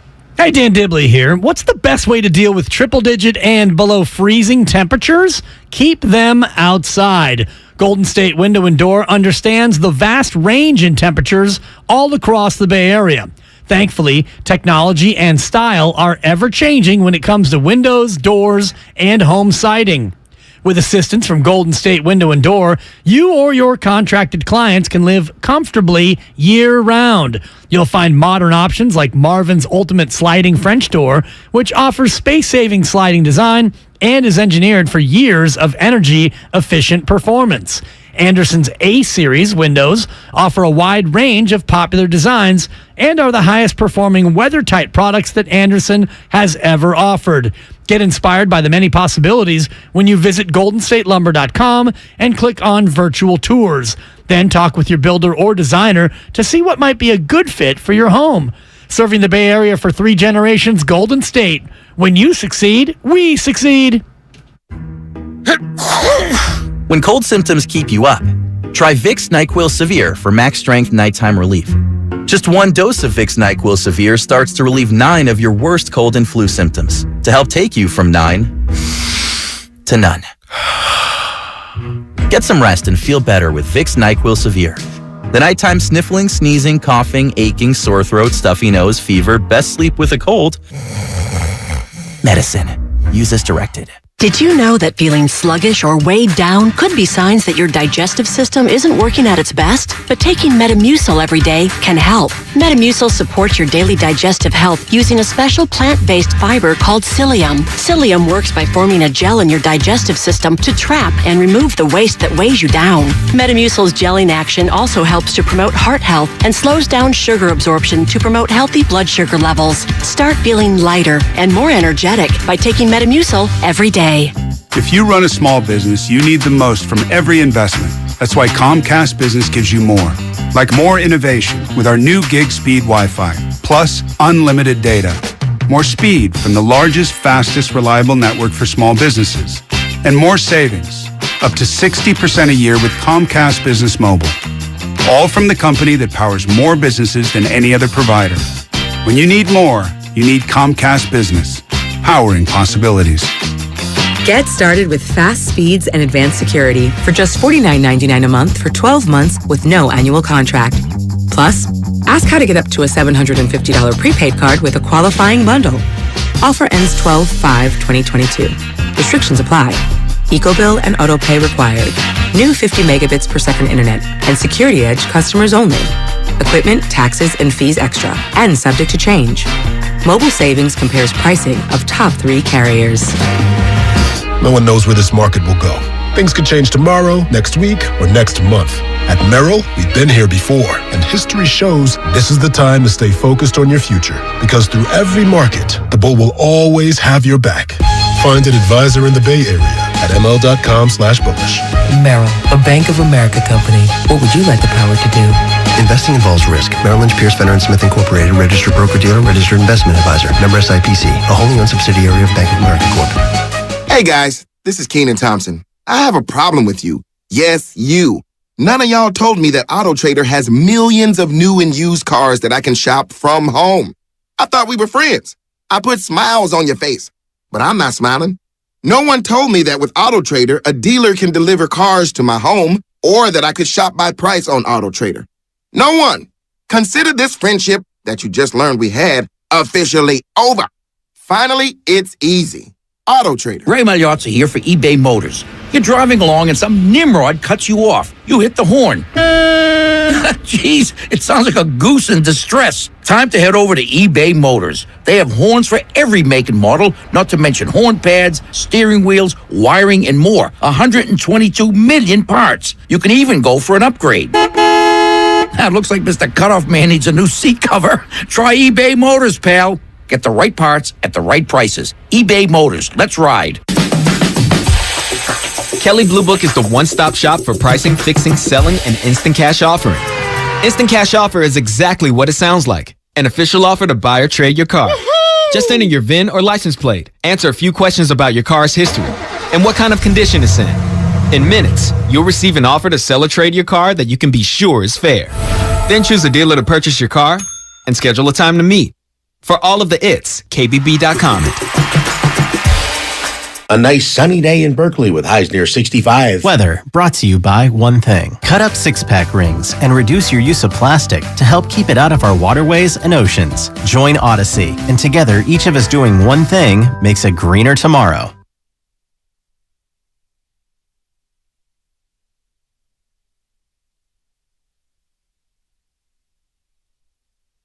I blame Steph Curry. Now, back to Willard and Dibs on 95.7 The Game.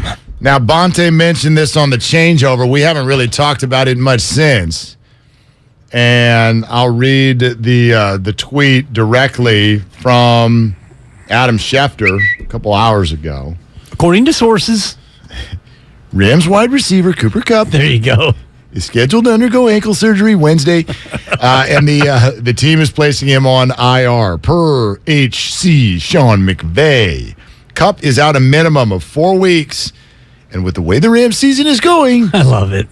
Could be longer. So, I mean, Kupp might be done. The Rams are 3-6. We always talk about the Super Bowl loser having a hangover. This is an elite Super Bowl winner hangover. I mean, the Rams are unrecognizable from February. Like, they can't even get a first down. Their offensive line is a mess. They cannot run the ball. Jalen Ramsey and Aaron Donald make a couple plays a game here and there, but outside of that, they've been neutralized because they just don't have much else going on that defense. And now Cooper Kupp is gone for the foreseeable future. And the likelihood is, even if he does get himself ready to play in 5 weeks or so, 6 weeks, which is a minimum, bare minimum, where are the Rams going to be when he gets back, and why would he go play football? Exactly. So, if they're 5-8, or if he comes back and they're 6-8, and you need to win out in order to make it, you probably just hold him out. I would imagine over the next 2 or 3 weeks, if the Rams lose their next 2 or 3 games, and you're sitting at 3-9, the word will come out that he's going to be shut down. Shut him down. Yeah, that's a tough one for a lot of fantasy players out there because Cooper Kupp, my gosh, he got the ball left, he got the ball right, he got the ball over the middle, he just got the ball. Matt Stafford just threw it to him on every single play. And They can't stop Cooper Kupp. No, they can't because he gets the ball in every play, Lo. And then you look to Monday and go, okay, so if the Rams are effectively like, okay, we can erase them, they're out.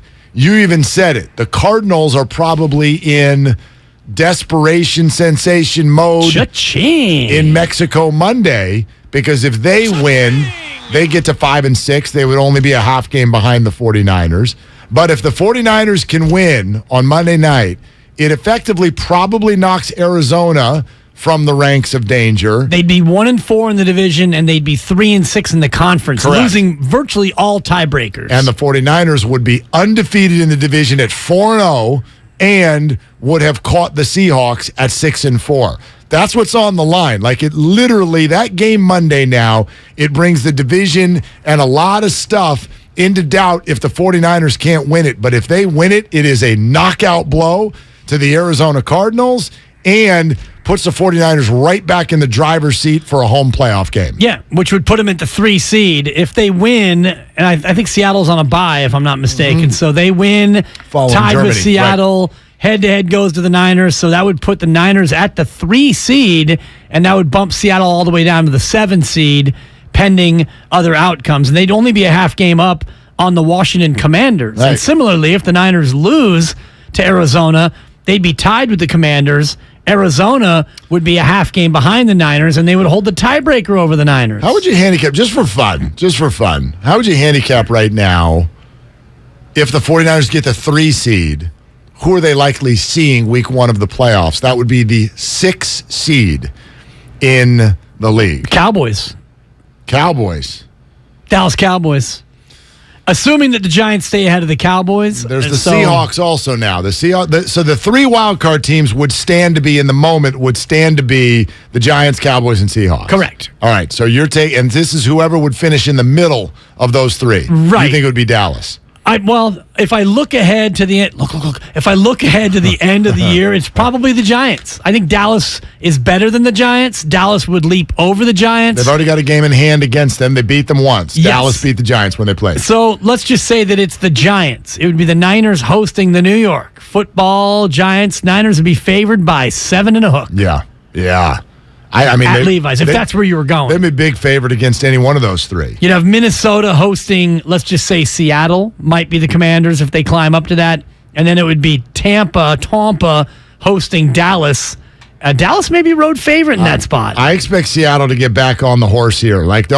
Just because they finally lost a game that was pretty winnable. This is still a team that has won now 5 of its last 7 games. They get a week to rest, and then Spadone knows damn well what's happening right after that bye. Boy. They got a home game against Las Vegas, followed by a trip to SoFi to take on the cupperless Los Angeles Rams, followed by a home game against the Carolina Panthers. I would and then find the Niners, yeah. I would find it impossible to believe. Inconceivable? Inconceivable that the Seahawks will not at least be 8-6 when they host the 49ers on Thursday, December 15th. You got them winning 2 of the 3, is what you're saying. At least. So they'd be 8-5, actually, because they're 6-4. They don't play this week. Thank you for your math. You're welcome. 8 and I'm trying 5. to play along here. They could be, absolutely could be 9-4. Yeah, I think they'll lose one of those. Maybe. And you know what? Maybe, but I don't want to say this too out loud because it seems laughable, but the Raiders are going to be playing for something now. I don't think the Raiders are just going to go. I don't think the Raiders are that bad. Look, it's the NFL. They got embarrassed. The Raiders can Their win. quarterback cried. If they have any ounce of pride left in that organization, they're going to show up in Seattle and try to do something Every different. single one of their losses has been by 1 score. Yeah. They're in every single game they play, which is even more frustrating because they suck. There are a lot of NFL teams like that. The Jacksonville Jaguars, this was their first 2-score loss of the year. And it was on the road at Kansas City, and it was only by 10. Like, they did not get embarrassed. There are a lot of teams. This is just emblematic of the NFL. And so to say that Seattle is just going to go on a 3-game win streak, you're right. Like, that's silly. That's not the way it works. We all had survivor pools. We all know how hard this is to predict. The Bills have lost 2 in a row, and they're in 3rd place. How the hell do we see any of this coming? So I get it. There are a lot of your bad teams are very capable of stepping up and kicking you in the shin on any given day. I mean, the Raiders lost by 5, 6-2, 1, and they got shut out by the Saints, fine. And then 7 and then 5 again, to Spadoni's point. I mean, granted, it just feels bad because your last 3 losses, Saints, Jaguars, and Colts, those 3 teams aren't very good. Look around at some of the 2 and 3 win teams around the NFL and tell me if it feels like a comfortable opponent. Do you know what I mean? Like, does Cleveland feel like a comfortable opponent? Does Jacksonville feel like a comfortable opponent? Do the Lions and Bears feel comfortable right now? No. Justin Fields is absolutely going bananas. In fact, did I see something? First team, maybe ever. There's some stat over the last 3 games. The Chicago Bears, I think have they lost all of them? They've lost 3 games in a row, and they've scored 29 or more points in all 3. Jeez. I don't think that's ever happened before. So their defense is obviously laughable, but their offense is clearly very difficult to stop. This is a game at Dallas. They hosted Miami and brought them right to the end. So there's just no looking ahead. Right. And that's further the point to bring it back to Mexico City on Monday. We don't even know if Kyler Murray's going to play, but this is a monster. This is one of those games that's a fork in the road for the 49ers, and really good stuff happens if they win. Big-time fork for Arizona. Yeah. I mean, it's more so a fork in the road. Them. It's a fork in them if they lose. I think you're right, because they would be 4-7, but you know what comes up tomorrow, and this is kind of an uncomfortable, inconvenient truth. Shout out Al Gore. Deshaun Watson, back tomorrow. Back to practice. Back to practice tomorrow. Yeah. So I don't know how much of that we'll get into tomorrow, but it'll all be across all the national shows as we're confronted again by the disgusting resume of Deshaun Watson. And I'm glad you brought that up also, because remember the conversations we all, and Steiny Guru jump in on this, remember the conversations we had about Jimmy to Cleveland and what could the Browns do while Deshaun Watson was out? And it was like, could Jacoby Brissett go 500 and keep him in it? Could he go 6-5? Could he go, what did it end up being, 11 games? Is that right? Yeah. 11 games. Right? 11 weeks. It'll be 10 games. Well, no, I thought it was 9 games. No, 11 games, but 13 weeks because of the bye. Isn't it week 13 that Deshaun's back? Something, whatever it is. No, because it's against the Texans. Okay, right. So could he go 6-5? Could he do 3-6? They're 3-6. Should have got Jimmy. Hi, Steiny and Go. Hey, what's up? What's going on? Not much. How do you really doing? want to know? What's the deal? I want to hug you. We go back. Yeah, we go way back. I actually shouted you out because Mark mentioned, he said, it's a lucky break for somebody. I said, shout out Guru, because that's how we got this job. We had a show called Lucky Break. It was a reality show. I'm well aware of so anytime Lucky Break gets thrown out, and that is so ironic because my morning started, the guy that threw the lucky break, it made me, Jason Barrett, Bear Sports Media, they got a column now, columnist. Yes. And they featured you today, and I read the whole article. Steiny, I thought of you. It was Mark Willard. Wait, hold on. Willard, I got so many questions, but I said, that's my friend and co-worker. Wait a minute, where are you going? You don't get to leave. I leave. Where are you going? You got to write up. I got nothing. I got nothing either. I got nothing, bro. I'll tell you what. I wouldn't have brought it up, Dibs. I forgot you. Hey, maybe you missed the email or the text message. You know what I got? You know what I got from that guy? Pink slip. Yeah. And I got fired. Well, that's I think a that's pink the slip. same. I forgot. I know. I shouldn't have brought it up. I should have I know you shouldn't have. So now I got to Google it, and it's probably like a 10,000 word opus. It's a lot of words. Hey, Willard, you're a good dude, bro. I read every word, man. Dibs, you are well represented in the article. No doubt. Well Radio Hall of Fame awaits him. I didn't do what my good friend Bonte did and start talking about my show and when I'm putting some things together. Sometimes there's another person there. Right. Well, but I was looking. I said, does Mark go egomaniac on this one? You didn't. No. As I Googled it. I saved that for the show. Steiny, I don't do that in real over life. under paragraph 4 where your boy gets a mention. And I'm going to Google it. I was looking for you, dude. I don't control Does the editing. name of the show count? No, absolutely not. Oh, that's coincidence. I'll take the over. Oh, man. Headline. I'll say Mark paragraph Willard 9. has found a home at 95.7 again. Oh, Willard. I read every word. He Eat didn't my even Fruity mention it. Pebbles, My man. partner. You're in there, dude. My partner. They kind of went on a timeline. We started at the beginning, so We're back at Cal Poly. I We're in the love lab. it, man. We're at the lab. From the time he was young. Okay. I did. Willard, I need to do my homework better. Mark Willard associated sports with magic encapsulated and astonished by the environment and game action. As an avid fan of the Giants, he would watch the contests with a tape recorder in hand, polishing his play-by-play skills. Oh, really? It's all true. You and 18 million other kids. 1, 2, 3, 4. First quote, no mention. Don't you love when they make that sound like that's 6, different 7, from 8. any other broadcaster? He's reading it. 11, I never did it into a tape recorder, but I used to play Nerf basketball and announce. Paragraph 14. A mention of the Roger Lodge Ticket Morning Show. Still nary a mention of the Dibber. But why is it about you? Paragraph 14. You worked with Roger Lodge? I worked with Roger. Yeah. Oh, I was man. Willard, is he really as good as he? Go Michael ahead, Steiny. Thompson gets a mention. I'll handle this. Rich Ornberger. We got Ornberger in paragraph 18. It's a I told you it's in order. Here it is. It's in order. You're at the Willard. end because you're the president. There's like 17 things going on here. Yeah, there is. Roger Are Lodge. you a better basketball player than Roger Lodge? Because I've seen him play. Pretty He's good. not bad. He's pretty good. Wow. Yeah. It's hard to judge because it's like, what was 18 or 20-year-old Roger like versus 18 or 20-year-old me? Like, he's a little older than I am. He's probably better now because he's as far as I know, like he probably still playing. He loves it that much. As soon as I tore ankle ligaments simply by just you didn't tell me you did that. Oh, this was years ago. Well, whatever. you were forced to retire.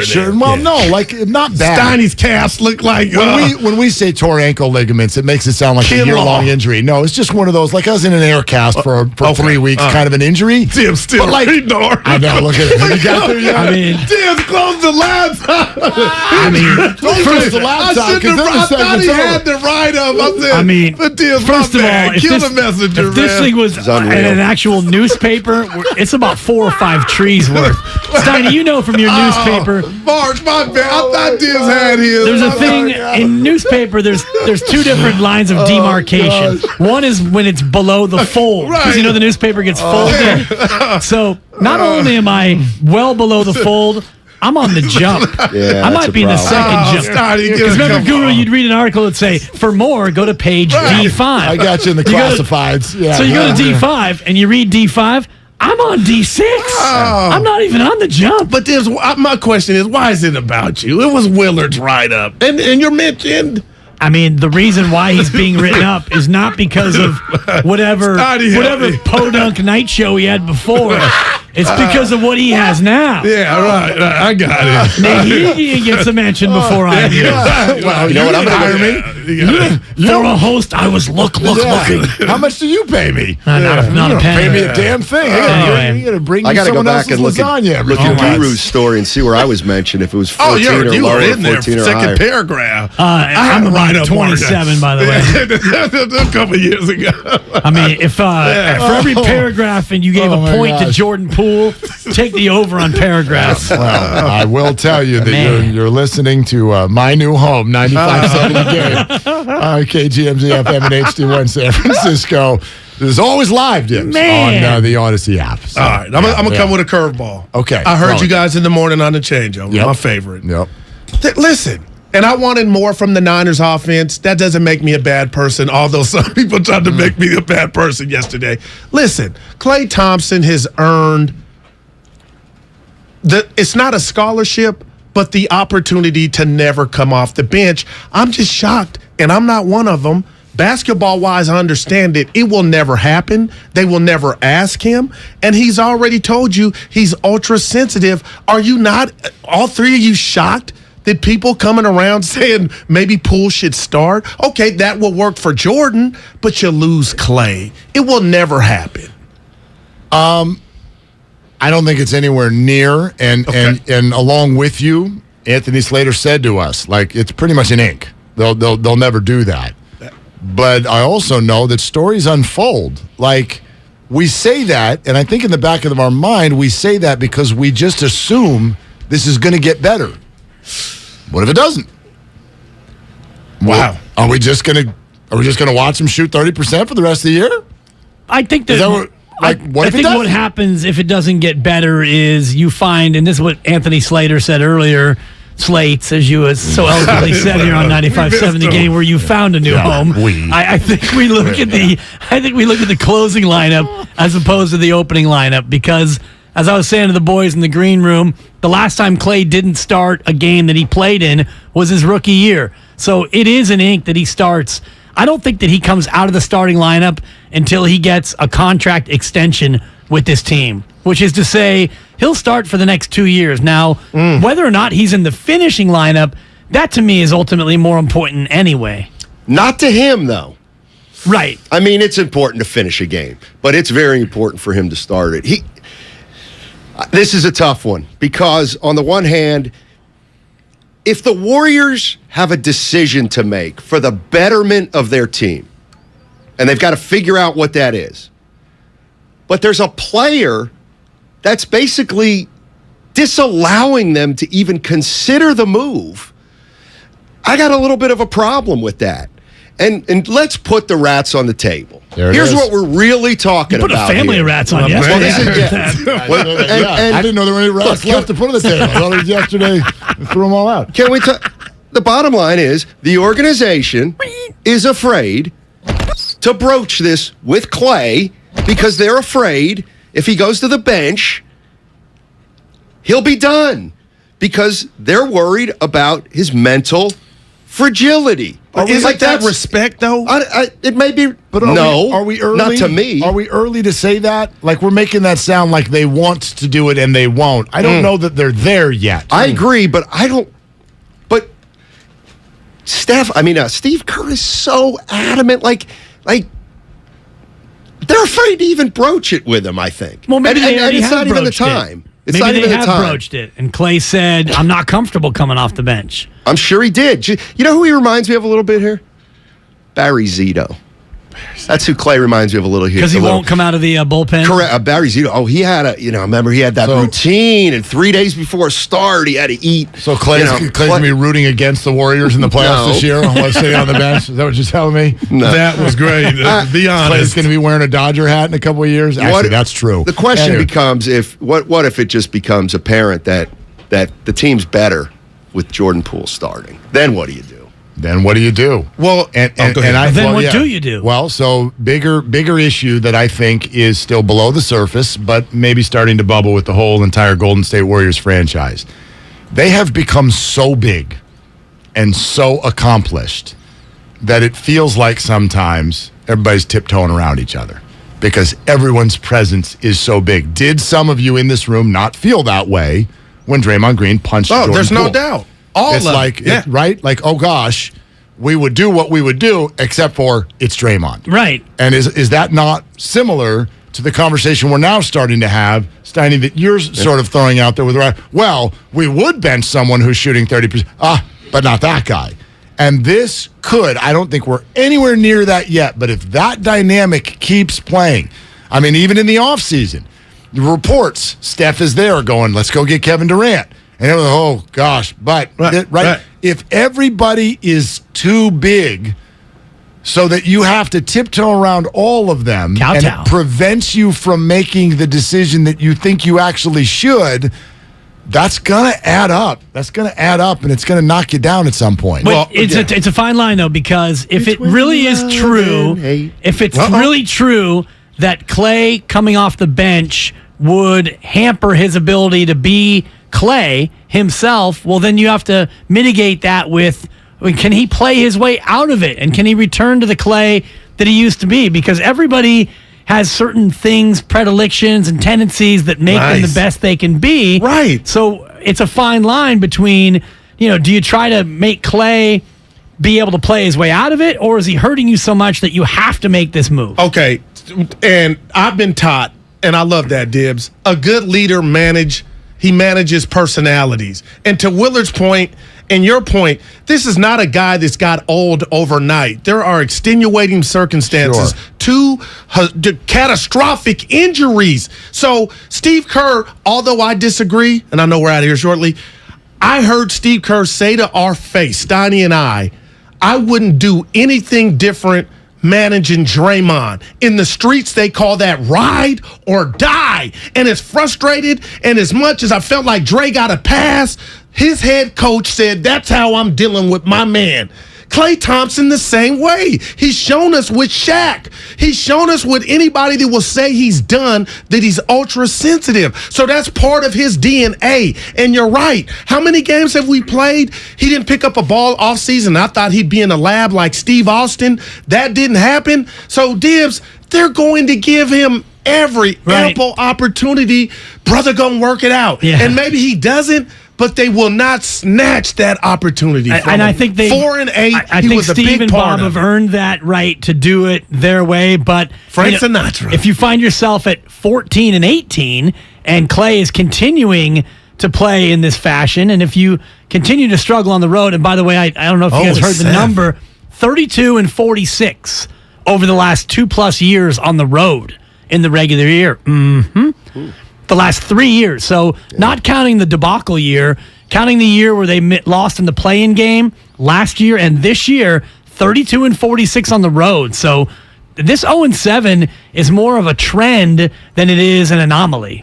I agree. And that's a sign of just a team that's getting a little older and they're losing their teams are less fearful of them. And teams are obviously. giving the Warriors their best punch now more So often. athletically, they don't fear him. Athletically, especially they don't these fear young him. up-and-comers in the league. Yeah, Young athletic up-and-comers. Well, no, exactly. I did learn that this morning. Apparently, the Warriors are not going to be able to beat athletic teams this year.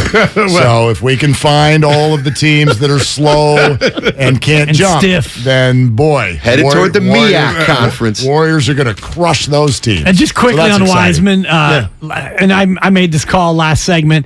How do you feel if you're Wiseman? You don't play all night. Warriors go up by 41, and then Kerr goes, all right, James, it's now safe to play you. And he was done. He was to put it on the down he was 41. I felt Goo. bad that he went in and they waited that long to put him in. But I would say this: who do you call? Not Ghostbusters. Call Jordan Poole. And I know he wasn't in the lottery. He wasn't a lottery pick, but I thought he was done. And look what happened to him. James, call that man. Swallow. Is pride even involved? Okay, they sent you down. It has to be. Oh my God, It has to be. But it's This is number 2 pick in the draft. This is so you gotta bad. get stronger. Can you get better hands? I don't know. He's got to get like 12 different things is the problem. And he's in. My biggest problem with James Wiseman right now is he's playing like he doesn't know what he's doing. Like Jordan Poole, he went to the G League, whatever. I'm going to shoot 28 times. And when he came back, he had never lost that swagger, Goo. With the streets call that the swag. James Wiseman right now is playing. Not that he's not interested. He's playing sad. Just thinking. Yeah. Wow.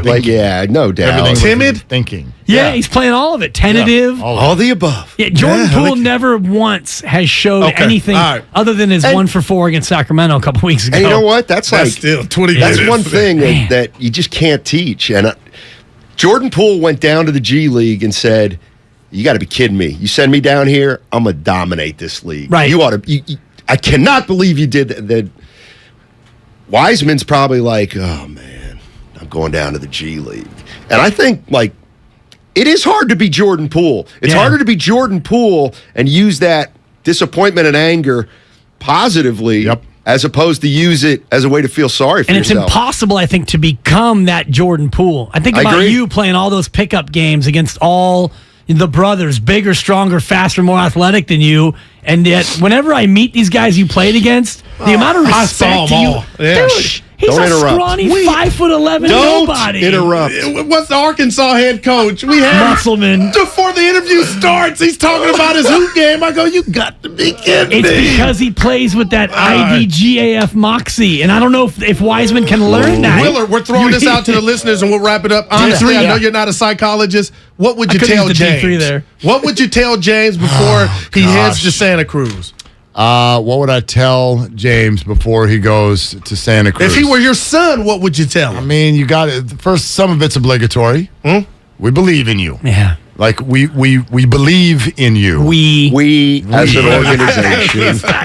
That's a 4. Obviously, we are sending you to Santa Cruz. We believe in you, but there need to be examples. I think sometimes, and parents know this, right? Like sometimes you need someone else to talk. to I'm learning that to your kid, and so I like players who have Jordan Poole, others who have done this and done it well. Like I'd have them talk to James Wiseman. Just go crazy, James. Just go play like you're playing high school ball again. Just go down there and just go bananas. Don't even look at the bench. But Dibs, what bothers me is what is down there is not reality. Okay, you could be Lou Alcindor, and then you come play Brooklyn on the run. Okay, what do you want him to do? No, that's what it scares is reality, me, though. Goo. It You have to reminds get me- the kid playing time. And when I was doing play-by-play of high school games, I was doing high school play-by-play like I was doing the NBA Finals. And that's the attitude he needs to take. Go down there and try to hang 50 on somebody. Because there's no other level to go down below that. You know what I mean? And you're not getting pulled out of a game down there. You're going to get 36 minutes. So ball out.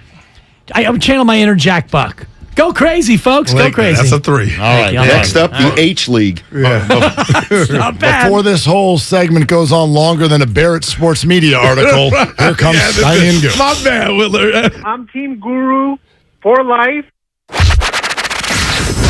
He brings the passion. For what? I want to know now. I'm mentally invested. Don't tell me to pray and you don't say what for. He brings the perspective. Yeah, I think they both have great points. Get off me, text line.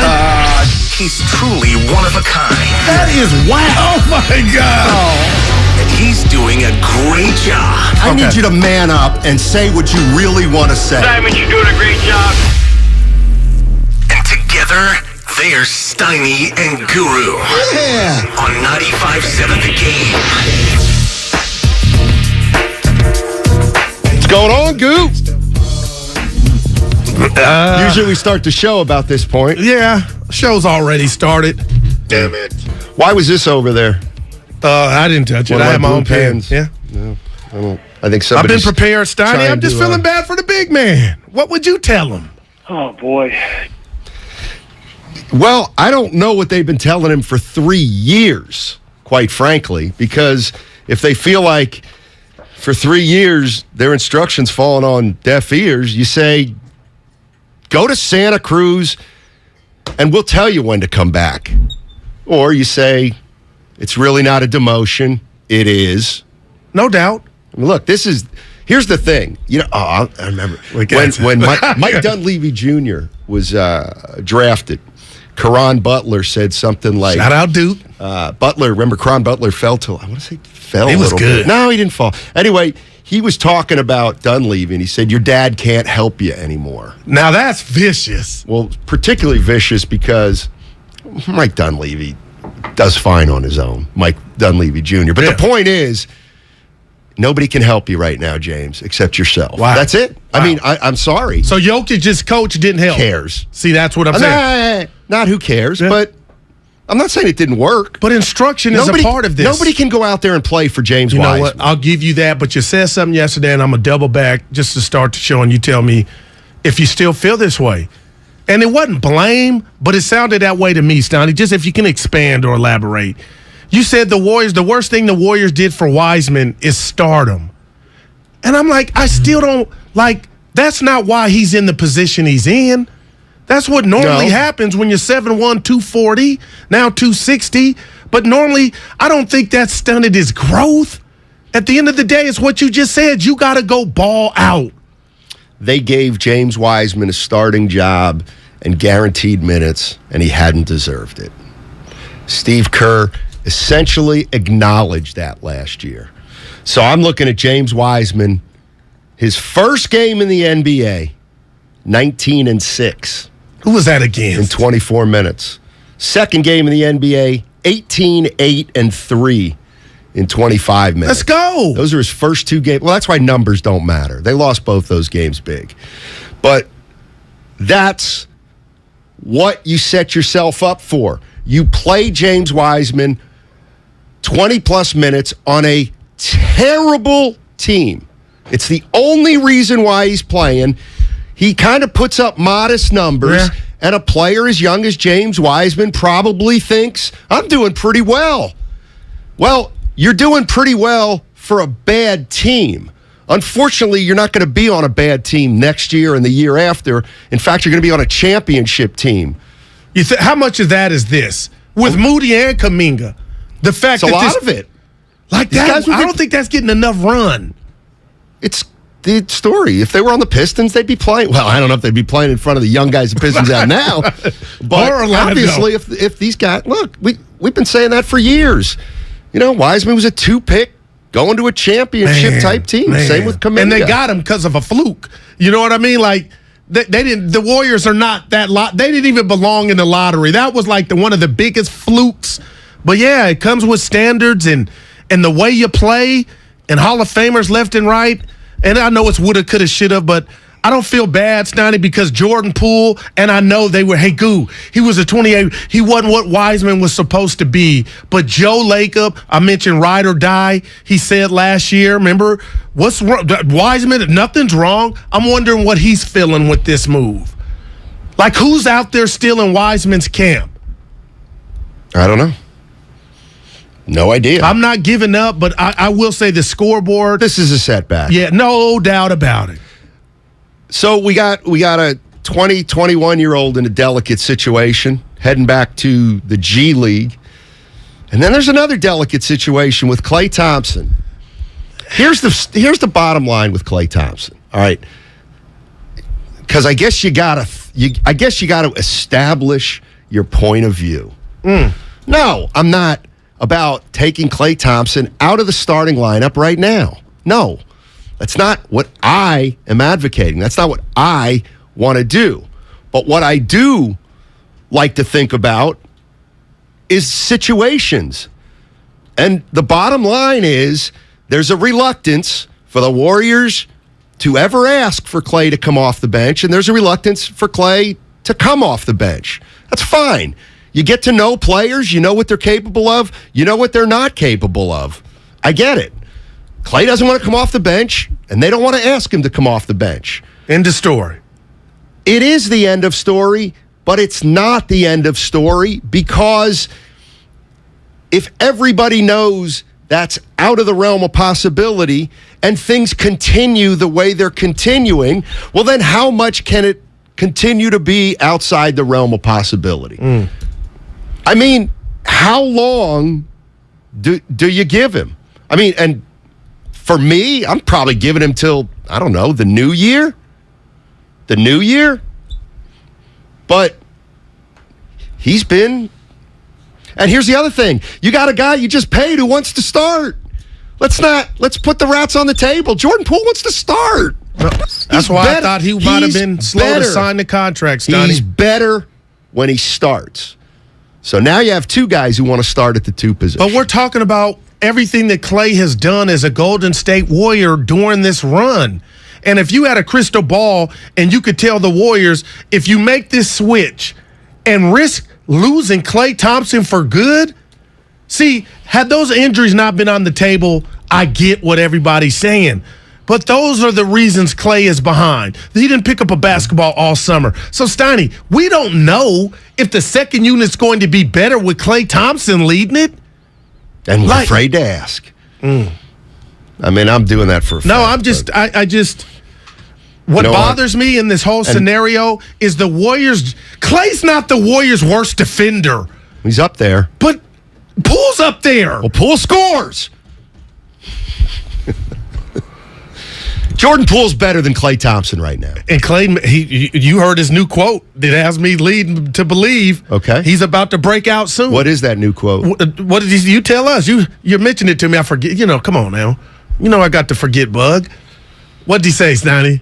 Klay Thompson on Instagram. Okay. Oh, IG. My belief is stronger than your doubt. I promise you it's coming, and when it does, the floodgates will open. You ain't ripping the rug out underneath that. He's earned this. What has he earned? God. The opportunity. For how long? How long are you going to let Klay hurt the team? I'm being real. It's all outdoors, all season long. Because they'll never tell you or us the reason we're whatever the record is or the 6th seed is because Klay Thompson. They'll never do that. That's what he's earned. And that's why I keep throwing these words out, loyalty. Now, you can go to a chalkboard and video and tell me, hey, Goo, he's a big part of what's ailing this team, and I get it, but you're not risking that. And it goes back to how Kerr dealt with Draymond Green and all his imperfections. They got something. They built it ground floor. 415, Steiny, how dare you say Jordan Poole's better than Klay Thompson right now? That's blasphemous. How dare you? He's better than him right now. Well, he's averaging 18 a game, Poole. He's better than Klay Thompson right now. Now, that may change starting Wednesday. It may change. But what about Jordan Klay going Poole's to better the than bench? Klay Thompson. Okay, what about the bench, though? If you did make this move, the bench suffers. So you still got the same issue. Klay ain't magic. Klay needs somebody to get him to rock. And he's better with Steph Curry. Who is it? Well, you can say Klay right now. That's the other thing. There's a selfishness here, I think. That's a strong word. But there's also something going on with Poole and Klay Thompson. Like they have to play with Steph. Like they just have to. Because when they don't play with Steph, it's a whole different role, and there's more responsibility, and they kind of don't want it because their individual games suffer when they're not out there with Steph Curry. 888-957-9570 is the number. I'm going to be honest with you. I don't really even know what we're talking about with Klay Thompson. Steve Kerr has said, ain't happening. I don't think it's going to happen. Not for a while. Are they championship caliber not with right this now. version of him? They're not championship caliber for a number of reasons. And that's one of them is him. Okay, all right. One of them is him. So 888-957-9570. We got Philmo Mike's favorite guest, Ross Tucker, coming up at 1:30. We're going to talk some football. Hey, Jimmy G in the house. Look at Jimmy. I tell you what. You got to be loving Jimmy G now if you're a 49er fan. I mean, he is. You know what he's doing? You know what Jimmy's doing? And I can smell it. He's winning over the critics, isn't he? Admit it. They're 5-4. Admit it. He's winning over the critics. Jimmy. Bonte and Shasky bring the heat every morning. Third and long was the key to the game for the 49ers. They had a big couple third and longs when they were down 13-3. Third and long all day long was a thing for the 49ers, and they were able to convert a lot of third longs there. I thought Jimmy improv'd well to Ray McLeod. Look, we get to the play call. That might have been his best throw ever as a Niner. Watch the Morning Roast on Twitch and YouTube. Just search 957 The Game. My husband and I live next door to a haunted graveyard. It's a little creepy, but we manage. Just like we manage without home internet. Do I wish my mobile hotspot was faster? Yes, but I make it work. Kinda. Just like we make it work sleeping next to a 17th century burial ground. Honey, can you move your hand? That's not my hand. It's mine. Not having home internet? It's not that bad. Grab my hand. Wait, okay. No, not up the stairs. We tried that last time.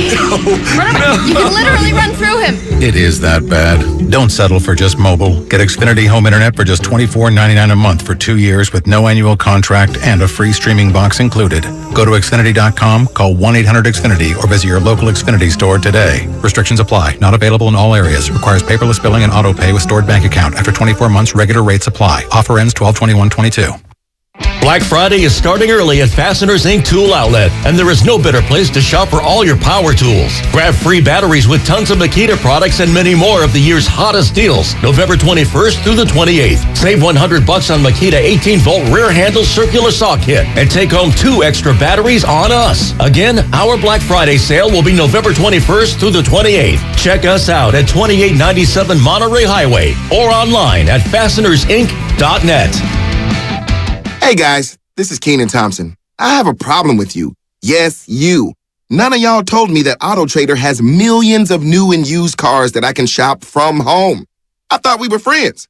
I put smiles on your face, but I'm not smiling. No one told me that with AutoTrader, a dealer can deliver cars to my home, or that I could shop by price on AutoTrader. No one. Consider this friendship that you just learned we had officially over. Finally, it's easy. Auto Trader. Chris Cuomo is back with a new show on a new network. Catch Cuomo weeknights on News Nation at 5 and 8 p.m. Pacific. To find News Nation on your television provider, go to newsnationnow.com/join us. Where can you light up the tree and the savings? Lowe's, actually. Find deals on endless festive holiday decor, like 20% off all pre-lit artificial trees and endless gifts found only at Lowe's. Like the new Cobalt 257-piece mechanics tool set for $99, valued over $600 if purchased separately. Check back daily for deals during Black Friday month and start saving now at Lowe's. Home to any possibility. Offer valid through 11/16. While supplies last. Selection varies by location. With energy bills as high as they are, proper weatherproofing is essential. If you're working with a client to upgrade or build a new home, be sure to visit Golden State. They partner with respected brands such as Owens Corning, James Hardie, and Boral Siding. They're a great option for a comfortable home with lower energy bills. Start at goldenstatelumber.com. Building better in the Bay Area since 1954. Golden State. When you succeed, we succeed. Were you abused by a priest or clergy member? You're not alone, and we can help you hold the church accountable, regardless of your age, and even if your abuser is no longer working or even living. Thousands of victims have filed claims and been awarded significant compensation, but the deadline is quickly approaching, so call Stop Clergy Abuse right now. Your call is free, private, and confidential. Even if you don't remember the abuser's name, we may be able to help, but time is limited, so call now. Catholic dioceses have paid more than $3 billion to victims, with the average national settlement at $268,000. In parts of California, the settlements are much higher. Call 800-230-5678 now, or soon you may forever lose your chance to file a claim. You can't change the past, but you can be compensated for it. Call 800-230-5678. A representative is standing by to help. Call 800-230-5678. That's 800-230-5678. He's the best interview in the Bay Area. Splish Splash. Coach, are you taking a bath? Did you hear a little water in the background? Yeah! He's a 9-time NBA champion. Not 5, not 6, not 7. And he's on with Damon and Ratto every single week during the NBA season. Wow. It's Warriors head coach Steve Kerr on 95.7 The Game. Presented by Xfinity. Supercharge your home with supersonic Wi-Fi. Unbeatable internet only from Xfinity. Hey, I'm Andy. If you don't know me, it's probably because I'm not famous. But I did start a men's grooming company called Harry's. The idea for Harry's came out of a frustrating experience I had buying razor blades. Most brands were overpriced, overdesigned, and out of touch. At Harry's, our approach is simple. Here's our secret. We make sharp, durable blades and sell them at honest prices for as low as $2 each. We care about quality so much that we do some crazy things, like buy a world-class German blade factory. Obsessing over every detail means we're confident in offering a 100% quality guarantee. Millions of guys have already made the switch to Harry's, so thank you if you're one of them. And if you're not, we hope you give us a try with this special offer. Get a Harry starter set with a 5-blade razor, weighted handle, shave gel, and a travel cover, all for just $3 plus free shipping. Just go to harrys.com and enter code JOY at checkout. That's harrys.com, code JOY. Enjoy!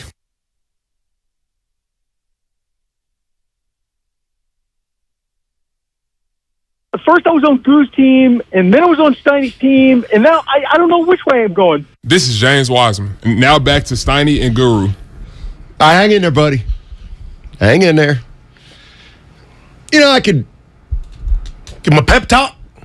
Please. I don't know if he deserves a pep talk. You're not a man or of an pep undressing. Talks. Watch yourself. Undressing? Yeah. Maybe he needs to come to Jesus, as Bob Fitzgerald likes to say. Or he needs a big man that's done it to get to him. Pat Ewing. I just threw that out there. You didn't bite. You talked about Georgetown. What'd they lose, 20 in a row? Oh, yeah. 21. Yeah, 21. Thanks, E. So here's the thing, and I heard Dibley say this morning, and I kind of agree with him. We're talking about Clay and could Poolstein, and it's like... It's not an article. We can talk about it if you want, but we kind of know he ain't going to the bench. There you Not go. right now. And he ain't that dude. So who? Clay. He would never sign off on that. And that's what I love about him. Here's the thing. it might not be the time now, but there may be a time in the future when it's got to be made. And damn it, if it comes to that, he's got to go to the bench and help us try to win another title. Russell Westbrook went to the bench. And now he's balling. Carmelo Anthony went to the bench. Ginobili but it was different. Those players weren't struggling. Well, Westbrook but yeah. Carmelo Anthony wasn't struggling. Well, he was happy to be back. He was getting worse. He was on the downside. And that's the other thing. And here's the one thing I think we got to put into the equation. I don't know where it fits. You say, Stein, but it's not age that robbed him. It was injury. Yeah. We don't know that anymore. We don't know how much is age and how much is injury. But it comes with the territory that allows him to get that allotted time. That, you know what I mean? Like, you had, Steiny, this can go all year. Okay, well then guess what? You're not going anywhere. All right, let's be real. Let's put a rat on the table. There's two things. Right. If this is who Klay Thompson is, it don't matter if he's starting or not. You ain't winning it no matter what. If this is who Klay is, well, that IG story is telling us he feels like the best is yet to come. Good. We're all rooting for it. Nobody roots against Klay Thompson. Iguodala went to the bench. You're a man. 650. You're a man of many thoughts. I just want to double back to this. And you've never said this, and I hope you're not. If Jordan Poole continues to come off the bench and it's a different Jordan, it's not the best version. It's the one we've seen thus far outside of last night. That's not an excuse. What do you mean? For the people in the back saying, oh, he's not performing up to standards because he's coming off the bench. Like, that's not good enough. You signed that contract. You got to be the same person. You talking about Poole? Yeah. Okay. If he doesn't revert back to Jordan Poole of last year. What if Jordan Poole comes out and says, you know what? I'm a starter in this league. Well, then you got problems. Well, he didn't say it, but let me tell you something. Yeah, I watched him last night. Jordan Poole likes to start. Oh, there's no doubt. And he wants to start. And he should start. For who? Well, in this league, he's that good to me. That's why I told you I was surprised when he put his John Hancock on that contract so fast. I was like, did I miss something? But that was telling me, the M's, but that was telling me he was okay with the six-man role. Guess what? For the foreseeable future. Like, this ain't Calipari one and done. Klay ain't going nowhere or retiring anytime soon. Now, they could go one small more year after this and take Looney out the lineup. They're the fifth. They're the 25th best rebounding team. That's not good. 707. Putting Klay on the bench would really hurt his ego. He's emotional right now. You know what? Yeah, and I'm not discounting that at all. And that's a part of it. That's why we're not. Nobody's asking him to go to the bench right now. And we all do know that his psyche is part of the equation. But yes, I am all for letting him get out of this thing right now because he's gotten out of it in the past and he deserves more time. Yeah, you got to cut that out, though. He was arguably one of the worst GM of all time. Oh, I think I'd be in the Hall of Fame. Yeah, I know. You would get. Here's why you wouldn't be a good GM. First of all, you would try to become friends with the players and hang out with them. That's the first problem. Then you would develop personal relationships with them, thereby putting into conflict moves that should help the team. Like the project that was Carmelo Anthony. I was the only one he had left. I saw that he could. But you were wrong. I ended up being right. No, he came off the bench, Goo. Yeah, no, that was my whole point. He could contribute. He should be in the league. That's what our argument was. Nobody said he should be out of the league, but he should have been out of the league trying to be who he thought he was. You sound like 49er Frankie, not a big Carmelo fan. Yeah, 49er Frankie, because 49er Frankie, he gets it. He gets it, 49er Frankie. You want to go to the second best well, hold on, let me think. Union City won. No, this is my Mount Rushmore. It is the second best country. Oh, shoot. Let me start over. Just talk. I'm all over the map. I blew it. Yeah. Just say something and then I'll start. You came up with a great idea as I look at your hair. You wanted to get a haircut on air. I'm thinking about that. That could happen. We'll talk about that. Let's go to the second best city in the entire country of Canada. Let's go out to Vancouver. Wow. Vancouver. Odyssey. And talk to Danny. What's up, Danny? Very kind, gentlemen. How was your trip up here? I love it. Vancouver's number 2 on my Canadian City Power Rankings. Number 2. Number 1's Victoria. Victoria. That's where my wife's from. It's beautiful also. It's just very slow paced there. Yeah, I love it. Love the show. Listen as much as I can. I'm a big Warriors fan. I go down to a lot of the games when I can. Nice. Just regarding the Clay situation, just my thoughts on it. I think that, everyone loves Clay, of course, and he's got so much equity because of his past, and I think that should be factored in. But I think JD said it right yesterday. I think it's permissible to have the discussion about possibly him coming off the bench. But here's the big problem, I think. I think this is the thing that the Warriors are most worried about. What happens if it doesn't work? What if Clay goes to the bench and is not effective as a sub? What do you do to him then? So I think I don't know if you've already covered this, so forgive me, but I think that's the worst. The worst downside is if they go to the bench and he's not effective. Then what do you do with him? Yeah, and thank you, Danny, from beautiful Vancouver. And that's a couple things. See, I agree with him. He said Clay's built up equity. He absolutely has built up equity. But you know what that equity? You know how much time that equity buys him for me? Yeah, maybe half a season tops. Oh, you cold. 30. What? Till the end of December. Oh, if he's playing like he is now, I got you. At the end of December, are you just going to be like, well, it's Clay. We just got to keep hoping. See, that's not the way I want to run a basketball team. I'm sorry. This is the profession. This is the NBA. But Steiny, ain't no charity case. You know what? Wow, man. But you know what there is?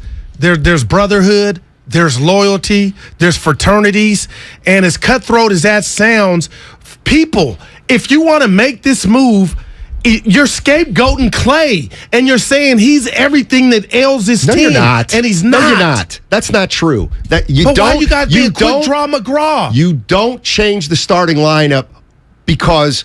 Not all the time, because one guy's screwing you. You change the starting lineup because the team needs something. The team. But don't you think they would self-analyze themselves if they thought that everything that's put in this pot? Okay, fine. Because you risk losing them. I would never do that. I get it. And that's what the discussion to me is. Yeah. You are afraid to even broach it with Klay Thompson. It's not even acceptable to talk about possibly doing it. So if we can't even talk about doing it, well, then he's never coming off the bench ever. I mean, but why is he immune from being talked about as coming off the bench? He was a big part of building this. Great. So was Iguodala. He came off the bench. I guess he came off before they won it. But my point is like, yes, he was this. He was... It's the Golden State Warriors. It's not the Klay Thompsons. I like that. I do like that line. I feel like you stole it from me. Eric in San Francisco. Hey, Eric, what's going on? What do you got, buddy? Hey guys. Guru, I got a question for you. Are you a fan of the team, or are you a fan of the players? I'm a fan of the team. Okay. Yeah. Okay. Well, no, go ahead. I'm a fan of both, but the player fandom doesn't supersede the team fandom. But what I'm a fan of is family. What I'm a fan of is loyalty. And what I'm a fan of is also respect. And those are the things and reasons why this move won't happen. That's all. Oh, I agree the move won't happen, but I'm a fan of the team. I've been a season ticket holder since 2000. I remember the seasons when they won 19, 20, and 21 or something like that in successive order. And Clay is not only hurting the team by his poor play, but he's hurting Poole, because if you look at Poole's on-off production versus starting versus the bench over the course of the past 2 years, it's a marked difference. So we're hurting both players by starting Clay. If he can't get it together by, say, January 1st, we're not even going to be in the playoffs. So as a fan of the team, it pains me, because Clay is actually my favorite player on the Warriors, but I'm a fan of the team first. Eric, I'm with you, buddy. Thank you. I'm with you. Clay has earned the right to try to get himself out of this start. He's had bad starts before. You got to give him a shot at it, obviously. What are we at, November? Yeah. What's the date today? 15. November's flying. Dude, it is. Thanksgiving next week. Hey, Clay. Yeah, we got, don't press. What month are you talking? What'd you say? I think you just said it earlier. Yeah. Did you not listen? End of December. 6 more weeks. Okay, I'm just You're 50% unbelievable. of Steiny and Guru. I'm real. Yeah. Are you going to get on this mic if we get to December, even 2023, let's say February, Clay's improved some. Are you going to say, you know what? The Warriors are doing what Guru, radio host, is doing because they know the move needs to be made, but they're not doing it because of the things that the caller just mentioned, and that I feel like I'm not sure where you're going. They're not afraid of him, but because of what he's meant and what he's built, the move won't happen. When are you going to start breathing that into the mic? After this, I'm just asking, February? Listen, I'm going to be honest. Because if you can't come down my road or any other fans' road, if the team's also doing, hey, you know what? We don't want to risk losing Clay mentally. We're not going to do that to him. Okay. But again, why is it about Clay first and foremost? We love Clay. You can love Clay and then say, you know what? He's a little selfish at times. Right. We've said it. And you know what else, too? I'm not for bringing Clay off the bench. I'm for give Clay another 6 weeks. Get this thing figured out. He's done it every single year. But the idea that we got to tiptoe. Can't even ask him. We can't even ask. Can we suggest? Well, Damon asked him. Can we suggest? No. Can't even suggest him. I haven't thought about it, and it must not be asked. Okay. Yeah, fine. Well, that's where it's coming. Well, Damon last week, they had him on weekly. He pressed my version. He pressed Kerr on it. And Kerr did what you did, not in that voice. It was like, Steiny, it's off the table. But basketball-wise, people, and to the last caller I get it. It looks like it should happen, but it won't.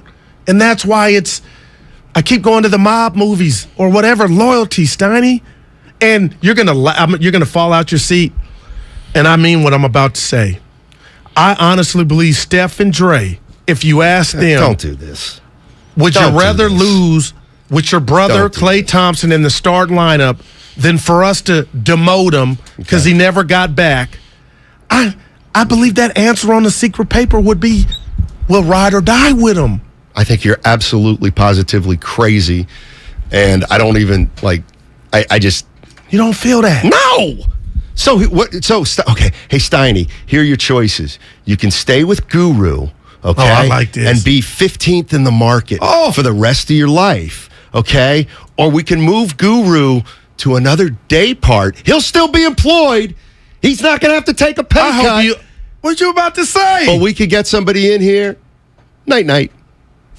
Are you fired? No, you're not fired. You just fired me. No, I didn't fire cool you. With it. Well, first of all, it's not my decision to make. But if they asked the boss. He's not asking me. Yeah. The boss isn't asking me. Well, that's different. Okay. The boss comes up and says, well, hey, Steiny, you didn't state it that way. Guru's struggling. We're moving him to the night show. All right? We're going to bring another guy in here. Well, I quit. Well, I don't have that luxury. But also, it'll be nice to know, well, Guru's not going to have to take a pay cut. He's still going to be making his big money. He's still going to be playing. He's still going to get playing time. But you do have some say in that, though, right, and Steiny? that's because Steiny, that's What's how my you say? started. What's my say? You can nix if you have it, enough cachet, make it or break it. You could say, you know what? No, I'm choosing to go. I'm riding with my guy. He'll get out of it, and we'll be 15th until he gets out of it. I got to be honest with you, Gil, and maybe this is and it's okay. Okay, that's not. I don't make that decision. I don't feel that's I would say, nah, God, I hate that decision, Matt. I can't, it hurts. I love Goo. What if he says it's yours, Matt? It's my what? Decision to make this new person come in or ride with Goo. Because that happens. What kind of boss does that? Oh, Steiny. Are you kidding me? Oh, I'd have to assess it at the time. If the decision maker was Stephen Curry, maybe they're not putting it solely on him, but I'm sure they run it by him, right? How does it work? I'm Steph Curry. Oh, did somebody ask for role play? I'm Meyer. I'm Lacob. Are you Myers, Lacob, I'm or who? Lacob. I'm Lacob. Steph, Okay. come here, have a seat. Hey, what's up? Hey, look, we you know what's up. We're not playing our best basketball, and we feel like we want to make a move in the starting lineup. I've talked about it with Bob. I've talked about it with Steve. You've meant so much to this franchise. You got the final say. I don't want the final say. We're going That's to not move. my job. We're thinking about. All of us have Joe talked Lacob about it collectively. Let me Joe finish, Lacob- Steph. Joe Let would me never finish. say that. But let me Grow finish. up. Stop. Steph, it's up to you. And you're going to decide this change right now. Yeah, this is a hypothetical. That's so We're going to put hypothetical. Jordan in the starting lineup and Clay to the bench. Okay. You okay with that? Yes, I'm a player. All right, there it is. In fact, you're showing me weakness. Like Joe Lacob would never say that. Don't you get it? You don't get to be Joe Lacob by saying, hey, Steph, this is going to be your decision. That's not what leaders and bosses do. But you get input, Steiny. That's what all good organizations, that's how they're built. Okay, I'd be like, well, Clay probably's gone to the bench. He's going to have to deal with that. Clay, that may not work well. But if that's what Steve decides, then I'm behind it. Just like when they said, hey, Durant, Steph, KD. we know you like Mark Jackson, okay, but you're the only one in the organization. You want to bring him? Well, hey, look, I like Mark Jackson. I thought he was a good coach, but if you're going in that direction, I'll support it. Steiny, wouldn't you walk if Guru is demoted? No, I would walk. You would. I would tell you her would she leave would be your mad. job. Yeah, you she would would. leave. I'm sorry, I don't have that luxury, and I'm not being a jerk. Listen, I'm being real. If it jumped off and it was foul, I'd ride for my partner. And I get you not riding for me. That's who I am. I'm a real one, Steiny. Sometimes it ain't. All glitter ain't gold. And I just believe Steph and Dre. They're the three musketeers. What would your wife say? I would lie and tell her what went down. Well, yeah, because that's healthy. She would be like, "You fool! You better take your ass back up Guru, there." I'm gonna tell you something. Yep. If I get fired and you quit in support, please don't do that, because that actually would make me feel like I was part of the reason that you lost your livelihood. I appreciate you saying that. But if it was something jumped off foul, Steiny, you stand for something or you fall for everything. And all glitter ain't gold, man. And I know people are out there, Goo. But Steiny, you okay, let me just add this. What makes this any difference from Lacob's standpoint in management taking the temperature of making a move for Durant, even if it would cost him one of the homies? Remember how we talked about it? Curry said. So that conversation happened. Okay. That's how this one, I believe, would happen. Okay. And I don't believe Steph would sign off on it. You don't believe Steph would sign Joe and Steve? Yeah. I'm not signing off on Clay coming off the bench. Like, what does you that want mean? my input. Okay. You're going to do what you're going to do, but I'm just telling you. Okay. They ain't going to make Steph. our second team better. Thanks, Steph. You're the same guy who wanted Avery Bradley. Go shoot threes. Go get your 500 threes up. We'll handle the business side. Kumar's and Willits.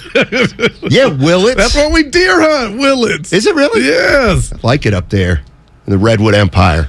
Hey, Kumar. Listening to all this, and I just feel like we don't have a lot of information on how Clay would even be with that second team. And I doubt there's a whole lot of minutes so far with like Dante, JMG, Moody, and Kuminga with Clay. But it seems to me that Kerr could probably kind of slyly do some research on whether that lineup is better than the lineup with Poole by giving it a few minutes somehow, some way, building up some kind of sample size. Because I think the worst thing we could do is burn our bridge with Clay, putting him on the second team and not having it fix anything. I never want to hear Clay demand a trade. I think that would be awful.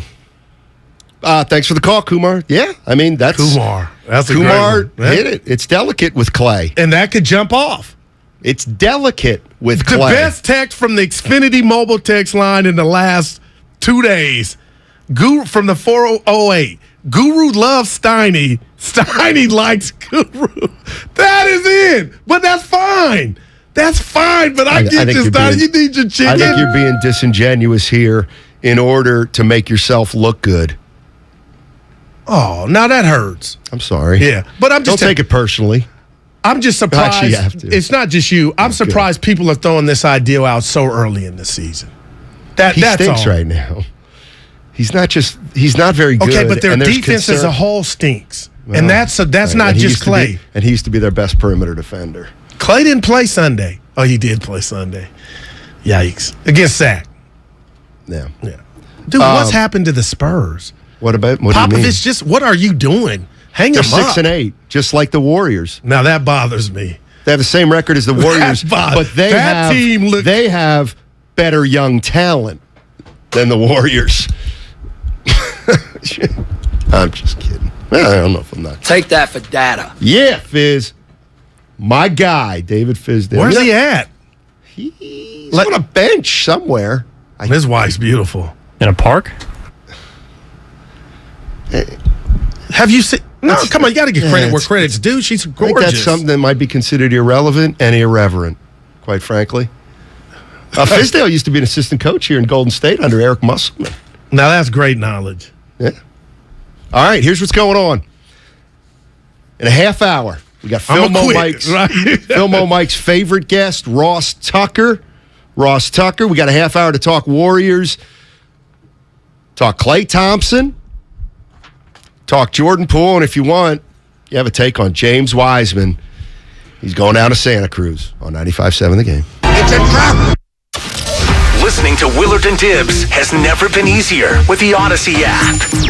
49ers did not look like we wanted them to look. But are you not all gathering the same message? This was always true, but more so this year, right? The parity is at an all-time high. This is the Bay Area's sports station. Night. 95.7 The Game. Life is uncertain. It's okay to feel stressed, anxious, worried, or frustrated. CalHope can help. Access CalHope's free and secure mental health resources. Call 833-317-4673 or live chat at calhope.org. Everything, our farm, our stand, our pop-up shop, it really all started when we discovered the benefits of local, raw honey for our family. And then we decided to turn it into a business. We were looking for something to help us get up and running. So we got the Chase Business Complete Banking Account. It's more than a bank account. It comes with Quick Accept, which lets us take card payments anytime, anywhere in the U.S. using the Chase mobile app. Plus, we get same-day deposits at no extra cost. For us, it's more than honey. It's about sharing a little sweetness with the world. Get the Chase Business Complete Banking Account with the essentials you need to help get your business going. Learn more at chase.com/business-complete-banking. Chase for business. Make more of what's yours. Quick Accept is not available in U.S. territories. Enrollment required. Usage subject to approval. Same-day deposits available for payments before 8 p.m. Eastern Time, Sunday to Friday. Fees and rates apply for checking and processing. Limitations and restrictions apply. Participants compensated. Merchant services provided by Payment Tech LLC and WePay Inc. Subsidiaries of J.P. Morgan Chase Bank and a member FDIC. For 25 years, Buy Right Market in San Francisco has partnered with purveyors of deliciousness to bring you local food that adds a dash of unique to every meal and celebration. Hi friends, this is Jamie, Buy Right's head of product. And this season, whether you're planning an elaborate meal, watching the game, heading to a friend's, or cozying up for a night in, Buy Right will help you savor what matters most. Pre-order your holiday meals at buyrightmarket.com or stop by and discover something unique for yourself. Gather, share, and enjoy with Buy Right. O'Reilly! See better and drive safer with Rain-X Advantage wiper blades at O'Reilly Auto Parts. Right now, purchase a pair of Rain-X Advantage wiper blades and get a $15 gift card after mail-in rebate, plus 2 times O Rewards points. Our professional parts people will even install your new wiper blades for free. Stop by O'Reilly Auto Parts or visit O'ReillyAuto.com. O'Reilly Auto Parts. The following is an attorney advertisement. If you get sidelined by a workplace injury, the workers' compensation attorneys at Boxer & Gerson can help get you back in the game. Our team of skilled attorneys will fight by your side for the treatment and compensation you deserve. We care about justice for injured workers. That's what makes us Northern California's premier workers' comp law firm. Call Boxer & Gerson at 510-345-2341 or visit boxerlaw.com for a free consultation. Boxer & Gerson, your life is worth the fight. Here's to Prilosec OTC. Just one pill each morning and no heartburn all day. My holiday hero. Prilosec OTC. 1 pill a day, 24 hours, 0 heartburn. It's possible while taking Prilosec OTC. Use as directed for 14 days to treat frequent heartburn, not for immediate relief. Thanks to Total Wine, you saved more on all the gifts for the ones you adore. Wine, spirits, beers, all nestled on shelves. Got some advice from our helpful elves. Oh, so many gifts to explore when you go to Total Wine and more. Bottles so delightful, whoa. Priced so amazingly low. Find what you love what you find. Always lowest prices at Total Wine and More. Delivery available. Drink responsibly. B21. Yeah, we're replacing the carpets too, so don't worry about that. No fresh powder yet, but Dan's Ski Lodge has an avalanche of projects. Those 4 rooms are getting hot tubs. He needs a staff engineer to navigate a flurry of new requests. And all of those will be fully ADA accessible. Indeed can help him hire great people fast. I need Indeed. Indeed you do. You can schedule and conduct virtual interviews all from your employer dashboard. Visit Indeed.com/credit and get $75 towards your first sponsored job. Terms and conditions apply.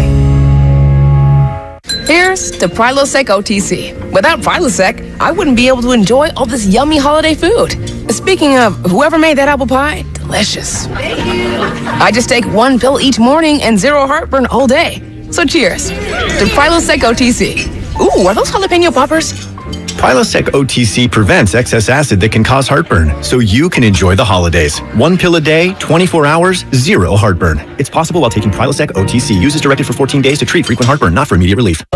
Charging a cell phone can be like getting a booster shot. A booster is given to enhance or restore protection after a primary series vaccination, which wanes over time. Schedule an appointment when you are eligible. Sponsored by Pfizer and BioNTech. Hi, I'm Aaron, owner of California Deluxe Windows. Ever notice? When your neighbors get new windows, there is a large black eye of broken stucco, uneven plaster, and even mismatched paint. At California Deluxe Windows, we never leave a ring around the window. Why? Because we are one of the only companies in California who custom crafts every window and door to your home's exact measurements. Almost everyone else on the radio is a distributor. They grab a window from a warehouse, break open your walls, shove it in, and patch things up. At California Deluxe Windows, we take pride in our work. Our installation technique is so precise, we do not break your stucco. Your house could be covered with potato chips, and we wouldn't crack one. Call now, and for a limited time, you get 30% off your entire order and 24 months of interest-free financing. 800-874-3600. 800-874-3600. That's 800-874-3600. California Deluxe Windows. Windows engineered for life. Certain terms and conditions apply. CSLB number 774518. You're listening to 95.7 The Game, KGMZ FM and HD1 San Francisco. Always live on the free Odyssey app.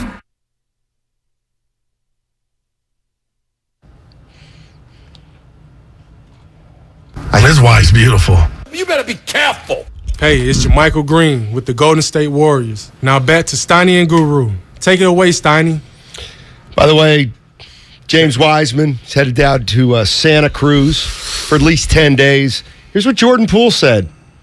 He's going to dominate it, first and foremost. I have the utmost confidence that he's going to do that, but just give him some a different rhythm, a different style to see, a different style of play. And I'm telling him, it's not a demotion. It's not like punishment. You get to go down there and shoot as many shots as you want, get as many touches as you want, work on as many moves as you want. Just have fun. It's just basketball, you know? You're playing games, and James is going to be perfect. He's going to be A-okay. Me personally, I have the utmost confidence in him. He's talented. He's curious. He's hungry. He's gifted. He's humble. Those are all the pieces you need to be successful. Wow. Yeah, I don't know. Yeah. All right. You tell me, am I nitpicking here, or am I scrutinizing it too much? That's not what he should do down in Santa Cruz. What should he do? He should work on the things they're going to need him to do at the NBA level now. Is it helping if he goes down and takes 23 shots a game? Now, if we're talking confidence, that's fine. Right. That's one thing. Okay. But what about the hands? The kid, you can't work on those. The kid needs to learn how to play the game. He doesn't know how to play the game right now. So keep him down there, see what he's got. But the bottom line is, What do you want? Why would you want him taking 20 shots when he's not going to do that for the Warriors? Get to what you just said, the C word. For 4 more years. Yeah, confidence. I'll say this. Right now, from my vantage point, and it's not a stretch, but it doesn't look stylistically, this does not look like a good fit. And I just keep going to the dump truck teams and when I say that aren't playing for something, they're trying to build something. You think about if he could just be free, like a bird, and just run up and down, mess up, you're still in the game. I mean, he may never get that here. And that's what really, it ain't even the hands or the mitts, Steiny. It's and he put on some muscle, but you haven't grown into that muscle to where you're, you feel licensed to throw it around. And we can't say bust, but it's not looking good. And I'll say this, Jordan Poole, I appreciate that. And you're not a big. It's different. But, man, Jordan, if you were going to ask me what was my big mouth saying when you went to the G League, Bob got it wrong. And look at you now. Kumo D, how they like me now. And hopefully that'll happen for Wiseman. My question to you and the masses is, Steve Kerr said extended. So could we get to Thanksgiving or Christmas with him still down there? Definitely going to get to Thanksgiving. Well, you're right there. That's right around the corner. How do you improve rebounding? Greg from Martinez, he was talking to you. I'll steal it. 510 said, work on rebounding. You can't really work on actually, that's not true. You can work on rebounding, but one thing most basketball people think, I think this is safe to say, is who used to say this? Brian Winter, a lot of people. If a guy rebounds at the high school level, he's probably going to rebound at the college level. He's probably going to rebound at the pro level. In other words, a rebounder is going to rebound. Here's the other thing we have to possibly acknowledge. The Golden State Warriors, if you want to talk about their culture and their style as being elevated, okay, I'm with you. The Golden State Warriors play differently than just about every other team in the NBA. All right? It's more complicated. It's more free-flowing, but it's a little more complicated.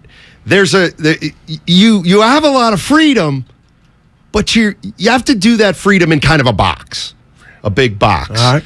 So the bottom line is, the Warriors, as long as they're running this offense and this is their system, they run the risk of possibly drafting players who won't be able to pick it up. And so, Wiseman could go to Charlotte and run up and down and put up numbers and stuff. But I think the Warriors, to their style, if you can't make it here by playing smart in the right way, well, then you're weeding yourself out as a possible championship player. Yeah, and Jordan Poole didn't do that. But there were days, I'm sure, Steiny, excuse me, I can't speak for you, that when that announcement was he was going to the G League, and before that, when he was missing everything he threw up pretty much, nobody saw this metamorphosis. So I'm still holding out hope for the big man, but damn, what's that checklist look like? And mentally, what's that checklist that he has for himself? How about this? Stop being a liability on the floor. Stop being a liability. Stop being the last guy that gets picked up for a pickup game because nobody wants to play with Never been that guy. I pride myself on that. Still to today. 650 says, should Kuminga go to Santa Cruz? No, because losing Wiseman gives Kuminga more of an opportunity to play. Let's go to Tony. Tony's in the Yoon. Uh-oh. Hey, Tony, how you doing, man? Hey, guys. Oh, just living the dream. How you guys doing? There you go. Hey, I got it. Can I push back? Of course. Okay. I disagree with you guys, and I'll tell you why. I disagree about the way you're handling Klay Thompson. I realize this is talk radio, and you got to talk about stuff, but we got to be careful about all this hypothetical stuff because it really doesn't mean anything. Okay? What means stuff. We got to remember something about Klay here. Klay spent his whole life getting his body and his game to a place where he could be Klay Thompson. And he's a hell of a player. And then he got hurt. Then he got hurt again. So what's that mean? Well, he's got to start over. He's got brand new muscles that that he's got to bring back and get comfortable with, and he's got to find his balance. And he doesn't have his balance. He doesn't have his feet under him. You can see it. He does sometimes, but he's not there yet. And you know what, guys? You need to give him some freaking time, man. How long? Well, they're doing that. Tony, Charles Barkley's running his mouth, and he's just looking for what do they call that? Clicks. Ratings, yeah. Right? It don't mean nothing. But hey, you rest assured, Tony, the team's doing what you're saying. They're letting them play it out.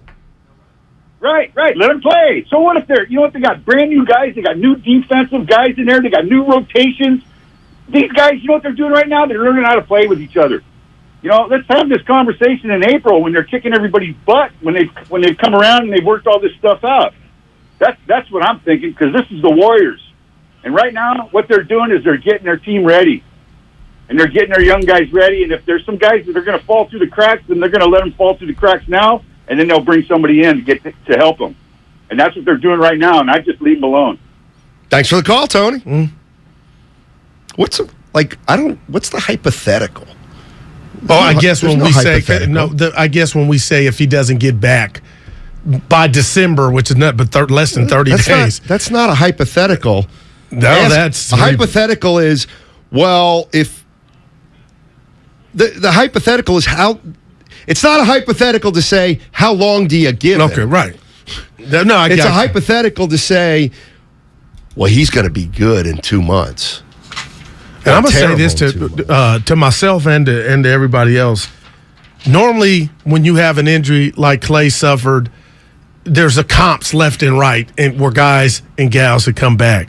But Steiny, outside of John Wall and Verrett, who's been through what Clay's done twice now with each, I just don't know what the NBA version of that is and the timetable. And again, I was purely speculating, and I did it in air, not my first time in air, because I thought he would be in the lab. I thought physically those muscles that the callers just talked about that are getting trained and he's getting his legs underneath him, I just assumed as soon as the finals are over. Wiseman and then one on Steiny. First off, Steinmetz and all these people talk about Klay Thompson, you might be owing him a big apology. Just like Steph Curry, almost word for word verbatim, Steinmetz said last year, what do you expect at his age? The 50, 40, 90 Steph is never coming back. Well, don't look now. He's back. Klay Thompson will be fine. Give him some time. Now, James Wiseman, what he should do is attach himself at the hip to Kevon Looney. I agree with Steinmetz. Learn to play like Kevon, just a little more athletic. Do those things. Screen, rebound, finish around the rim. And last but not least, in pickup games moving forward, I'm not taking the D3 no more. I'm taking the 24-hour fitness guru because he's ride or die. Steinmetz, you should have said right away when they ask you, do you want to keep Guru? You say, oh, hell yeah, I want to keep Guru. That's my dog. Now, if they move him, fine, but we got to keep him. That's the doctor's note. Let me tell you something. Let me tell you something. You guys just lost that pickup game, and you're going to be waiting for about 2 hours. I'm going to get you out of retirement. See it. It's a fact. I'm not making any predictions on Clay. Right. I ask the questions. How much of this is injury? How much might be age? And nobody has that answer. Where's Panju when you need him? Oh, he'll be on. I think Willard Dibs. Yeah. It's Dr. Brian Feely this week. Oh. All right. Tomorrow at 11:30. Thank you. Thank you very much. And we have Ross Tucker in 15 minutes. Fillmore Mikes. Hey, we got a producer, great young kid, broadcaster, rising star, Evan. And you said something earlier about learn how to play. And Kuminga got in last night, and I love what I saw from him. Hold on, Stein, before you laugh. But, E, you said something because you were at the game, if you could share with us and the fans, about a certain possession. And it's not an indictment, but I just thought about it when Steiny said these young guys got to play. But can you say what you saw between Kuminga and Curry? Well, it's just interesting because Kuminga played 25 minutes, got a lot of run in a game that was largely a blowout, but there's still some possessions where he looked like, a little lost in the headlights. Like there was a play on the right side in the second half when Anthony Lamb gets the ball. Curry's waiting to curl off a Kuminga screen, and Kuminga's just kind of waiting there, and Curry's got to tell him, hey, you got to come set the pick so I can come around here and catch and shoot. And it's those sort of little things that I think Steiny's trying to get out with Wiseman. It's like, not only do you have to learn how to just play, but also you got to learn how to play around Steph. Like, he is the system for the Warriors. And you know who's doing that right now? Mr. Lamb. And again, I know 4 years, Steiny, of college. I wouldn't know about that. You would know better than I. But again, this is basketball. What do you need to know about the game? His IQ he's fitting right in to where Looney pointed him out the other night. Look, you have to be smart to play. That's why Nick Young didn't make it. No, keep going. Oubre. You have to be smart to play. Everybody doesn't have that, though. Well, and it's also hard for a young guy to have it. I mean, again, I can't. I don't know. That's true what you're saying. I don't want to sound like a know-it-all, but apparently I always do. But the bottom line is that you have to be so smart to play this system, and through no fault of their own, Kuminga and Wiseman, they haven't played. Let me say this again. They haven't played organized basketball. So there was a risk in the pick. There's a risk in the pick if you thought they were going to be dynamic at 20. But the Warriors clearly were looking big picture with these two guys. It's just like it's not fair to Kuminga and Wiseman to expect them to be where Otto Porter Jr. was. Oh my God, no. So with that said, Bob Myers asked me, who came up with the two timelines? Thank you. I gave you credit. Are you telling the listeners and myself that the Warriors, and I'm asking, the Warriors were going into this season to defend their throne and go back-to-back without major contributions from Wiseman and Kuminga? So I assume that. Are you telling me that they feel like management, we got enough without contributions from those guys, and there is no shock value that we had to send the big man down and Kuminga can't or Moody can't be a regular contributor to the team? They can't be. Not to a championship team. What are your goals? What are your goals if you're the Warriors this year? To win it all. Okay, well then they can't play right now. They can't play. So there's nothing to see here then if management is thinking like you are. They expected this. It's not that there's nothing to see. Well, it's not that there's nothing to see here. It's that I think the Warriors think this is an easy decision, and I kind of agree with it in terms of, well, what are we doing here, guys? Are we trying to win a title? Yes, we are trying to win a title. Well, then they can't play.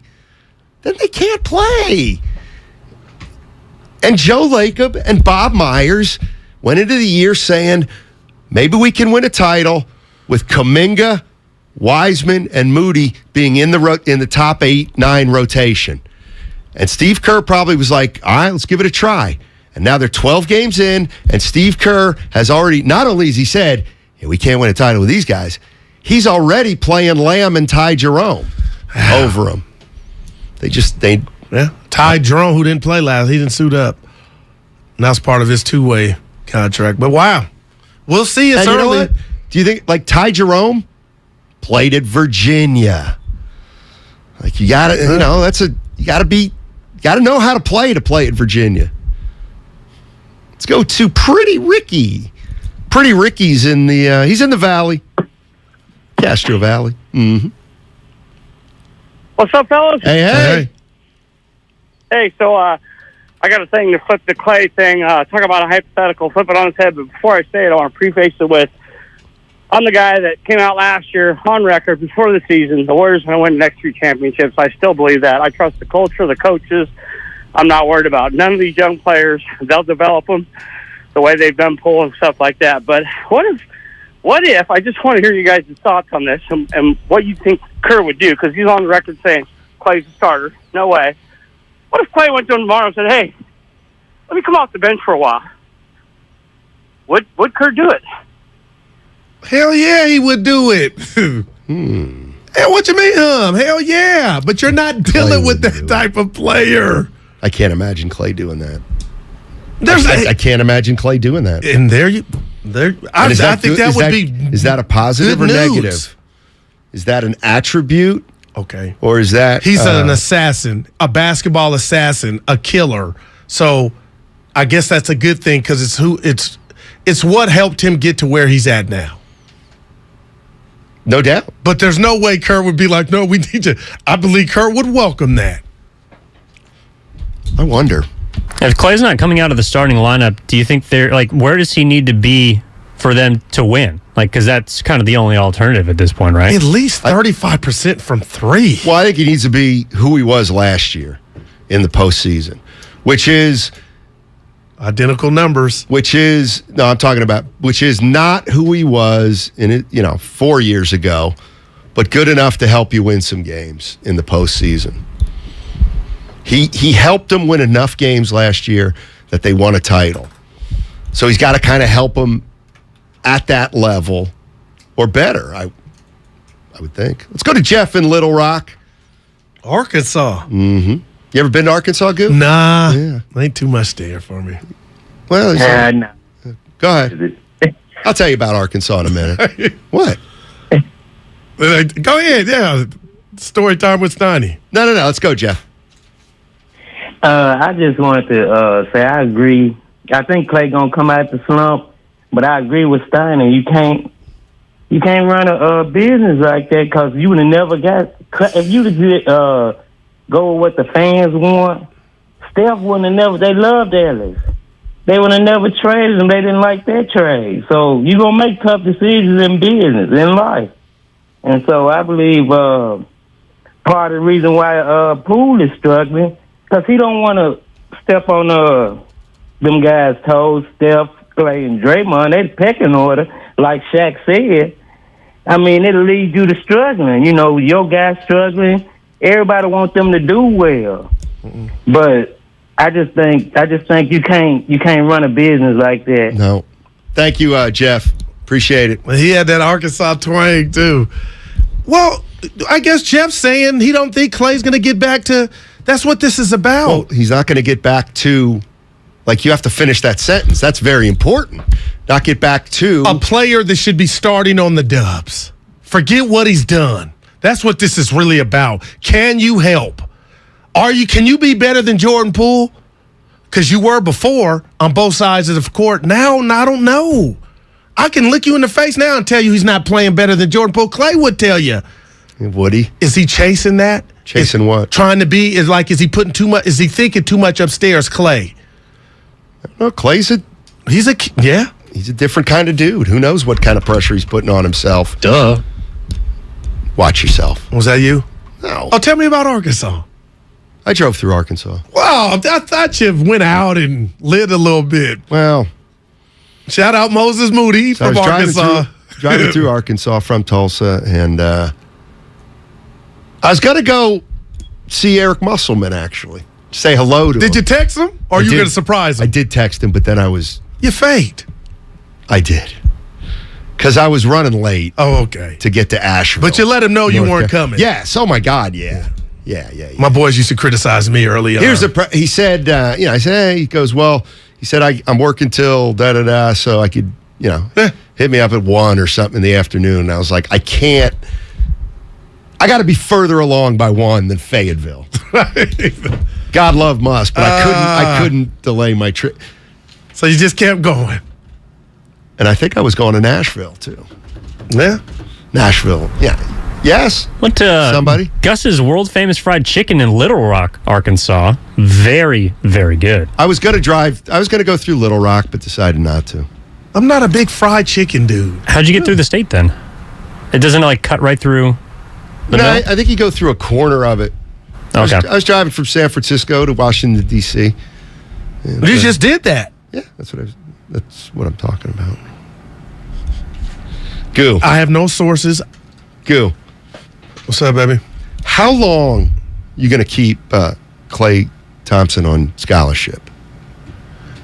See, it's technically, and this goes back to our prior conversation, which I meant, I would walk if they did you dirty. But listen, It's neither here nor there.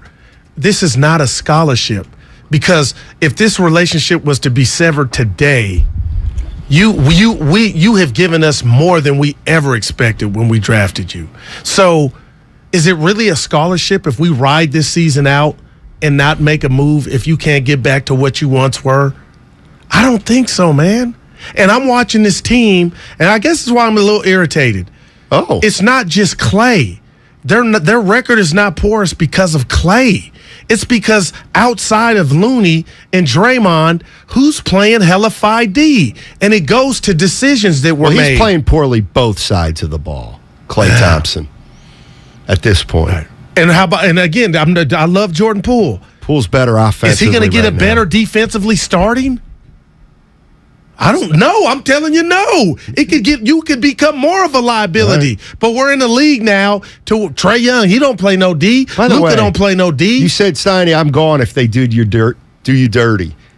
Asking Clay to go to the bench is doing him dirty. No, I'm not equating that. Okay. But you'll lose them mentally. Well, then you know what? Like, this is one of those things where you say, like, if Clay were young, we'd be like, well, if we put him on the bench, we might lose him mentally. And the other side is, well, if he can't handle it mentally, he's not that good anyway. Or he's not going to be a great player anyway. So you do know the injuries added another caveat to all this. Sure. And the darkness and the tears. If this was just about athletically you're slipping, they would have went to him 2 weeks ago. This is about the whole enchilada. We're not going to rip the rug underneath you because we know what you've been through and you're our brother. And we're going to ride or die with you to the play-in. That's what I'm talking about. Let's get that play-in. See if we can beat the Kings at home. No, they're sick. They'll be 6 or 5. They better. Curry's balling. They're 5-8. I'm sorry, 6 and 8. I was like, oh, that don't sound right. 6 and 8. He only had 16 last night. They were playing a D League. Is it G League? You were pissed, weren't you? No, you were mad that he wasn't shooting more. No, honestly, that was just like, what? Oh, I'll save it for the other side. Ross Tucker on the other side, all sponsored by Outdoor Supply Hardware. Hey, if you're looking for that great holiday gift or maybe a stocking stuffer, go to 957thegameshop.com for all your swag. Go get a Steiny and Guru Rat on the Table t-shirt. It's nice. Nice. That's 957thegameshop.com. In this market, you'll find Fisher Investments is different than other money managers. Different how? Aren't we all just looking for the hottest stocks? Nope. We use diversified strategies to position our clients' portfolios for their long-term goals. You don't just provide cookie-cutter portfolios? No, we tailor our clients' portfolios to their goals and needs. But you still sell investments that generate high commissions for you, right? No, we don't sell commission-based products. We're a fiduciary, the highest standard of care for a financial advisor. It means we're obligated to act in our client's best interest. So when do you make more money? Only when your clients make more money? Yep, we have one transparent management fee structured, so we do better when our clients do better. Sounds like you really look out for your clients. We do, because our priority is helping them achieve a comfortable retirement. That might be why most of our clients come from other money managers. Visit FisherInvestments.com to find out why investors like you switch to us. Fisher Investments. Clearly, different money management. Investments in securities involve the risk of loss. Universal Studios Hollywood is where the holidays come together. We've tested it. Festive food with COVID, you might be eligible to receive a payroll tax refund of up to $26,000 per employee. The challenge is getting your hands on it. Hi, I'm Howard Mackler, and that's why I founded GetRefunds.com to cut through the red tape and get you the money. The team of tax attorneys we have put together are highly trained in this little-known payroll tax refund program. We do all the work, charge not a dime up front, and simply share a percentage of the cash that we get for you. Businesses of all types can qualify, including those that took PPP, nonprofits, and even those that had increases in sales. We have helped return over $1 billion to businesses, and we can help you too. Just go to getrefunds.com/sports, click on Qualify Me, and answer a few questions. This payroll tax refund is only available for a limited period of time. Don't lose out on up to $26,000 per employee. Go to getrefunds.com/sports. That's getrefunds.com/sports. If you run a small business, you need the most from every investment. That's why Comcast Business gives you more. Like more innovation with our new gig speed Wi-Fi, plus unlimited data. more speed from the largest, fastest, reliable network for small businesses, and more savings, up to 60% a year with Comcast Business Mobile.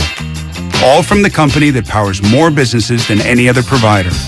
When you need more, you need Comcast Business, powering possibilities.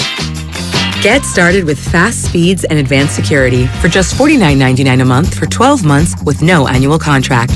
Plus, ask how to get up to a $750 prepaid card with a qualifying bundle. Offer ends 12/5/2022. Restrictions apply. EcoBill and AutoPay required. New 50 megabits per second internet and Security Edge customers only. Equipment, taxes, and fees extra and subject to change. Mobile Savings compares pricing of top 3 carriers. Don't waste your time trying to sell your old car. Donate it to Cars for Kids. It's the easiest and fastest way to donate your car and get a tax deduction. Donate online at carsforkids.org. That's cars with a K. 1-877 Cars for Kids. Donate your car today. Kirby is your driveway mechanic. They bring the shop to you with brake replacements, oil changes, washes, and so much more. Get $50 off your first oil change with code OIL50 at Kirby.com. That's CURBEE.com and use code OIL50. Prescription products require an online consultation with a healthcare provider who will determine if a prescription is appropriate. Restrictions apply. See website for full details and important safety information. Subscription required. Hey guys, did you know there's a generic form of Viagra that works just the same but is 90% cheaper? And you can get it online? Go to 4hims.com/joy. At Hims, you'll get a free medical consultation and discreet shipping if prescribed. You'll love your results. To start your free online visit, go to 4hims.com/joy. That's FORHIMS.com/JOY. Kansas City Steak Company, another AmericanEagle.com success story. Started in 1932 as a family-owned butcher shop, today they're a leading distributor of superior all-American steaks delivered right to your door, ready for the grill and your taste buds. When it came to their website, an average site wouldn't do. They chose AmericanEagle.com to take their website to the next level. With a dramatic increase in competition and a softening market demand, they had 2 challenges: improve their brand presence and message, and produce a positive return. AmericanEagle.com got to work and executed usability studies and detailed audits of site experience, digital assets, and marketing. The result? An integrated digital marketing and customer experience plan, organic traffic increase of 20%, and a long-term roadmap for success. If you love great steaks, go to KansasCitySteaks.com for website design, development, and online solutions that bring efficiency and results. Visit AmericanEagle.com. If you need a results-driven website, call the team at AmericanEagle.com at 877-WEBNOW1. That's 877-WEBNOW1.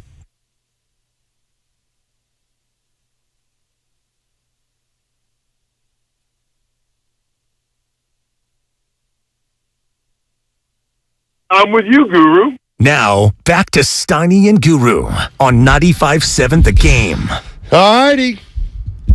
He visits with us every Tuesday at 1:30. Ross Tucker, Odyssey NFL Insider. Ross, what's going on, man? How you doing? I'm doing pretty well. How are you guys doing? We're doing well. I got a little bit of a philosophical one for you to start. Uh-oh. Can you have a dynamic offense without a dynamic quarterback? Yes, you can. Example, please.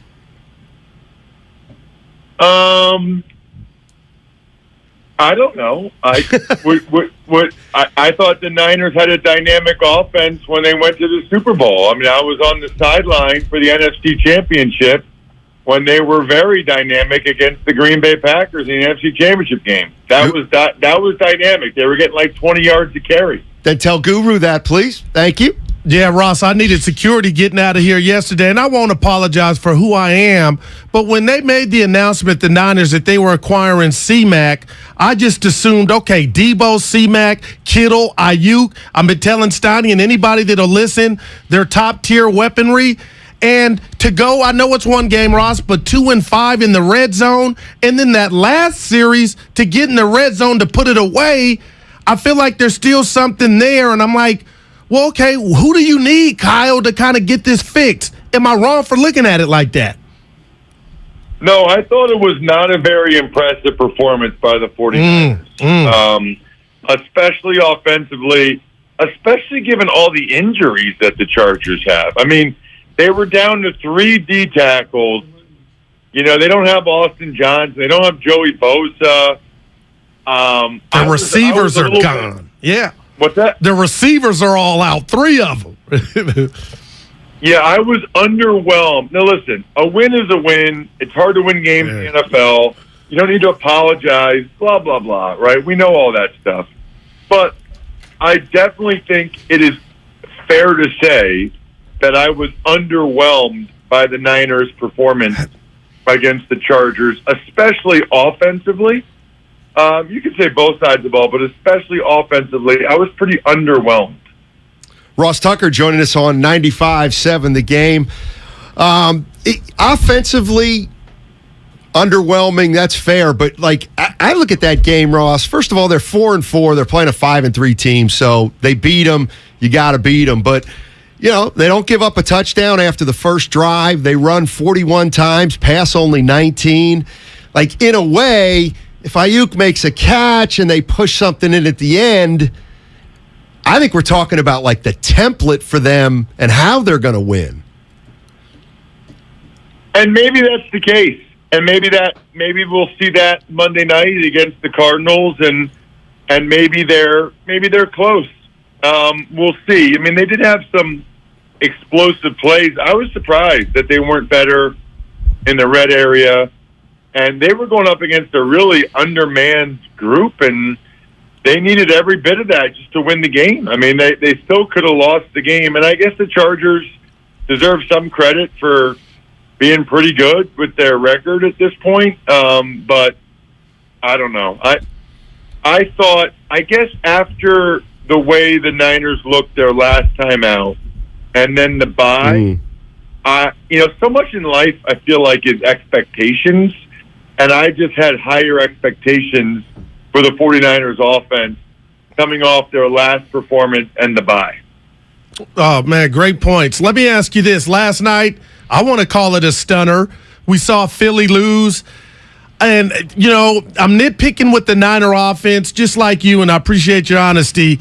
But I still think they can go anywhere and win, or play anybody and win. How do you see the landscape of the NFC currently? Yeah, I think it's fair. If you're the Niners, right, especially with their recent playoff pedigree, like, they're not going to be afraid or intimidated playing in Philly or in Minnesota in the playoffs. And I'd be fascinated to see what the betting line would be in those games. I don't think there's anybody out there that would be surprised if the 49ers, especially as they get healthier, would win that game or win those games. I think those teams are probably somewhat similar. The Niners have gotten off to a slower start. Vikings and Eagles have won more games, and so the Niners are going to have to win them on the road, but that's kind of how they rolled, man. I mean, last year we saw what they did in Dallas and Green Bay. It makes it tougher, and they weren't able to get it done all the way last year, but the NFC feels like it's very winnable, although I don't know.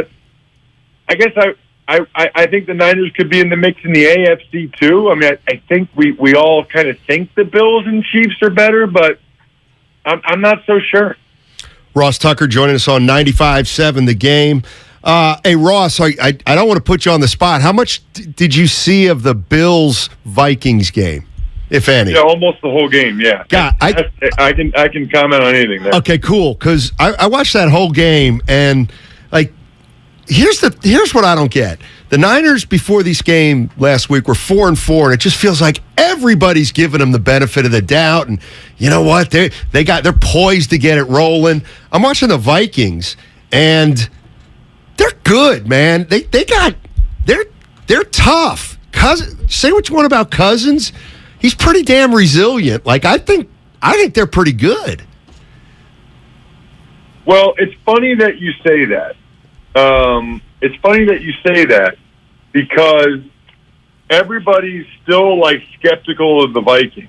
Why? And so what I've been doing is I'm like, okay, well, they have probably the best receiver in the NFL, and I don't know, one of the best number 2 receivers. They have a top 5 or 6 tight end in Hawkinson. They have a top, 5 or 6 running back in Dalvin Cook, and a pretty good backup in Madison. Quarterback's playing at a top 10 level. I mean, the offensive line's much better than last year. The defense much better. I mean, that's like all the positions, guys. Right. Like, what other positions? I'm not going to make up positions. Like, those are the positions that play, and they've got really good players at most. I mean, they got Daniil Hunter and Zadarius Smith off the edge. I mean, they got a lot of guys. Look, Ross, I don't want to be a complainer, but last night I'm watching a good game that I thought was going to give us a drive to decide the game.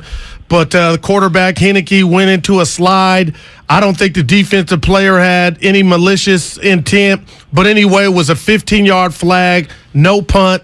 Gabe Davis in that Buffalo game that was great. Got credit for a catch. He clearly dropped the ball. And Greenlaw gets thrown out in the Niner game Sunday night after another player hit the quarterback. And I'm just like, what with all this technology, Ross, somebody is going to get burnt on the biggest stage, and we're all going to come out the next day and say, oh, yeah, it was wrong. But, I mean, what do you make of those 3 plays? How can we not get it right? Well, you're missing the biggest one, Guru.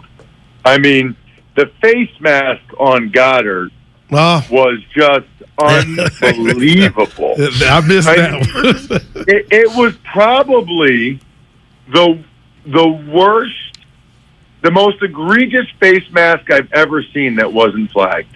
I mean, Davis literally grabbed it. He didn't like just grab for a little bit. He pulled him down by his face mask. And by the way, Goddard is out an extended period of time. He hurt his shoulder, which is probably because he got pulled down the ground by his face mask and landed awkwardly on his shoulder as a result. And he fumbles.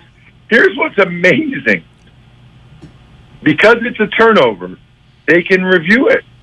And they can say, I think that Goddard touched him while he recovered the fumble, so he's down here. Yet they have 60 camera angles, and it's the most blatant face mask we've ever seen, and they can't change it. They can't fix that. That is maddening. Yes. Like, if my mom, in Wyomissing, Pennsylvania, is texting me while I'm on the air with Kevin Harlan saying, why don't they do the face mask penalty? We got a problem, man. We got a problem. If Sandy Tucker is texting me, from her bed, right, saying that, and people are like, well, what are you going to do? Coaches should be able to challenge anything. Well, the games will go forever. Really? Because they only have 2 challenges. And, oh, by the way, they don't like to lose those because they lose a timeout. Right. Just get it right. The notion that the game would go on forever is bogus. Let them have the chance to challenge it. It's not like a face mask is a judgment call. This isn't like pass interference. Like, you can tell if the guy grabbed the face mask or not. And I really can't believe that the officials missed it. Now, the Eagles, the Commanders were the better team. The Commanders win the game. It's not even about that. It's about the fact that there's no way to correct an obvious error. And that's not good. Ross Tucker joining us on 95.7 The Game. By the way, my sources on Dauphin Avenue say I got to give Sandy Ross some Tucker, love, too. a very sophisticated football fan, by the way. Hey, I got one last one for you. How many unsportsmanlikes did you get flagged for in your career? Ooh, or ejections or something like that? I'm trying to think. I remember one for sure against Columbia my senior year. I know that there were more. I'm trying to think NFL. Not nearly as many as I would have if they threw those flags in practice. But I don't know. I really right now I'm only remembering that one. I'm sure there's more, but I don't know if this is old age or playing as long as I did or like CTE, but I'm not remembering any others right now off the top of my head. All right. Hey, Ross, I got to give you this before we go. I've been telling Steiny we got 2 nice TVs in the studio, right? And I'm not a hater, I'm a congratulator, but I've been looking at former O-linemen that are on TV and they're visible, and I'm like, man, that was a big man. He's dropped a lot of weight. He looks good, but I got to give you your flowers, man. You look real good. My question is, where are you at now weight-wise compared to your playing days as an old lineman? Because I was looking at Stink, Howie Long, and I'm just fixed Joe Thomas. But I looked at you on TV the other day. I said, man, he's looking good. I appreciate that. Like anybody else, probably not where I want to be. But I used to go to training camp around 320, and I'm 50. Okay. So about 70 pounds down. You look good. Like a little bit less than that. I'm trying to be like, it's funny because I'm 6'4.5", 252, which sounds like a pretty good tight end. But I know what those guys look like with their shirts off, and I do not. I do not look like those NFL tight ends with their shirts off. I wish. My wife wishes. Those guys, I've always said if I could have played one position other than O-line, it honestly would be tight end. 6'6", 250, small waist. You get to catch passes and score touchdowns, but you also get to block and get after people. That's the at least from a physique perspective, that's the ideal position. Like a tight end or a D end. I don't want to be like some skinny guy. Maybe even a linebacker that's 230. That's pretty good too. Yeah, well, as a tight end, I'll tell you right now, you get more targets than George Kittle. Wow. Look at all right, Ross. You know what? It's funny. I was talking with some people about that. I don't know what the deal is there. It's a deal to me. He is not being utilized like I think. Hey, I said, just throw one in the end zone. What an ideal. You can't get it in the red zone. Throw it to a tall guy. But, hey, Steiny says it's par for the course. Nothing to see here. It's just weird. Well, I want to know how much of it's they're not getting the ball and how much maybe he's not the player he used to be. I don't know the answer to that. What? The toe tap. You got to tell him the toe tap. Well, no, I just think I think he's such a great blocker. Kyle tends to use him that way more than, let's say, if he were a great catcher.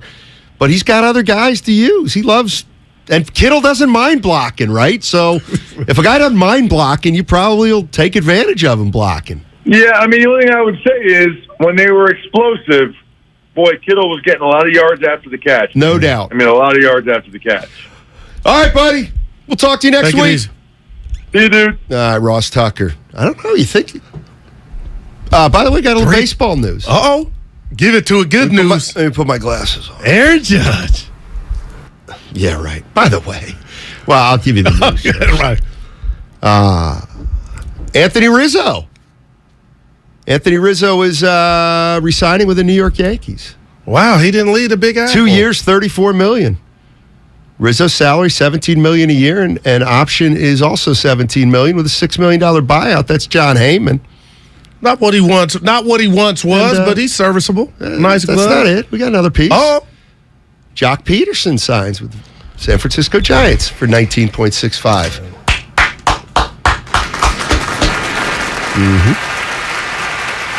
What's the matter?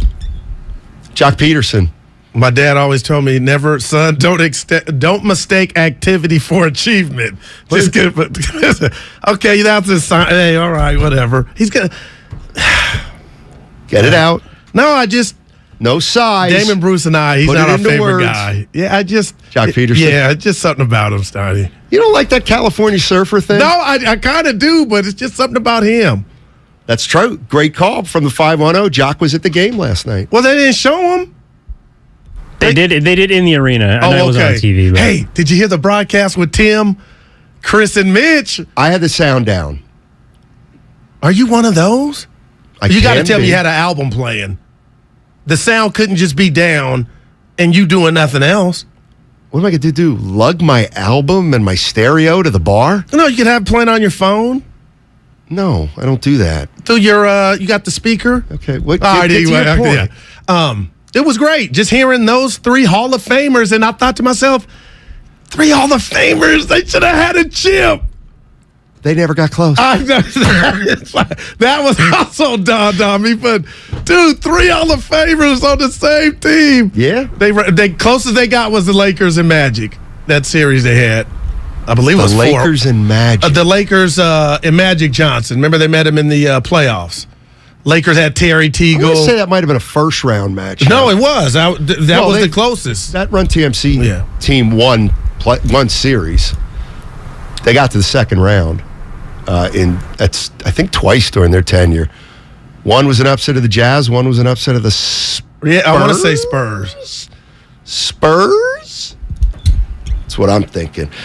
What do you think about kind of the little nugget he threw? He said he's been following George Kittle, kind of looking, and he's wondering if George Kittle hasn't lost a step, maybe. That's why he's not getting the ball. That's not me. That's Ross Tucker talking about it. I'll tell Ross, hey, go put on the tape of the Carolina game at Carolina. He exuded those same characteristics that he could go get the ball. Well, he's just not being called on. I don't think there's slippage at all. And I'll say this for the people in the back that think it's slippage. If I'm slipping physically, I'm not going to be able to block as well. So we ain't said, he's not holding up his blocks. Again, Steiny, the thing that's bothering me that you pointed out is, and again, the no shade at Jimmy, he's not Mahomes. He's not these top-tier quarterbacks, and maybe that's why we're not seeing the production regardless of who they got. But nobody can tell or sell me 85 is not a mismatch and still got enough athletic prowess to be a problem. I'm seeing lesser tight ends day in, day out on Sunday get loose. That's because the tight ends on those teams don't have as many weapons as the 49ers. Here's the other thing I was thinking. If you want to be weapons, okay, you always talk weaponry. I love that. Yeah, I think it's goofy, but that's fine. Okay, let's talk about the 49ers' weapons. Let's put them on a pecking order. Right now you want to do this? McCaffrey. Oh, my God. A-. Deebo Samuel. A-. Ayuk. B+. Well, guess what? We're already down to the fourth option. George Kittle. Well, you know what? He may be below Juwan Jennings. So when you're the impact is Juwan Jennings is catching him on third down. Why don't you do this? Let's lump these two guys in together because they're essentially the same player. Juszczyk and Kittle. Okay, they block. Yeah. And we don't let them touch the ball very much. And that's a problem, though, Steiny. No, it's not a problem. And I'm going to tell you why it's a problem. You have Christian McCaffrey now. I'm going to tell you why it's a problem. Why would you go to a guy who's not Steiny, like your fifth option? Yeah, it's not about rank. The game is so fast and so wicked. Just it's not my job. It's Kyle's job to have a conversation with Jimmy or something to where we can get this guy the ball more often than not. Not everybody can get the ball more often. Not everybody can get the ball more often. I hated he didn't get his feet down. But you know why I hated it? He not only didn't get his feet down, he fell. You're right, but and he didn't catch it. What did he say? It's a stop. But what bothered me was ain't gonna be 5 more chances. That was it. And it's just, I'm telling you, man. Telling me what? Steiny owes Guru an apology. Steiny was wrong. You can't have a dynamic offense with Jimmy. Why don't you? Ross Tucker said that the 49ers offense in the Super Bowl was dynamic. Overthrowing receivers. Doesn't mean I owe Guru an apology. It means I disagree with Ross Tucker. I do too. But I'm too scared to say it when he's on the air. Because we're tight, Ross and I. Hey, nothing. I brought up the weight thing. Love it. You know what? It's going to be fun. Here's what I love. Every week you're going to be caping for somebody who didn't get their touches. Like that bot. That's what you took away from you. And then they played it. Ratto made a promo out of you saying, who the F cares? And I'm like, damn, he talking to me. But the whole point was I didn't come in here and say I'd rather have that than the dub. I'm just saying be careful what you wish for. McCaffrey signaled to me, this is good. You're going to be more explosive. And when you get in the red zone, you're going to cash in. Keep getting these threes. That's all I'm saying. And you're right, McCaffrey's Steiny. fault? No, it's the coach's fault, the coordinator, Kyle. And keep getting these threes. It's going to bite you in the ass. You're on borrowed time. Fix it. Get Kittle involved. Who's on I don't have an answer. Time? Who's on borrowed time? Any team that keeps wasting, smoking, tricking off when's red the last zone time we got in a opportunities. fight? Tricking off red zone. 16 teams trick it off worse. I hate when you go to the neighborhood and tell me, hey, real quick, we ain't got time. Yeah, we do. We got 30 seconds. So I'm mad at Willard and I'm mad at producer Evan. I went belt shopping the other day, and there was a time in my life where I could put the belt on and tuck the shirt in, and you look like an off-duty dentist because you were fit. That's how Ross looked on TV. My belt looks like a bacon strip. My point is, when I see E and Willard, they got the waist size. You don't wear belts that much, so I wouldn't know if you had it all the time. I don't see them. That's because I wear a shirt out mostly. Well, there you go. But my point is, I'd give you love but those two dudes, you want to fight them. What? They got the waist size, is what I'm saying. I don't like to fight. I want to know what you were doing with the sound down. Did you not hear me? I went down the street to watch it. Oh, okay. Oh, well, that's different. Thought you were in the lab. You never. Well, that's my lab. Hey, when Willard said the cafeteria. Hey, anyway, I didn't like that. Yeah, I didn't either. I didn't either.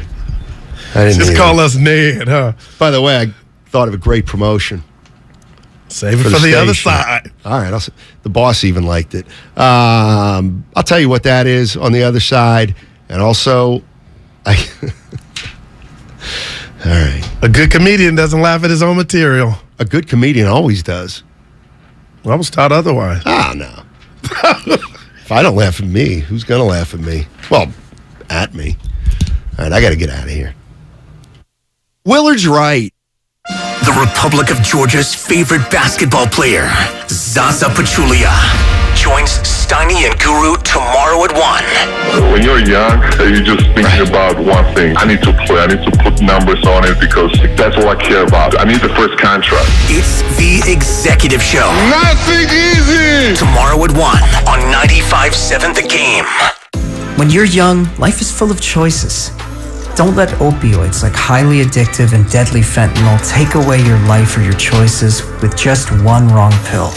Find medically proven treatment options at choosemat.org. AT&T Fiber presents a straightforward moment inspired by straightforward pricing. And now we just cube the pancetta as such. So what's on the menu tonight? This carbonara I found online. It's fire. You gonna love it, Mom. I hope you hold on to this AT&T Fiber, son. It's nice. Yeah, you should settle down now that you're a good gillionaire. Oh, I am. I finally found the one internet I've been looking for my whole life. So, no more one-year stands? No, I'm done with all that. With AT&T Fiber, there's no price increase at 12 months. What about equipment fees? Nope. Those were never any good for you. Exactly. But now, everything's completely straightforward. Well, in the spirit of being straightforward, I never liked any of your old ones. Me neither. Blah. Y'all never told me that. But we're being straightforward now, which feels good, yeah? Yeah. Now let's get straightforward about that girl he's been seeing.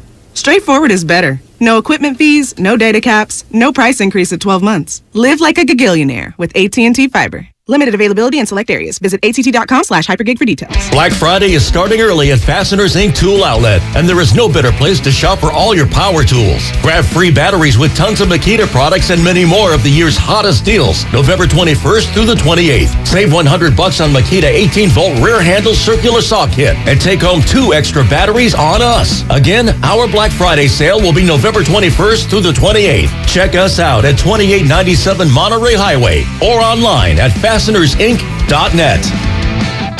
Were you abused by a priest or clergy member? You're not alone, and we can help you hold the church accountable, regardless of your age, and even if your abuser is no longer working or even living. Thousands of victims have filed claims and been awarded significant compensation, but the deadline is quickly approaching, so call Stop Clergy Abuse right now. Your call is free, private, and confidential. Even if you don't remember the abuser's name, we may be able to help, but time is limited, so call now. Catholic dioceses have paid more than $3 billion to victims, with the average national settlement at $268,000. In parts of California, the settlements are much higher. Call 800-230-5678 now, or soon you may forever lose your chance to file a claim. You can't change the past, but you can be compensated for it. Call 800-230-5678. A representative is standing by to help. Call 800-230-5678. That's 800-230-5678. Alice at 97.3 is celebrating the return of Alice in Winterland. Friday, December 2nd at the SAP Center in San Jose. Starring Sean Mayer. One Republic. See you at Alice in Winterland. Kelsey Ballerini. Matt Nathanson. And Lizzie McAlpine. Tickets on sale now at Ticketmaster. Everything Winterland at RadioAlice.com. Score big with Xfinity Internet. It's made to do anything, so you can do anything. Supercharge your home with the game-changing speed of supersonic Wi-Fi. With 3 times more bandwidth, it covers the field and then some. And blocks billions of threats with advanced security that helps keep you protected at home and on the go. If you're keeping score, that's internet that does it all. That's unbeatable internet from Xfinity. Learn more at Xfinity.com. Restrictions apply. Not available in all areas. Without the ones like you, who work tirelessly to keep things running, everything would suddenly stop. Hospitals, factories, schools, and power plants, they all depend on you. No matter the weather, emergency, or time of day, you're the ones who get it done. At Grainger, we're here for you 24/7 with supplies and solutions for every industry and access to product specialists ready to help. Call, click Grainger.com, or just stop by. Grainger, for the ones who get it done. Provember is back at Lowe's. Save up to an additional $750 off now on select major appliances from Hisense and get free delivery on items $396 or more. Plus, get an industry-leading 2-year warranty and great low prices on items like a Hisense refrigerator and air fry electric range, exclusively at Lowe's. Find the right appliance for your jobs and properties today. It always pays to be a pro at Lowe's. Exclusions apply. See Lowe's.com for details. Offer ends 11/30.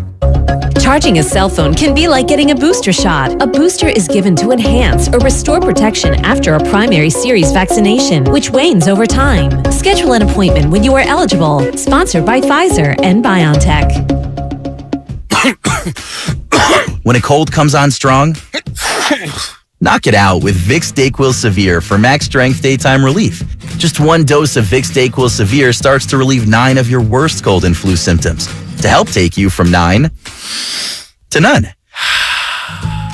Power through your day with Vicks DayQuil Severe, the daytime non-drowsy, coughing, aching, fever, sore throat, 9 to none medicine. Use as directed. We tried Dynovite nutritional supplement, and after a couple of weeks, we noticed a big difference. Our little Gizmo's coat was shinier, and there was a lot less scratching and shedding. My dog smelled and scratched constantly. We bathed and sprayed her, took her to the vet, but no results. Now, a little Dynovite in her food helps Bella keep her beautiful coat with no scratching or smell. Happier, healthier with every bite. Over 1 million pets helped with Dynovite. You're listening to 95.7 The Game, KGMC FM at HD1 San Francisco. Always live on the free Odyssey app.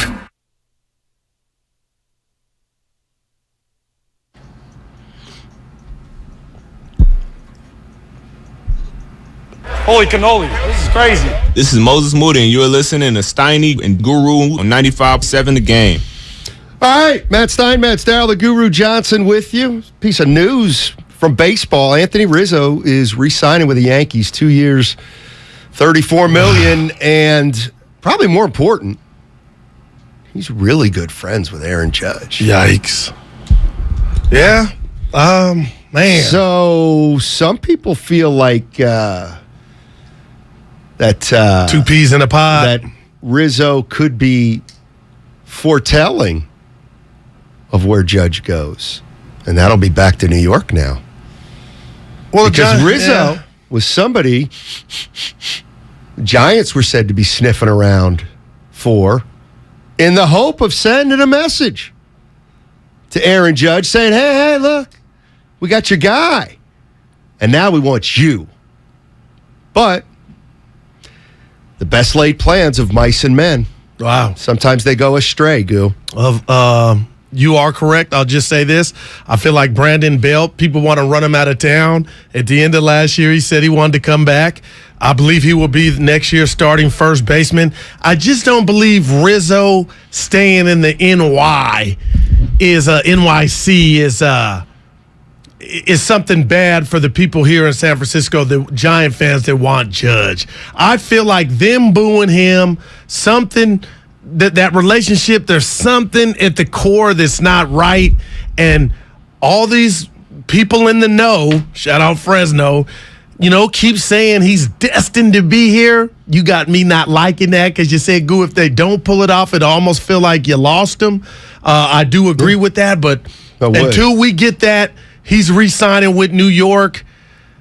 I'm still holding out hope for Giant fans. And I'll say this. If you're Aaron Judge and you're in love and Cashman and the rest of the gang, they want to keep you and you're the next Derek Jeter or the next God, which he should be. You should never put on another uniform.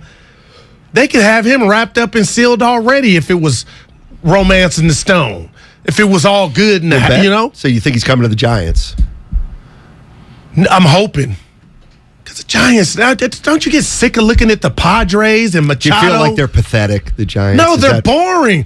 Oh, hey, that's over. Jock Peterson, I ain't mad at him. Go get a star. I just watched that documentary with the Say Hey Kid. Cepeda, and they grow Willie on Mays, Barry Bonds. No, but if you're telling me there's a chance and I can throw some money at you, open up the wallet. Dude, Farhan, you strike out here. You come back from the club single. Is it Farhan? Let me ask you this. I'm dead serious.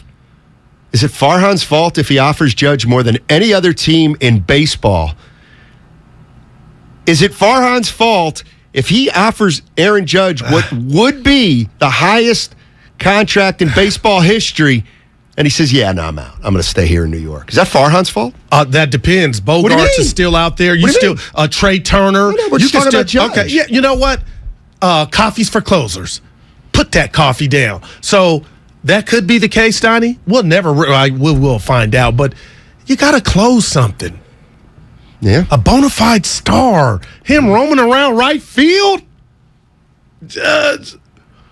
And they probably all hail the Judge when he comes to bat. That's what I would do if I was in charge of the music. I think they do that already. It's called All Rise. I didn't see that on MLB The Show. Couldn't you technically blame Farhan, though, for not having basically a selling point? Like he's created over the last 4 years, whatever the current iteration of the Giants is, and if that's not good enough for Aaron Judge, then doesn't that blame lie at the feet of Farhan? No. How come? Because it's the situation here in San Francisco. They don't want to play in that ballpark, I guess. Well, I'll tell you this. Nobody's saying he's not coming. And all the people in the know again. So where are you? And everybody could be lying. Yeah. But why do you feel like the Giants, and they do have momentum in regard to, hey, he wants to come home. You think that's something... Have we heard anything tangible? Willard and Dibs went to. I love this. I mean, where'd they go? Linden. Yeah. And remember when?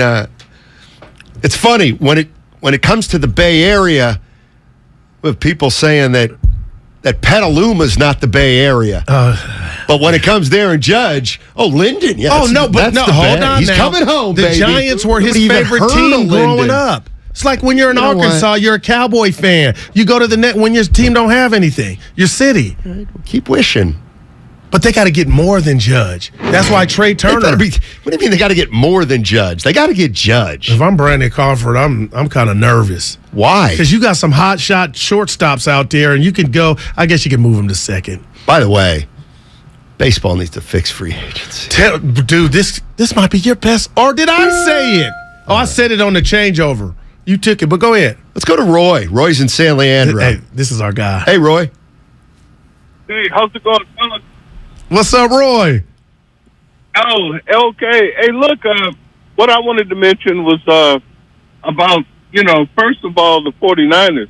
The 49ers came together as a team, and they played real good against the Chargers. But the thing about it is that I don't think the 49ers are good enough in their defense where they could, those teams like Kansas City and stuff that got good offensive weapons, I don't think that they could beat them. They've proved that they can't because they have too much offense.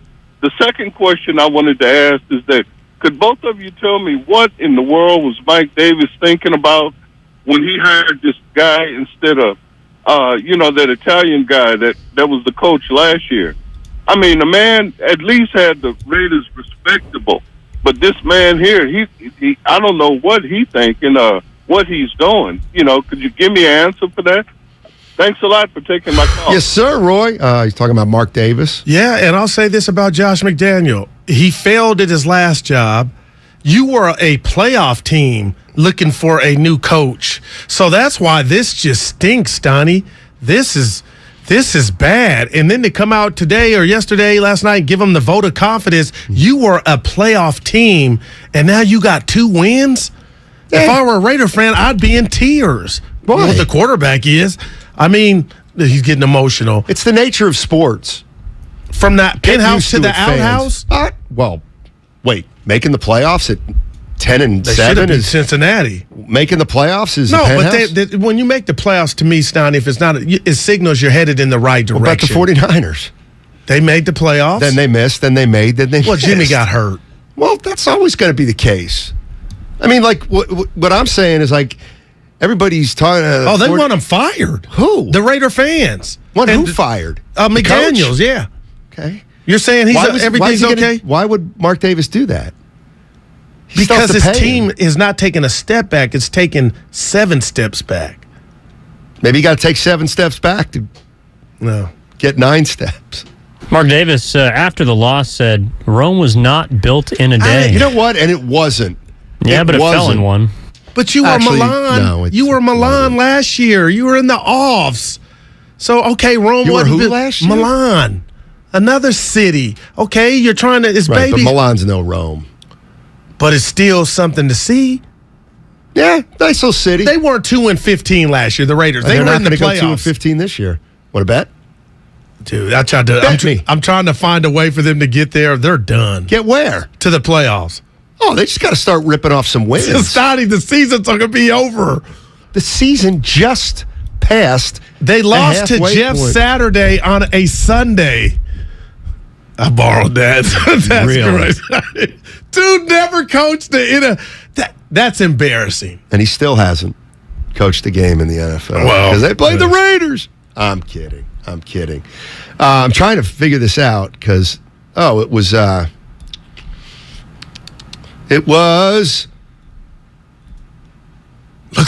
I gotta say, look. Dude, I keep going back. They fired Gruden last year. That's right. My bad. Well, yeah, there was drama. It Biasacci? Yeah. That was the coach Italian. last year. And last year they went 10-7. What a surprise. Guru stole the line.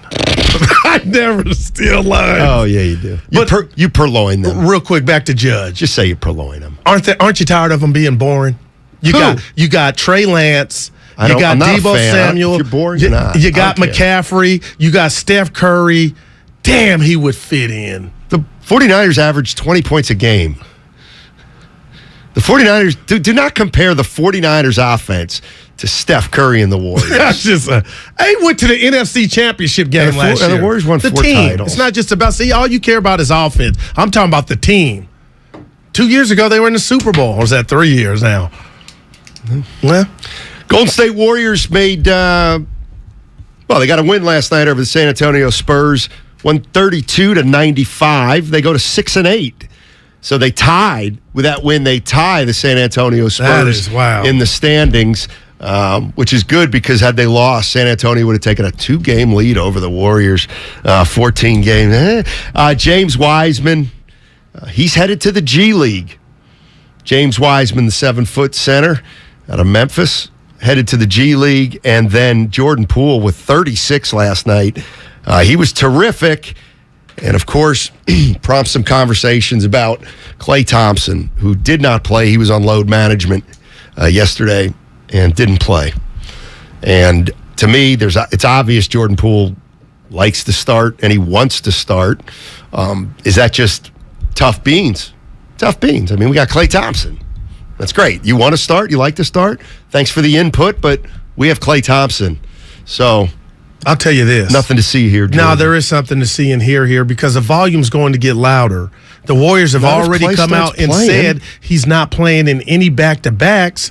So you know who's starting when he's not out there. It's going to be Jordan Poole. And if Poole, obviously he wants to go for 36 Gertie every game. But Stein, if he's balling and having his better games when he starts, that noise from the fans will get louder.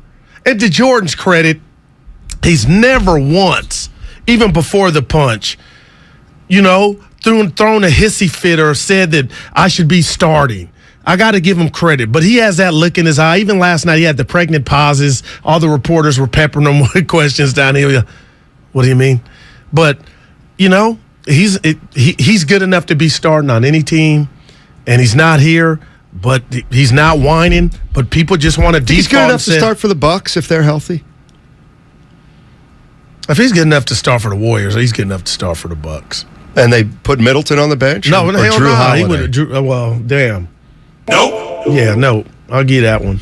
Give me another one. He's good enough to start for Phoenix. Well, he wouldn't start for the Heat. Who won a game? Because they just wouldn't start him because he's not a good enough defender. And that's what they do. Gosh, I had something I wanted to bring up. Oh, I know. It's kind of, you hinted at it, and I had brought it up in the green room. So, Klay Thompson, now I know it's a sensitive subject. Is it fair game to talk about him off the bench, et cetera, et cetera? But here's the practical part of it, too. You're right. The Warriors have 15 back-to-backs. Okay. I love you. They have 15 back-to-backs. So, wow, that's 15 games Klay's not starting. Right. So, there's 15 games that Jordan Poole's starting because Klay can't play. Gotcha. So is it unfair to maybe say, well, since Jordan's going to start 15 of those games and he likes it, why don't we just start him because we're going to have to change the starting lineup 15 times anyway because of Klay Thompson. Why don't, is there anything to that, or am I making that up? In other words, okay, Klay Thompson, you're going to miss at least 15 games. That's done. All right, so rather than Klay starting, Jordan starting, Klay starting, Jordan starting, why not Klay? You're going to miss 15 games anyway. How about you come off the bench so Jordan can get entrenched in a starting role, of which he's going to have at least 15 starts in your place? I love how you finesse that, but that's not heavy enough to battle what you would lose upstairs with his pride, his fragility. I mean, yeah, the Klay, that ain't going to get it done, Steiny. Can I stop you there for a second? Because that's what this is all about. I've been very careful about this, about Klay and his mindset.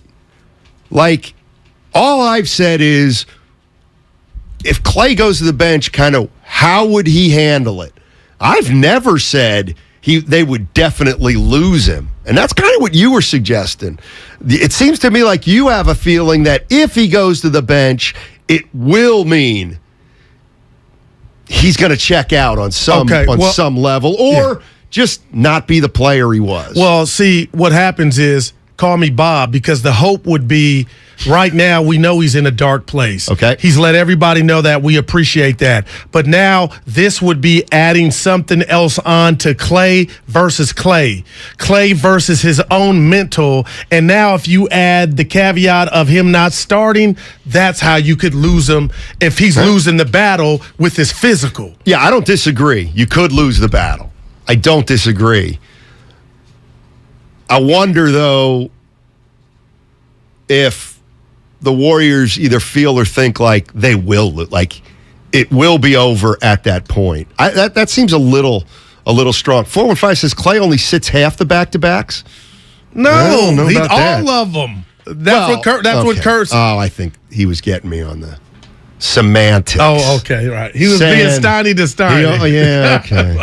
415.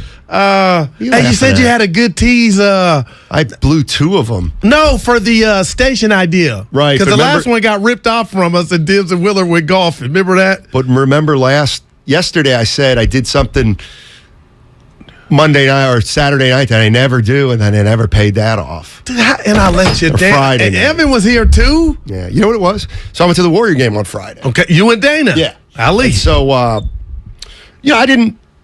didn't drink before the game or Are during you the kidding game. me? No, I'm dead serious. I just didn't want to run into anybody. They left me in the rafters, but wow! The Shout out to Toronto Raptors. Look at you. The Toronto Raptors. So you didn't have one? No, I just didn't want. I had one, but I didn't want to be walking around there, bumping into people loose. Well, now we're talking drunk. Yeah, because that. Well, so then game's over. It's 10 o'clock, 10:15, and we go back. Yikes! The traffic. Get back to Oakland. Okay. Woo. Anyway, I didn't get back to Oakland till 11:30, and usually that's way past my bedtime. But my buddy Dane was like, "You want to go have one?" I was like, what the hell? I'm feeling good. Hit a corner. So I had a couple drinks late at night, which I never do. Like I'll usually have a few early in the day and then taper off. Gotcha. But this was different. I didn't have any, and then 11:30 I had a drink, and then 12 and 12:30 I woke up the next morning. It was like, yikes. Whew. Feeling it. Yeah, I did. I had I wasn't done. I went to play golf, but and then the last thing was my last tease. Well, what was the point of that story?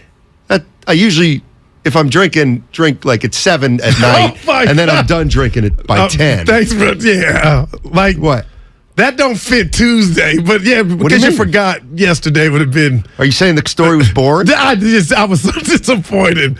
Kind of like Black Panther 2. I didn't. I just said I'd done something that night that I didn't normally do, and I told you what it was.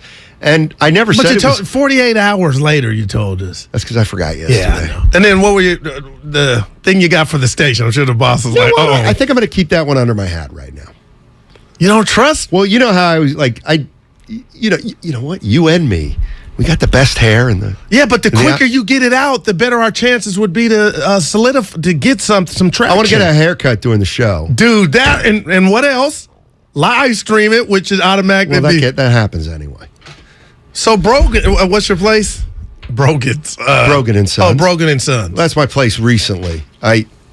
I'm still in it's been a few years now. I'm in the process of trying to find somebody specific. Kevin's in San Francisco. Let's get back to it. Back to Wiseman. Back to Santa Cruz. Under the boardwalk. He'll be getting some DNPs under the boardwalk. He'll be forgetting to box out under the. All right, go ahead. I'm just kidding. Hey guys, hey Steiny Guru. Hey. Me on. Love listening to the show. Thank you. Yeah, no, gotta love Santa Cruz and the boardwalk, obviously, but not here to talk about that. Here to talk about the Warriors situation right now. All right. But yeah, no, I just want to discuss like Warriors fans and all the Clay haters that are calling for Clay to be benched over the floor right now. Curious what your thoughts are on my opinion on this. I personally think we need to pump the brakes on all of this. Do I think Klay Thompson will ever be the same two-way player that he once was? Absolutely not. But that said, he's still an elite scorer, right? I think a lot of people might have forgot Klay has historically always had a slow start to seasons, shooting, the first 2 to 3 months, right? I think, this is Klay. If we were to actually look at some of his stats, pre-Klay Thompson, pre-injury Klay, the best two-way player in the game, arguably one of the clutchest big game playoff shooters and Hall of Famer. In 2015-16, he started off the season shooting 25% from free to start off the season. 2016 went 9 for 30 for 53, 17% to start off the season. 2018 went 5 for 42 from three for the first 7 games. Before Game 8, he broke the record for most threes in the game, where he dropped 14 threes and 52 points. My whole point is that people need to give the man a little bit of time. All right. How much? A little bit of time, yeah. I mean, if you look how at much pre-injury Clay, he needed about 15 games, and that was with 7+ games of preseason to play. All right, so you and I don't have a disagreement, because I'm saying at least till the end of December. Yeah, no, I'm not even disagreeing with you guys. This is more of a call out to everybody else, all the other Warriors announcers and fans that are going crazy saying to bench Clay right now. Yeah. The reality is, what I think is, I obviously, am I happy with what I've seen from the Warriors in the last 12 games? Absolutely not. But Clay and the starters isn't the issue. The issue is the bench. And what's the main key of the bench? Jordan Poole. Jordan Poole's the one that needs to step up. Last night, I think all that showed me was it reminding me how elite Jordan Poole is. Of a player, on ball, off ball, he's the facilitator. He's the one that needs to step up and actually get the bench going. It's not going to be Clay. Clay's not going to come in, and Clay's not going to get his own shot. Clay needs to play with the starters. I didn't do that, but Kevin, good stuff. Yeah, I don't disagree with a lot of what Kevin said. Well, you know what? I'm pretty ticked off now. And it just happened. Do you want to hold on to it till the other side? Yeah, I'm going to hold on to that. Is it a gripe? No, I got one. We're going to do one tomorrow. I got a gripe. Why can't we just do the gripe last segment. All right, well, let's do it. All right, so we got a gripe. And then ticked something off. separately is Just- ticking you off. It just happened, and I forgot. I just remembered. And the number is 888-957-9570. It's also the Xfinity mobile text line. We'll take your calls this last half hour. And it's all sponsored by Outdoor Supply Hardware. The Republic of Georgia's favorite basketball player, Zaza Pachulia, joins Steiny and Guru tomorrow at 1. When you're young, you're just thinking about one thing. I need to play. I need to put numbers on it because that's all I care about. I need the first contract. It's the Executive Show. Nothing easy! Tomorrow at 1 on 95.7 The Game. Life is uncertain. It's okay to feel stressed, anxious, worried, or frustrated. CalHope can help. Access CalHope's free and secure mental health resources. Call 833-317-4673 or live chat at calhope.org. My husband and I live next door to a haunted graveyard. It's a little creepy, but we manage. Just like we manage without home internet. Do I wish my mobile hotspot was faster? Yes, but I make it work. Kinda. Just like we make it work sleeping next to a 17th century burial ground. Honey, can you move your hand? That's not my hand. It's mine. Not having home internet? It's not that bad. Grab my hand. Wait, okay. No, not up the stairs. We tried that last time.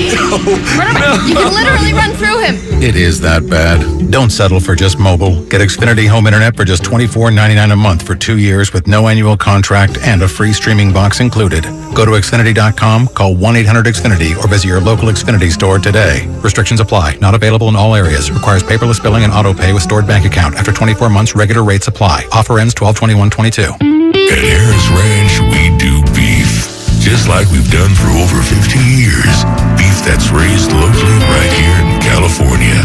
Tender steaks, awesome burgers, and California classics like tri-tip roast. The flavor you crave, the quality you trust time after delicious time.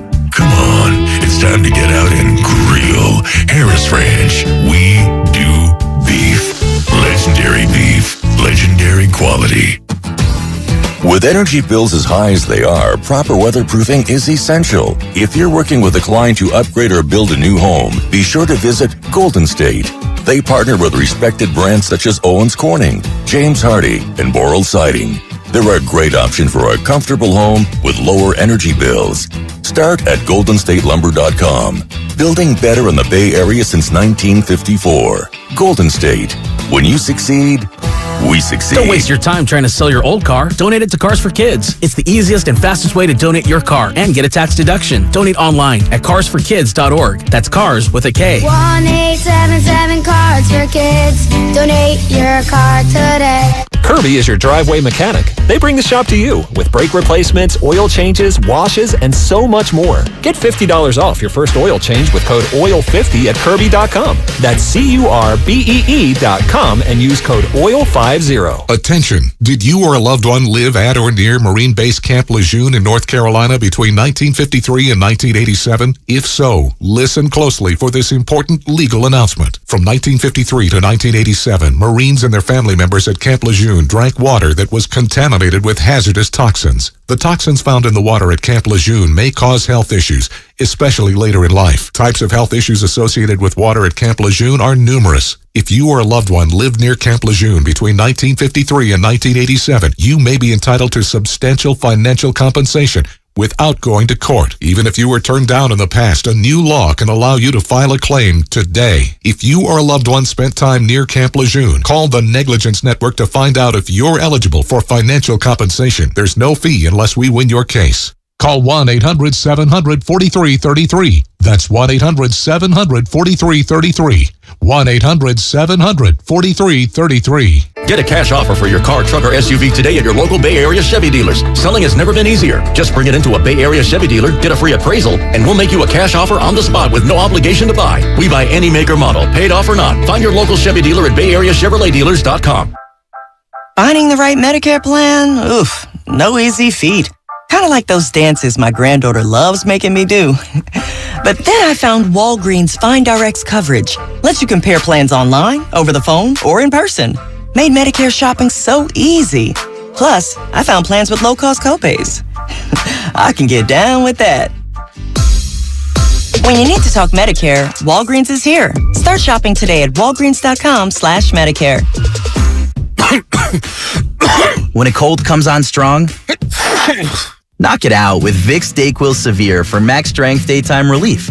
Just one dose of Vicks DayQuil Severe starts to relieve 9 of your worst cold and flu symptoms to help take you from 9 to none. Power through your day with Vicks DayQuil Severe, the daytime non-drowsy, coughing, aching, fever, sore throat, 9 to none medicine. Use as directed. Hi there, I'm your host, Dog, filling in for the human who's normally here and bringing you the smells and sounds of the holidays, courtesy of Beggin' Dog Treats. We wish you a begging Christmas. We wish you a begging Christmas. Dog rest ye merry Doberman, let begging you acquire. Deck the halls with strips of begging. Arf, arf, arf, arf, arf, arf, arf, arf. Remember, for bacon-loving dog excitement this holiday, it's Beggin'! A nice sunny day in Berkeley with highs near 65. Weather brought to you by one thing. Don't buy plastic toys for your pet. Instead, look for natural materials like cotton, rope, wood, or bamboo. Join Odyssey, and together, each of us doing one thing makes a greener tomorrow.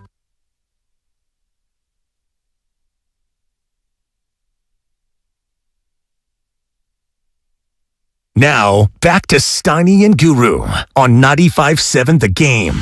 No, it's not the most important meal of the day, breakfast. That's a myth. Yeah, Lo Neal told me you want to eat after 11, but then I heard a dietitian, nutritionist say that breakfast is the most important meal. Well, that's a lie. That's a myth. And I'll tell you why it's a myth. Oh, yeah.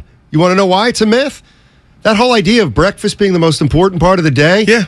Yeah, that was PR from the cereal. Wow. Companies. Willard and Dibs have a... No, Willard and Dibs don't have that kind of... Those aren't guys. Yeah, so basically, like, if you're Jimmy Dean sausage and your Monterey Jack cheese in the broiler, Quaker Oats and your General Mills, you basically just say, hey, breakfast, most important meal of the day. No, it's not. Do you eat breakfast? Is that in your routine? Yes, I do eat breakfast. But it doesn't mean it's the most important. Doesn't mean it's the most important meal of the day. Prove it. Prove it. I can't. Exactly. Mm-hmm. Okay, so here's what we got. We got Guru's ticked off about something, then we got a gripe, and then we want to get to a couple calls. So, Guru, what are you ticked off about? And this just got you ticked off before no, the it break. did. Damn. So Friday night, before the Cavs game, Steve Kerr, you, all my comrades here, Cleveland was a big game because the Warriors that was a measuring stick. And Klay Thompson did not have the best game, but Steph Curry was just phenomenal talking to the crowd. I thought they lost that game, shocker, 3 or 4 times. Poole fouled, Klay fouled, 4-point play. But when we're talking about, Klay and his psyche being delicate, we got to celebrate the wins just as much as we hone in on the bad performances. And where I'm going, he hit a 3-pointer under 2 minutes left. Klay did that gave the Warriors action in completing the comeback. And I was like, oh, Klay. And I hadn't heard a lot of how big of a shot that was. Against the Cavs? Against the Cavs Friday night. Steiny, I was like, oh, Klay. And he banged it. Cleveland called the timeout. But that was small, but it was huge. Tom Hanks big in regard to him thinking, okay, people are going to see the 3 for 13, but that lets me know on the way home or in the shower after the game that I can't hit a clutch shot. It was a big shot. So I just think it gets lost when he does hit a big shot. More, it's quiet more so than, Klay was 2 of 9. Shoots enough. That he does. But that shot was big, Steiny. No doubt. And he's made big shots this year. And he's going to keep making big shots that some of them may help the Warriors win games. It's about his consistency at this point. Yeah. I mean, that's what the biggest issue is. And here's the other thing, and I don't know. It's hard to criticize these guys because they're 4-time champions, but the bottom line with Clay too, and we all know it, but we don't want to say it, is he ain't playing the right way right now. Well, now that's a whole, but it's the Clay way. Right. It is the Clay way. And at some point, you got to wonder if that's the best way. Okay, so how many, if I had $1 for you and I. Don't you think he's shooting too much? Don't you think he's forcing it too much? And he did this when he came back, and that's why we had conversations and everybody laughed and, bringing Clay off the bench. It was as crazy then as it is now. But are you going to tell me it's gotten better, his consistency? And to a caller's point earlier, do you see a player without his legs underneath him? Because to me, there are times I feel like he looks like the old Clay. He's short on most of his misses. Okay. But Steiny, he is forcing. No, of course. He's hunting. But I believe Curry and the rest of the gang said, put it this you way. got the license to do it, even if Steiny and Guru. Because they're afraid of him. Because they can't. If you try to rein Clay in, listen. Here, let me ask you a question. If we're playing pickup basketball, right? Would you want to play with Clay? No. Would you want to play with Clay right now? No, I played with him. I know what you're talking about. But if I got 4 chips in 8 years, and this dude was arguably arguably get it going soon. Like he's got to get better. He's just got to get better. He's got to get better. He's not consistent. He's not doing anything well. Anything. And for the person that said, well, Poole's shooting higher from 2, Poole's shooting higher from 3, Poole's averaging more assists. Poole's not that much worse defensively. It can't go on. It can't go on all season just because he's Klay Thompson. Again, another month and a half. Take a look, see what happens, and talk about it at that point. Vince is in San Jose. Wants to talk about James Wiseman. Hey, but before I get to my James Wiseman point, I think Poole is just way more active on the floor. Look at how much more Poole is going court to court quicker than Clay. He's able to share the ball. I mean, he's able to share the ball so much better than Clay. Clay takes these jump shots. You go, wait a minute, is this 2015, 2016? It's important to have confidence, but it's important to not have that much confidence. Clay needs to rein it in so much. As far as Wiseman goes, do you think that Wiseman and Looney would work better as a double-headed duo? I know I'm just so disappointed on Wiseman getting sent to the G League. I had my heart and my mind set on Wiseman playing together. Thank you, fellas. Who and Wiseman playing together? Kuminga or Looney? Looney. Why? Like I'm just asking because nobody wants to see Looney more, and we love him. We love Kevon Looney, but you know what I mean. You'd rather see Wiseman, and you'd rather see Kuminga. No, when you drafted him, you thought he was going to be Looney on steroids.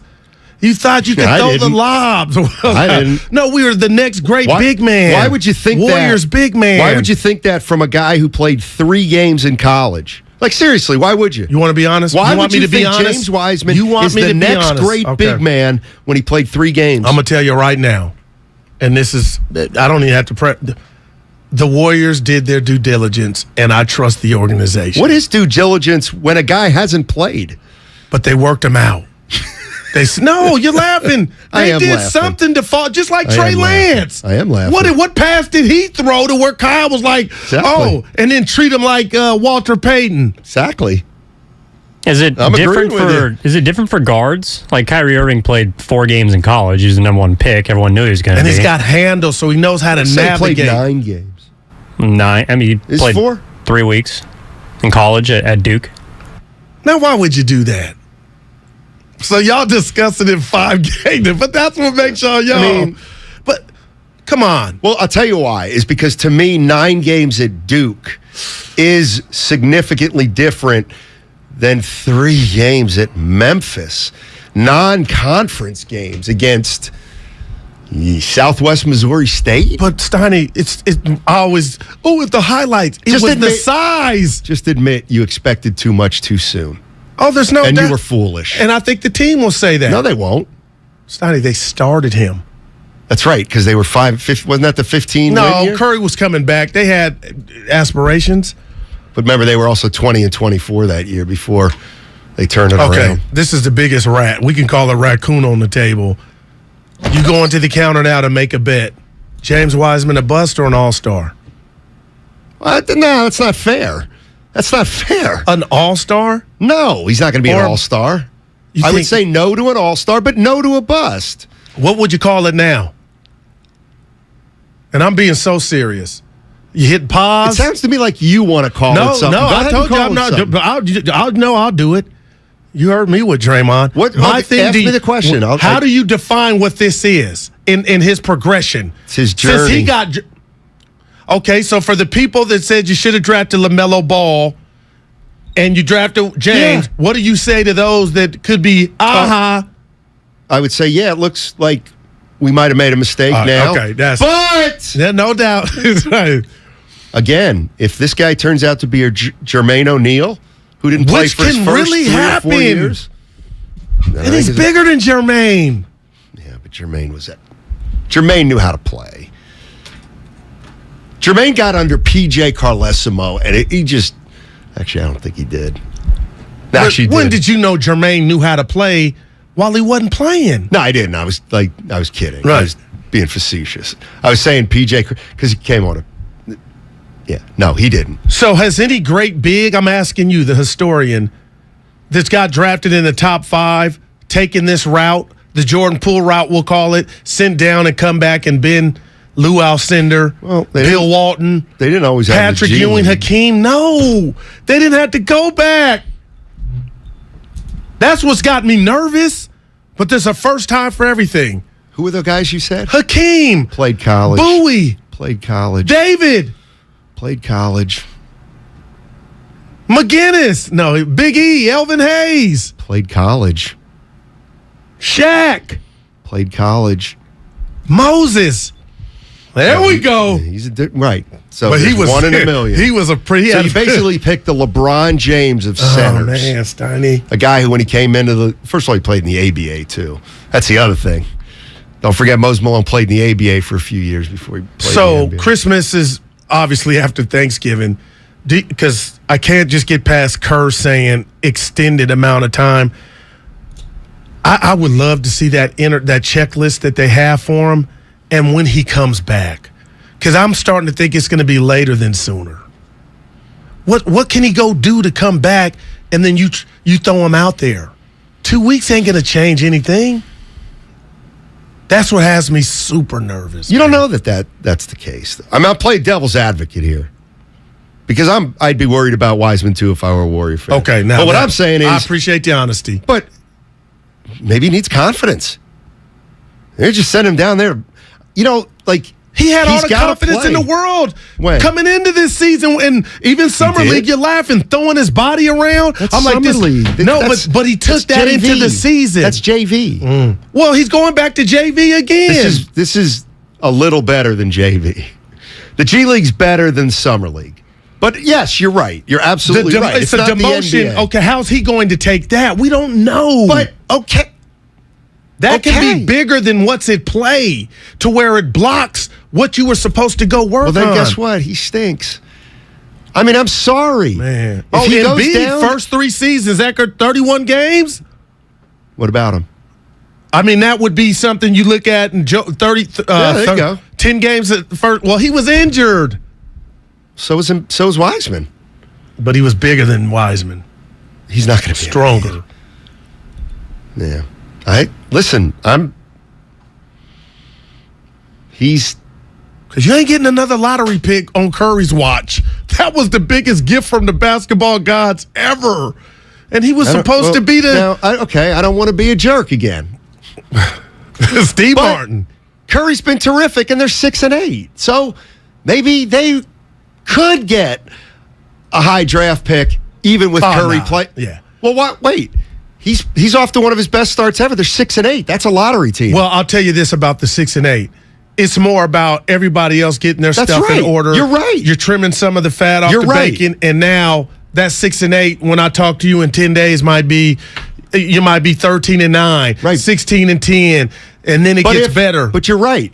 If Steph Curry is playing at his highest level right now, and they're 6-8, that tells me his supporting cast ain't it. Okay. Or at least ain't it now. And I got something for you. Okay. So what makes you think they're going to be There could be a trade. And here's the other thing. There could be a trade. We're all assuming now, Curry's going to stay at this level all year. Well, I'm not saying he can or he won't, but you're underestimating that they could be a trade too, to where that supporting cast is different. The supporting cast. And I'll say it again, and I don't want to be harsh. Who do you want if you're a team that wants to make a trade with the Warriors? It's Kuminga, Steiny. I'm sorry. What are you giving up for Kuminga? If you're an NBA team, okay, are you giving up something proven for Kuminga? The Pacers wouldn't look at Kuminga and say, we don't got nothing. Well, you got Halliburton, but something that could possibly be dynamic and put a package together to get Miles Turner. Okay. Like Kuminga would be perfect. Miles Turner doesn't move the needle for me. But to give up on Kuminga, though, he ain't good enough? He's not good enough. But the issue they have with Miles Turner is he's a free agent at the end of the year, and they can't pay him. All right, let's go. Should we do the? All right, hit the sounder. Oh, it's time for Guru's grapes. Fire away, Guru. I will, Steph. I'm as mad as hell, and I'm not gonna take this anymore. You're starting to piss me off. It makes me so mad. Oh, please don't make me angry, pal. You wouldn't like me when I'm angry. King Kong ain't got on me. It's time for Guru's crops, mother sucker. So, when I walk in, I'm like, I tell you about my life, even if you guys ain't listening. That's just me, more so than you and Evan. So I told you a couple weeks ago my daughter was mad. So I took the girls out to the movie, and we did it Friday night, Steiny, the night Black Wakanda Forever came out. Theater packed. You got to predetermine where you're sitting. People talk the whole movie. But because of the guns and the stuff that happens, I couldn't sing anything. And in the 80s and 90s, I would say, hey, look, can y'all keep it down? The whole movie, it affected the experience. But we're in times now, and I don't want to be Debbie Downer, to where you can't say something to the neighbor. And my wife was pushing me like, say something. I ain't about to say nothing, and you ain't going to help me be 5-on-1, and you just going to call 911. But people, you got to have some class. And then I'm wondering if they were liquored up. I mean, I would never ruin your movie experience when those lights go out and talk during the whole movie. And it was giggles, laughs. What are we doing? I'm with you. The movie theater used to be a sanctuary to where you go and just you never go there for a first date. But man, why not?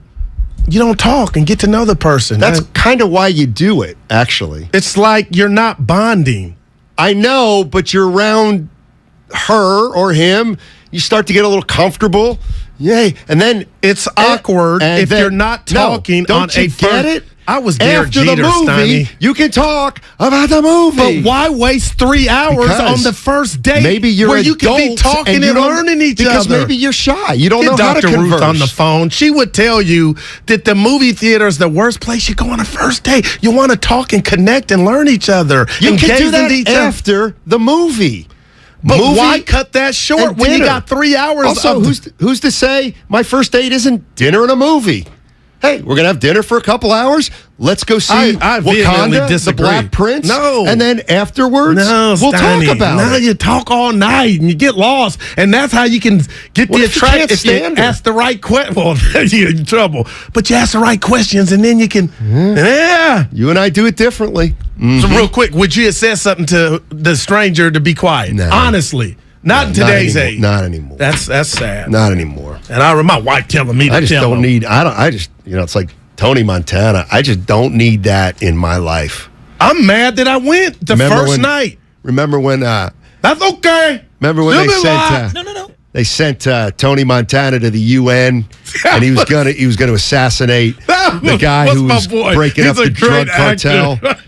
And he came out of the UN, and he was holding hands with his 2 kids, young kids. And what was that guy's name? The driver who didn't speak very much English. He was like, "Let's go. We're gonna do it anyway." And Tony Montana's like, "No, I don't need that in my life." Yeah. Killing the guy would have been fine. They need to do a new what do they call it? The remake. The remake of who would play Tony Montana? Channing Tatum? No, dude, please. Tatum Channing. Oh, you need, or Channing Tatum. Yeah. Somebody on the text line saying I look like Tatum Channing. By the way, no, you just go back and watch the original Scarface. It's incredible, man. Okay, Goo. Somebody saying they're with Goo on this one. Dude, but I'm just like, we're so evil now. I didn't want that to be. Dre is going to leave after a year anyway. Let's go to the Xfinity Mobile text line. Steinmetz is too old to date. Yeah, okay. But yeah, movie theater, they say, is the worst place. Steiny, you want to talk and get to know takes people. A lot. My first date with Lady was at the movies 8 years, and 2 daughters later, we're doing all right. Thank you, Carlos, in Concord. Yeah, but you know what? You know what? You didn't date to try to find a relationship. You were a little more nefarious. Tell the truth. No, I was trying to maximize the potential of the. Careful. I didn't go. You go to a bar, loosen up, have a drink. You know what I mean? Yeah. How much we got here? Yeah, Evan don't know. He's single. Problems. Yeah, I got no dates and a bunch of problems. Oh, wow. 2 minutes. Oh, who do the boys got? I got no sympathy. You're the producer of this show. I got no sympathy for a 30-year-old with an iPhone. Look at him. 30 years old and an iPhone will get you 6 dates a week if you want. It doesn't matter the quality. Look, this is Steiny Unplugged. Swipe right. No, I'm right. I wish they had that around when we were coming up. Yeah, we can't. Now we are old men talking to clouds. Can't do it. Can't do it. You're supposed to say how much time we got. I want. You're in a good mood when you don't ask that. I don't ask what? How much time you got? Yeah. I mean, the show's going to end. The show's going to end. See, now that's what have us in the back office. Not today, it won't. If he calls for us, we go down there. Well, how much we got here? Who do the boys have next? Peter King, 5 o'clock. With Whitey and Ratto. I think the 49ers are there. I'll be great listening. Days ahead. Full steam ahead to the Super Bowl. How much time we got now? You got 1 minute. Oh. Dude, wow. You got anything else? Yeah. Go ahead. I know you do. Was Dibs really mad about the Willard write-up? I don't like to talk about other guys on the air. There are brothers. That's why I don't like talking about it. Dibs loves us. No. Whitey's we coming did a in. show with him. Oh, look at Whitey. Whitey's in. We could have done Whitey. Yeah, look at it. Dude, Whitey's great. Well, this is actually, I laughed through it, but what's going on? We could be We're doing not done yet. 30 seconds. Whitey Gleason. Whitey Gleason already talking about Jockberty next Thanksgiving. Let's go. Yeah, what do you think of that, Goo? You up for that next week? That won't be here. 20 seconds. I like it. I like it. Yes or no? Try to turn Clay into a sixth man. It's pointless. There's no way you could do it. Why? Because he's like porcelain. He's like a snow globe. No, that's not the answer. He has no interest in doing it, and they have no interest in doing it. It would set him back. He's not in a good place in his head, Steiny, right now. So it's just not an option. And I have no interest in going overtime on 95.7 The Game. Whitey, shut up. Hey, it's JP with the Golden State Warriors. Full pitch his pocket. It's a steal. It's a 3-on-2. It's a new Millennium Fast break for a triple as he pulls up, calling his own number and burying the 3. Midcourt Draymond to DiVincenzo. Back to Poole. Fires away again. Gets it. Got the roll. It's good and a foul. Lock in all day right here on 95.7 The Game. He's the best interview in the Bay Area. Splish Splash. Coach, are you taking a bath? Did you hear a little water in the background? Yeah!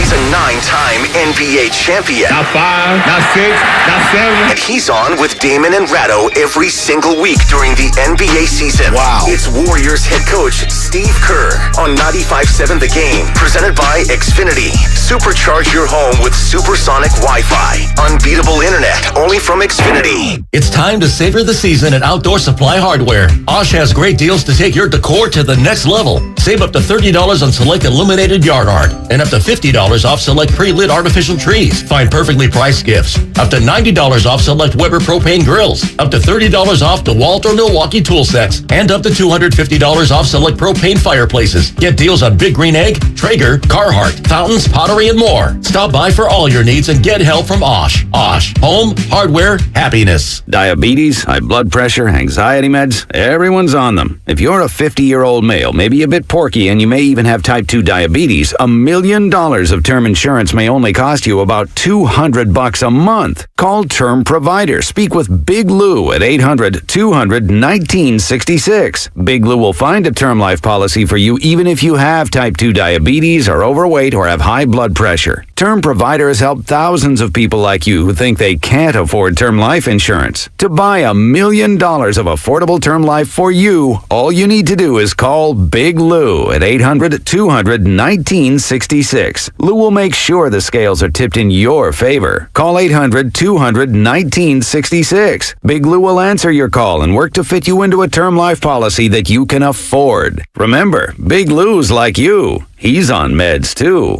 Call 800-200-1966. 800-200-1966. Alice at 97.3 is celebrating the return of Alice in Winterland. Friday, December 2nd at the SAP Center in San Jose. Starring John Mayer, One Republic. See you at Alice in Winterland. Kelsey Ballerini, Matt Nathanson, and Lizzie McAlpine. Tickets on sale now at Ticketmaster. Everything Winterland at radioalice.com. AT&T Fiber presents a straightforward moment inspired by straightforward pricing. And now we just cube the pancetta as such. So what's on the menu tonight? This carbonara I found online. It's fire. You gonna love it, Mom. I hope you hold on to this AT&T Fiber, son. It's nice. Yeah, you should settle down now that you're a gagillionaire. Oh, I am. I finally found the one internet I've been looking for my whole life. So, no more one-year stands? No, I'm done with all that. With AT&T Fiber, there's no price increase at 12 months. What about equipment fees? Nope. Those were never any good for you. Exactly. But now, everything's completely straightforward. Well, in the spirit of being straightforward, I never liked any of your old ones. Me neither. Blah. Y'all never told me that. But we're being straightforward now, which feels good, yeah? Yeah. Now let's get straightforward about that girl he's been seeing. Straightforward is better. No equipment fees, no data caps, no price increase at 12 months. Live like a gagillionaire with AT&T Fiber. Limited availability in select areas. Visit att.com/hypergig for details. Locked On Warriors is a daily podcast covering your favorite team, the defending world champion Golden State Warriors. I'm your host, Cyrus Sotzes, and every Monday through Friday, Locked On Warriors brings you all of the biggest Warriors stories in around 30 minutes. We cover Stephen Curry and the dynasty that is one of the greatest teams in the history of this beautiful game. Listen to the Locked On Warriors podcast every day on the Odyssey app or wherever you get your podcasts. I'm Bob Burke, founder and chairman of Burke America Parts Group, a family of brands that includes RepairClinic.com, an appliance and HVAC parts solution company that's grown into an international brand. Before AmericanEagle.com, we partially launched a new technology platform developed by another firm. American Eagle helped take our technology to a whole new level with digital marketing, software development, and business insights into our key markets, appliances, HVAC, and outdoor power equipment, and did so both on time and on budget. AmericanEagle.com has the resources, experience, and talent needed to produce solutions. Our new technology platform, developed by AmericanEagle.com, has produced tremendous results with higher traffic, conversion, engagement, and online revenue. If you have any home repairs you need to take care of, check us out at RepairClinic.com. If you need a world-class website or technology project, then I would highly recommend AmericanEagle.com. Call AmericanEagle.com at 773-NETWORK. That's AmericanEagle.com, 773-NETWORK. If you have certain chronic conditions such as heart disease, asthma, diabetes, and you're 19 years of age or older, 52, 36, 42, You may be at increased risk for pneumococcal pneumonia. Ask your doctor or pharmacist about getting vaccinated with Prevnar 20, pneumococcal 20-valent conjugate vaccine, a Pfizer vaccine that can help protect against pneumococcal pneumonia in just one dose. Prevnar 20 is approved for adults to help prevent infections from 20 strains of the bacteria that cause pneumococcal pneumonia. Continued approval may depend on a supportive study. Don't get Prevnar 20 if you've had a severe allergic reaction to the vaccine or its ingredients. Adults with weakened immune systems may have a lower response to the vaccine. The most commonly reported side effect was pain at the injection site. For additional common side effects and full prescribing information, please call 1-855-213-2138 or visit Prevnar20.com. I'm going to ask my doctor about getting vaccinated with Prevnar 20. You're listening to 95.7 The Game, KGMC FM and HD1 San Francisco. Always live on the free Odyssey app.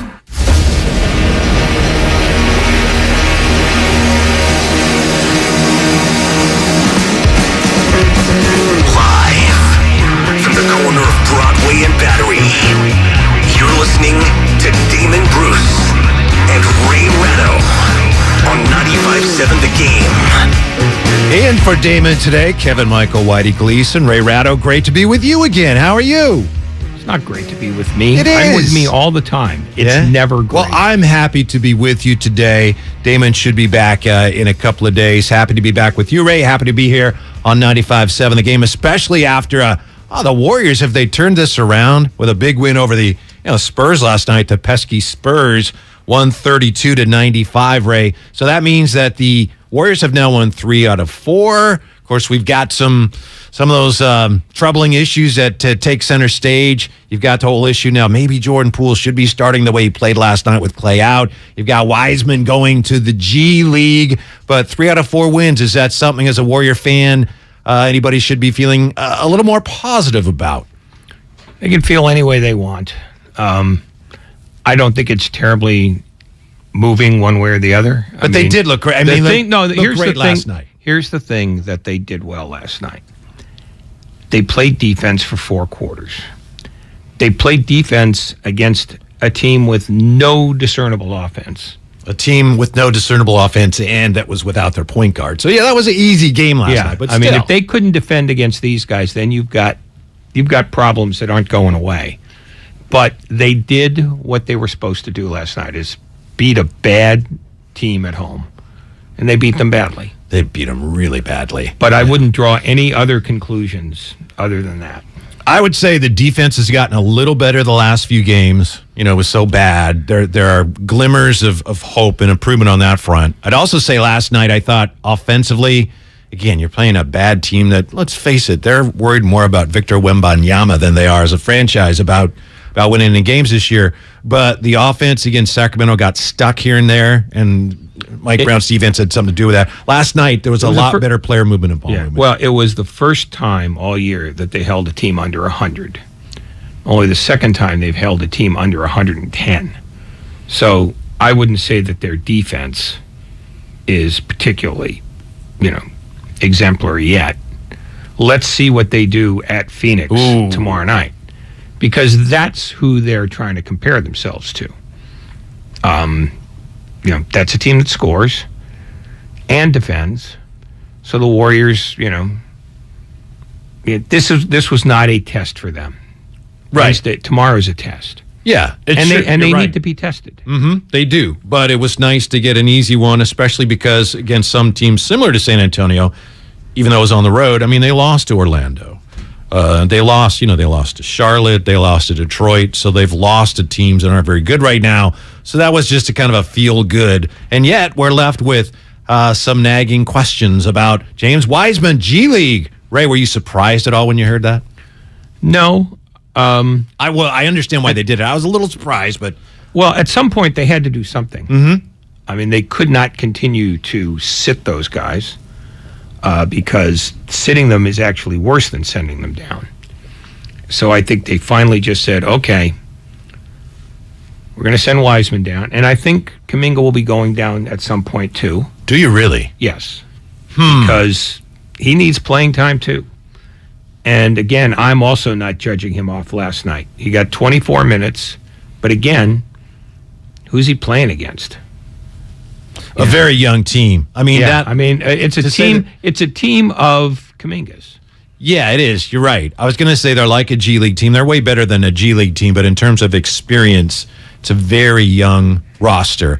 Kuminga, they keep giving him minutes. Wiseman, obviously, got to the point where they decided we're not going to play him. They keep trotting Kuminga out there. To me, it seems like they're more committed to making it work for him at this level. Maybe now with Wiseman going to the G League, you got JaMychal Green going to play 5, and maybe Kuminga ends up playing a little bit 4, some more, little bit, small ball 5. I don't know, but I would be surprised if that happens, but I understand what you're saying. It's on the board. Wiseman is like, well, of course they are, but I was still surprised that they did it because I thought they would have already done it if they were going to do it. And it seems to me to be the best of a series of actually less than ideal options. Oh, no, I mean, their issues, are still there. Mm-hmm. But last night was basically just to feel good. Can we do this at all against anybody? And they picked on the perfect team for them to pick on, which is a team that can't score. And beyond that, I don't know what you're supposed to make of this. I mean, the Wiseman thing is mildly interesting, but not particularly, because you knew at some point something was going to have to happen with that. He had to play. You're right, and he had to play, and frankly, Kuminga did, and Kuminga got like 16 minutes in the second half of a game that was gone by then. So it wasn't 16 high-stress minutes. It was just 16 minutes of exercise. The question is now you send Kuminga to the G League. And I know Jordan Poole said, I told him it's not a demotion. You mean Go down Wiseman? There. Yeah, I'm sorry. What did I say? Kuminga. Pardon me. It's an understandable mistake. You send Wiseman. Thank you for the correction. Send Wiseman down there. And Jordan Poole said, I told Wiseman it's not a demotion. Shoot 50 times a game. Hang on the rim, whatever. But is that really what you want? I mean, do you want Wiseman to go down there and dominate and then have him get to the point where he's feeling more confident, and then at some point bring him back up and say, that was great what you did, but that's not what we want you to do anymore? Or do you just send him there and say, look, you need to work on the things that we need you to do defensively when you get back up with a big club? That's exactly what they have to do.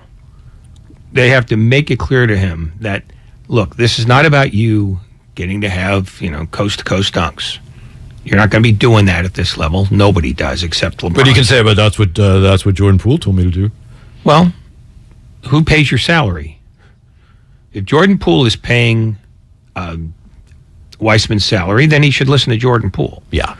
But no, they have to make it again clear to him what we want to see from you is rebounding at both ends of the floor, rim protection, a little bit of offense, but it doesn't have to be exciting, loads of flair offense. You need to be efficient. You need to make yourself trustworthy to us is the message that they ought to be sending, and I'm sure they are sending. And I think a lot of it with him, it's even more basic than that, and they wouldn't come out and admit this necessarily. Steve might not tell you and Damon this when he comes on with you guys once a week, but it's a matter of, look, he's got to play basketball. He's still learning to play basketball. He's way behind in that regard, much further behind than we thought he would be at this point. It's been a year and a half now. You can't keep hanging that one out there. And when I say year and a half, I'm taking out the year that he missed with injury. But it's true. I mean, you can see it. You have to show a greater aptitude for the things they want you to do, because the things they want their big man to do are not the standard things. They don't use their big man as a trigger for the offense. They use him as a pick.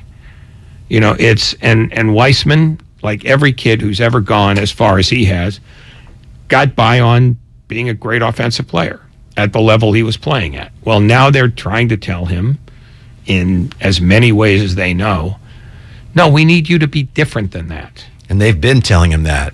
Oh, yeah, and they've been telling Kuminga that, and they've been, trying to get defense out of Moody. They've been trying to do a lot of things with a lot of guys.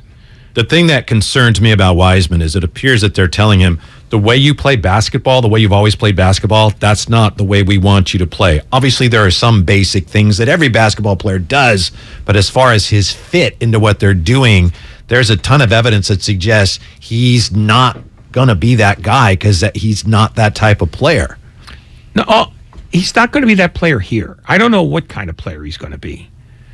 I mean, you put him on the Orlando Magic where it's run up and down, have a great time. Orlando Magic have they have like 17 lottery picks on that roster. Yeah. I mean, if structure is not your thing offensively, maybe he would show better.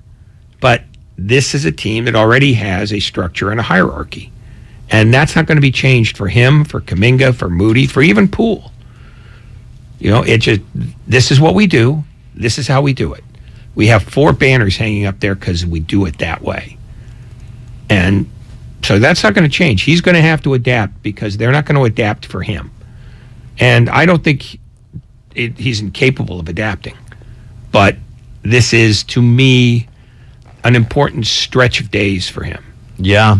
And apparently the plan, as you well know, is just to leave him there for a while. It's not, we'll give him a week and then he's coming right back up. It's a matter of leaving him down there for a while to learn what he's got to learn and just get his sea legs back. So there's not even any immediate plans to have him return to the big club. Well, I mean, every plan changes. He's a project right now. Yeah, I mean, if Kevon Looney twists his ankle, he's back up tomorrow. I mean, I hate to put it in those terms, but that's the loose plan, is we're going to send you down there because it's the best way for you to get to play and to get to learn to be a reactive player the way we want you to play. Do you think Wiseman can still be the player the Warriors hoped he'd be when they drafted him, number 2 overall, 888-957-9570? Coming up, best case for Wiseman going to Santa Cruz. It may not be what you think. That is next here on Damon and Ratto. Whitey in for Damon, and we are sponsored by ChooseChange.org. Life is uncertain. It's okay to feel stressed, anxious, worried, or frustrated. CalHope can help. Access CalHope's free and secure mental health resources. Call 833-317-4673 or live chat at calhope.org. The Republic of Georgia's favorite basketball player, Zaza Pachulia, joins Steiny and Guru tomorrow at 1. When you're young, you're just thinking about one thing. I need to play. I need to put numbers on it because that's all I care about. I need the first contract. It's the Executive Show. Nothing easy! Tomorrow at 1 on 95.7 The Game. If you run a small business, you need the most from every investment. That's why Comcast Business gives you more. Like more innovation with our new gig speed Wi-Fi, plus unlimited data. More speed from the largest, fastest, reliable network for small businesses. And more savings, up to 60% a year with Comcast Business Mobile. All from the company that powers more businesses than any other provider. When you need more, you need Comcast Business, powering possibilities. Get started with fast speeds and advanced security for just $49.99 a month for 12 months with no annual contract. Plus, ask how to get up to a $750 prepaid card with a qualifying bundle. Offer ends 12/5/2022. Restrictions apply. EcoBill and AutoPay required. New 50 megabits per second internet and Security Edge customers only. Equipment, taxes, and fees extra and subject to change. Mobile Savings compares pricing of top 3 carriers. Everything, our farm, our stand, our pop-up shop, it really all started when we discovered the benefits of local, raw honey for our family. And then we decided to turn it into a business. We were looking for something to help us get up and running. So we got the Chase Business Complete Banking Account. It's more than a bank account. It comes with Quick Accept, which lets us take card payments anytime, anywhere in the U.S. using the Chase mobile app. Plus, we get same-day deposits at no extra cost. For us, it's more than honey. It's about sharing a little sweetness with the world. Get the Chase Business Complete Banking Account with the essentials you need to help get your business going. Learn more at chase.com/business-complete-banking. Chase for business. Make more of what's yours. Quick Accept is not available in U.S. territories. Enrollment required. Usage subject to approval. Same-day deposits available for payments before 8 p.m. Eastern Time, Sunday to Friday. Fees and rates apply for checking and processing. Limitations and restrictions apply. Participants compensated. Merchant services provided by Payment Tech LLC and WePay Inc. Subsidiaries of J.P. Morgan Chase Bank and a member FDIC. With energy bills as high as they are, proper weatherproofing is essential. If you're working with a client to upgrade or build a new home, be sure to visit Golden State. They partner with respected brands such as Owens Corning, James Hardie, and Boral Siding. They're a great option for a comfortable home with lower energy bills. Start at goldenstatelumber.com. Building better in the Bay Area since 1954. Golden State. When you succeed, we succeed. Kirby is your driveway mechanic. They bring the shop to you with brake replacements, oil changes, washes, and so much more. Get $50 off your first oil change with code OIL50 at Kirby.com. That's CURBEE.com and use code OIL50. Get a cash offer for your car, truck, or SUV today at your local Bay Area Chevy dealers. Selling has never been easier. Just bring it into a Bay Area Chevy dealer, get a free appraisal, and we'll make you a cash offer on the spot with no obligation to buy. We buy any make or model, paid off or not. Find your local Chevy dealer at BayAreaChevroletDealers.com. Black Friday is starting early at Fasteners Inc. Tool Outlet, and there is no better place to shop for all your power tools. Grab free batteries with tons of Makita products and many more of the year's hottest deals. November 21st through the 28th. Save $100 on Makita 18-volt rear handle circular saw kit and take home 2 extra batteries on us. Again, our Black Friday sale will be November 21st through the 28th. Check us out at 2897 Monterey Highway or online at fastenersinc.net. Fremont Bank. If there's one thing we understand more than anybody, it's that it takes a local bank to really get the needs of local businesses. And more than anything, local businesses need access. Access to a knowledgeable banker and access to a full suite of business services. Can't come to the bank? We'll come to you. Our devotion to our clients ensures your business never misses a beat. That's why Fremont Bank remains the right choice for local and family-owned businesses. Learn more at fremontbank.com. Member FDIC. Dell Technologies' Black Friday event has arrived with select deals on top tech to power business productivity. The savings start now with up to 50% off select performance business PCs powered by 12th Gen Intel Core processors. Don't forget special pricing on the latest monitors, docks, and accessories, including free shipping on everything. Call a Dell Technologies advisor at 877-ASK-DELL for Black Friday deals. That's 877-ASK-DELL. Hey, Nissan, how do you get to the top? Calculating. Proceed to 1959. Take a hard left in East Africa at the 71 Safari Rally. Veer right for 19 off-road championships in the Baja Desert. Proceed towards Moab. Take the trail to Hell's Revenge. Include steep incline. Continue for the next 1,000,000 miles. Where to first again? 60 years, millions of miles, and the capability to take you anywhere. This is the new Nissan. Qatar, here we come. Christian's travel agency has one goal. Talk to you soon. The world's biggest soccer tourney. The hotel is 7 miles from the stadium. Are you serious? Did you email the transportation company? Now he needs an Arabic interpreter on his roster. I don't speak it either. Indeed can help him hire great people fast. I need Indeed. Indeed you do.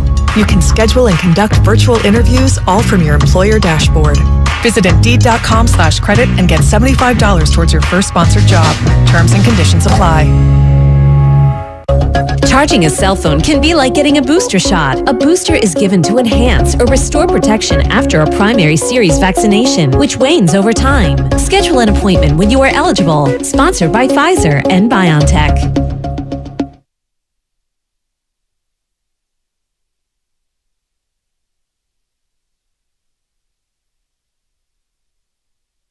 Now back to Damon and Ratto on 95.7 The Game. Yeah, Damon and Ratto streaming live on YouTube. Head to youtube.com/957 The Game to catch us live, see what's going on inside the studio. It's all going on inside the studio. Like and subscribe for all 95.7 The Game content on YouTube. This is Damon and Ratto. Kevin, Michael, Whitey, Gleason in for Damon today. And Ray, we've got a lot of the smartest listeners in radio. A lot of Warrior fans are not sure what to make of the fact that Steve Kerr and the Warriors are sending James Wiseman to the G League. He's going to go to Santa Cruz tomorrow. We will keep him there for an extended period to get really good practice time and some games. And it's not going to be, one game and bring him back. We want to give him maybe 10 straight days, something like that, and come back. And we all know things happen in this league, and he's going to find his way back to the rotation at some point. But the best thing for him is to play a lot of minutes and get a lot of reps. On the Xfinity mobile text line, 888-957-9570. From the 310, while he may not have been on the court a lot, he was still drilling and studying for 2.5 years with no improvement. From the 925, can you guys please discuss how Bob Myers and his scouting team recommend and advise selecting Wiseman? Hold him more accountable, please. You guys are too soft on Bob Myers, Ray. I'm not usually here, so clearly this texter's talking about you and Damon. Well, I guess they both think that Weissman is a failure who should just be cut. Then say that. He's underperformed. I think that's fair to say to this point. James Wiseman is not where the Warriors hoped he would be right now this year, given what they hope to accomplish. He's not right now where they need him to be. No, that's not. He's not where they need him to be, and maybe he never gets there. You know, it's the risk you run when you pick a guy with as little college basketball or European experience as he has. You know, it's a gamble, and sometimes gambles fail. So, I mean, it's no more complicated than that. It's not a matter of anything other than he didn't know he was playing in a very unstructured situation 2 years ago. Then he got hurt. Then he missed it the entire year. And now this year he's coming back and he hasn't gained much traction doing what the Warriors want to do. And that's the thing to remember. It's not about talent. It's not about being able to jump high or run fast. It's about doing the tasks the Warriors need and doing them instinctively so that the players he's on the floor with can operate freely. That's the thing with James Wiseman. And you notice that initially. And everything you said obviously is true. I would also include and fold into that the fact that he played 3 college games and then there was a pandemic where no one was playing basketball for a long time. And that has contributed to the fact that he doesn't play with great instincts. He was always just slow at both ends a little bit, just slow to anticipate things, just a half beat slow on everything. To my eye, Ray, this year in the preseason, offensively, that wasn't as noticeable. But you watch him on defense and you look at all the numbers and they all tell the same story. Defensively, he is such a liability right now. Primarily that's why the Warriors can't play him, especially considering how much they rely on their centers to do defensively. And it's not picking on him or being, overly negative. It's just he is not defending anywhere near an NBA level right now. No, he's not. And it's not a matter of picking on him. There are no results. And there are no results because the people who see him day in and day out are the people who pay him, and they're not satisfied. So it's, QED. It's very simple. When he can do what they want, he'll play more. If he can't, he'll be relocated. What do you make of this text? Can I ask you to react to this text from the 707? You're just, Ray? You're just breaking my soul already. Wiseman is Trey Lance in a tank top and shorts. What do you think of that comparison from the 707? By the way, put your name on it. I don't want their names. Stay anonymous, because I don't know what I don't know what he means by that. I'm guessing that he's suggesting neither Trey Lance nor James Wiseman is what their teams needed him to be when they drafted him as highly as they did. It's just, to me, I understand where you're going there. They've both been hurt. I'll give you that. They got hurt early on at critical stages of their development. To me, Trey Lance, there's still a lot more upside for Trey Lance than, I'll be honest, right now, I'm just not really optimistic that James Wiseman is ever going to be that guy that the Warriors want him to be. It just doesn't look like it's a good fit. And that's in addition to the fact that so far it looks like he is either reluctant to or just unable to pick up some of the nuances of the game that are crucial to the way the Warriors play. I don't think he's reluctant to do that. I just don't think he's done it yet. I mean, if he's being willful about not doing what they want him to do, he would already be in the G League and you'd never see him again. But I think it's just a matter of grasping it and performing those tasks instinctively, just rather than thinking about them or having to be reminded to do them. It's just the play is progressing. I got to do this, then I got to do that, then I got to do that. I got it. That's what they're looking for. And I don't believe that James Wiseman is refusing to do those things. I just think he hasn't figured out how to do them consistently yet. Jordan Poole, of course, we know went to the G League twice. Jordan Poole as a rookie. Remember, Jordan Poole, his first year, he did not look like an NBA caliber player. He struggled mightily with the longer three-point shot, he had a really rough start to his career, and here he is. He's a rich man. He's earned that contract. So here's Jordan Poole on his advice for James Wiseman about going to Santa Cruz. He's going to dominate it first and foremost. I have the utmost confidence that he's going to do that, but like just give him some a different rhythm, a different style to see, a different style of play. And I'm telling him like it's not a demotion. It's not like punishment. You get to go down there and shoot as many shots as you want, get as many touches as you want, work on as many moves as you want. Just have fun. It's just basketball, you know. You're playing games, and James is going to be perfect. He's going to be A-okay. Me personally, I have the utmost confidence in him. He's talented. He's curious. He's hungry. He's gifted. He's humble. Those are all the pieces you need to be successful. Yeah, that's where it really gets challenging to me is, do you want James Wiseman going down there and taking,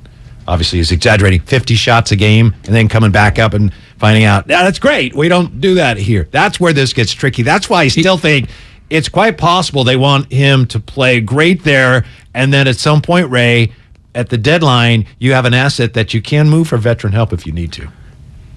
Yeah, but they're going to have to be able to bring him back up and have him play and play well so that other teams will be interested in him. Because otherwise, if you're going to trade him in 3 weeks and all he's done is play in the G League, you're trading for a G League player who's way more expensive than most G League players. If he plays really well, you're playing for a number 2, or excuse me, if he plays really well, you're trading for a number 2 pick in If he plays really well by their standards, they're keeping him. That's why I don't see the trade piece of this yet. If he plays poorly, I don't think there's a market for him. If he plays really well, they'll keep him because they've figured out, this is how he does it now. Depends what he does well. Well, I'm accepting the fact that they will define what playing well is. Him, doing what Jordan Poole told him to do is just go ahead, take shot. I don't think that's the advice he's going to be given, and I suspect that's not the advice he's going to take. But if that is I think how Jordan he plays, Poole, I think Jordan Poole is telling him. I think Jordan Poole is basically telling him, just relax, stop making everything, stop internalizing everything, just go down, do what they have you do, because that's what Poole had to do. And even at that, Poole is not a finished product by any means. Right. He's a very streaky shooter, and he's a minus defender, but he's a better passer than he used to be, and I think he has better court vision than he used to have. So he's picked up some things. I don't think Wiseman has yet, but again, I don't see that this is irredeemable yet. I just think there's no body of work against which to say this is what he should be. This is what I saw him do on these times. Matt from Corte Madera on the text line. We'll get to the phones just a second here. Hey, it's going to take Wiseman 3 to 4, maybe 5 years. The question is, how many years are the Warriors willing to wait? Yeah, I think it's a great point, Matt. I think the 2 timeline thing here, as far as James Wiseman's timetable and projections here, I don't think we have a match. And if he does go down there and he is a focal point of the offense and he puts up enough numbers to get other teams to go, my goodness, the Warriors are going to play this guy? He's pretty good. I think moving Wiseman for a veteran at the deadline, a veteran who can help this year, with Steph Curry having a great year, I think that may be best case scenario this season for Wiseman in the G League, right? There's no point in sending him down to the G League to fatten him up for a trade. Why not? Because if you did want to trade him and you kept him here and you couldn't play him, you certainly wouldn't accomplish anything that way.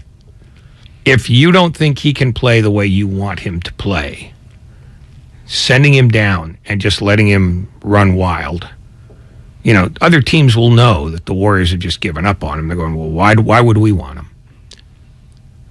He's got to basically show the Warriors that he can be the kind of player they want to keep. Not show them, look, I can shoot from 20. I can dribble between my legs. I can, Remember, he was shooting from 20 in his first game as a pro against the Nets. That's kind of one of the things that he thinks he can do. Well, the Warriors don't want him doing that. Well, that's my point. I mean, the Warriors will determine how well he's playing. I mean, there's no sort of secret. Well, if he does none of the things the Warriors do, but he does what he likes to do, great.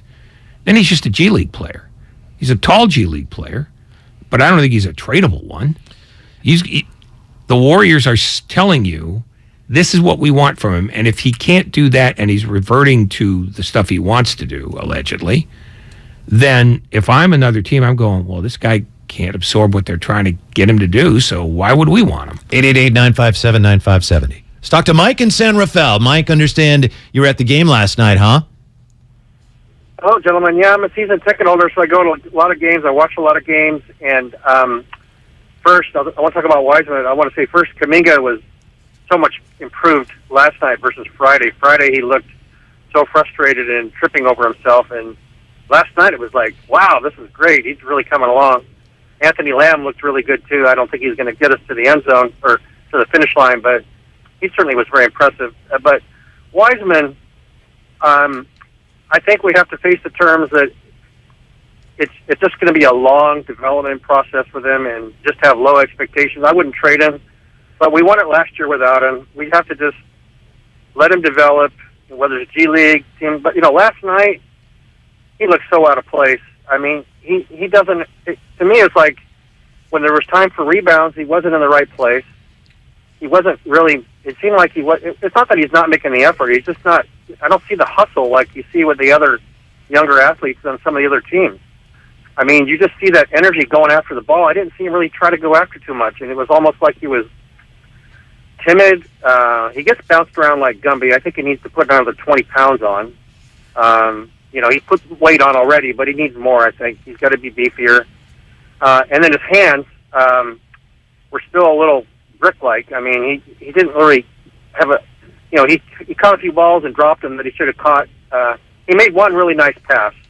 So I think he's got He did. the ability to do that. But it's just going to be a long process. And but I was not impressed with what I saw last night, just in terms of, I mean, I can't be inside a guy's head to know how hard he's trying, but it seemed like he wasn't close enough to the basket. He was getting boxed out way out and not in the right position a lot of times. And it just seems like he's just trying to hang around, on each side of the court. Gotcha, Mike. Thank you. Thanks for sharing your views. Wiseman last night, Ray, I believe he knew before the game that he was going to the G League. And, you're professional. When you have a game, you got to play at a high level. I wouldn't be surprised if he was, actually dealing with that when he played last night. He was the only guy who played for the Warriors at all last night who had a negative plus-minus. And that's neither here nor there, but it does stand out. So I think last night was a rough night for him, even before the game started. And maybe that affected his play a little bit. I don't know. It could have. Yeah. But again, that's another thing that he's got to work on. Yeah, probably so. It's just, he might be a long-term project. And the record for big man projects, eventually getting it and becoming impact players in this league is very, very short. I can't think of one off the top of my head. He might just have to figure out how to be a serviceable, non-offensive big, because I don't know, and again, I haven't seen enough of it. I don't know if he has the all-around offensive skills to be the kind of guy that would get a real run on any team. You just used the word run there. That's one thing I think he's proven that he can do at the NBA level. He can run the floor. And that's, you'd think by now that he would have proven he can do more than that. But it's not nothing. That's the one thing we saw early in his career. Oh, he can run the floor, but he needs to do the other things, and he just lacks the defensive instincts to be helpful at that end. And that's what it boils down to right now. Is like, well, he needs to play through mistakes. For a team that's trying to climb out of a hole now, they can't, because teams actually attack him. And that's why right now they had to send him down. He's, right now, for a team trying to get back to the 500 level, he's unplayable. He's hurting them that much defensively. I think more to the point, it's that they can't trust him to do the things they want to do time in and time out. That's how you get minutes. Unless somebody gets into foul trouble or something. He's not a guy they can rely on yet.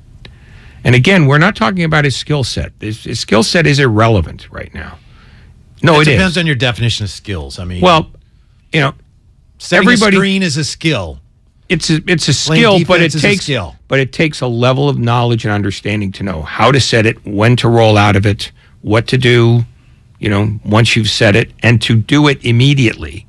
I mean, don't forget the time that he set that screen too late for Curry and then didn't do anything once he set it, and Curry got remarkably frustrated about it. And I think Wiseman was unhappy that he didn't get the ball on that play. Yeah, see, I mean, that's the problem here. It's not about whether he can run and jump and do that. And running the floor is the bare minimum. I know. For an NBA player. I And know. literally, if you can't run the floor, you can't play. I know, but for a big guy, you have to be able to do that. Not all. I'm just trying to give him some credit. You're right. You're right. You have to run the floor no matter what you are.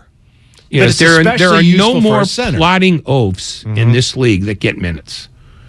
And, you know, he's not a plotting oaf, but he has to be able to do that. And that's the first thing. If he's not doing that, then you got to start basically from the ground.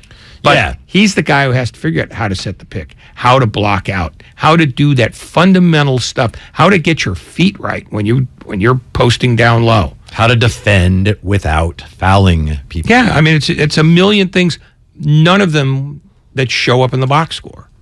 So that's what he's got. He's got to be able to do those things and find the satisfaction that comes from doing them well, but not being noticeable when you pick up the box.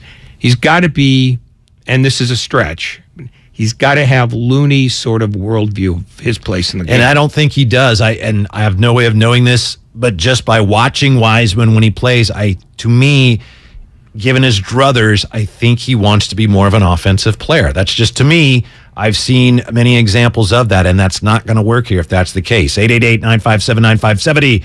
Priest in Palo Alto joins us. 95.7 The Game. Hey, Priest, how are you? Thank you for calling. Hey, listen, man, and I've listened to this stuff ad nauseum about who Wiseman is, what Wiseman's going to be, and what he ain't, and what he's doing, and he'll never accept. First of all, if you look at the league, this league is changing. It's caught up to the way the Warriors play. Also, when you look at the teams that are being built now, they're being built with wings and bigs that move and shoot threes all over the league. And so when you look at Giannis and Embiid and all these guys that are coming up, Wiseman fits that mold. And I'm telling you, Steph Curry's 35 years old. And that's one thing that people don't seem to understand. He's 35 years old. He is that system. He ain't getting younger. He's getting older. They need another core. Wiseman, Kuminga, and these kids are part of that core going forward. Y'all can say what you want about what Wiseman better do, what he better don't.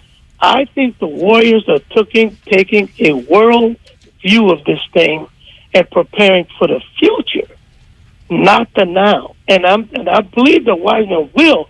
He's not going to be a doorstop like Looney and Green and subjugate their game to where they're nothing but a doorstop. He's going to be a player that plays the game like a basketball player. That's how I see it. Thank you, Priest. I appreciate your views. It's hard to say the league's catching up to the Warriors when they just won a championship, but I understand your point. I understand where you're going. I think also Curry's 34, but he'll be 35. Yeah, I think what you're describing is that core. I think the Warriors now have to look at the possibility. Maybe you're right, Priest, and that clearly has been the Warriors thinking. It's also possible that, okay, these guys, maybe they are going to form a core of players that we can rely on, but it's not going to sync up. Time-wise, it's not going to work for us the way we hoped, because Curry is 34. And by the time Wiseman, if he's going to be close to that player we hoped, it's going to take longer than we thought. I think that's what they're wrestling with right now, Ray. Well, also, there is this fascination with getting to 2025, because that's when this young core in the ideal world that people live in is going to hit. 2025 is a million years from now. 2023 is the right now. And the right now is a team with Curry and Wiggins and Green and Looney, and I think it's safe to say Thompson. Okay, I was wondering if you were going to say him. That's interesting. And that's just the reality. The Warriors seem to be in a hurry to create the next dynasty while this one is not yet dead. I don't know if they're in a hurry, Ray, but they just realized... I think they are. The way they have drafted, guys who are very raw and very young. That is the two timeline theory in a nutshell. The problem is that the young guys who they hope will be ready by 25 aren't close to that now. So they are not helping the core of the team today, and you can only win the championship that's in front of you. You can't, we're going to win in 2027. That's the goal. You know, all that said 2025. Now I got to wait till 2027. You keep pushing it back on me. Okay, 2029 then. Happy? Yeah. No, it's not going to work. You know, the Warriors are trying to thread two needles with one string. And last year it seemed like it worked, but I think it was really kind of an illusion. It was last year the younger players didn't have that much to do with the They had very little to do with it. You know, Poole did some. I mean, I'm almost not even counting Poole as a young guy anymore. He's a full-fledged contributor. And, you know, his flaws come when he doesn't shoot well and you have to rely on the other things. Because the other things he's not nearly as good at. But the whole two timeline thing has convinced a lot of people that these guys have to be ready to hit the ground running. And the fact is, at least in the case of the two big guys, they played almost no basketball.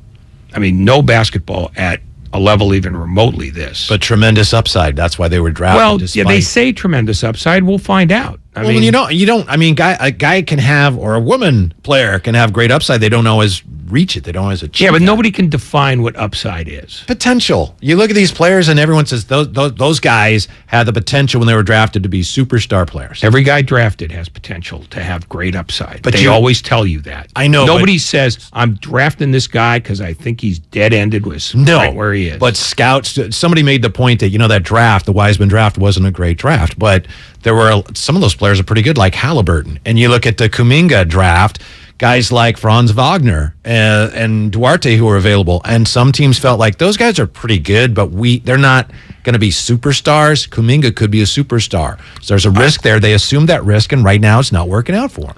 Well, they also needed a big. I mean, that's the other thing. I don't know that Kuminga's ever going to be a superstar. That's asking an incredible amount for a guy who's played as little as he has. He had that potential. That's why they drafted him as 7th. Anyway, we got to take a time out. We'll get right back to it. Coming up, Monty Poole is going to join us from NBC Sports Bay Area. What's Wiseman going to work on in Santa Cruz? Monty will tell us. That's up next here. It's Damon and Ratto. Whitey in for Damon, and we're presented by Fremont Bank, full-service banking, no compromises. My husband and I live next door to a haunted graveyard. It's a little creepy, but we manage. Just like we manage without home internet. Do I wish my mobile hotspot was faster? Yes, but I make it work. Kinda. Just like we make it work sleeping next to a 17th century burial ground. Honey, can you move your hand? That's not my hand. It's mine. Not having home internet? It's not that bad. Grab my hand. Wait, okay. No, not up the stairs. We tried that last time. No. You can literally run through him. It is that bad. Don't settle for just mobile. Get Xfinity Home Internet for just $24.99 a month for 2 years with no annual contract and a free streaming box included.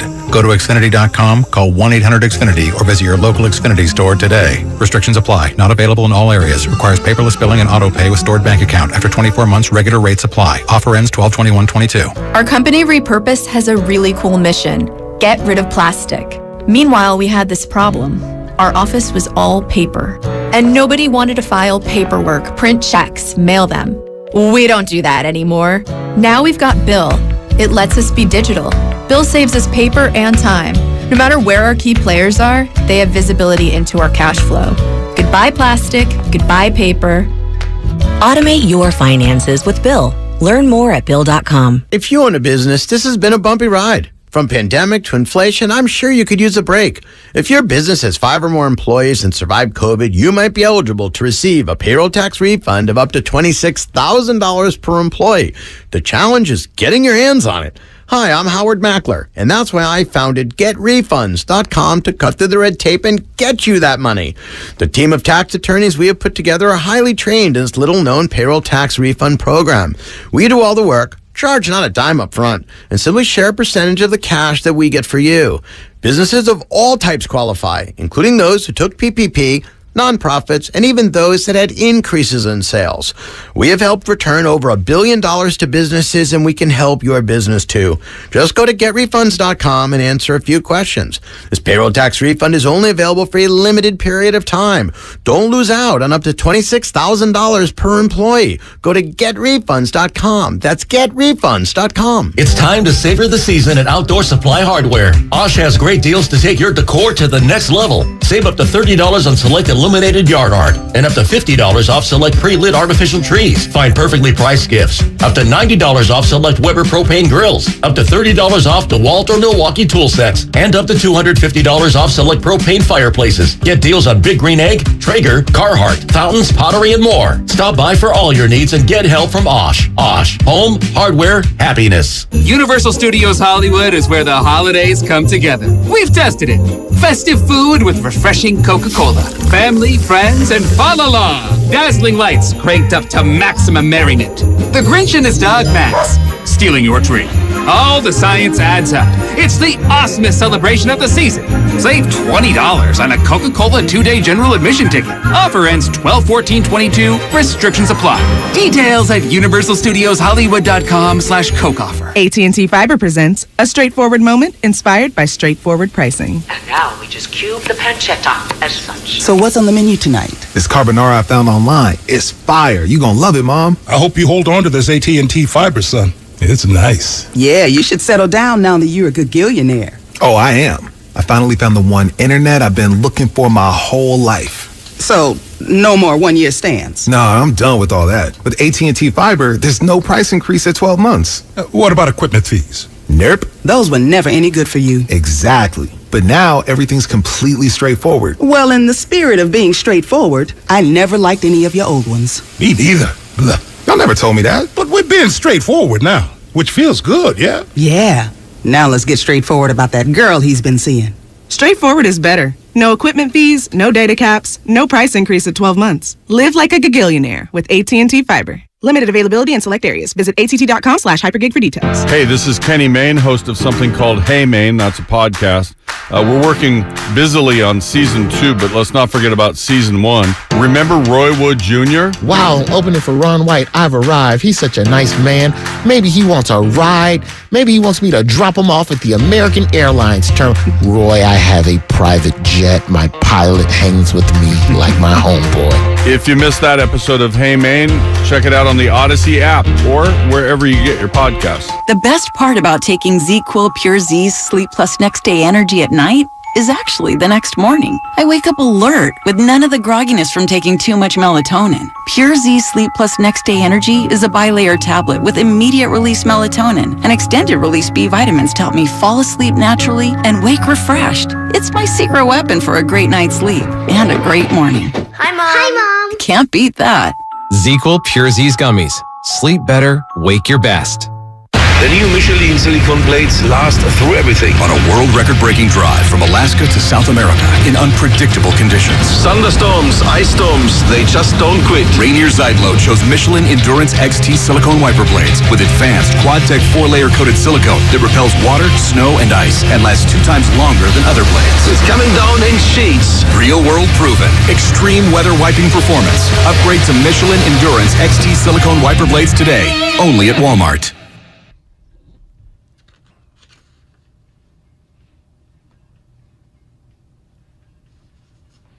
Now back to Damon and Ratto on 95.7 The Game. Can G League coaching improve your hands? We may be about to find out. It's Damon and Ratto, Whitey in for Damon here on 95.7 The Game. By the way, the 95.7 The Game merch store is live. Visit 957thegame.shop.com today to check out all of our merchandise, Ray, from show-specific shirts to hoodies. It's all at 957thegame.shop.com. How about that? What about it? Pretty exciting, huh? Any Ray Ratto merchandise we should know about? No. Ray Area. Stop it. That was the dumbest thing they've ever done. In fact, if I were the program director, I'd have fired them both. Just for that? Just for that. Well, I don't know. Jingles? Yeah. Cross promotion. That's nice. No. You can just say, yeah, this idiot's going to be on in 20 minutes. That's all you have to do. You don't have to involve an engineer for that. Anyway, as you probably heard, yeah. I believe that when somebody screws up, they must learn. Must pay. And you learn by giving them one across the nose with a skillet. What is James Wiseman going to learn in the G League? We're going to find out here. Nice enough to join us, NBC Sports Bay Area Warrior Insider, the one and only Monty Poole. Monty, thank you so much for making some time for us today. Wiseman to the G League. How surprised were you, if at all, when you first heard the news? Not at all. He hadn't played much lately, and he's not going to get better by sitting on the bench and watching other guys play basketball. No matter how hard he practices and how much he is taught by his coaches, he needs actually to play, as they call it in the parlance, reps. And he'll go to Santa Cruz and he'll play big minutes, and we'll see what he can do. But obviously right now, he's not NBA ready, but that can be said of pretty much most of the guys that come into the league as teenagers. Specifically, what have they told him that they want him to do, and what in fact do they want him to do? Defensive mentality and defensive alertness, defensive awareness, just to understand that, your offense is going to get there because you're 7'1" and you have a 9'6" standing reach. You're going to get some buckets just by being in the paint. But defensively, it's about being able to play defense, solid defense, without fouling. And again, that's something that a lot of youngsters get involved in and they have a hard time with. But in the case of Wiseman, that was the message when he first came to training camp this year. We want you to focus on defense, get better on defense, and whether it's man defense or whether it's whatever defense we're playing, but also, do a better job of screening. Watch Kevon Looney, who was a terrific screener. Watch Draymond Green. And so he's not a very good screener. He's not a very good defensive player. He will block the occasional shot, but that's not good enough to be starting or getting major minutes on a team with high aspirations. So right now, they just want him to go down there and play big minutes and get a look at him in real competitive environment, even though it's not the NBA. Let's face it, man. James Wiseman hasn't played a bunch of consecutive games in years. As a rookie, he was stop and start, and he had injury, COVID, injury. And so it's always been something. And hopefully now he can stay healthy and play 8, 10, 12 consecutive games. And hopefully over that period of time, they can get an idea of just how much he has developed and how much more there is still to learn. Are they going to send somebody down with him from the coaching staff to monitor him specifically, to get him to do the things they want him to do on a consistent basis? Or are they just trusting the Santa Cruz staff? Yeah, no, I think that's being considered. I don't know if they've actually made a decision on that. But even if so, I think based on at least the early discussions, it was more about maybe somebody going down there but not staying down there. In other words, they'll have somebody watching him as he plays in the games. But I don't think the idea, I don't think the plan is for one person from the staff to be with him the entire time down there. Ryan Rollins is down there too. Patrick is down there. Patrick Baldwin, the junior. So you got 3 guys that are going to be down there. Patrick right now is hurt, but they could send somebody down there, but I don't think it'll be a full-time thing where somebody's going to stay down there and basically babysit Wiseman.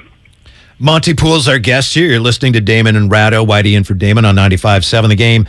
I know last night, Monty, San Antonio's not a very good team. They were without their point guard. That said, a one-sided win, a relief for the Warriors. How encouraging were the performances, all things considered, of Kuminga and Moses Moody last night? Well, I mean, it all starts with Jordan Poole. And when Jordan is playing well, the guys that are the reserves, the second unit, kind of tend to follow his lead. And the fact of the matter is that he hasn't played that well most of this season. He's had a couple of good games, but most of his games have been really kind of sloppy, a lot of turnovers, a lot of hesitation. It's like one night he wants to be a scorer, the next night he decides he's not going to score. He's looking for people. So he's been trying to figure some things out. I think last night, the fact that he played terrific from the start, and I don't want to, I'll get to this whole starter reserve 6-man thing, but he played terrific from the start. He was aggressive, and he came to play. And I think when the other guys on the bench see that, I think they follow. let's face it, man, this second unit will never be any good unless Jordan Poole is the guy that's driving it. He's the ball handler. He's the playmaker. He's the catalyst. So when he plays well, I think guys like Kuminga and Moses Moody will follow that.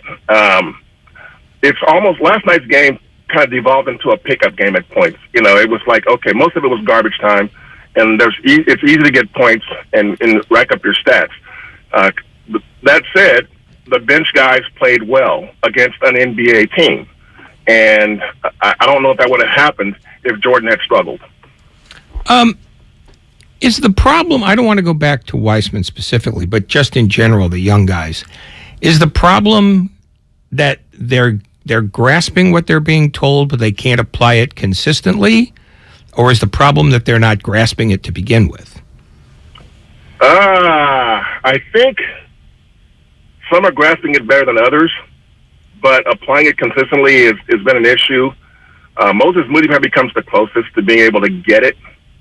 But the fact, you're looking at guys now, when you draft, the Warriors have drafted 5 teenagers in the last 3 drafts.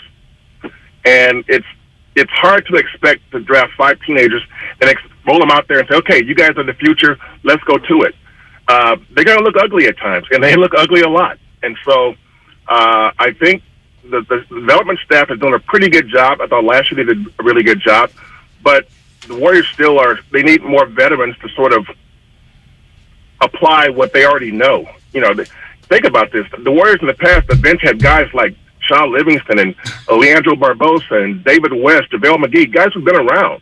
Now you're looking at Wiseman, you're looking at Moses Moody, you're looking at Kuminga, you're looking at guys like that, and it's like they can't give you the same thing because they don't have the same know-how, the same level of experience, and just they haven't played 500 games, 1,000 games like some of the other guys had. So it's going to be bad this year because they put them out there, and they've got to at least contribute. And that's why at times this year it's going to look bad. It already has, and there will be more times when it looks bad. It's just that's the way it is, but that's what they're committed to. I know fans want to, let's trade for a veteran guy, let's do this. Yeah, it's great in theory, but the Warriors before last season decided, no, we're going to go all in on the future. And that's why they got the teenagers, and that's why they totally revamped their player development staff. So if they were to have traded for, say, Kevin Durant over the summer, well, KD gets here, all the kids are gone, what's your new development staff going to do? Tell KD what he should be doing? Good luck with that. So they're in it now, and it's hard to get out of that. That's where they are.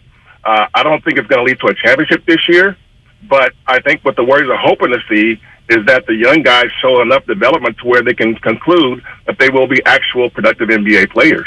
Monty Poole with us here on 95.7 The Game. Last year, Monty, people were just stunned around the league at how well Gary Payton II was playing, and I understand he's close to coming back with Portland. That said, what the Warriors are seeing this year from Anthony Lamb, I know they're not the same type of player, but isn't it in some ways just as, if not even more, surprising to see Anthony Lamb doing what he's doing so far this year for the Dubs? It's very surprising. It's unbelievable. Gary, what's that? It's unbelievable.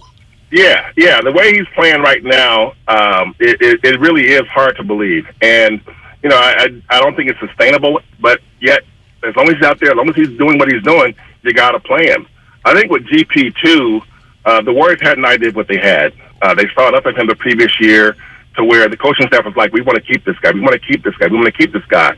And when they cut him last year, the plan was always they crossed their fingers and hoped that he would clear and come back to them, which is what happened. This year, the money got too big. Portland paid him a lot of money, and he's a defensive difference maker, which there aren't many of those in the NBA. That's why he's not going to be replaceable. What he gives you is not. You can get a good defender. You can get a guy who can be sort of I won't say a lockdown defender, but a guy who can really defend well. But Gary's not just a lockdown defender. He's also a playmaking defensive player. Now, he gets steals, he gets rebounds, he does all the little things that you want a guy to do on defense. And that's in one package at 6'3". So that's just really rare. And now you can see they miss him. They miss Otto Porter Jr., who could stretch the floor, get some rebounds, make some passes, play some defense. It's different. It's different now. Last year they made it all work at the end of the season and went to the playoffs on a roll and ended up winning the whole thing. This year, it's I still think they'll be in the playoffs, but I think they'll look a lot better in March, I think, than they look in November.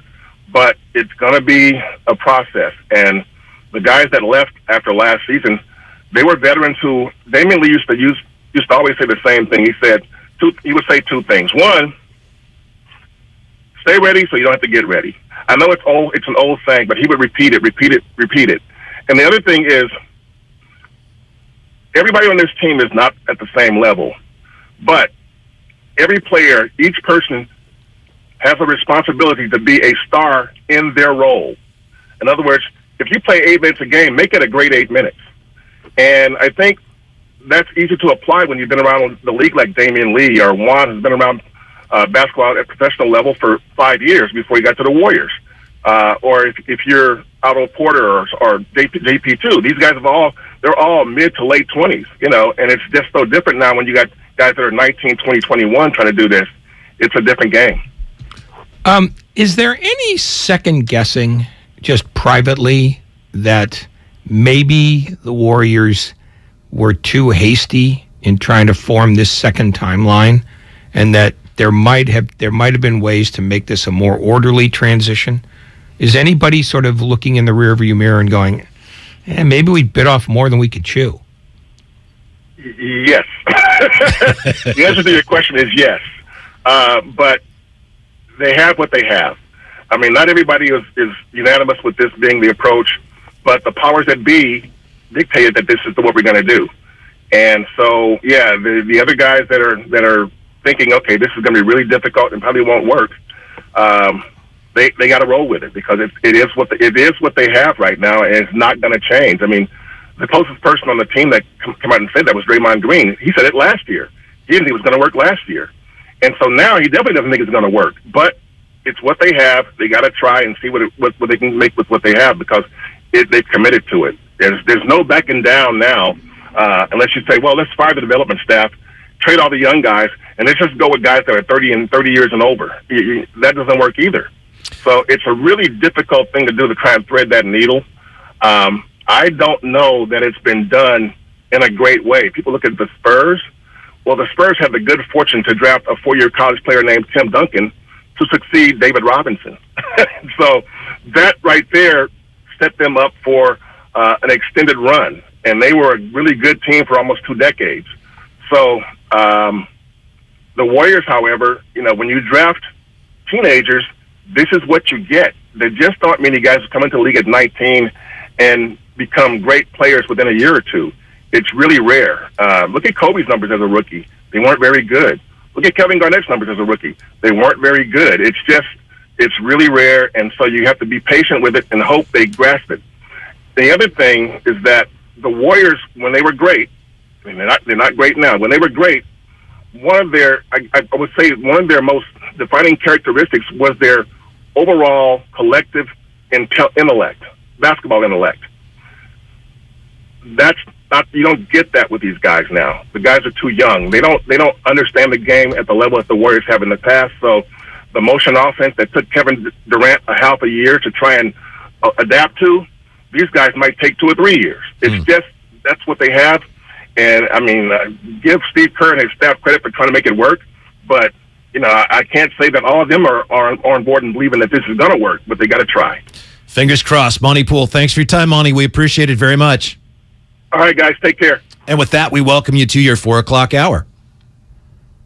You're listening to 95.7 The Game, KGMZ FM and HD1 San Francisco. Always live on Twitch, YouTube, and the free Odyssey app. Damn well better be free.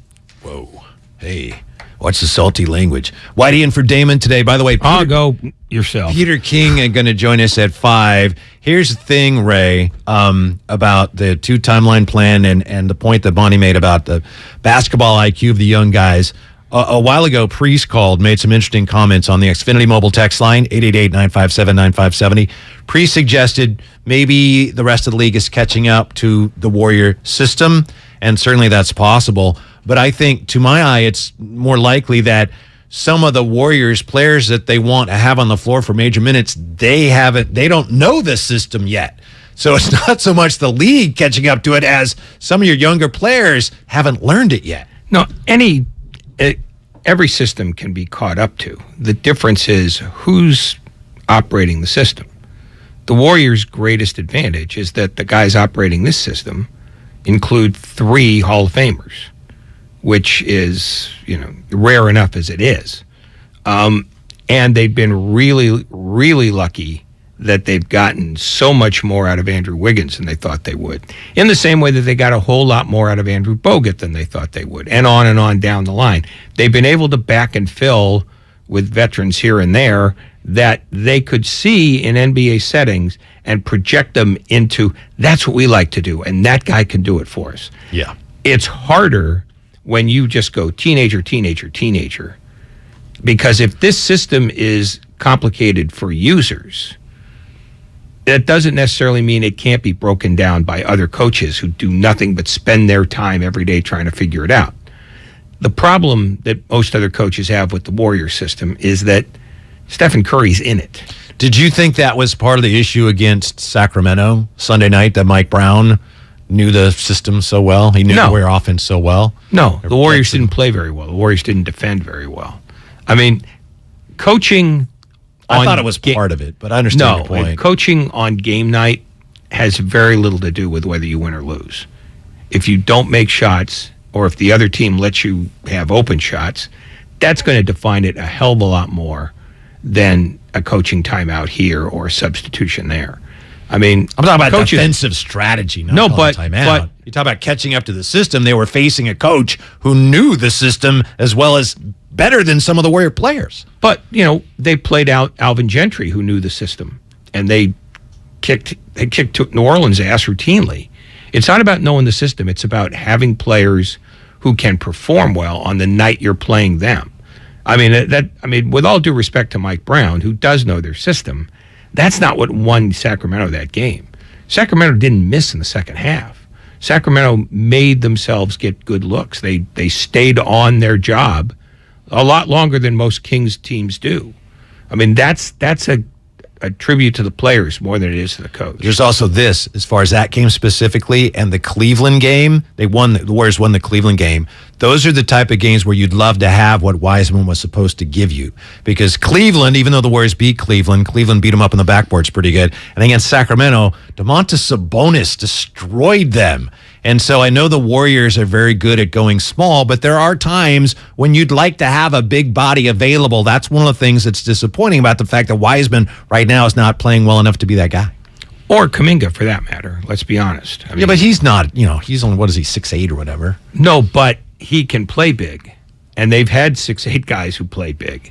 So, I mean, my point is it's nice sometimes to have a legitimate NBA 7-footer, 6'11", and how Wiseman many, at least how has many that. 6'11", 7-footers right now are game changers, impact makers? Or maybe are there 4, 5? And most of them are guys who shoot from 20 feet. Yeah. There aren't a lot of Jared Allens out there. It's just nice to have that guy at the end of the bench if you need him. That's all I'm saying. But it's hard to have one if you have to make him from scratch. Yeah. Well, they have one, and he just can't stay on the floor. 888-957-9570. RJ and Napa, 95.7 The Game. What's up, RJ? Good afternoon, Radio Legends. I was actually in attendance at that very game, and for the life of me, I could not figure out when Sabonis was dominating Kevon Looney why they wouldn't at least give Wiseman a few minutes, because the advantage of that is theoretically you would make Sabonis work on the defensive end, trying to keep up with the lob game and the run to the rim game and all that stuff.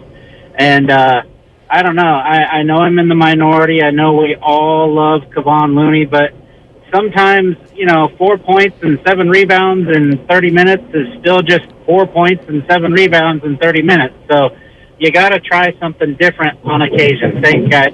Thank you. Problem is, if you try something different and you're not getting anything out of it, how many times do you keep trying it? But that's a relevant point he makes, and that's the point I was trying to make too, is that's one of the reasons Wiseman is going to Santa Cruz, because in the last week, we've had games where clearly you could say, wow, a guy with Wiseman's size would be nice to have available. And Domantas Sabonis was one of those examples. And he was just, Wiseman was not an option because he would have committed fouls or not been able to defend at all. And the Warriors got battered. But that's the point. He's not an option yet. So it's like they don't have him. Yes. And just trotting him out there because he has a big body. I agree with that. Is self-defeating. Right. And it's just unfortunate because they thought they'd be able to get more from him than they're getting now. Here's Steve Kerr on how difficult this all is for James Wiseman. Really hard for anybody to be in and out of the lineup, but for a young guy who's been through a lot already, it's a lot to go through. But this is part of his journey. Everybody's got a different one. Part of his is that he barely played any basketball before he got to the NBA, and then he had a major injury. What I love about James is that he's got incredible character and work ethic and care for the team. Unbelievable teammate. Before the game, he knew he wasn't going to be part of the rotation. He was helping Looney prepare for the game with Looney's workouts, defending him. And Wise is all in on the team. And because of his talent, because of all those characteristics I just talked about, I'm a huge believer that long term he's going to be a really good player. But he needs reps. He needs to play, and not easy when you don't get minutes. It's hard for anybody. And all that said, Ray, and dear listener, as you well know, the Warriors still right now, things trending in the right direction overall with 3 wins in the last 4 games. They just haven't won a road game yet, and they do have a bit of a road challenge coming up tomorrow night, in my opinion. Well, no, Phoenix is a bear. I mean, and nobody's going to be able to handle DeAndre Ayton. That's just a given. So whatever they thought Wiseman could do in that matchup, he's not available. Nor should he be. Big matchup for Clay after what happened last time they played the Suns. Coming up next, the Clay off the bench chatter. Why it's really a waste of everybody's time. That's coming up next year. And Damon and Ratto, Whitey in for Damon. And we are sponsored by Lucky California. Lucky California makes hosting Thanksgiving easy with delicious complete holiday meals that serve 6 to 8 people. Just buy online, pick up in store, or order at the deli counter. And you can get incredible deals to make it yourself. Eat, drink, and save at Lucky California. Listening to Willard Dibs has never been easier with the Odyssey app. 49ers did not look like we wanted them to look. But are you not all gathering the same message? This was always true, but more so this year, right? The parity is at an all-time high. This is the Bay Area's sports station. Night. 95.7 The Game. If you run a small business, you need the most from every investment. That's why Comcast Business gives you more. Like more innovation with our new gig speed Wi-Fi, plus unlimited data. More speed from the largest, fastest, reliable network for small businesses. And more savings, up to 60% a year with Comcast Business Mobile. All from the company that powers more businesses than any other provider. When you need more, you need Comcast Business, powering possibilities. Get started with fast speeds and advanced security for just $49.99 a month for 12 months with no annual contract. Plus, ask how to get up to a $750 prepaid card with a qualifying bundle. Offer ends 12/5/2022. Restrictions apply. EcoBill and AutoPay required. New 50 megabits per second internet and Security Edge customers only. Equipment, taxes, and fees extra and subject to change. Mobile Savings compares pricing of top 3 carriers. Someday, you might be with friends in the Bay Area, telling the story of how you navigated these complex times. The market was all over the place, so you reached out to a Merrill advisor, and with their help, charged ahead. And unlike your fishing stories, you won't have to go overboard. Find an advisor at ml.com/bullish. Merrill, a Bank of America company. What would you like the power to do? Investing involves risk. Merrill Lynch, Pierce, Fenner & Smith Incorporated, registered broker-dealer, registered investment advisor, member SIPC, a wholly owned subsidiary of Bank of America Corp. Hi, I'm Aaron, owner of California Deluxe Windows. Ever notice? When your neighbors get new windows, there is a large black eye of broken stucco, uneven plaster, and even mismatched paint. At California Deluxe Windows, we never leave a ring around the window. Why? Because we are one of the only companies in California who custom crafts every window and sliding door to your home's exact measurements. Almost everyone else on the radio is a distributor. They grab a window from a warehouse, break open your walls, shove it in, and patch things up. At California Deluxe Windows, we take pride in our work. Our installation technique is so precise, we do not break your stucco. Your house could be covered with potato chips, and we wouldn't crack one. Call now, and for a limited time, you get 30% off your entire order and 24 months of interest-free financing. 800-874-3600. 800-874-3600. That's 800-874-3600. California Deluxe Windows. Windows engineered for life. Certain terms and conditions apply. CSLB number 774518. It's time to say goodnight to that check engine light with the free AutoZone Fix Finder service. It'll help troubleshoot the likely cause of your light for free, so you can drive with peace of mind. Restrictions apply. Get in the zone, AutoZone. He's the best interview in the Bay Area. Splish Splash. Coach, are you taking a bath? Did you hear a little water in the background? Yeah!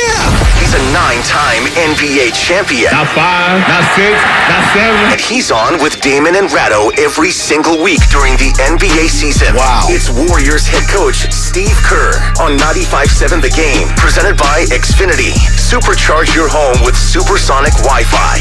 Unbeatable internet only from Xfinity. Life is uncertain. It's okay to feel stressed, anxious, worried, or frustrated. CalHope can help. Access CalHope's free and secure mental health resources. Call 833-317-4673 or live chat at calhope.org.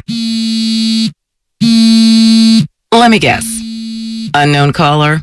You could reduce the number of unwanted calls and emails with online privacy protection. The latest innovation from Discover will help regularly remove your personal info, like your name and address, from 10 popular people search websites that could sell your data. And we'll do it for free. Activate in the Discover app.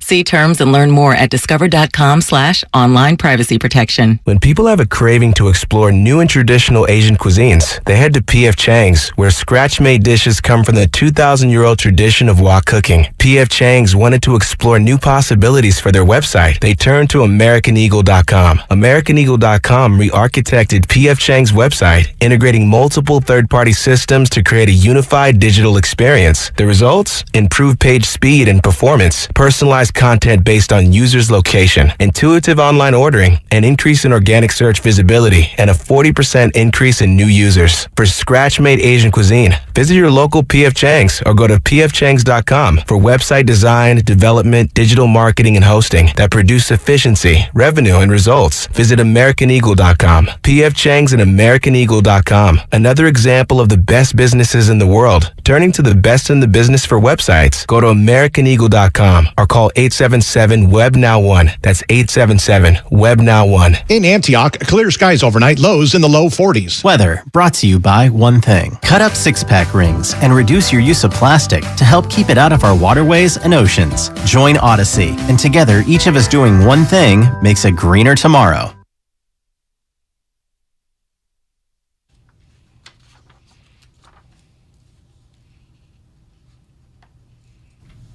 Now back to Damon and Ratto on 95.7 The Game. You want to be starting something, Ray? It's Whitey in for Damon today. If you need more 49ers talk, check out the 415ers. I get it. That's a podcast with 95.7 The Game's own Evan Giddings and some other guy. New episodes every Monday, Wednesday, and Friday. Follow the 415ers on the Odyssey app or wherever you get your podcasts. The other guy, of course, is Mark Randy. He's on your show, Ray. That's a fine podcast. Those are two fine, young broadcasters. I like him, but I really hate him. Really? Okay. All right. Please explain more for me, Ray. I don't think I need to. Figure it out. It's self-explanatory. Before we get back to everything going on with the Warriors and Klay Thompson, Jordan Poole's great. Should Klay be coming off the bench? Big day for baseball fans, Ray. I know you've been in the past, I assume you still are a voting member of the Baseball Writers of America Association. Did you have a say in any of the awards that are being handed out this afternoon? No, those go to beat writers. Okay. Guys who see games every day. Yeah. What do they let you vote on now? Just Hall of Fame stuff? Just Hall of Fame. Hall of Fame and the Spink Award. So we have new managers of the year and we have new rookies of the year? We had rookies of the year yesterday. Uh-huh. and managers today. But the bigger news is probably Anthony Rizzo re-upping with the Yankees, because there was a theory floating out there that Rizzo's decision would potentially impact Aaron Judge's decision. So if he's going back, presumably that means that Judge is going back too. Right. Once again, Giants fans who built up this fantasy that they have the best offer. Yeah. Well, see, and I would have started with that, but we were talking about this, and you said we have new managers of the year, so I assumed that you wanted to mention. Oh, that, I don't care. I just want to get to 554 Roberts. without. No, I understand. You know that he hasn't won yet. Oh, he hasn't won. No, All he's right. just yammering Being on interviewed incessantly. And then Terry Francona is the American League Manager of the Year? Yes. Yeah, for the Guardians. Okay. So, yeah, there's been this theory. People have said, I heard it today myself, a number of places, if you get Rizzo, you're going to get Aaron Judge, so the Giants don't get Rizzo, so is that bad news for them in their pursuit of the slugger from Linden, California? I think the bad news is that the New York Yankees are not letting him go.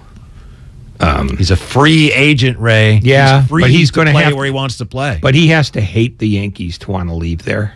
And I don't get any impression that he hates the Yankees. Nor do I get an impression that he craves playing in the Bay Area more than anything else. According to John What Heyman, I would do, though, I would laugh my ass off if he signed with the A's. Yeah. According to John Heyman, Rizzo's salary $17 million a year. Option is also $17 million with a $6 million buyout. So fingers crossed. I think if the Giants don't get Aaron Judge, but they still end up with a pitcher and a shortstop, one of the bigger name shortstops, I think they're still going to be able to sell this as, we had a pretty good winner. Well, they can sell it any way they want, but the truth is they need something that gives them a bit of sizzle in addition to winning more games, because they were not only mediocre, they were facelessly mediocre. Yeah. And I think of the two, it's better to be faceless than mediocre, but when you combine the two, you get the worst attendance they've had since they built the new place. Company line By is, far. and I'm not wearing orange and black right now, but company line But is. you will we- later. We were, 8? Was it 8 games out of the playoffs? No, they were closer than that. How many games did the 7? Phillies won 87. 87. So, and the Giants won 81, right? So look at that. You're right. Oh, 6. yeah, they were very close. Only 6 games. Pardon me, Mark Randy. Thank you. 6 games out of the playoffs. Yeah, and they rallied desperately to finish 500. And you want big name pizzazz, order filled. Jock Peterson signing the qualifying offer, accepting the qualifying offer from the Giants, $19.65 million. Boom! That happened today as well. Boom. Jock Peterson, all-star Jock Peterson. Yes. But boom? You don't sound that excited about what Farhan's done so far this offseason. What's he done? Well, Jock Peterson. Oh, okay. Yeah. There you go. So they got a guy they had. Boy, that changes the dynamic. Boom! Did you do that? Was that your finger that did that? No. Grandy, knock it off. I would have admitted to it. I have no reason. Well, I'm sure you would admit to it. You would do it with a cackle. Yeah. Yeah, so they were that close. For all your naysaying about no one went to the games, they were boring. 6 games out of a postseason spot last year when so many things went wrong. So this year, if you're able to get a shortstop, big name shortstop, you get a frontline pitcher. Boy, it's hard not to imagine them being right there next year in contention for a postseason spot in the watered down MLB postseason. And isn't that what it's all about? Well, contention is one thing, which they never were in, by the way. It should be noted. They were out of it from the start. Well, actually, not from the start. They started okay, and then they hit the bricks fast. Yeah, they did start out really well. But they don't have a player or players who can jumpstart a winning streak and maintain it. I mean, it's not so much big names, but guys who have, big years, and they didn't have a big year from anybody. I mean, they were just blah. Yeah, I know. And this is just looking at the number. It's not about their personalities. I don't care about their personalities. They just had a series of blah to sub-blah years. And Wait. sub-blah, by the way, is a new metric. You said series of sub-blah years? Yeah. I mean, 2 years ago, they were blah? I'm talking about this past year. Okay, you said series of sub-blah years from a bunch of players. Okay, I got you. All right, the individual Try seasons. to pay attention. No, I was paying attention. I thought you were talking about the team. Yeah, you're talking about this individual. I'm talking about the season. individual players. Yeah, I got you.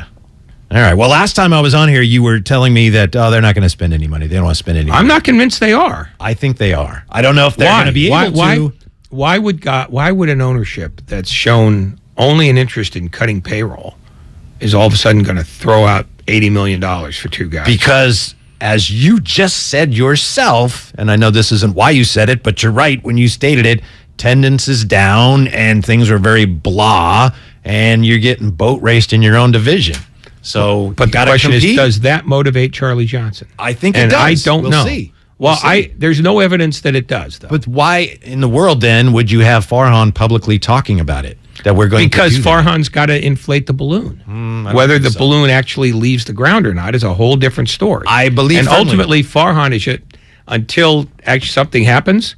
Farhan is essentially just a guy with a big mouth. But if you get expectations raised amongst your fans, and then you don't deliver again, that does more damage than if you tampered expectations, tamp them down, and then you don't sign anybody. Yeah, but if you tamp expectations down, you've blown up the game before it starts. But that's a better play if you're not going to spend money. No, it's not a better play because they want people to believe that they can be in. They're hugely fond of we were right there till the end gambit. People are tired of that, though. That's become a negative for them. To be perceived as a team that always comes in second on Ohtani, Harper, Judge again, I don't think that's a winning play. But I think the truth is, on the guys they talk about in that vein, those are guys who are never coming here. Harper didn't want to be in San Francisco. He didn't want to be on the West Coast. He wanted to stay back east. That's why he went to Philadelphia. And it's not because that was the most money either. You're right, but that's not the point at all. No, but it is the point. If he's not interested in you under any circumstances, then you had no chance to begin with. Ohtani also was not interested. Then it doesn't behoove you to give the impression to your fans that we're in this, and that's what they've done. And that's what in my opinion, it would be damaging to do that again. Unless you're, okay, we lose Judge, but we're still going to spend money on these other players. Well, then they have to. Then that's what they have to do. But they have to actually do it because I agree. If you give $35 million to Carlos Correa, it's an awful lot to give to a shortstop. But then, are you going to double down then and give Carlos Rodon the $30 million that he's going to want in the open market? They have to commit to spending at least $80 million, and that's if they don't get Judge. And I haven't seen any evidence that they're willing to do that. We will see. I wish I could. We'll have to formulate some manner of wager on that. No, we'll just argue about it. We don't have to bet on that. That's demeaning. Putting everything... It's demeaning to you and me and to Lucas in particular. Beyond that now. As far as you're right. Aaron Judge goes, forget everything about perceptions and what he would mean to your fans. Is he worth the investment from a baseball standpoint for the Giants? Yeah, I know. We may not have a shot at him. I'm not... Well, let me answer. Well, I just wanted to... Well, yeah, you just wanted to color the answer. I get that. No. Clear the deck and let you go. He has the advantage of playing every day, but he would have the disadvantage of playing in a park that doesn't necessarily reward power. 2 years ago, yes. Last year, no. They were a subpar power team again. That wasn't all the park, though. It was a lot the park, though. I mean, it's a baseball, too. Yeah, but you can't expect baseball to not screw around with a baseball. I agree. So there's that. I mean, Aaron Judge would play every day and give you a great outfielder, but you're not getting 62 home runs in this place. I mean, eventually you will. Well, yeah, when the team does. No, I mean, it might take 2 or 3 years, but yeah, it's true. Yeah. No, the Giants are in a position where because their farm system has not produced much, they have to overspend on the open market. And they haven't done that. Their big money guys are all homegrown guys. With the exception of Longoria. But it's a very fiscally responsible approach when you can do it. But they have to decide they need to be fiscally irresponsible. I agree. I don't see Charlie Johnson, or especially his son Greg, signing up for that. I want to bet you somebody on the text line says, Whitey, bet Ray a nice bottle of wine, then you'll pique his interest. It's from Tizo 510. You want to bet a nice bottle of wine on this? Who's defining what's nice? Oh, the texter, I guess, will define. You can define I'm not it. trusting that guy. You can define it if He you could want. say, oh, yeah, a lovely Windex 96. Yeah. 96 is a good year for Windex. Only you would know that. Let me just say, in closing, what baseball does now with the finalists for the awards is among the stupidest things I've ever heard. It's ridiculous. They're not actually finalists. They're like, the voting is, in some of these cases, I think it's already finished when they announce the finalists. You had Juan Soto, or as Padre fans call him this year, Juan Soso. He was a finalist for the Gold Glove, and he was terrible. But it was a matter of, well, they didn't have that many guys who qualified to win the Gold Glove in right field, so he's a finalist. So I hate the whole thing of, who are the finalists this year? Just tell us who wins the stinking award. Yeah, and then put out the vote. No, they're trying to create a TV show out of it. I know. And it's a terrible TV show. I don't want to listen to Dave Roberts for 10 minutes and then listen to Brian Snitker for the next 10 minutes. Oh, he's a finalist. Yeah. And then Buck Showalter. No, stop it. Who's going to get and then the commissioner gives the winner a rose or something? I'm not interested. Yeah, he kisses him wet on the lips. Well, not interested. I mean, I'll tell you what. I would he wants, throw huh? games before I'd let Rob Manfred within 50 feet of me. All right. I'm optimistic the Giants will do something because they're to a point now where they absolutely must. But there's no such thing as must. A lot of people say, hey, sign Rizzo. You're going to get Judge, and Rizzo signing with the Yankees today. So we'll see what that means, if anything. We're going to have Peter King coming up top of the hour, Ray. Last night, Monday Night Football with Washington, the Commanders, marching past the Eagles. If you're a 49er fan, I was going to say if you're a 49er fan, but I know as soon as I say that, you're going to go, I'm not a fan. I don't care about fans. But do you want to just do the show by yourself? You can just tell. That's fine, too. Yeah, that would work, too. Yeah. Just do my lines, and I'll just sit here. I mean, if you want to try that. But from the perspective of the 49ers, would they have rather the Eagles won that game, or you want Washington win that game last night when you look at the playoff picture? I think they would want. I mean, they're not catching the Eagles. The Eagles are not going to lose 4 more games, and the Giants and the 49ers run the table. Yeah, because you got the Eagles with 1 loss now in Minnesota. With 1 loss. What you've done is the Minnesota game, by the way, maybe the greatest game ever. I mean, honestly, not the greatest game ever. Maybe it was a fun game to watch, but every year has one of the greatest games ever. Well, it was literally unbelievable. It was a delightful game. Yeah, the Jefferson. You don't have catch? to go to ridiculous lengths to. What is the greatest game ever? Then you seem so sure that this one wasn't. Oh, I would say the 11-10 Broncos win over the 49ers. I enjoyed that immensely. With the jokes. He's going to go with Amici and Unitas and the Colts over the Giants. Again, answering my questions for me. Right? I'm right. Am I right? Yeah, no. That was on the script. Good call. Yeah. No, I mean, the 49ers Saints game of a few years ago, the 49ers game? that was a hell of a game. It was. But there's always a hell of a game somewhere. Game ever. Yeah. You know, I mean, that's the thing. This was all right. The Jefferson catch, the greatest catch ever. It's right up there with David Tyree. It was an extraordinary play. I thought it was intercepted when I was watching. I thought, oh, that's it. Buffalo intercepted. Wait, what? Well, that was the interesting thing because the Buffalo guy afterwards said, I should have just broken it up, but I thought I had it. Yeah, he did. Yeah, well, he didn't. To me, that's why I wouldn't say it was the greatest catch because Jefferson went up. It was an amazing play, one of the most amazing plays ever. But he went up and he just took the ball away from the other guy who caught it.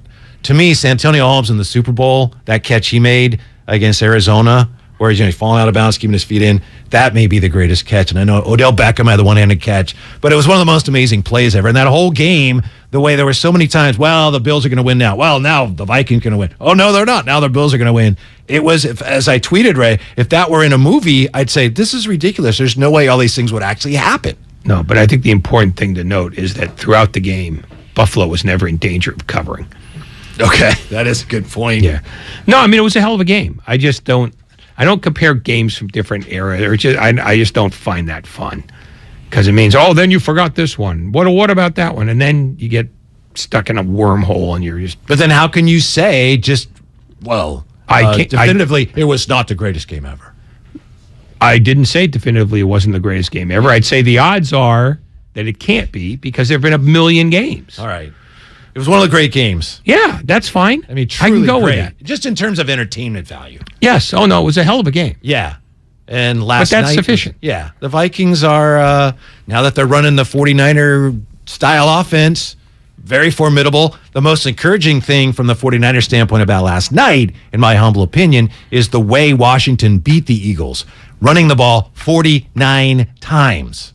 And I know the Eagles weren't at full strength, but that, if I'm the 49ers, I see that, I go, all right, well, I think we got a real shot then if we end up playing them. We'll run the ball down their feathery throats since they're Eagles. But here's the thing. They ran the ball 49 times for one reason and one reason only.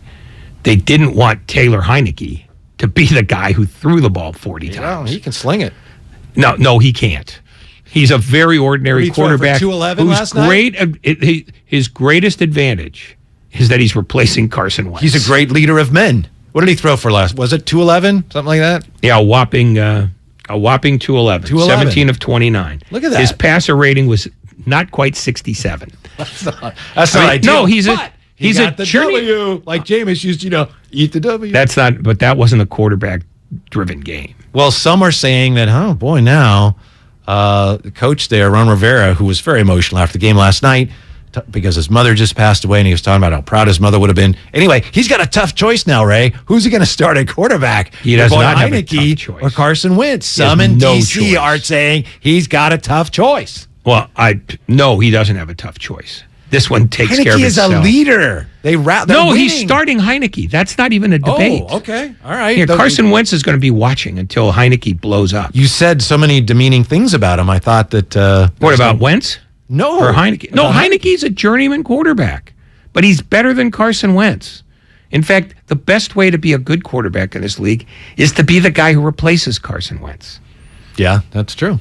So, I mean, Taylor Heineke is nothing special. But, the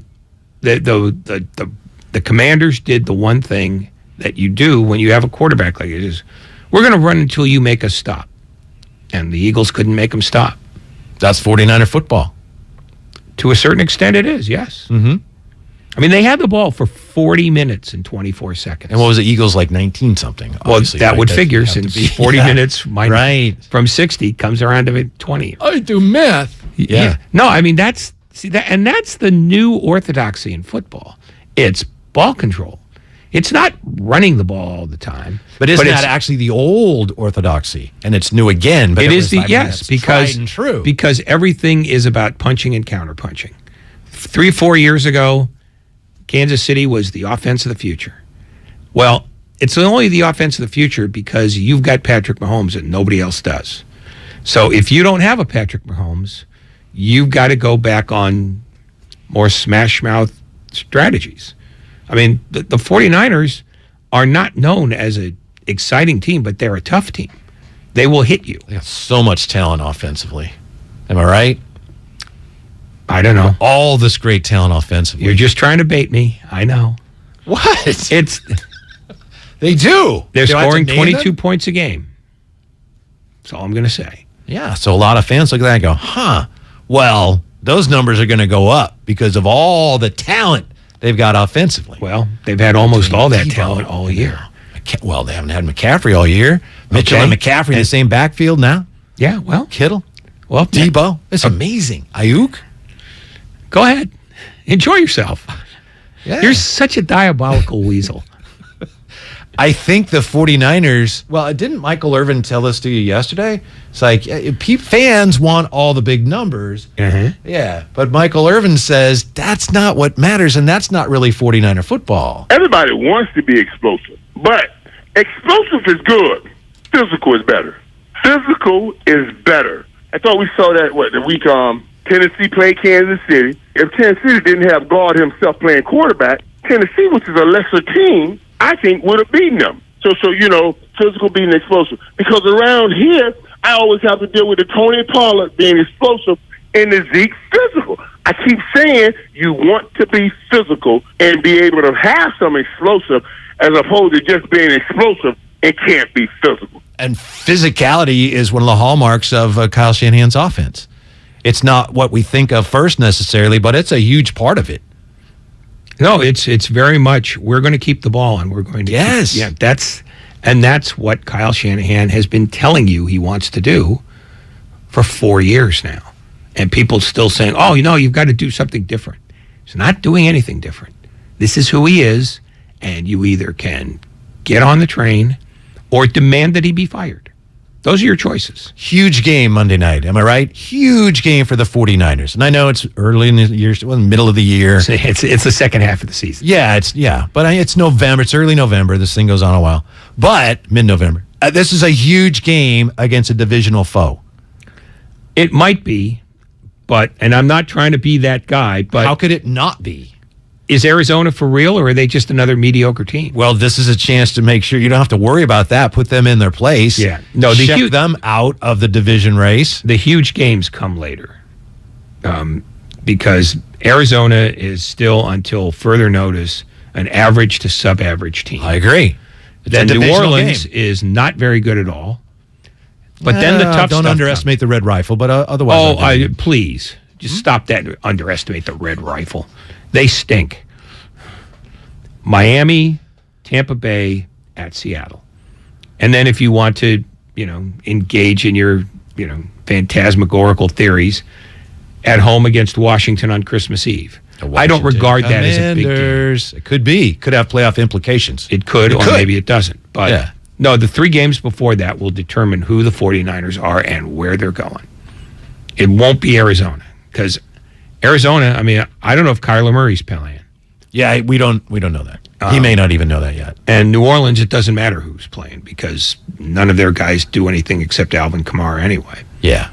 So, but because Seattle's playing so well, the 49ers, these games are huge because you can't afford to kick any more away like you did early in the year. No, but they also didn't look very good against Arizona last week. So that's why I say I don't know what Arizona is. Arizona, they got the Niners number, right? 49ers have had some tough games against Arizona. On the text line from the 510, the great 49er teams were both explosive and physical. Also from someone else, the 510, if Washington starts Wentz at quarterback, they deserve to lose. The second caller is correct. First caller, gibberish. Stop looking at that stuff. Well, that's a great point. Ideally, you can be in the 49ers right now with all the talent they have. They're physical, they can control the football, and they're still explosive. But fans want, a lot of fans, not all fans, they want high-scoring offenses. Why aren't they scoring more points? Because You're playing to win the game. Because they hate you. They hate their fans. They want them to be sad. They want to win 11 games and make their fans cry. More on the Niners coming up top of the hour. The great Peter King is going to join us. He was just in Munich. So we'll get Peter's views of Germany. We got that coming up. Also, up next, big win for the Warriors last night. They've won 3 of 4, so have they actually figured anything out now that Mr. Wiseman's going to the G League? That's coming up next here. Damon and Ratto, Whitey is in for Damon today, and we are presented by Fremont Bank. Full-service banking, no compromises. This is your time to cash in at Cash Creek Casino Resort. To rock and to roll. Over the hills and bluffs. Go all out or go all in. With 4 stars and rising stars. Now we do more than ever, so you can do as much or as little as you want. It's your time to cash in at Cash Creek Casino Resort. My husband and I live next door to a haunted graveyard. It's a little creepy, but we manage. Just like we manage without home internet. Do I wish my mobile hotspot was faster? Yes, but I make it work. Kinda. Just like we make it work sleeping next to a 17th century burial ground. Honey, can you move your hand?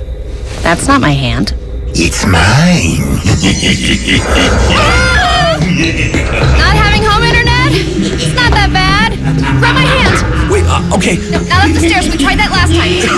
Remember, you can literally run through him. It is that bad. Don't settle for just mobile. Get Xfinity Home Internet for just $24.99 a month for 2 years with no annual contract and a free streaming box included. Go to Xfinity.com, call 1-800-XFINITY, or visit your local Xfinity store today. Restrictions apply. Not available in all areas. Requires paperless billing and auto pay with stored bank account. After 24 months, regular rates apply. Offer ends 12/21/22. Black Friday is starting early at Fasteners Inc. Tool Outlet, and there is no better place to shop for all your power tools. Grab free batteries with tons of Makita products and many more of the year's hottest deals. November 21st through the 28th. Save $100 on Makita 18-volt rear handle circular saw kit and take home 2 extra batteries on us. Again, our Black Friday sale will be November 21st through the 28th. Check us out at 2897 Monterey Highway or online at fastenersinc.net. Universal Studios Hollywood is where the holidays come together. We've tested it. Festive food with refreshing Coca-Cola. Family, friends, and fa-la-la. Dazzling lights cranked up to maximum merriment. The Grinch and his dog Max stealing your tree. All the science adds up. It's the awesomest celebration of the season. Save $20 on a Coca-Cola 2-day general admission ticket. Offer ends 12/14/22. Restrictions apply. Details at universalstudioshollywood.com/Coke offer.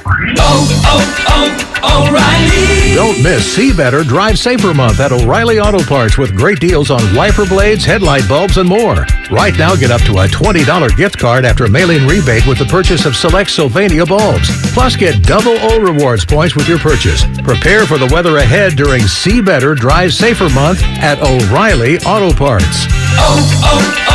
O'Reilly Auto Parts. With energy bills as high as they are, proper weatherproofing is essential. If you're working with a client to upgrade or build a new home, be sure to visit Golden State. They partner with respected brands such as Owens Corning, James Hardy, and Boral Siding.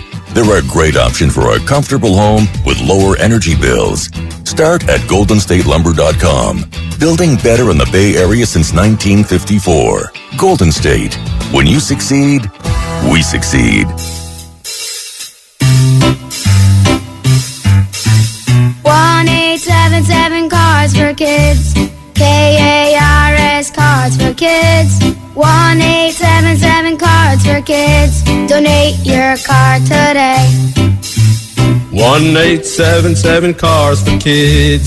KARS Cars for Kids. 1-877 Cars for Kids. Donate your car today. With car prices at an all-time high, our donors are now getting highest receipts ever. Donate at carsforkids.org, and your car can be picked up tomorrow. 1-877 Cars for Kids. KARS Cars for Kids. 1-877 Cars for Kids. Donate your car today. Now accepting donations of land, homes, buildings, or any kind of real estate. Score big with Xfinity Internet. It's made to do anything, so you can do anything.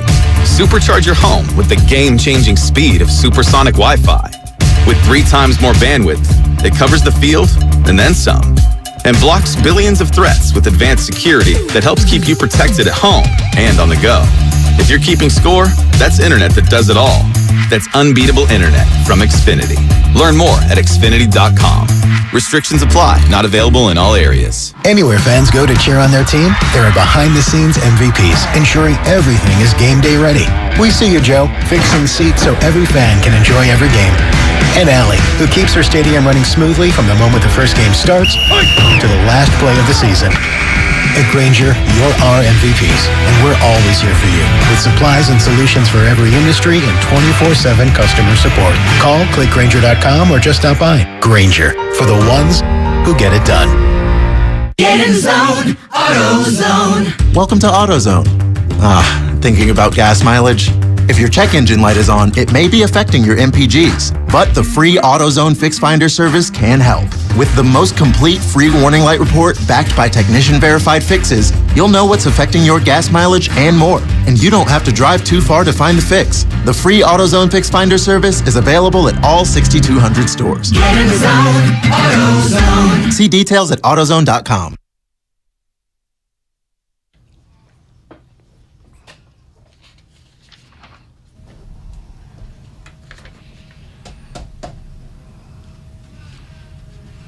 Now back to Damon and Ratto on 95.7 The Game. The 95.7 The Game merch store is live. Visit 957thegameshop.com. Today, check out all of our merchandise from show-specific shirts to hoodies. It's all at 957thegameshop.com. You know, Christmas is coming up. Is it the Christmas season yet, Ray, or is it just the Christmas preseason now? It's been the Christmas season since before Halloween. Really? It's always the Christmas season.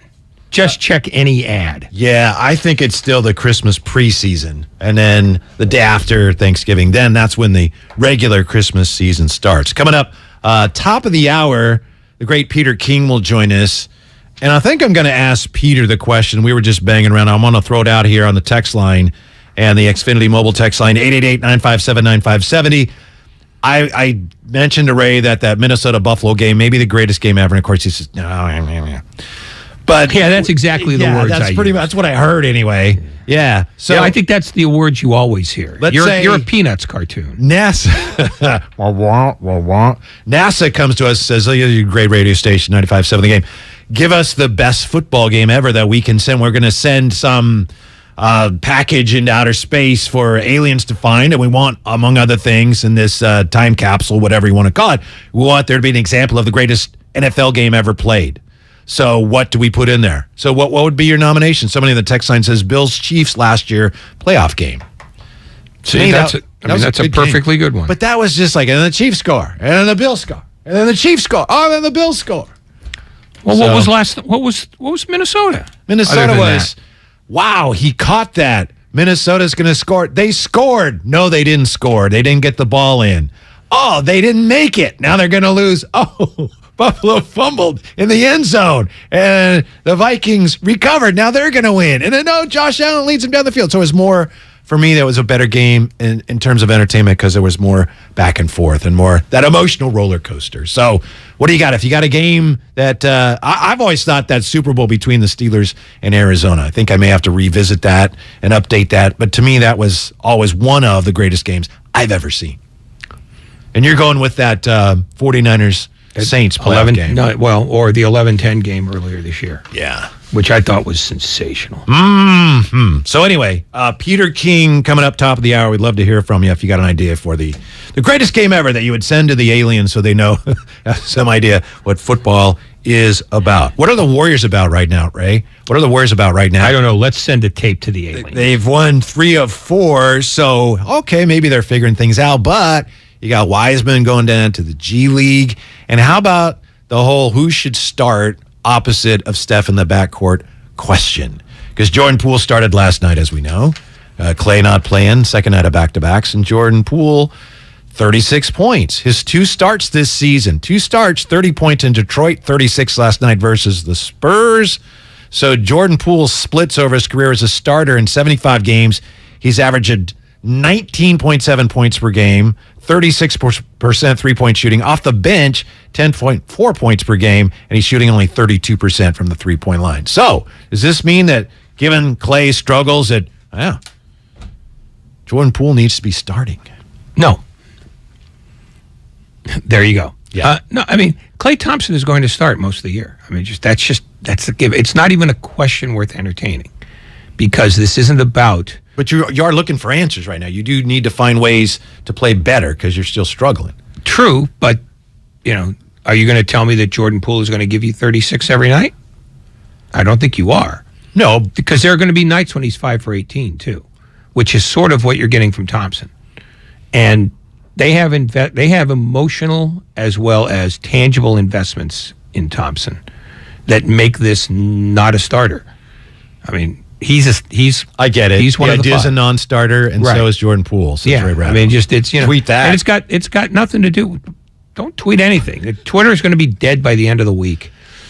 But it's a simple matter. The Warriors are not going to transition to Jordan Poole right now, and it's not because of Jordan Poole or anything they don't like about him. It's because they have an investment in Klay Thompson that they may never get off of. I agree with you, but I think it's even simpler than that. Or to borrow a phrase from you, more to the point, I think it's about the fact that Klay right now, we know that he's been in a precarious, fragile headspace. If you take Clay with everything he's going through and battling, and he's talked about some of it, and we've seen it, you take him and then it's, hey, you're not starting anymore. You could lose him. It's very important for the Warriors to get anywhere near where they want to be this year, for Clay to get as close as he can be to the Clay of old. And I don't think saying, you know what, you're not playing well right now, come off the bench, I don't think that's helping. No. Stephen Curry did it for a little bit because he knew that was very temporary. And he also he said, sending a message to Jordan Poole, frankly, when he did it. Yeah. I mean, in a lot of ways, Stephen Curry is the one guy who could do that, but only an idiot would ask him to do that more than once or twice. And Steve Kerr's not an idiot. No, he's not. So, I just think that given what the Warriors have built in terms of what they believe and how they reward people. If you bench Klay Thompson, you only exacerbate the two-timeline argument that goes on not only outside the team, but sometimes inside it as well. Monty Poole said it earlier. Said, if they had to do this over again, they probably would have picked different guys, or made the back end of the roster a little older and a little more veteran. And I just can't envision a situation in which, that it doesn't include Klay Thompson. In fact, last week, Steve Kerr said flat out, no, Klay Thompson's a starter. Right. So it's not even with all due respect to the attempt, Jordan Poole as a starter is not a factor unless there's an injury. I agree. That's why earlier I suggested it's really just a waste of everybody's time for a lot of reasons. I'm seeing signs, Ray, and maybe I'm just seeing them because I want to see them, but I'm seeing some signs that Klay may be making progress. I know he hasn't been shooting well, but to me, when this whole comeback from injury has really been an issue going back to last year is when the shooting struggles have affected other aspects of Klay's game. When his shot selection has been poor as it was when he came back earlier. Last year when he first came back, he was forcing shots. He's still done that some. He had the game against Sacramento where he committed the foul on Herter on his 3-point try. They didn't call it, but it was a brutal foul that they just didn't call. And it was the second time in that game he fouled a 3-point shooter. Those are not smart plays. And that's not the type of play Klay Thompson makes. But he's trying so hard right now to prove to everybody, and I think to himself, that he's still Klay, that sometimes he lets that affect the rest of his game. The last couple of games, I haven't seen that as much. He's taking decent shots, just not making them. And that might not seem like much, but I think there's progress there. No, he, like the Warriors, have been guilty of being in a hurry. Klay Thompson will be Klay Thompson when his body tells him it's time to be Klay Thompson. And he, having had to wait as long as he had to get back on a gym to begin with, is a profoundly impatient human being. And that's not a pejorative. That's not a knock on him. That's when you go through what he went through on 2 injuries like that back to back, you want to get back to what you know and what you've done as quickly as possible. And I think sometimes he presses. From the 415, Poole is better than Klay. He needs to start. This isn't an 8th grade team. We don't need to concern ourselves with feelings. It's about what's best for the team. That's true as far as what the team owes Klay or what he's done. Yeah, I understand. I'm not saying that is part of any of this. But your best chance of getting the best that you can get out of Klay is to continue to start him. That matters to him. And it really doesn't matter. What matters, if Klay wants to start, he can start. What matters is how much you see him at the end of games. And I think there was a game last week where he didn't spend as much time on the floor at the end of the game as he typically does. So that's where maybe if you're the Warriors and you're concerned about Poole versus Klay, maybe Poole spends more time on the floor at the end of the games than Klay. But as far as the starting, it's kind of cosmetic. It matters a lot to Klay, and there's no reason right now not to start Klay. There's nothing to gain by that. No, and everybody wants everything to be fixed right now. And the fact is the Warriors are going to transition this more slowly than you like. So deal with it.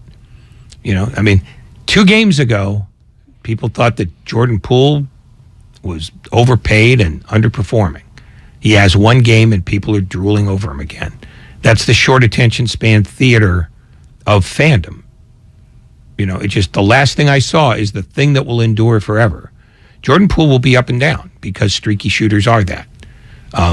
If the time comes where Klay Thompson cannot get out of his own way, they'll make the hard decision. But they're nowhere close to that now. I think partly because that closes the door on Klay being Klay again anytime soon. Real quick, last night Steve Kerr was asked about, hey, Jordan Poole plays pretty good as a starter, so Coach, would you maybe start him? It's not something I'm thinking about. Our starting five with Klay has been really, really good this year. I think the bigger thing is finding the right combinations off the bench. I think JaMychal, I need to play him, and I didn't do him any favors at all. Obviously, the last 3 or 4 games, not playing him at all, but I don't feel I've put JaMychal in a good position to succeed in the early going. And tonight, he was much more comfortable playing the 5 instead of the 4. I thought he was excellent. He's a vet. He's a pro. He knows what he's doing. So he's got to be part of the rotation for sure. Kind of interesting the way he took that too. Yeah, that's the other thing to note is that the Warriors starting 5, which does not include Poole, has been either the best or the second best single unit in basketball so far this year. That all of the problems, all of them, have come from the second unit. And it's as clear as the nose on your face. And your nose is particularly prodigious in that way. Not really. But that's it's massive. Was it? Oh, yeah, you could put Lego toys up your nostrils. That doesn't really bother me because I don't really think that's true. But I do know but this it's absolutely, is true. no, you literally, you're literally like the elephant who was palming that interviewer's head on welcome TV. Hey, Peter King is coming up. That's we'll see better what he than me. thinks about my nose. But first, we want to welcome you to your 5 o'clock hour. You're listening to 95.7 The Game, KGMZ FM and HD1 San Francisco. Always live on Twitch, YouTube, and the free Odyssey app. Damn well better be free. That took just kind of a pachydermian turn there for some reason. I don't know. It's Damon and Ratto, Whitey in for Damon, and it's time to talk football with, I believe he just got back from Germany, the great Peter King with us on 95.7 The Game. How are you, Peter? How was Deutschland? Whitey, I got back from Germany last night, and I'm sitting here enjoying one of the great football games of this season. The Ohio Bobcats, my alma mater, 14-3 over Ball State in the second quarter. And if the Bobcats win this one, we play for the East Division Championship next week against Bowling Green. So how does that sound? Is that exciting to everybody on the West Coast? And that is the best football game that's ever been played. He was asking that earlier. Hey, that's I'll it. tell you. We don't need to ask anybody else. Yeah. We were talking about the Bills and Vikings as maybe the greatest game ever, Peter. No, you Oh, were. my God, that was unbelievable. But, I saw a really good game on Sunday at 6:30 in the morning Pacific time out in Munich. The Tampa Bay beating Seattle, which obviously was good news for 49ers fans.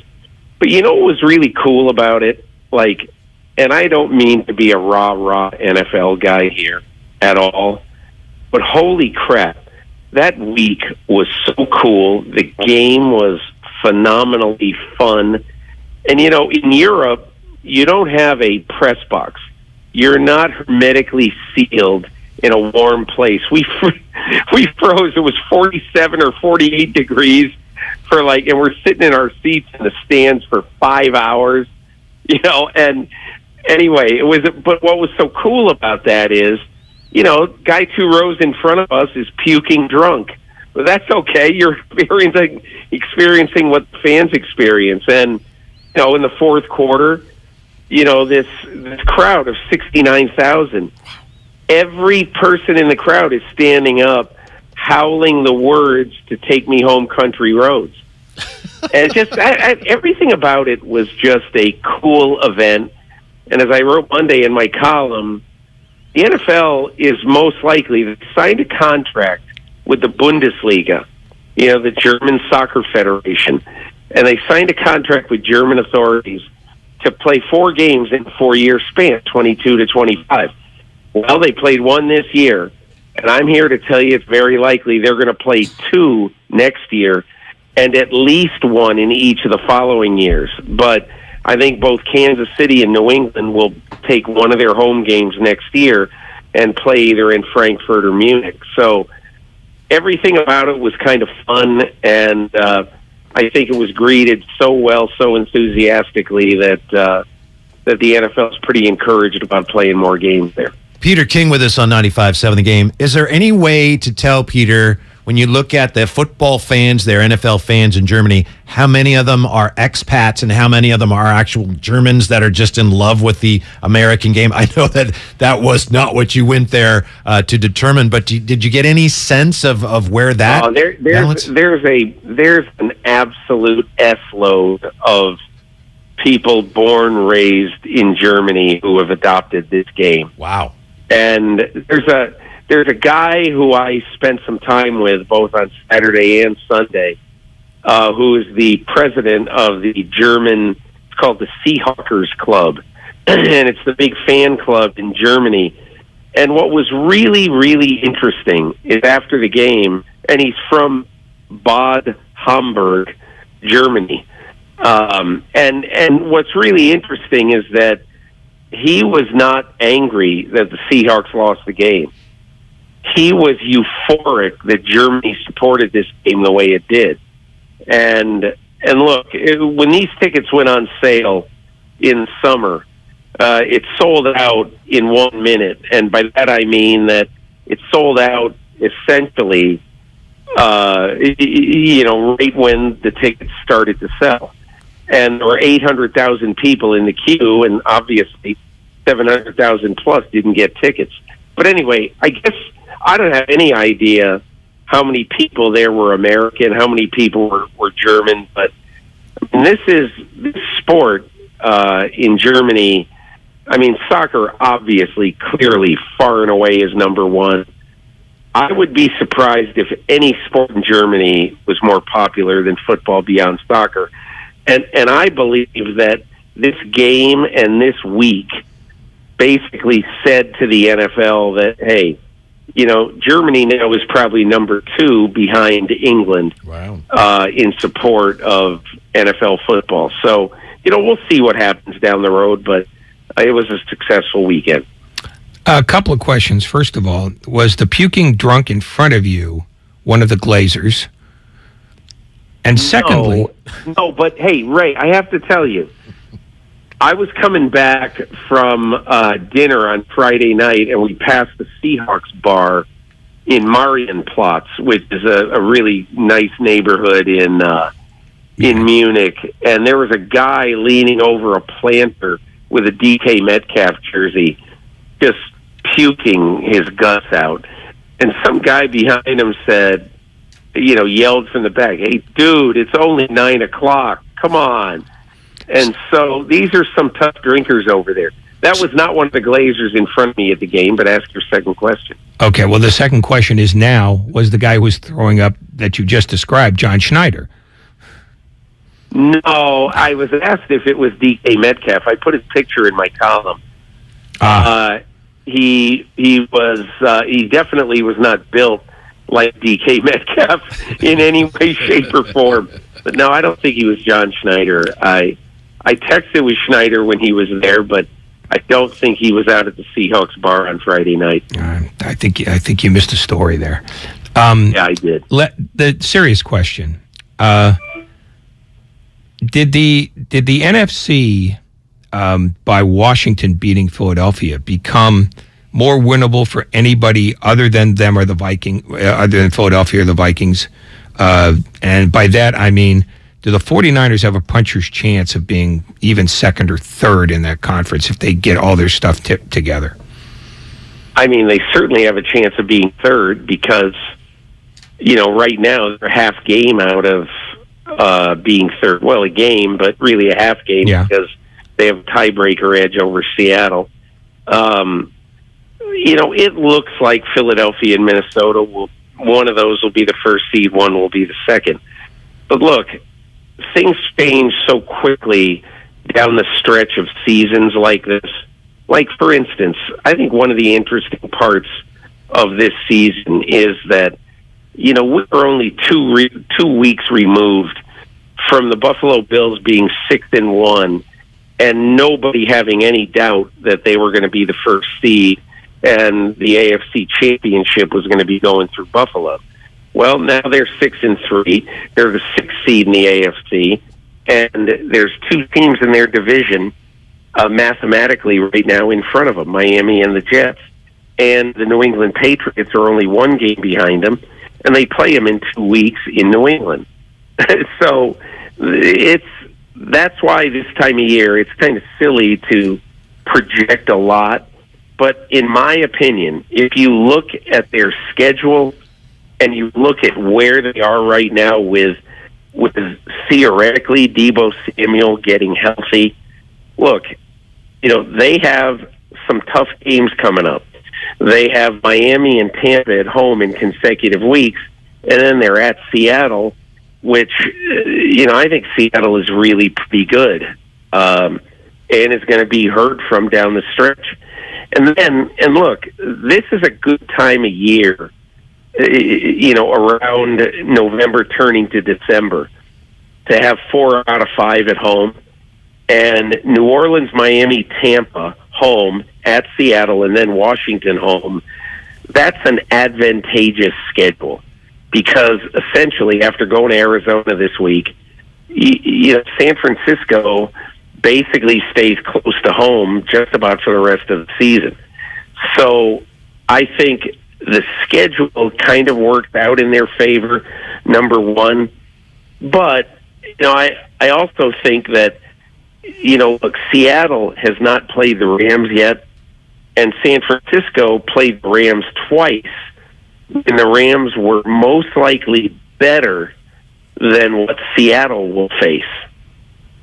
Because obviously Seattle's going to play the Rams at least once and maybe twice without Cooper Kupp. And, who knows about the health of Matthew Stafford. And obviously San Francisco's played them twice. But I think Seattle, has a slight advantage in the schedule, even though Seattle's got to go to Kansas City, and that's the toughest game that either team down the stretch has to face. Peter King with us on 95.7 The Game. It's Damon and Ratto. Whitey in for Damon today. Peter, where are you with the state of the 49er offense? Some people were expecting more points to be scored against the Chargers, and Jimmy Garoppolo says, we had success running the ball. We won the game. Michael Irvin was on the station yesterday saying the 49ers are more physical than explosive, and that's more important. Is that how you see the 49er offense, more physical than explosive? Are we going to see them score a lot more points, or is that really counter to their ultimate philosophy? I think Kyle Shanahan is going to coach down the stretch the way Bill Belichick coaches every week, which is, I have said this about Belichick, that every game plan is a snowflake. You have absolutely no idea what you're going to see one week to the next. It was different when you had Tom Brady and Randy Moss, back in 2006, and they're going 16-0. It's a lot different because now, and forget the Patriots, but now you look at the 49ers, they don't have a mad bomber quarterback with an unstoppable offense. Okay? What they have is they have an offense that runs the ball well, and you would think that down the stretch Christian McCaffrey is going to be running it more than he has in his early times in his first 3 games with the 49ers. But they have a team that I think can run the ball pretty well when necessary. Okay? And right now, I guess I look at this team throwing the ball and I say it's a work in progress, because I still think we have not seen yet what Christian McCaffrey is going to be as a pass catcher out of the backfield. And I fully admit right now, I saw not one single snap of the Chargers game. It was not on TV in my hotel room at 2:00 in the morning in Munich. So I did not see anything, but I watched that little YouTube highlight package of 13 minutes. And the one thing that interested me out of that little highlight package was the fact that I thought the 49ers did just what they wanted to do when they wanted to do it against the Chargers. Because, to me, this is not a team that is going to be, even though it has Deebo Samuel, and Brandon Ayuk, kind of a resurgent Ayuk, this is not a team that's going to make its living, with a bunch of deep strikes. I think it's going to be making a living ball control. And I think the only other thing I would say just in general is that I think everybody is probably complaining about where they are on offense right now. I totally get that. But I also think when you understand where this team is and what they're trying to do, they're trying to get Christian McCaffrey up and running in a new offense and making sure that he's a big factor every game. So that's why I think this is going to take, at Arizona, New Orleans, Miami, this is going to take a few games to understand exactly what they can do with Christian McCaffrey. You mentioned earlier that Kyle Shanahan, you would expect, is going to treat every game the way Bill Belichick treats them, which is every game is different, every idea is different. You start over from scratch almost. How many other coaches in this league do that? Because it seems like most of them have a philosophy that they do not deviate from. And I think for the most part, people believe that Kyle Shanahan is among those coaches. So if he is indeed one of those guys, who else is there? I think Bill Belichick definitely is one. But I think you can't necessarily... here's the way I would more ask the question, Ray. I mean, if you watch Bill Belichick now, if you watch the Patriots now, and clearly, you don't understand what a coach is going through until you see the assets that he has to, the assets he has to work with. And so, if you're Andy Reid, I can tell you right now that Andy Reid is not going to be one of those coaches because he's got Patrick Mahomes. And for the most part, guys who have great quarterbacks are not going to be those kind of coaches who have a snowflake of a game plan every single week, okay? And so, if Kyle Shanahan, had Dan Marino as his quarterback, I don't think we'd be having this discussion because he'd be throwing it 42 times a week and he'd be throwing it downfield 25 times a week.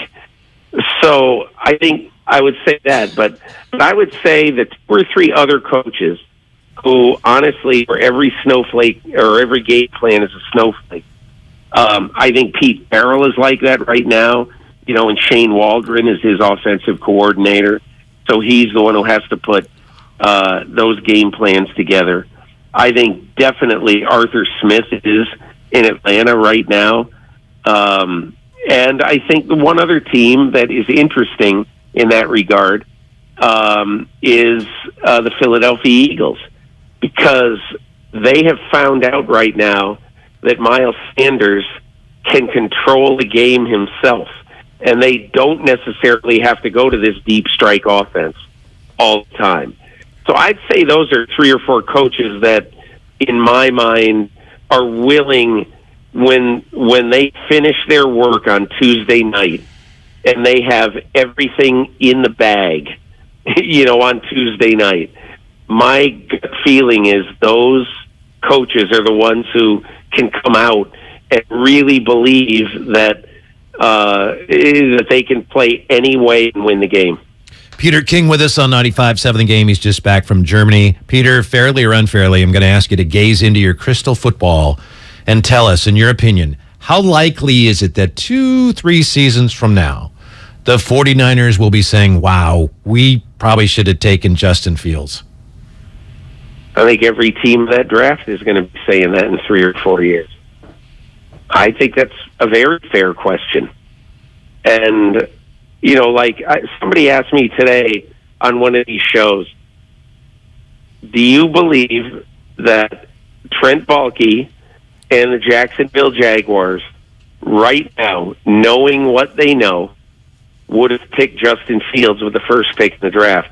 And I said, well, wait a second. I think we have to answer the question this way. I don't know that they would have picked Justin Fields with the first pick in the draft, but what I feel pretty confident in saying is if they knew what we know now, then they would have traded down and gotten a lot of value for somebody wanting to trade up, for Trevor Lawrence, and they would have taken Justin Fields. And again, I don't think there's any need or any reason whatever to trash Trevor Lawrence. I just think in the last month, the best player in the NFL has been Justin Fields. And, there's no shame in saying the reason Justin Fields has been the best player in football is very simple. That the coaching staff of the Chicago Bears has realized, first of all, we do not have a great receiving core for Justin Fields to work with. We have a decent receiving core with one really good receiver in Darnell Mooney, but we don't have a great receiving core. So I look at it and I say, essentially, if you're going to ask the question like that, you have to say, who would they rather have on their team and what would they have done? And I think, of course, anybody looking at this team right now would much rather have Justin Fields than any quarterback in this draft. All right, Peter King, before we let you go, just kind of a fun one. At least I think it's fun. I don't think Ray's enjoying it that much. But as I mentioned, we were talking about the Vikings-Bills game as one of the greatest games of all time. Just very back and forth, highly entertaining. So if NASA were sending some time capsule into space and they figured an alien race is going to find it someday, and we want, among other things, we want there to be a recording of the greatest football game of all time, the greatest example of NFL football, and they came to you, Peter, and said, "You're the guy. You're the man to ask. Which game should we include here? What's top of your mind? Top of mind? What do you got?" Well, I would first ask the question: is the magnitude of the game at all important, or is it simply the game? If the magnitude of the game is important, I would tell them to put a tape or video of the Patriots coming back from 28-3 down to beat Atlanta in the Super Bowl. But honestly, for weirdness, you know what you would have to do, quite honestly, with this game on Sunday, what you really would have to do is you'd have to put an interpreter and somebody to explain, well, wait a second, what happened on that play at the goal line where all of a sudden everybody is jumping up and down on Minnesota and the referee is saying that it's a touchdown for Minnesota? How did that happen? What happened? What do you mean he fumbled? I don't see a fumble. So, I mean, you would have to put somebody on this spacecraft, but I don't know how you can get much better than that game. I'm kind of in mourning that I missed the vast majority of this game and only saw the end of it. And I saw the end of it in my hotel room in downtown Munich, listening to two German announcers having no idea what anybody was saying other than when the Buffalo field goal kicker tied it to send it to overtime with a field goal with 7 seconds left or whatever it was. The play-by-play guy screamed at the top of his lungs, "Holy moly." So then I really knew we were seeing something. If somebody in Munich, 6,000 miles away from the action, is screaming "Holy moly," that must mean that something really happened. And if you couldn't shoot a game into space for the aliens, but you could shoot a team, would it be the Raiders? They would be fun to be in space because I have a feeling they might be arguing and they might be a little bit at each other's throats. And there probably would be some tears, which aliens, I think, really, really like. They love tears. They love crying. All right. Peter, thank you. Welcome home. Thank you so much for your time. So, back from Germany, you're not going to join the 49ers and the Cardinals in Mexico City this week, Monday night? You're not going to go to... No, Okay. I need to... Look, I'm 65 years old. One road trip of 11,000 miles round trip in about a month is enough. I think this will be enough for me. Thank you very much for your time. We appreciate it. All right, guys. Yeah. See ya. Yeah, he did. He's going to Buffalo this weekend. He did not say that the Vikings Bills was not the greatest game of all time. So No, because he has the common sense to know that that's a question that doesn't have an answer. Bills versus Oilers in the 82 playoffs is the best game I've seen. That was that incredible, let's see, was that the comeback? That was a Frank Reich game, yes. Okay. Because, you also had the Bills and the Oilers in the Music City Miracle, but that was later than that. Huh? Yes. Yeah. Some great finishes. Well, there I we wish are. this was greatly finished. Hey, we're working on it. 30 minutes away. Uh-huh. Don't be afraid to go over there and turn the clock forward. Yeah. Why would we do that? We're having such a good time. Wow, your definition of good is interesting. The 49ers and the Cardinals in Mexico City, huge game, although Ray says, it's a big game, but the Niners are all huge here because you can't afford to kick anymore like you did earlier in the season, Ray. How about this Justin Fields thing? Justin Fields, he's still not that good of a passer, is he? No, he's a terrible passer. Yeah, so how can he be that good? Every team in the draft that passed him was going, we should have taken him. He's the new Lamar Jackson, which means that when the ball is under his arm rather than at the end of his arm, he's a much better player. More importantly, though, I think Lamar Jackson's a much better passer than Justin Fields at this point. At a similar point in his career, though, Lamar Jackson could really go 8 for 15 for 61 yards. I mean, he had those games in him, too. But I think this may finally put to bed the notion that you can take a team's win-loss record and pin it on its quarterback. Because Justin Fields in the last 6 weeks has been a wonderment. They've scored 29 in, 3 or 4 games in a row? Oh, no, they've been fabulous. And they're 1-5. That's the thing that you got to remember, is that quarterbacks can help you win, but on some teams, they can't prevent you from losing. And that's why quarterback win-loss record is without question the stupidest statistic in all of sport. I have a hard time arguing with that, especially given that now in baseball we've learned that one-loss records for pitchers, the analytics tell us they don't really matter that much. So if they don't matter in baseball, at least not as much as we used to think they did, how in the world can it matter for a quarterback? It matters not at all. That's the point. But Jimmy G, look at that. He's a winner.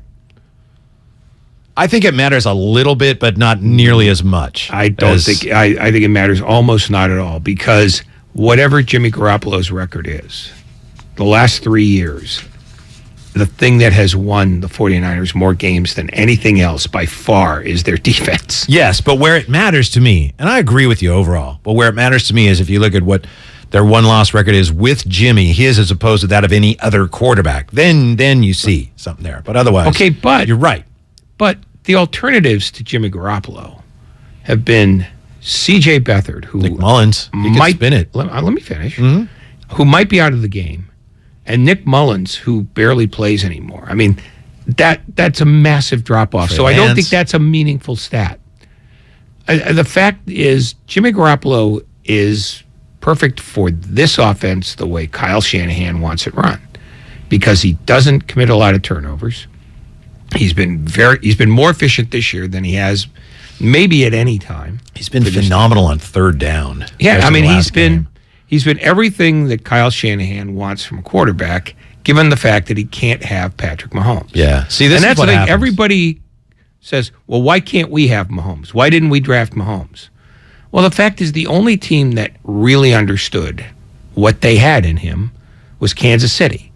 And they went out of their way to move up to get him, because Andy Reid saw something in him that I dare say no other coach did in all of football. It's just funny how every time I'm in here, we talk about this or that, and you always take the conversation back to Garoppolo.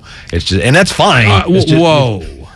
You always want to talk about Jimmy G. Wow, you are one despicable. In fact, you're three despicable. Usually you want to take it back to Jimmy G and Trey, but that's fine. Oh, God, I hate you. Given I hate that, you okay, so here, much. since you brought that up, and we'll get to the phone in much. just a minute, a second here. So 888-957-9570. Given that we know that the 49er Brain Trust looked at Jimmy and said, he doesn't give us our best chance to win, and so we better get somebody else, right? And now they've kind of fallen into this situation. So where do you think they are with, obviously right now they don't have any other choice, but can he be good enough to win a Super Bowl when they clearly felt that he didn't give them their best chance to win the Super Bowl? Well, sometimes guys make judgments that turn out to be wrong. I mean, none of these people are infallible. I mean, I know. I understand. Well, no, but I mean, no, it's important to remember it because people are always grinding on about why didn't this coach do that? Well, what they did was they would call a play that they thought had the best chance of working for what they were trying to do. If that's all it took, then Bill Belichick would have won 22 Super Bowls, not 7. It's, human beings play this. And so you're saying that they were wrong to want to get rid of Garoppolo? No, I'm saying that you can make a mistake on a guy. You can make a plan that, seems utterly foolproof, like the 2 timelines thing. So I tend to agree with you when you said he's the perfect quarterback for them. Somewhat right now. Yeah. Right now, but only right now. I mean, and maybe the answer is not Trey Lance next year, which will be well within believability. There you go. Talking Trey Lance and Jimmy again. Yes, go ahead, sir. I am walking out. I am so leaving You early. did it. No, cease. Yeah. No, it's just nothing is inevitable in any sport. You can make plans all you want, but circumstances will decide if you're smart at it. But do you think that perhaps that bad Jimmy is still lurking there, where later in the year in a biggest game, he's been playing so much better, then he throws it to the wrong team? I don't think so. I think he can win a Super Bowl. I hope he does, so we can stop saying some of those things. It reminds me. We'll never. Oh, remember, you're so I'm naive. going back a ways, but remember before Phil Mickelson ever won a major, and it was like he can't win a major. And now what's he won 6? So it's like, yeah, he just hadn't done it yet. No, you'll never. You'll never get similar people to come off of that. Really? Ever. No, they're pot committed. But once to this he does argument. it, you have to. No, you don't. No, because people are utterly unreasonable throughout. Or maybe you forget the fact that when Joe Montana was joined by Steve Young, the screams that Montana needs to get moved for Young because they hadn't won a Super Bowl in 3 years. I mean, that's what this fan base is, has been, and will always be. Whoever is starting is terrible. Whoever's the backup is a genius. Is that just this fan base? I mean, you're overstating it. No, I think, for 49er fans at the position of quarterback, that is... It's one of the most preposterous things in all of sport. I mean, nobody ever said in Chicago, God, I can't wait for them to get rid of this Peyton guy. But right now, and you talk to people every day about this type of thing, for the most part, isn't everybody on board with Jimmy in a way that we haven't seen since 2019? No, they're not on board with anything right now. They're unhappy with the offense. So while they're tolerating Garoppolo, they're more grinding their teeth about Shanahan, because that's the other thing. It's, why haven't you made this offense a unit that scores 40 a game? Because nobody scores 40 a game. And this team, by any reckoning, will never be capable of even 30. They're scoring about what they ought to. They're not. This team is not capable of scoring 30 a game? 30 per game every game? Yeah, they can't score 30 a game. I mean, they could score 30 in a game. Are people wrong about how good they are? Of course they are. Because people are wrong by the very fact that they're people. People are the most overrated people there are. I'm not sure how we ended up there. Well, you took it there. You do this, and now I take it somewhere where I want it to be. People and are now the most overrated you're people. completely baffled. 888-957-9570. Jake's in Orinda. He joins us on 95.7 The Game. Hello, Jake. How are you? I'm doing fine. I think you guys are missing out on the biggest game on a huge stage, which was the epic in Miami, the Dolphins and Chargers in 1981.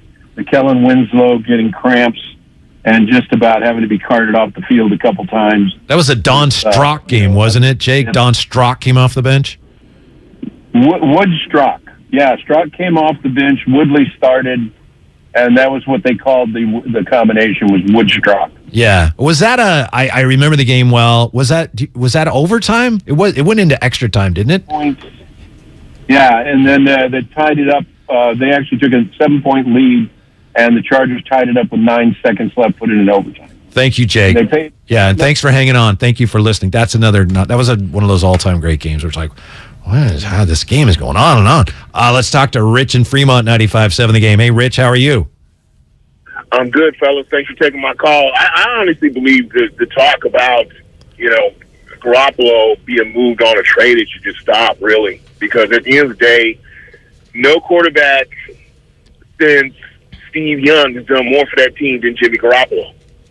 Okay? And really, Ray was talking about Patrick Mahomes earlier. In the NBA, it's the same thing. It's like nobody wanted to draft Steph Curry except Bob Myers. Now, every coach in the NBA is eating crow because you just passed on the greatest shooter in the history of the game. As far as the greatest NFL game ever played, to me, that would be the Niners versus Philly. I can't remember what decade it was, but I believe they were down 28 points, and Joe Montana went to work, and I believe the score was 42 to 34 was the end of the game. That, to me, was the greatest comeback I've ever seen. Thanks, guys. Thank you, Rich. Bob Myers did not draft Stephen Curry. That needs to be Larry Riley, Don Nelson? More Nelson than Riley, although Riley is the one who basically said, he walked up to made the phone call and said, we're taking Stephen Curry. Mm-hmm. Yeah, Bob Myers, was he still an agent then? I don't know. Yeah. Maybe, yeah. And the truth is, they wouldn't have gotten that chance if the general manager of the Minnesota Timberwolves, who was a former sports writer named Dave Kahn, hadn't bungled the 2 picks before him I thought by he picked taking some Ricky fine players. Rubio and Johnny Flynn. Back-to-back point guards. I mean, Rubio is a defensible pick by any means, but taking a second point guard. Who did Memphis take in that draft? Do you remember? They took him top 4? Hashim Tabit. Yeah, well, but that was a need draft for them. They needed a big guy, and that's how they were playing back then. Yeah, but James Harden was in that draft. And I understand that, but if you need a big guy, you're going to take, if Greg Oden's there, you're taking Greg Oden. That's the Blake Griffin draft, right? Yeah. Yeah. And Tyreek and, yeah. Worked out for the Warriors. Yeah, I remember being on this station and people going, he's got bad ankles. I don't think they should invest in him. Do you think it's possible, Ray? Well, of course it's possible. Is it possible that Jimmy was the guy, that he's the franchise guy, that they have now and that he will be and should be for the foreseeable? Nothing against Trey Lance, but it's like, wow, Jimmy is, as you said, right now he's a perfect guy for us, and maybe he will be for the next couple of years. If they've gotten this right by accident. If they go deep enough in the postseason, I think Trey Lance has to re-win the job, and I don't know if he will. I mean, I remember people at this building kept saying, Trey Lance is inevitable. Well, you find out nobody's inevitable in this stupid game. Every week there's 9 new catastrophic knee injuries. So nothing's inevitable. The best thing Jimmy has going for him right now is his health. Best thing he's got going for him is that defense. I mean, we can't overstate that. I mean, that defense has been brilliant, and it's been brilliant for a while. I mean, they've only really had one game where they couldn't figure out what to do, and that was Kansas City. The most remarkable thing about the Jimmy-Shanahan relationship right now is it looks to me like for the first time since 2019, it looks like Kyle Shanahan trusts him. He trusts Jimmy more than he's trusted him in years. Now that could change quickly, but that's what it looks like to me. No, I think Kyle Shanahan is the ultimate pragmatist and knows that he doesn't have a choice. He has to do this because there is no other quarterback. Right. There's no Brock Purdy that's going to suddenly change the fortunes of this team. Right. But so it's not a question of trust. It's a question of, this is what I got. Whether You he's can't playing bet- or not is you're right. That's a question of pragmatism. But what they're allowing him to do and the shots they're allowing him to take down the field, that to a degree is a matter of trust. And I think there's more there than there's been. Again, it could change like that. Oh, Jimmy throws 3 picks. But right now, we haven't seen that level of trust from the coach to his quarterback in a long time. Again, I don't think it's trust. I think it's just accepting the fact that this is all you got. That's what you're playing with. You cannot bluff, pocket aces if all you've got is a jack. He played great. Jimmy did last game on third down. On third down. Yeah. So if you make the funnel narrow enough, you can get to that. Well, that's one of the most important things. Yeah, but it's one of a bunch of important things. He played well. Yeah. It's okay to say he played well. You don't have to go to the superlative. He played great. I don't know that Jimmy Garoppolo has a great game in him. That's why that's why I qualified it on third down. But he's an efficient guy. And what you do when you're evaluating Jimmy Garoppolo is you look at 3 things. You're telling me what I need to do now? Yeah, I'm telling you what you need to do. Okay. Nobody else has to do this. Only you. All right. Let me write them down. Well, you and Lucas, because Lucas is an alcoholic. Yeah. But you look at... Excuse me? Go back to sleep, Lucas. You go back, see, what was your conversion on third down? Yeah. All right. And even that's not necessarily a measure of You him. just mentioned your first thing is what I said. No. I said there's 3 things. Okay. All right. Stop interrupting. All right. I mean, we got to do this again tomorrow. Well, it's horrifying. Yeah. The second thing is turnovers. More specifically, interceptions. Did you make drives stop or did you keep them going? And thirdly, keep the game so that your defense doesn't have to pitch a shutout. For the record, right before Ray answered, he said thirdly, and then his eyes kind of went back and forth like, I don't really have a third one. So I'm not sure how strongly he feels about that one. And I don't know if you're watching on the YouTube, his eyes did do kind of the left to right, like, I don't have anything here. But that was a pretty Sports good don't build character, they reveal it. See you later. We got to take a timeout. Coming up next, not all sports promotions go as smoothly as Jordan Poole bobblehead night did. That is next, and we are sponsored by Pfizer and BioNTech. Charging a cell phone can be like getting a booster shot. A booster is given to enhance or restore protection after a primary series vaccination, which wanes over time. Schedule an appointment when you are eligible. Sponsored by Pfizer and BioNTech. If you own a business, this has been a bumpy ride. From pandemic to inflation, I'm sure you could use a break. If your business has 5 or more employees and survived COVID, you might be eligible to receive a payroll tax refund of up to $26,000 per employee. The challenge is getting your hands on it. Hi, I'm Howard Mackler, and that's why I founded GetRefunds.com to cut through the red tape and get you the money. The team of tax attorneys we have put together are highly trained in this little-known payroll tax refund program. We do all the work, charge not a dime up front, and simply share a percentage of the cash that we get for you. Businesses of all types can qualify, including those that took PPP, nonprofits, and even those that had increases in sales. We have helped return over $1 billion to businesses, and we can help you too. Just go to getrefunds.com/sports, click on Qualify Me, and answer a few questions. This payroll tax refund is only available for a limited period of time. Don't lose out on up to $26,000 per employee. Go to getrefunds.com/sports. That's getrefunds.com/sports. This is your time to cash in at Cash Creek Casino Resort.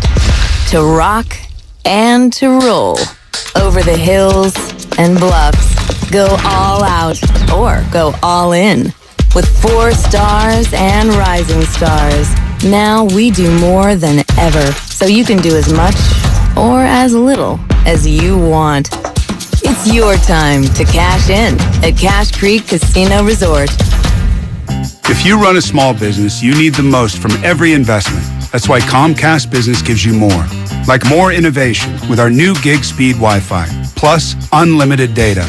More speed from the largest, fastest, reliable network for small businesses. And more savings, up to 60% a year with Comcast Business Mobile. All from the company that powers more businesses than any other provider. When you need more, you need Comcast Business, powering possibilities. Get started with fast speeds and advanced security for just $49.99 a month for 12 months with no annual contract. Plus, ask how to get up to a $750 prepaid card with a qualifying bundle. Offer ends 12/5/2022. Restrictions apply. EcoBill and AutoPay required. New 50 megabits per second internet and Security Edge customers only. Equipment, taxes, and fees extra and subject to change. Mobile Savings compares pricing of top 3 carriers. Everything, our farm, our stand, our pop-up shop, it really all started when we discovered the benefits of local, raw honey for our family. And then we decided to turn it into a business. We were looking for something to help us get up and running. So we got the Chase Business Complete Banking Account. It's more than a bank account. It comes with Quick Accept, which lets us take card payments anytime, anywhere in the U.S. using the Chase mobile app. Plus, we get same-day deposits at no extra cost. For us, it's more than honey. It's about sharing a little sweetness with the world. Get the Chase Business Complete Banking Account with the essentials you need to help get your business going. Learn more at chase.com/business-complete-banking. Chase for business. Make more of what's yours.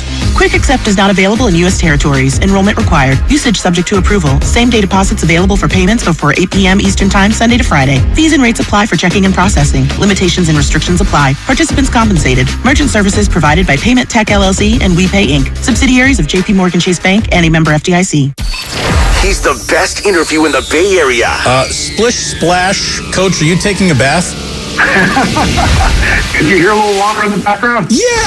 He's a 9-time NBA champion. Not 5, not 6, not 7. And he's on with Damon and Ratto every single week during the NBA season. Wow. It's Warriors head coach Steve Kerr on 95.7 The Game. Presented by Xfinity. Supercharge your home with supersonic Wi-Fi. Unbeatable internet only from Xfinity. Finding the right Medicare plan? Oof, no easy feat. Kind of like those dances my granddaughter loves making me do. But then I found Walgreens FindRx coverage. Lets you compare plans online, over the phone, or in person. Made Medicare shopping so easy. Plus, I found plans with low-cost copays. I can get down with that. Medicare annual enrollment ends December 7th. Find a plan that's right for you at walgreens.com/Medicare. Okay, smile naturally. Perfect. Cam's Photography knows wedding season ramps up in a flash. They need to say I do to a studio assistant before clients go full bridezilla. I'm so sorry. I have to get a different lens. I'll be right back. Indeed can help them hire great people fast. I need Indeed. Indeed you do. We instantly connect you with quality candidates whose resumes on Indeed match your job description. Visit Indeed.com/credit and get $75 towards your first sponsored job. Terms and conditions apply. Ray Magliozzi here for eBay Motors. Okay, easy now. You're teaching your kid how to parallel park. Ouch! Turns out he likes to do it by feel. Don't worry, eBay Motors has bumpers, taillights, trunk lids, license plate holders, 122 million parts. Pull up just a little bit. And headlights. They've got lots of headlights. Get the right parts at the right prices. eBay Motors. Let's ride. Charging a cell phone can be like getting a booster shot. A booster is given to enhance or restore protection after a primary series vaccination, which wanes over time. Schedule an appointment when you are eligible. Sponsored by Pfizer and BioNTech. Here's what happened today on The Game. Presented by the County of Santa Clara. The morning roast from 6 to 9. I look at the youngsters that the Warriors have right now, and I've had a full epiphany on this. They don't even need all 3 guys to help them this year. The Warriors are going to be just fine. Willard and Dibs from 9 to noon. So maybe it's, hey, go to Santa Cruz and get me 28 and 17. Yep. Go crazy, folks. And let a scout go fall in love with you. Steiny and Guru from noon to 3. Their record is not porous because of Clay. It's because outside of Looney and Draymond, who's playing hella 5D? And Damon and Ratto from 3 to 6. Here's the thing that they did well last night. They played defense for 4 quarters. They played defense against a team with no discernible offense. The best of the game, presented by the County of Santa Clara. Book a COVID-19 booster shot now at sccfreevax.org or call 211.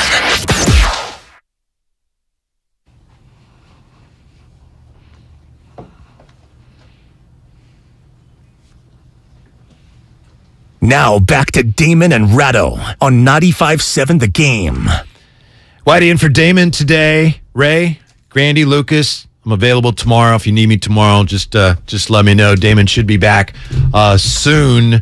What a night for Jordan Poole last night. You know, last night was Jordan Poole bobblehead night. And when you have these giveaways in honor of a player, they don't always go as well as last night did. 30-24. Poole, 2 for 1. Dialing long distance. Jordan Poole from beyond the hash mark makes it 33-24, and he gets the 2 for 1. Poole with 14 of the Warriors' 33. Phantasmagorical call there from the great Tim Roy. So, yeah, you had Jordan Poole on Jordan Poole bobblehead night, hitting 13 of 20 shots, 36 points, hit 5 of 10 from beyond the arc. Ray, there have been instances, as you know, where ballpark, stadium promotions haven't gone as well. And, of course, the most famous promotions gone awry would be, 10-cent beer night, Texas Rangers, and... Disco Demolition Night. Yeah, that would be the other one. By the way, a couple years ago, we were just talking about that draft, the Steph draft. I think it was Tyreek Evans' rookie year. They had like a 10-cent beer night in Sacramento. And they had a big crowd for that game. Big crowd. No kidding. Yeah. I think they beat Washington that night on national TV. Anyway, things don't always go that well. So I looked up a couple of the lesser-known promotions that maybe didn't go as well as last night.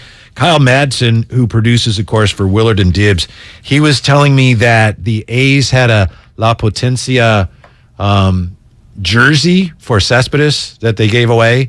And, you know, they traded him to Detroit first, right? And then, like, the next week was the giveaway, and they're like, yeah, we'll just go. We're going to go ahead. We have the jerseys. They just gave them away anyway.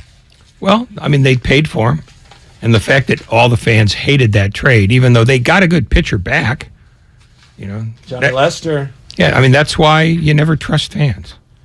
They don't know what they don't know. No, you never trust fans. You never trust teams when they're, this is our guy, bobblehead night. Oh, for example, Victor Martinez, bobblehead night.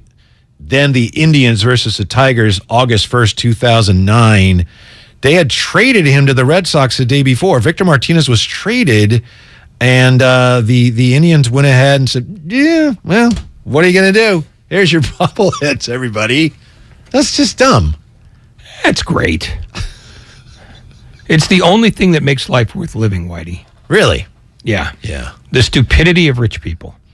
Other than that, we may as well be Paraguay.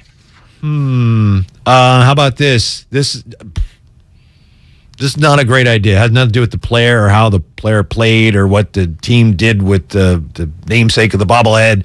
By the way, you may remember do you remember when the Giants had Moises Alou and they gave away a bobblehead and Giants was misspelled on the front of the bobblehead jersey? I vaguely Gaints. Gaints. Yeah. But the Florida Marlins once, before they were the Miami Marlins, they had this giveaway. It was inflatable guitar, car air freshener giveaway night. Well, that's just a bad gift. I mean, that's not. We got all this stuff left over. Let's just give it away to fans. It's inflatable guitar, car air freshener giveaway night. Woohoo!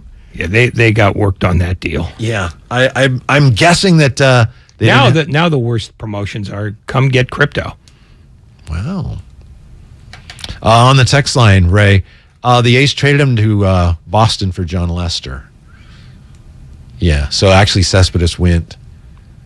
Didn't he go to Detroit, though? Then they traded him to Detroit first and then Detroit? No, go argue with the caller. Boston, yeah. Because I'm not arguing with anybody. I want to make sure I have that right. Sports don't build character, Marty. Cespedes from Oakland to Boston, to Detroit, and then to the Mets. Yeah, okay. Boston, then Detroit, then the Mets. Thank you very much. Thank you, dear texter. So Jordan Poole last night had a big night, Ray, and some are saying, well, that's it. He's got to go into the starting lineup. But I think one thing we can say for sure today is that is not going to happen. So just don't waste any more time worrying or wondering about whether Jordan Poole's going to be in the Warriors starting lineup. Or texting or calling. Because it's not going to happen. Don't do any of those things. If you have a thought in that direction, keep it to yourself. Period. Mm-hmm. Steve Kerr was asked about how Jordan Poole played last night. I don't notice the approach. I think the game is easier for him when he starts for the reasons I talked about pregame. He can play off of Steph. He's generally got a weaker defender on him because the best defender is going to be on Steph. And he can play off of Draymond and Loon with their screening. And so the game's easier for him when he starts, for sure. As you know, Ray, a lot of people, they probably called you. A lot of people were wondering about Jordan Poole. He got off to a slow start. Some wondered, oh, my goodness, it's got to be the punch. Was it the punch? Is that why he's not playing well? It's because of the punch, because he got punched and all the fallout from the punch. I think it had a lot to do with the fact that teams learned who Jordan Poole was, and they were focusing on him defensively in a way they hadn't before. They had scouted him. They were defending him differently, and it was a lot harder for him to score, and it had nothing to do with the freaking punch. But Kerr said something that is at least mildly troubling if you're a Warrior fan. It's that he still is grappling with the idea of not starting. At this point in his career, that shouldn't be a thing for him. He should have gotten over that before this. Because the most important thing is not starting. It's closing. I disagree with you. I understand your point, but I disagree. No, starting is not where games are won or lost. It's closing. If you're on the floor at the end of a close game. That I agree with. Yeah. I mean, last night didn't matter because they were ahead by 1,000. But I think some of the best sixth men that we've had, some of them, not all of them, some of them are fueled by the idea that I'm better than this. I should be starting, and that's one of the reasons they play well. And I think, but it shouldn't affect your play the way it seems to affect Poole's. He started last night, so he was happy. Didn't start the other night. No, I agree with that. Yeah, I mean that's what I'm talking about. Yeah, I mean he should be over that by now. That shouldn't be a big deal to him. So tell him to knock it off. Is that what Steve Kerr said? Yeah, I think he did. Okay. Are you calling me a liar? No, I'm just. Are we sure that's exactly what Steve Kerr That wasn't said? the exact quote. I don't quote people exactly. I don't need to. All right. I'm paraphrasing it for the benefit of the lunatic driving home. And as far as James Wiseman going to the G League, what is the upside for everybody? What's the best case? To me, one of the best cases is he plays great, and then at the deadline, they are able to trade him for some veteran help. That, to me, would be a great solution to this. If he plays great, by their definition, they're not trading him at all because they still need a big guy. If he doesn't play great, I don't know what the market would be for him. Just, he's got upside. No. No, I think that's true, but I also think it's true that if he shows a lot of offensive game, that other teams would say, this guy hasn't played much, and he can be still a dominant player, and he's not a good fit for them, but he's worth taking a flyer on. You don't get real value if somebody's just taking a flyer on your guy. Except he's more than a flyer. You know how important draft picks are, and he's basically still a draft pick. Because he's so underdeveloped and he hasn't played. He's 3 years in. Not really. No, he's 3 years in. You look at the calendar. He's 3 years in. Look at the games played. The calendars is one thing. Games played is that he another. doesn't do well, he should have a better grasp on than he does. And that would be a red flag for me as another general manager. What's coming up next on The Game is brought to you by Fremont Bank. The Football Hour with Sean Salisbury and Lorenzo Neal. We're not done yet, Ray. Don't pack your stuff. No. Sports don't build character. They build departure. A full hour on the 49ers win over the Chargers. Another Week 10 action from around the NFL. It's a Football Hour with Sean and Lowe coming up next on 95.7 The Game. If you own a business, this has been a bumpy ride. From pandemic to inflation, I'm sure you could use a break. If your business has 5 or more employees and survived COVID, you might be eligible to receive a payroll tax refund of up to $26,000 per employee. The challenge is getting your hands on it. Hi, I'm Howard Mackler, and that's why I founded GetRefunds.com to cut through the red tape and get you that money. The team of tax attorneys we have put together are highly trained in this little-known payroll tax refund program. We do all the work, charge not a dime up front, and simply share a percentage of the cash that we get for you. Businesses of all types qualify, including those who took PPP, nonprofits, and even those that had increases in sales. We have helped return over $1 billion to businesses, and we can help your business too. Just go to GetRefunds.com and answer a few questions. This payroll tax refund is only available for a limited period of time. Don't lose out on up to $26,000 per employee. Go to GetRefunds.com. That's GetRefunds.com. O'Reilly. Count on the professional parts people at O'Reilly Auto Parts to recommend the best products for your vehicle and budget. Get maximum cooling system performance for 10 years or 300,000 miles with Peak Long Life Universal Pre-Mixed Antifreeze and Coolant. Now just $3.99 after mail-in rebate. Limits apply. Stop by O'Reilly Auto Parts today or visit O'ReillyAuto.com. O'Reilly Auto Parts. For 25 years, Buy Right Market in San Francisco has partnered with purveyors of deliciousness to bring you local food that adds a dash of unique to every meal and celebration. Hi friends, this is Jamie, Buy Right's head of product. And this season, whether you're planning an elaborate meal, watching the game, heading to a friend's, or cozying up for a night in, Buy Right will help you savor what matters most. Pre-order your holiday meals at buyrightmarket.com or stop by and discover something unique for yourself. Gather, share, and enjoy with Buy Right. It's time to savor the season at Outdoor Supply Hardware. Osh has great deals to take your decor to the next level. Save up to $30 on select illuminated yard art and up to $50 off select pre-lit artificial trees. Find perfectly priced gifts. Up to $90 off select Weber propane grills. Up to $30 off DeWalt or Milwaukee tool sets. And up to $250 off select propane fireplaces. Get deals on Big Green Egg, Traeger, Carhartt, fountains, pottery, and more. Stop by for all your needs and get help from Osh. Osh. Home, hardware, happiness. My husband and I live next door to a haunted graveyard. It's a little creepy, but we manage. Just like we manage without home internet.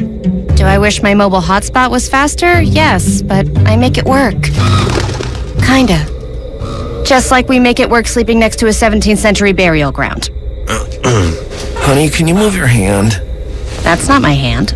It's mine. Not having home internet? It's not that bad. Grab my hand. Wait, okay. No, not up the stairs. We tried that last time. You can literally run through him. It is that bad. Don't settle for just mobile. Get Xfinity Home Internet for just $24.99 a month for 2 years with no annual contract and a free streaming box included. Go to Xfinity.com, call 1-800-XFINITY, or visit your local Xfinity store today. Restrictions apply. Not available in all areas. Requires paperless billing and auto pay with stored bank account. After 24 months, regular rates apply. Offer ends 12/21/22. No one knows where this market will go. Things could change tomorrow, next week, or next month. At Merrill, we've been here before, and history shows this is the time to stay focused on your future. Because through every market, the bull will always have your back. Find an advisor in the Bay Area at ml.com/bullish. Merrill, a Bank of America company. What would you like the power to do? Investing involves risk. Merrill Lynch, Pierce, Fenner & Smith Incorporated, registered broker-dealer, registered investment advisor. Member SIPC, a wholly owned subsidiary of Bank of America Corp. The Wendy's $3 breakfast deal is here. Get a bacon or sausage, egg, and Swiss croissant, plus a small seasoned potatoes. That's a better breakfast for just $3 in 3 easy steps. 1, wake up. 2, get out of bed. And 3, head to Wendy's for your $3 breakfast deal.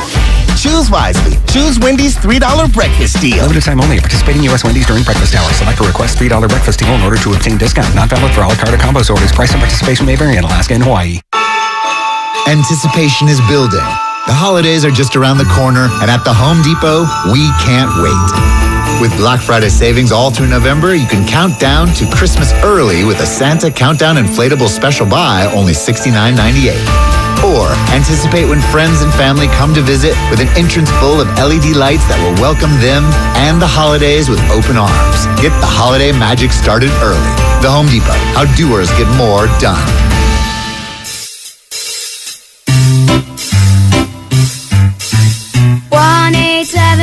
Cards for Kids. KARS Cards for Kids. 1-877 Cards for Kids. Donate your card today. 1-877 Cars for Kids. KARS Cars for Kids. 1-877 Cars for Kids. Donate your car today.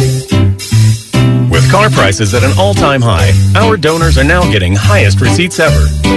Donate at carsforkids.org and your car can be picked up tomorrow. 1-877 Cars for Kids. KARS Cars for Kids. 1-877 Cars for Kids. Donate your car today. Now accepting donations of land, homes, buildings, or any kind of real estate.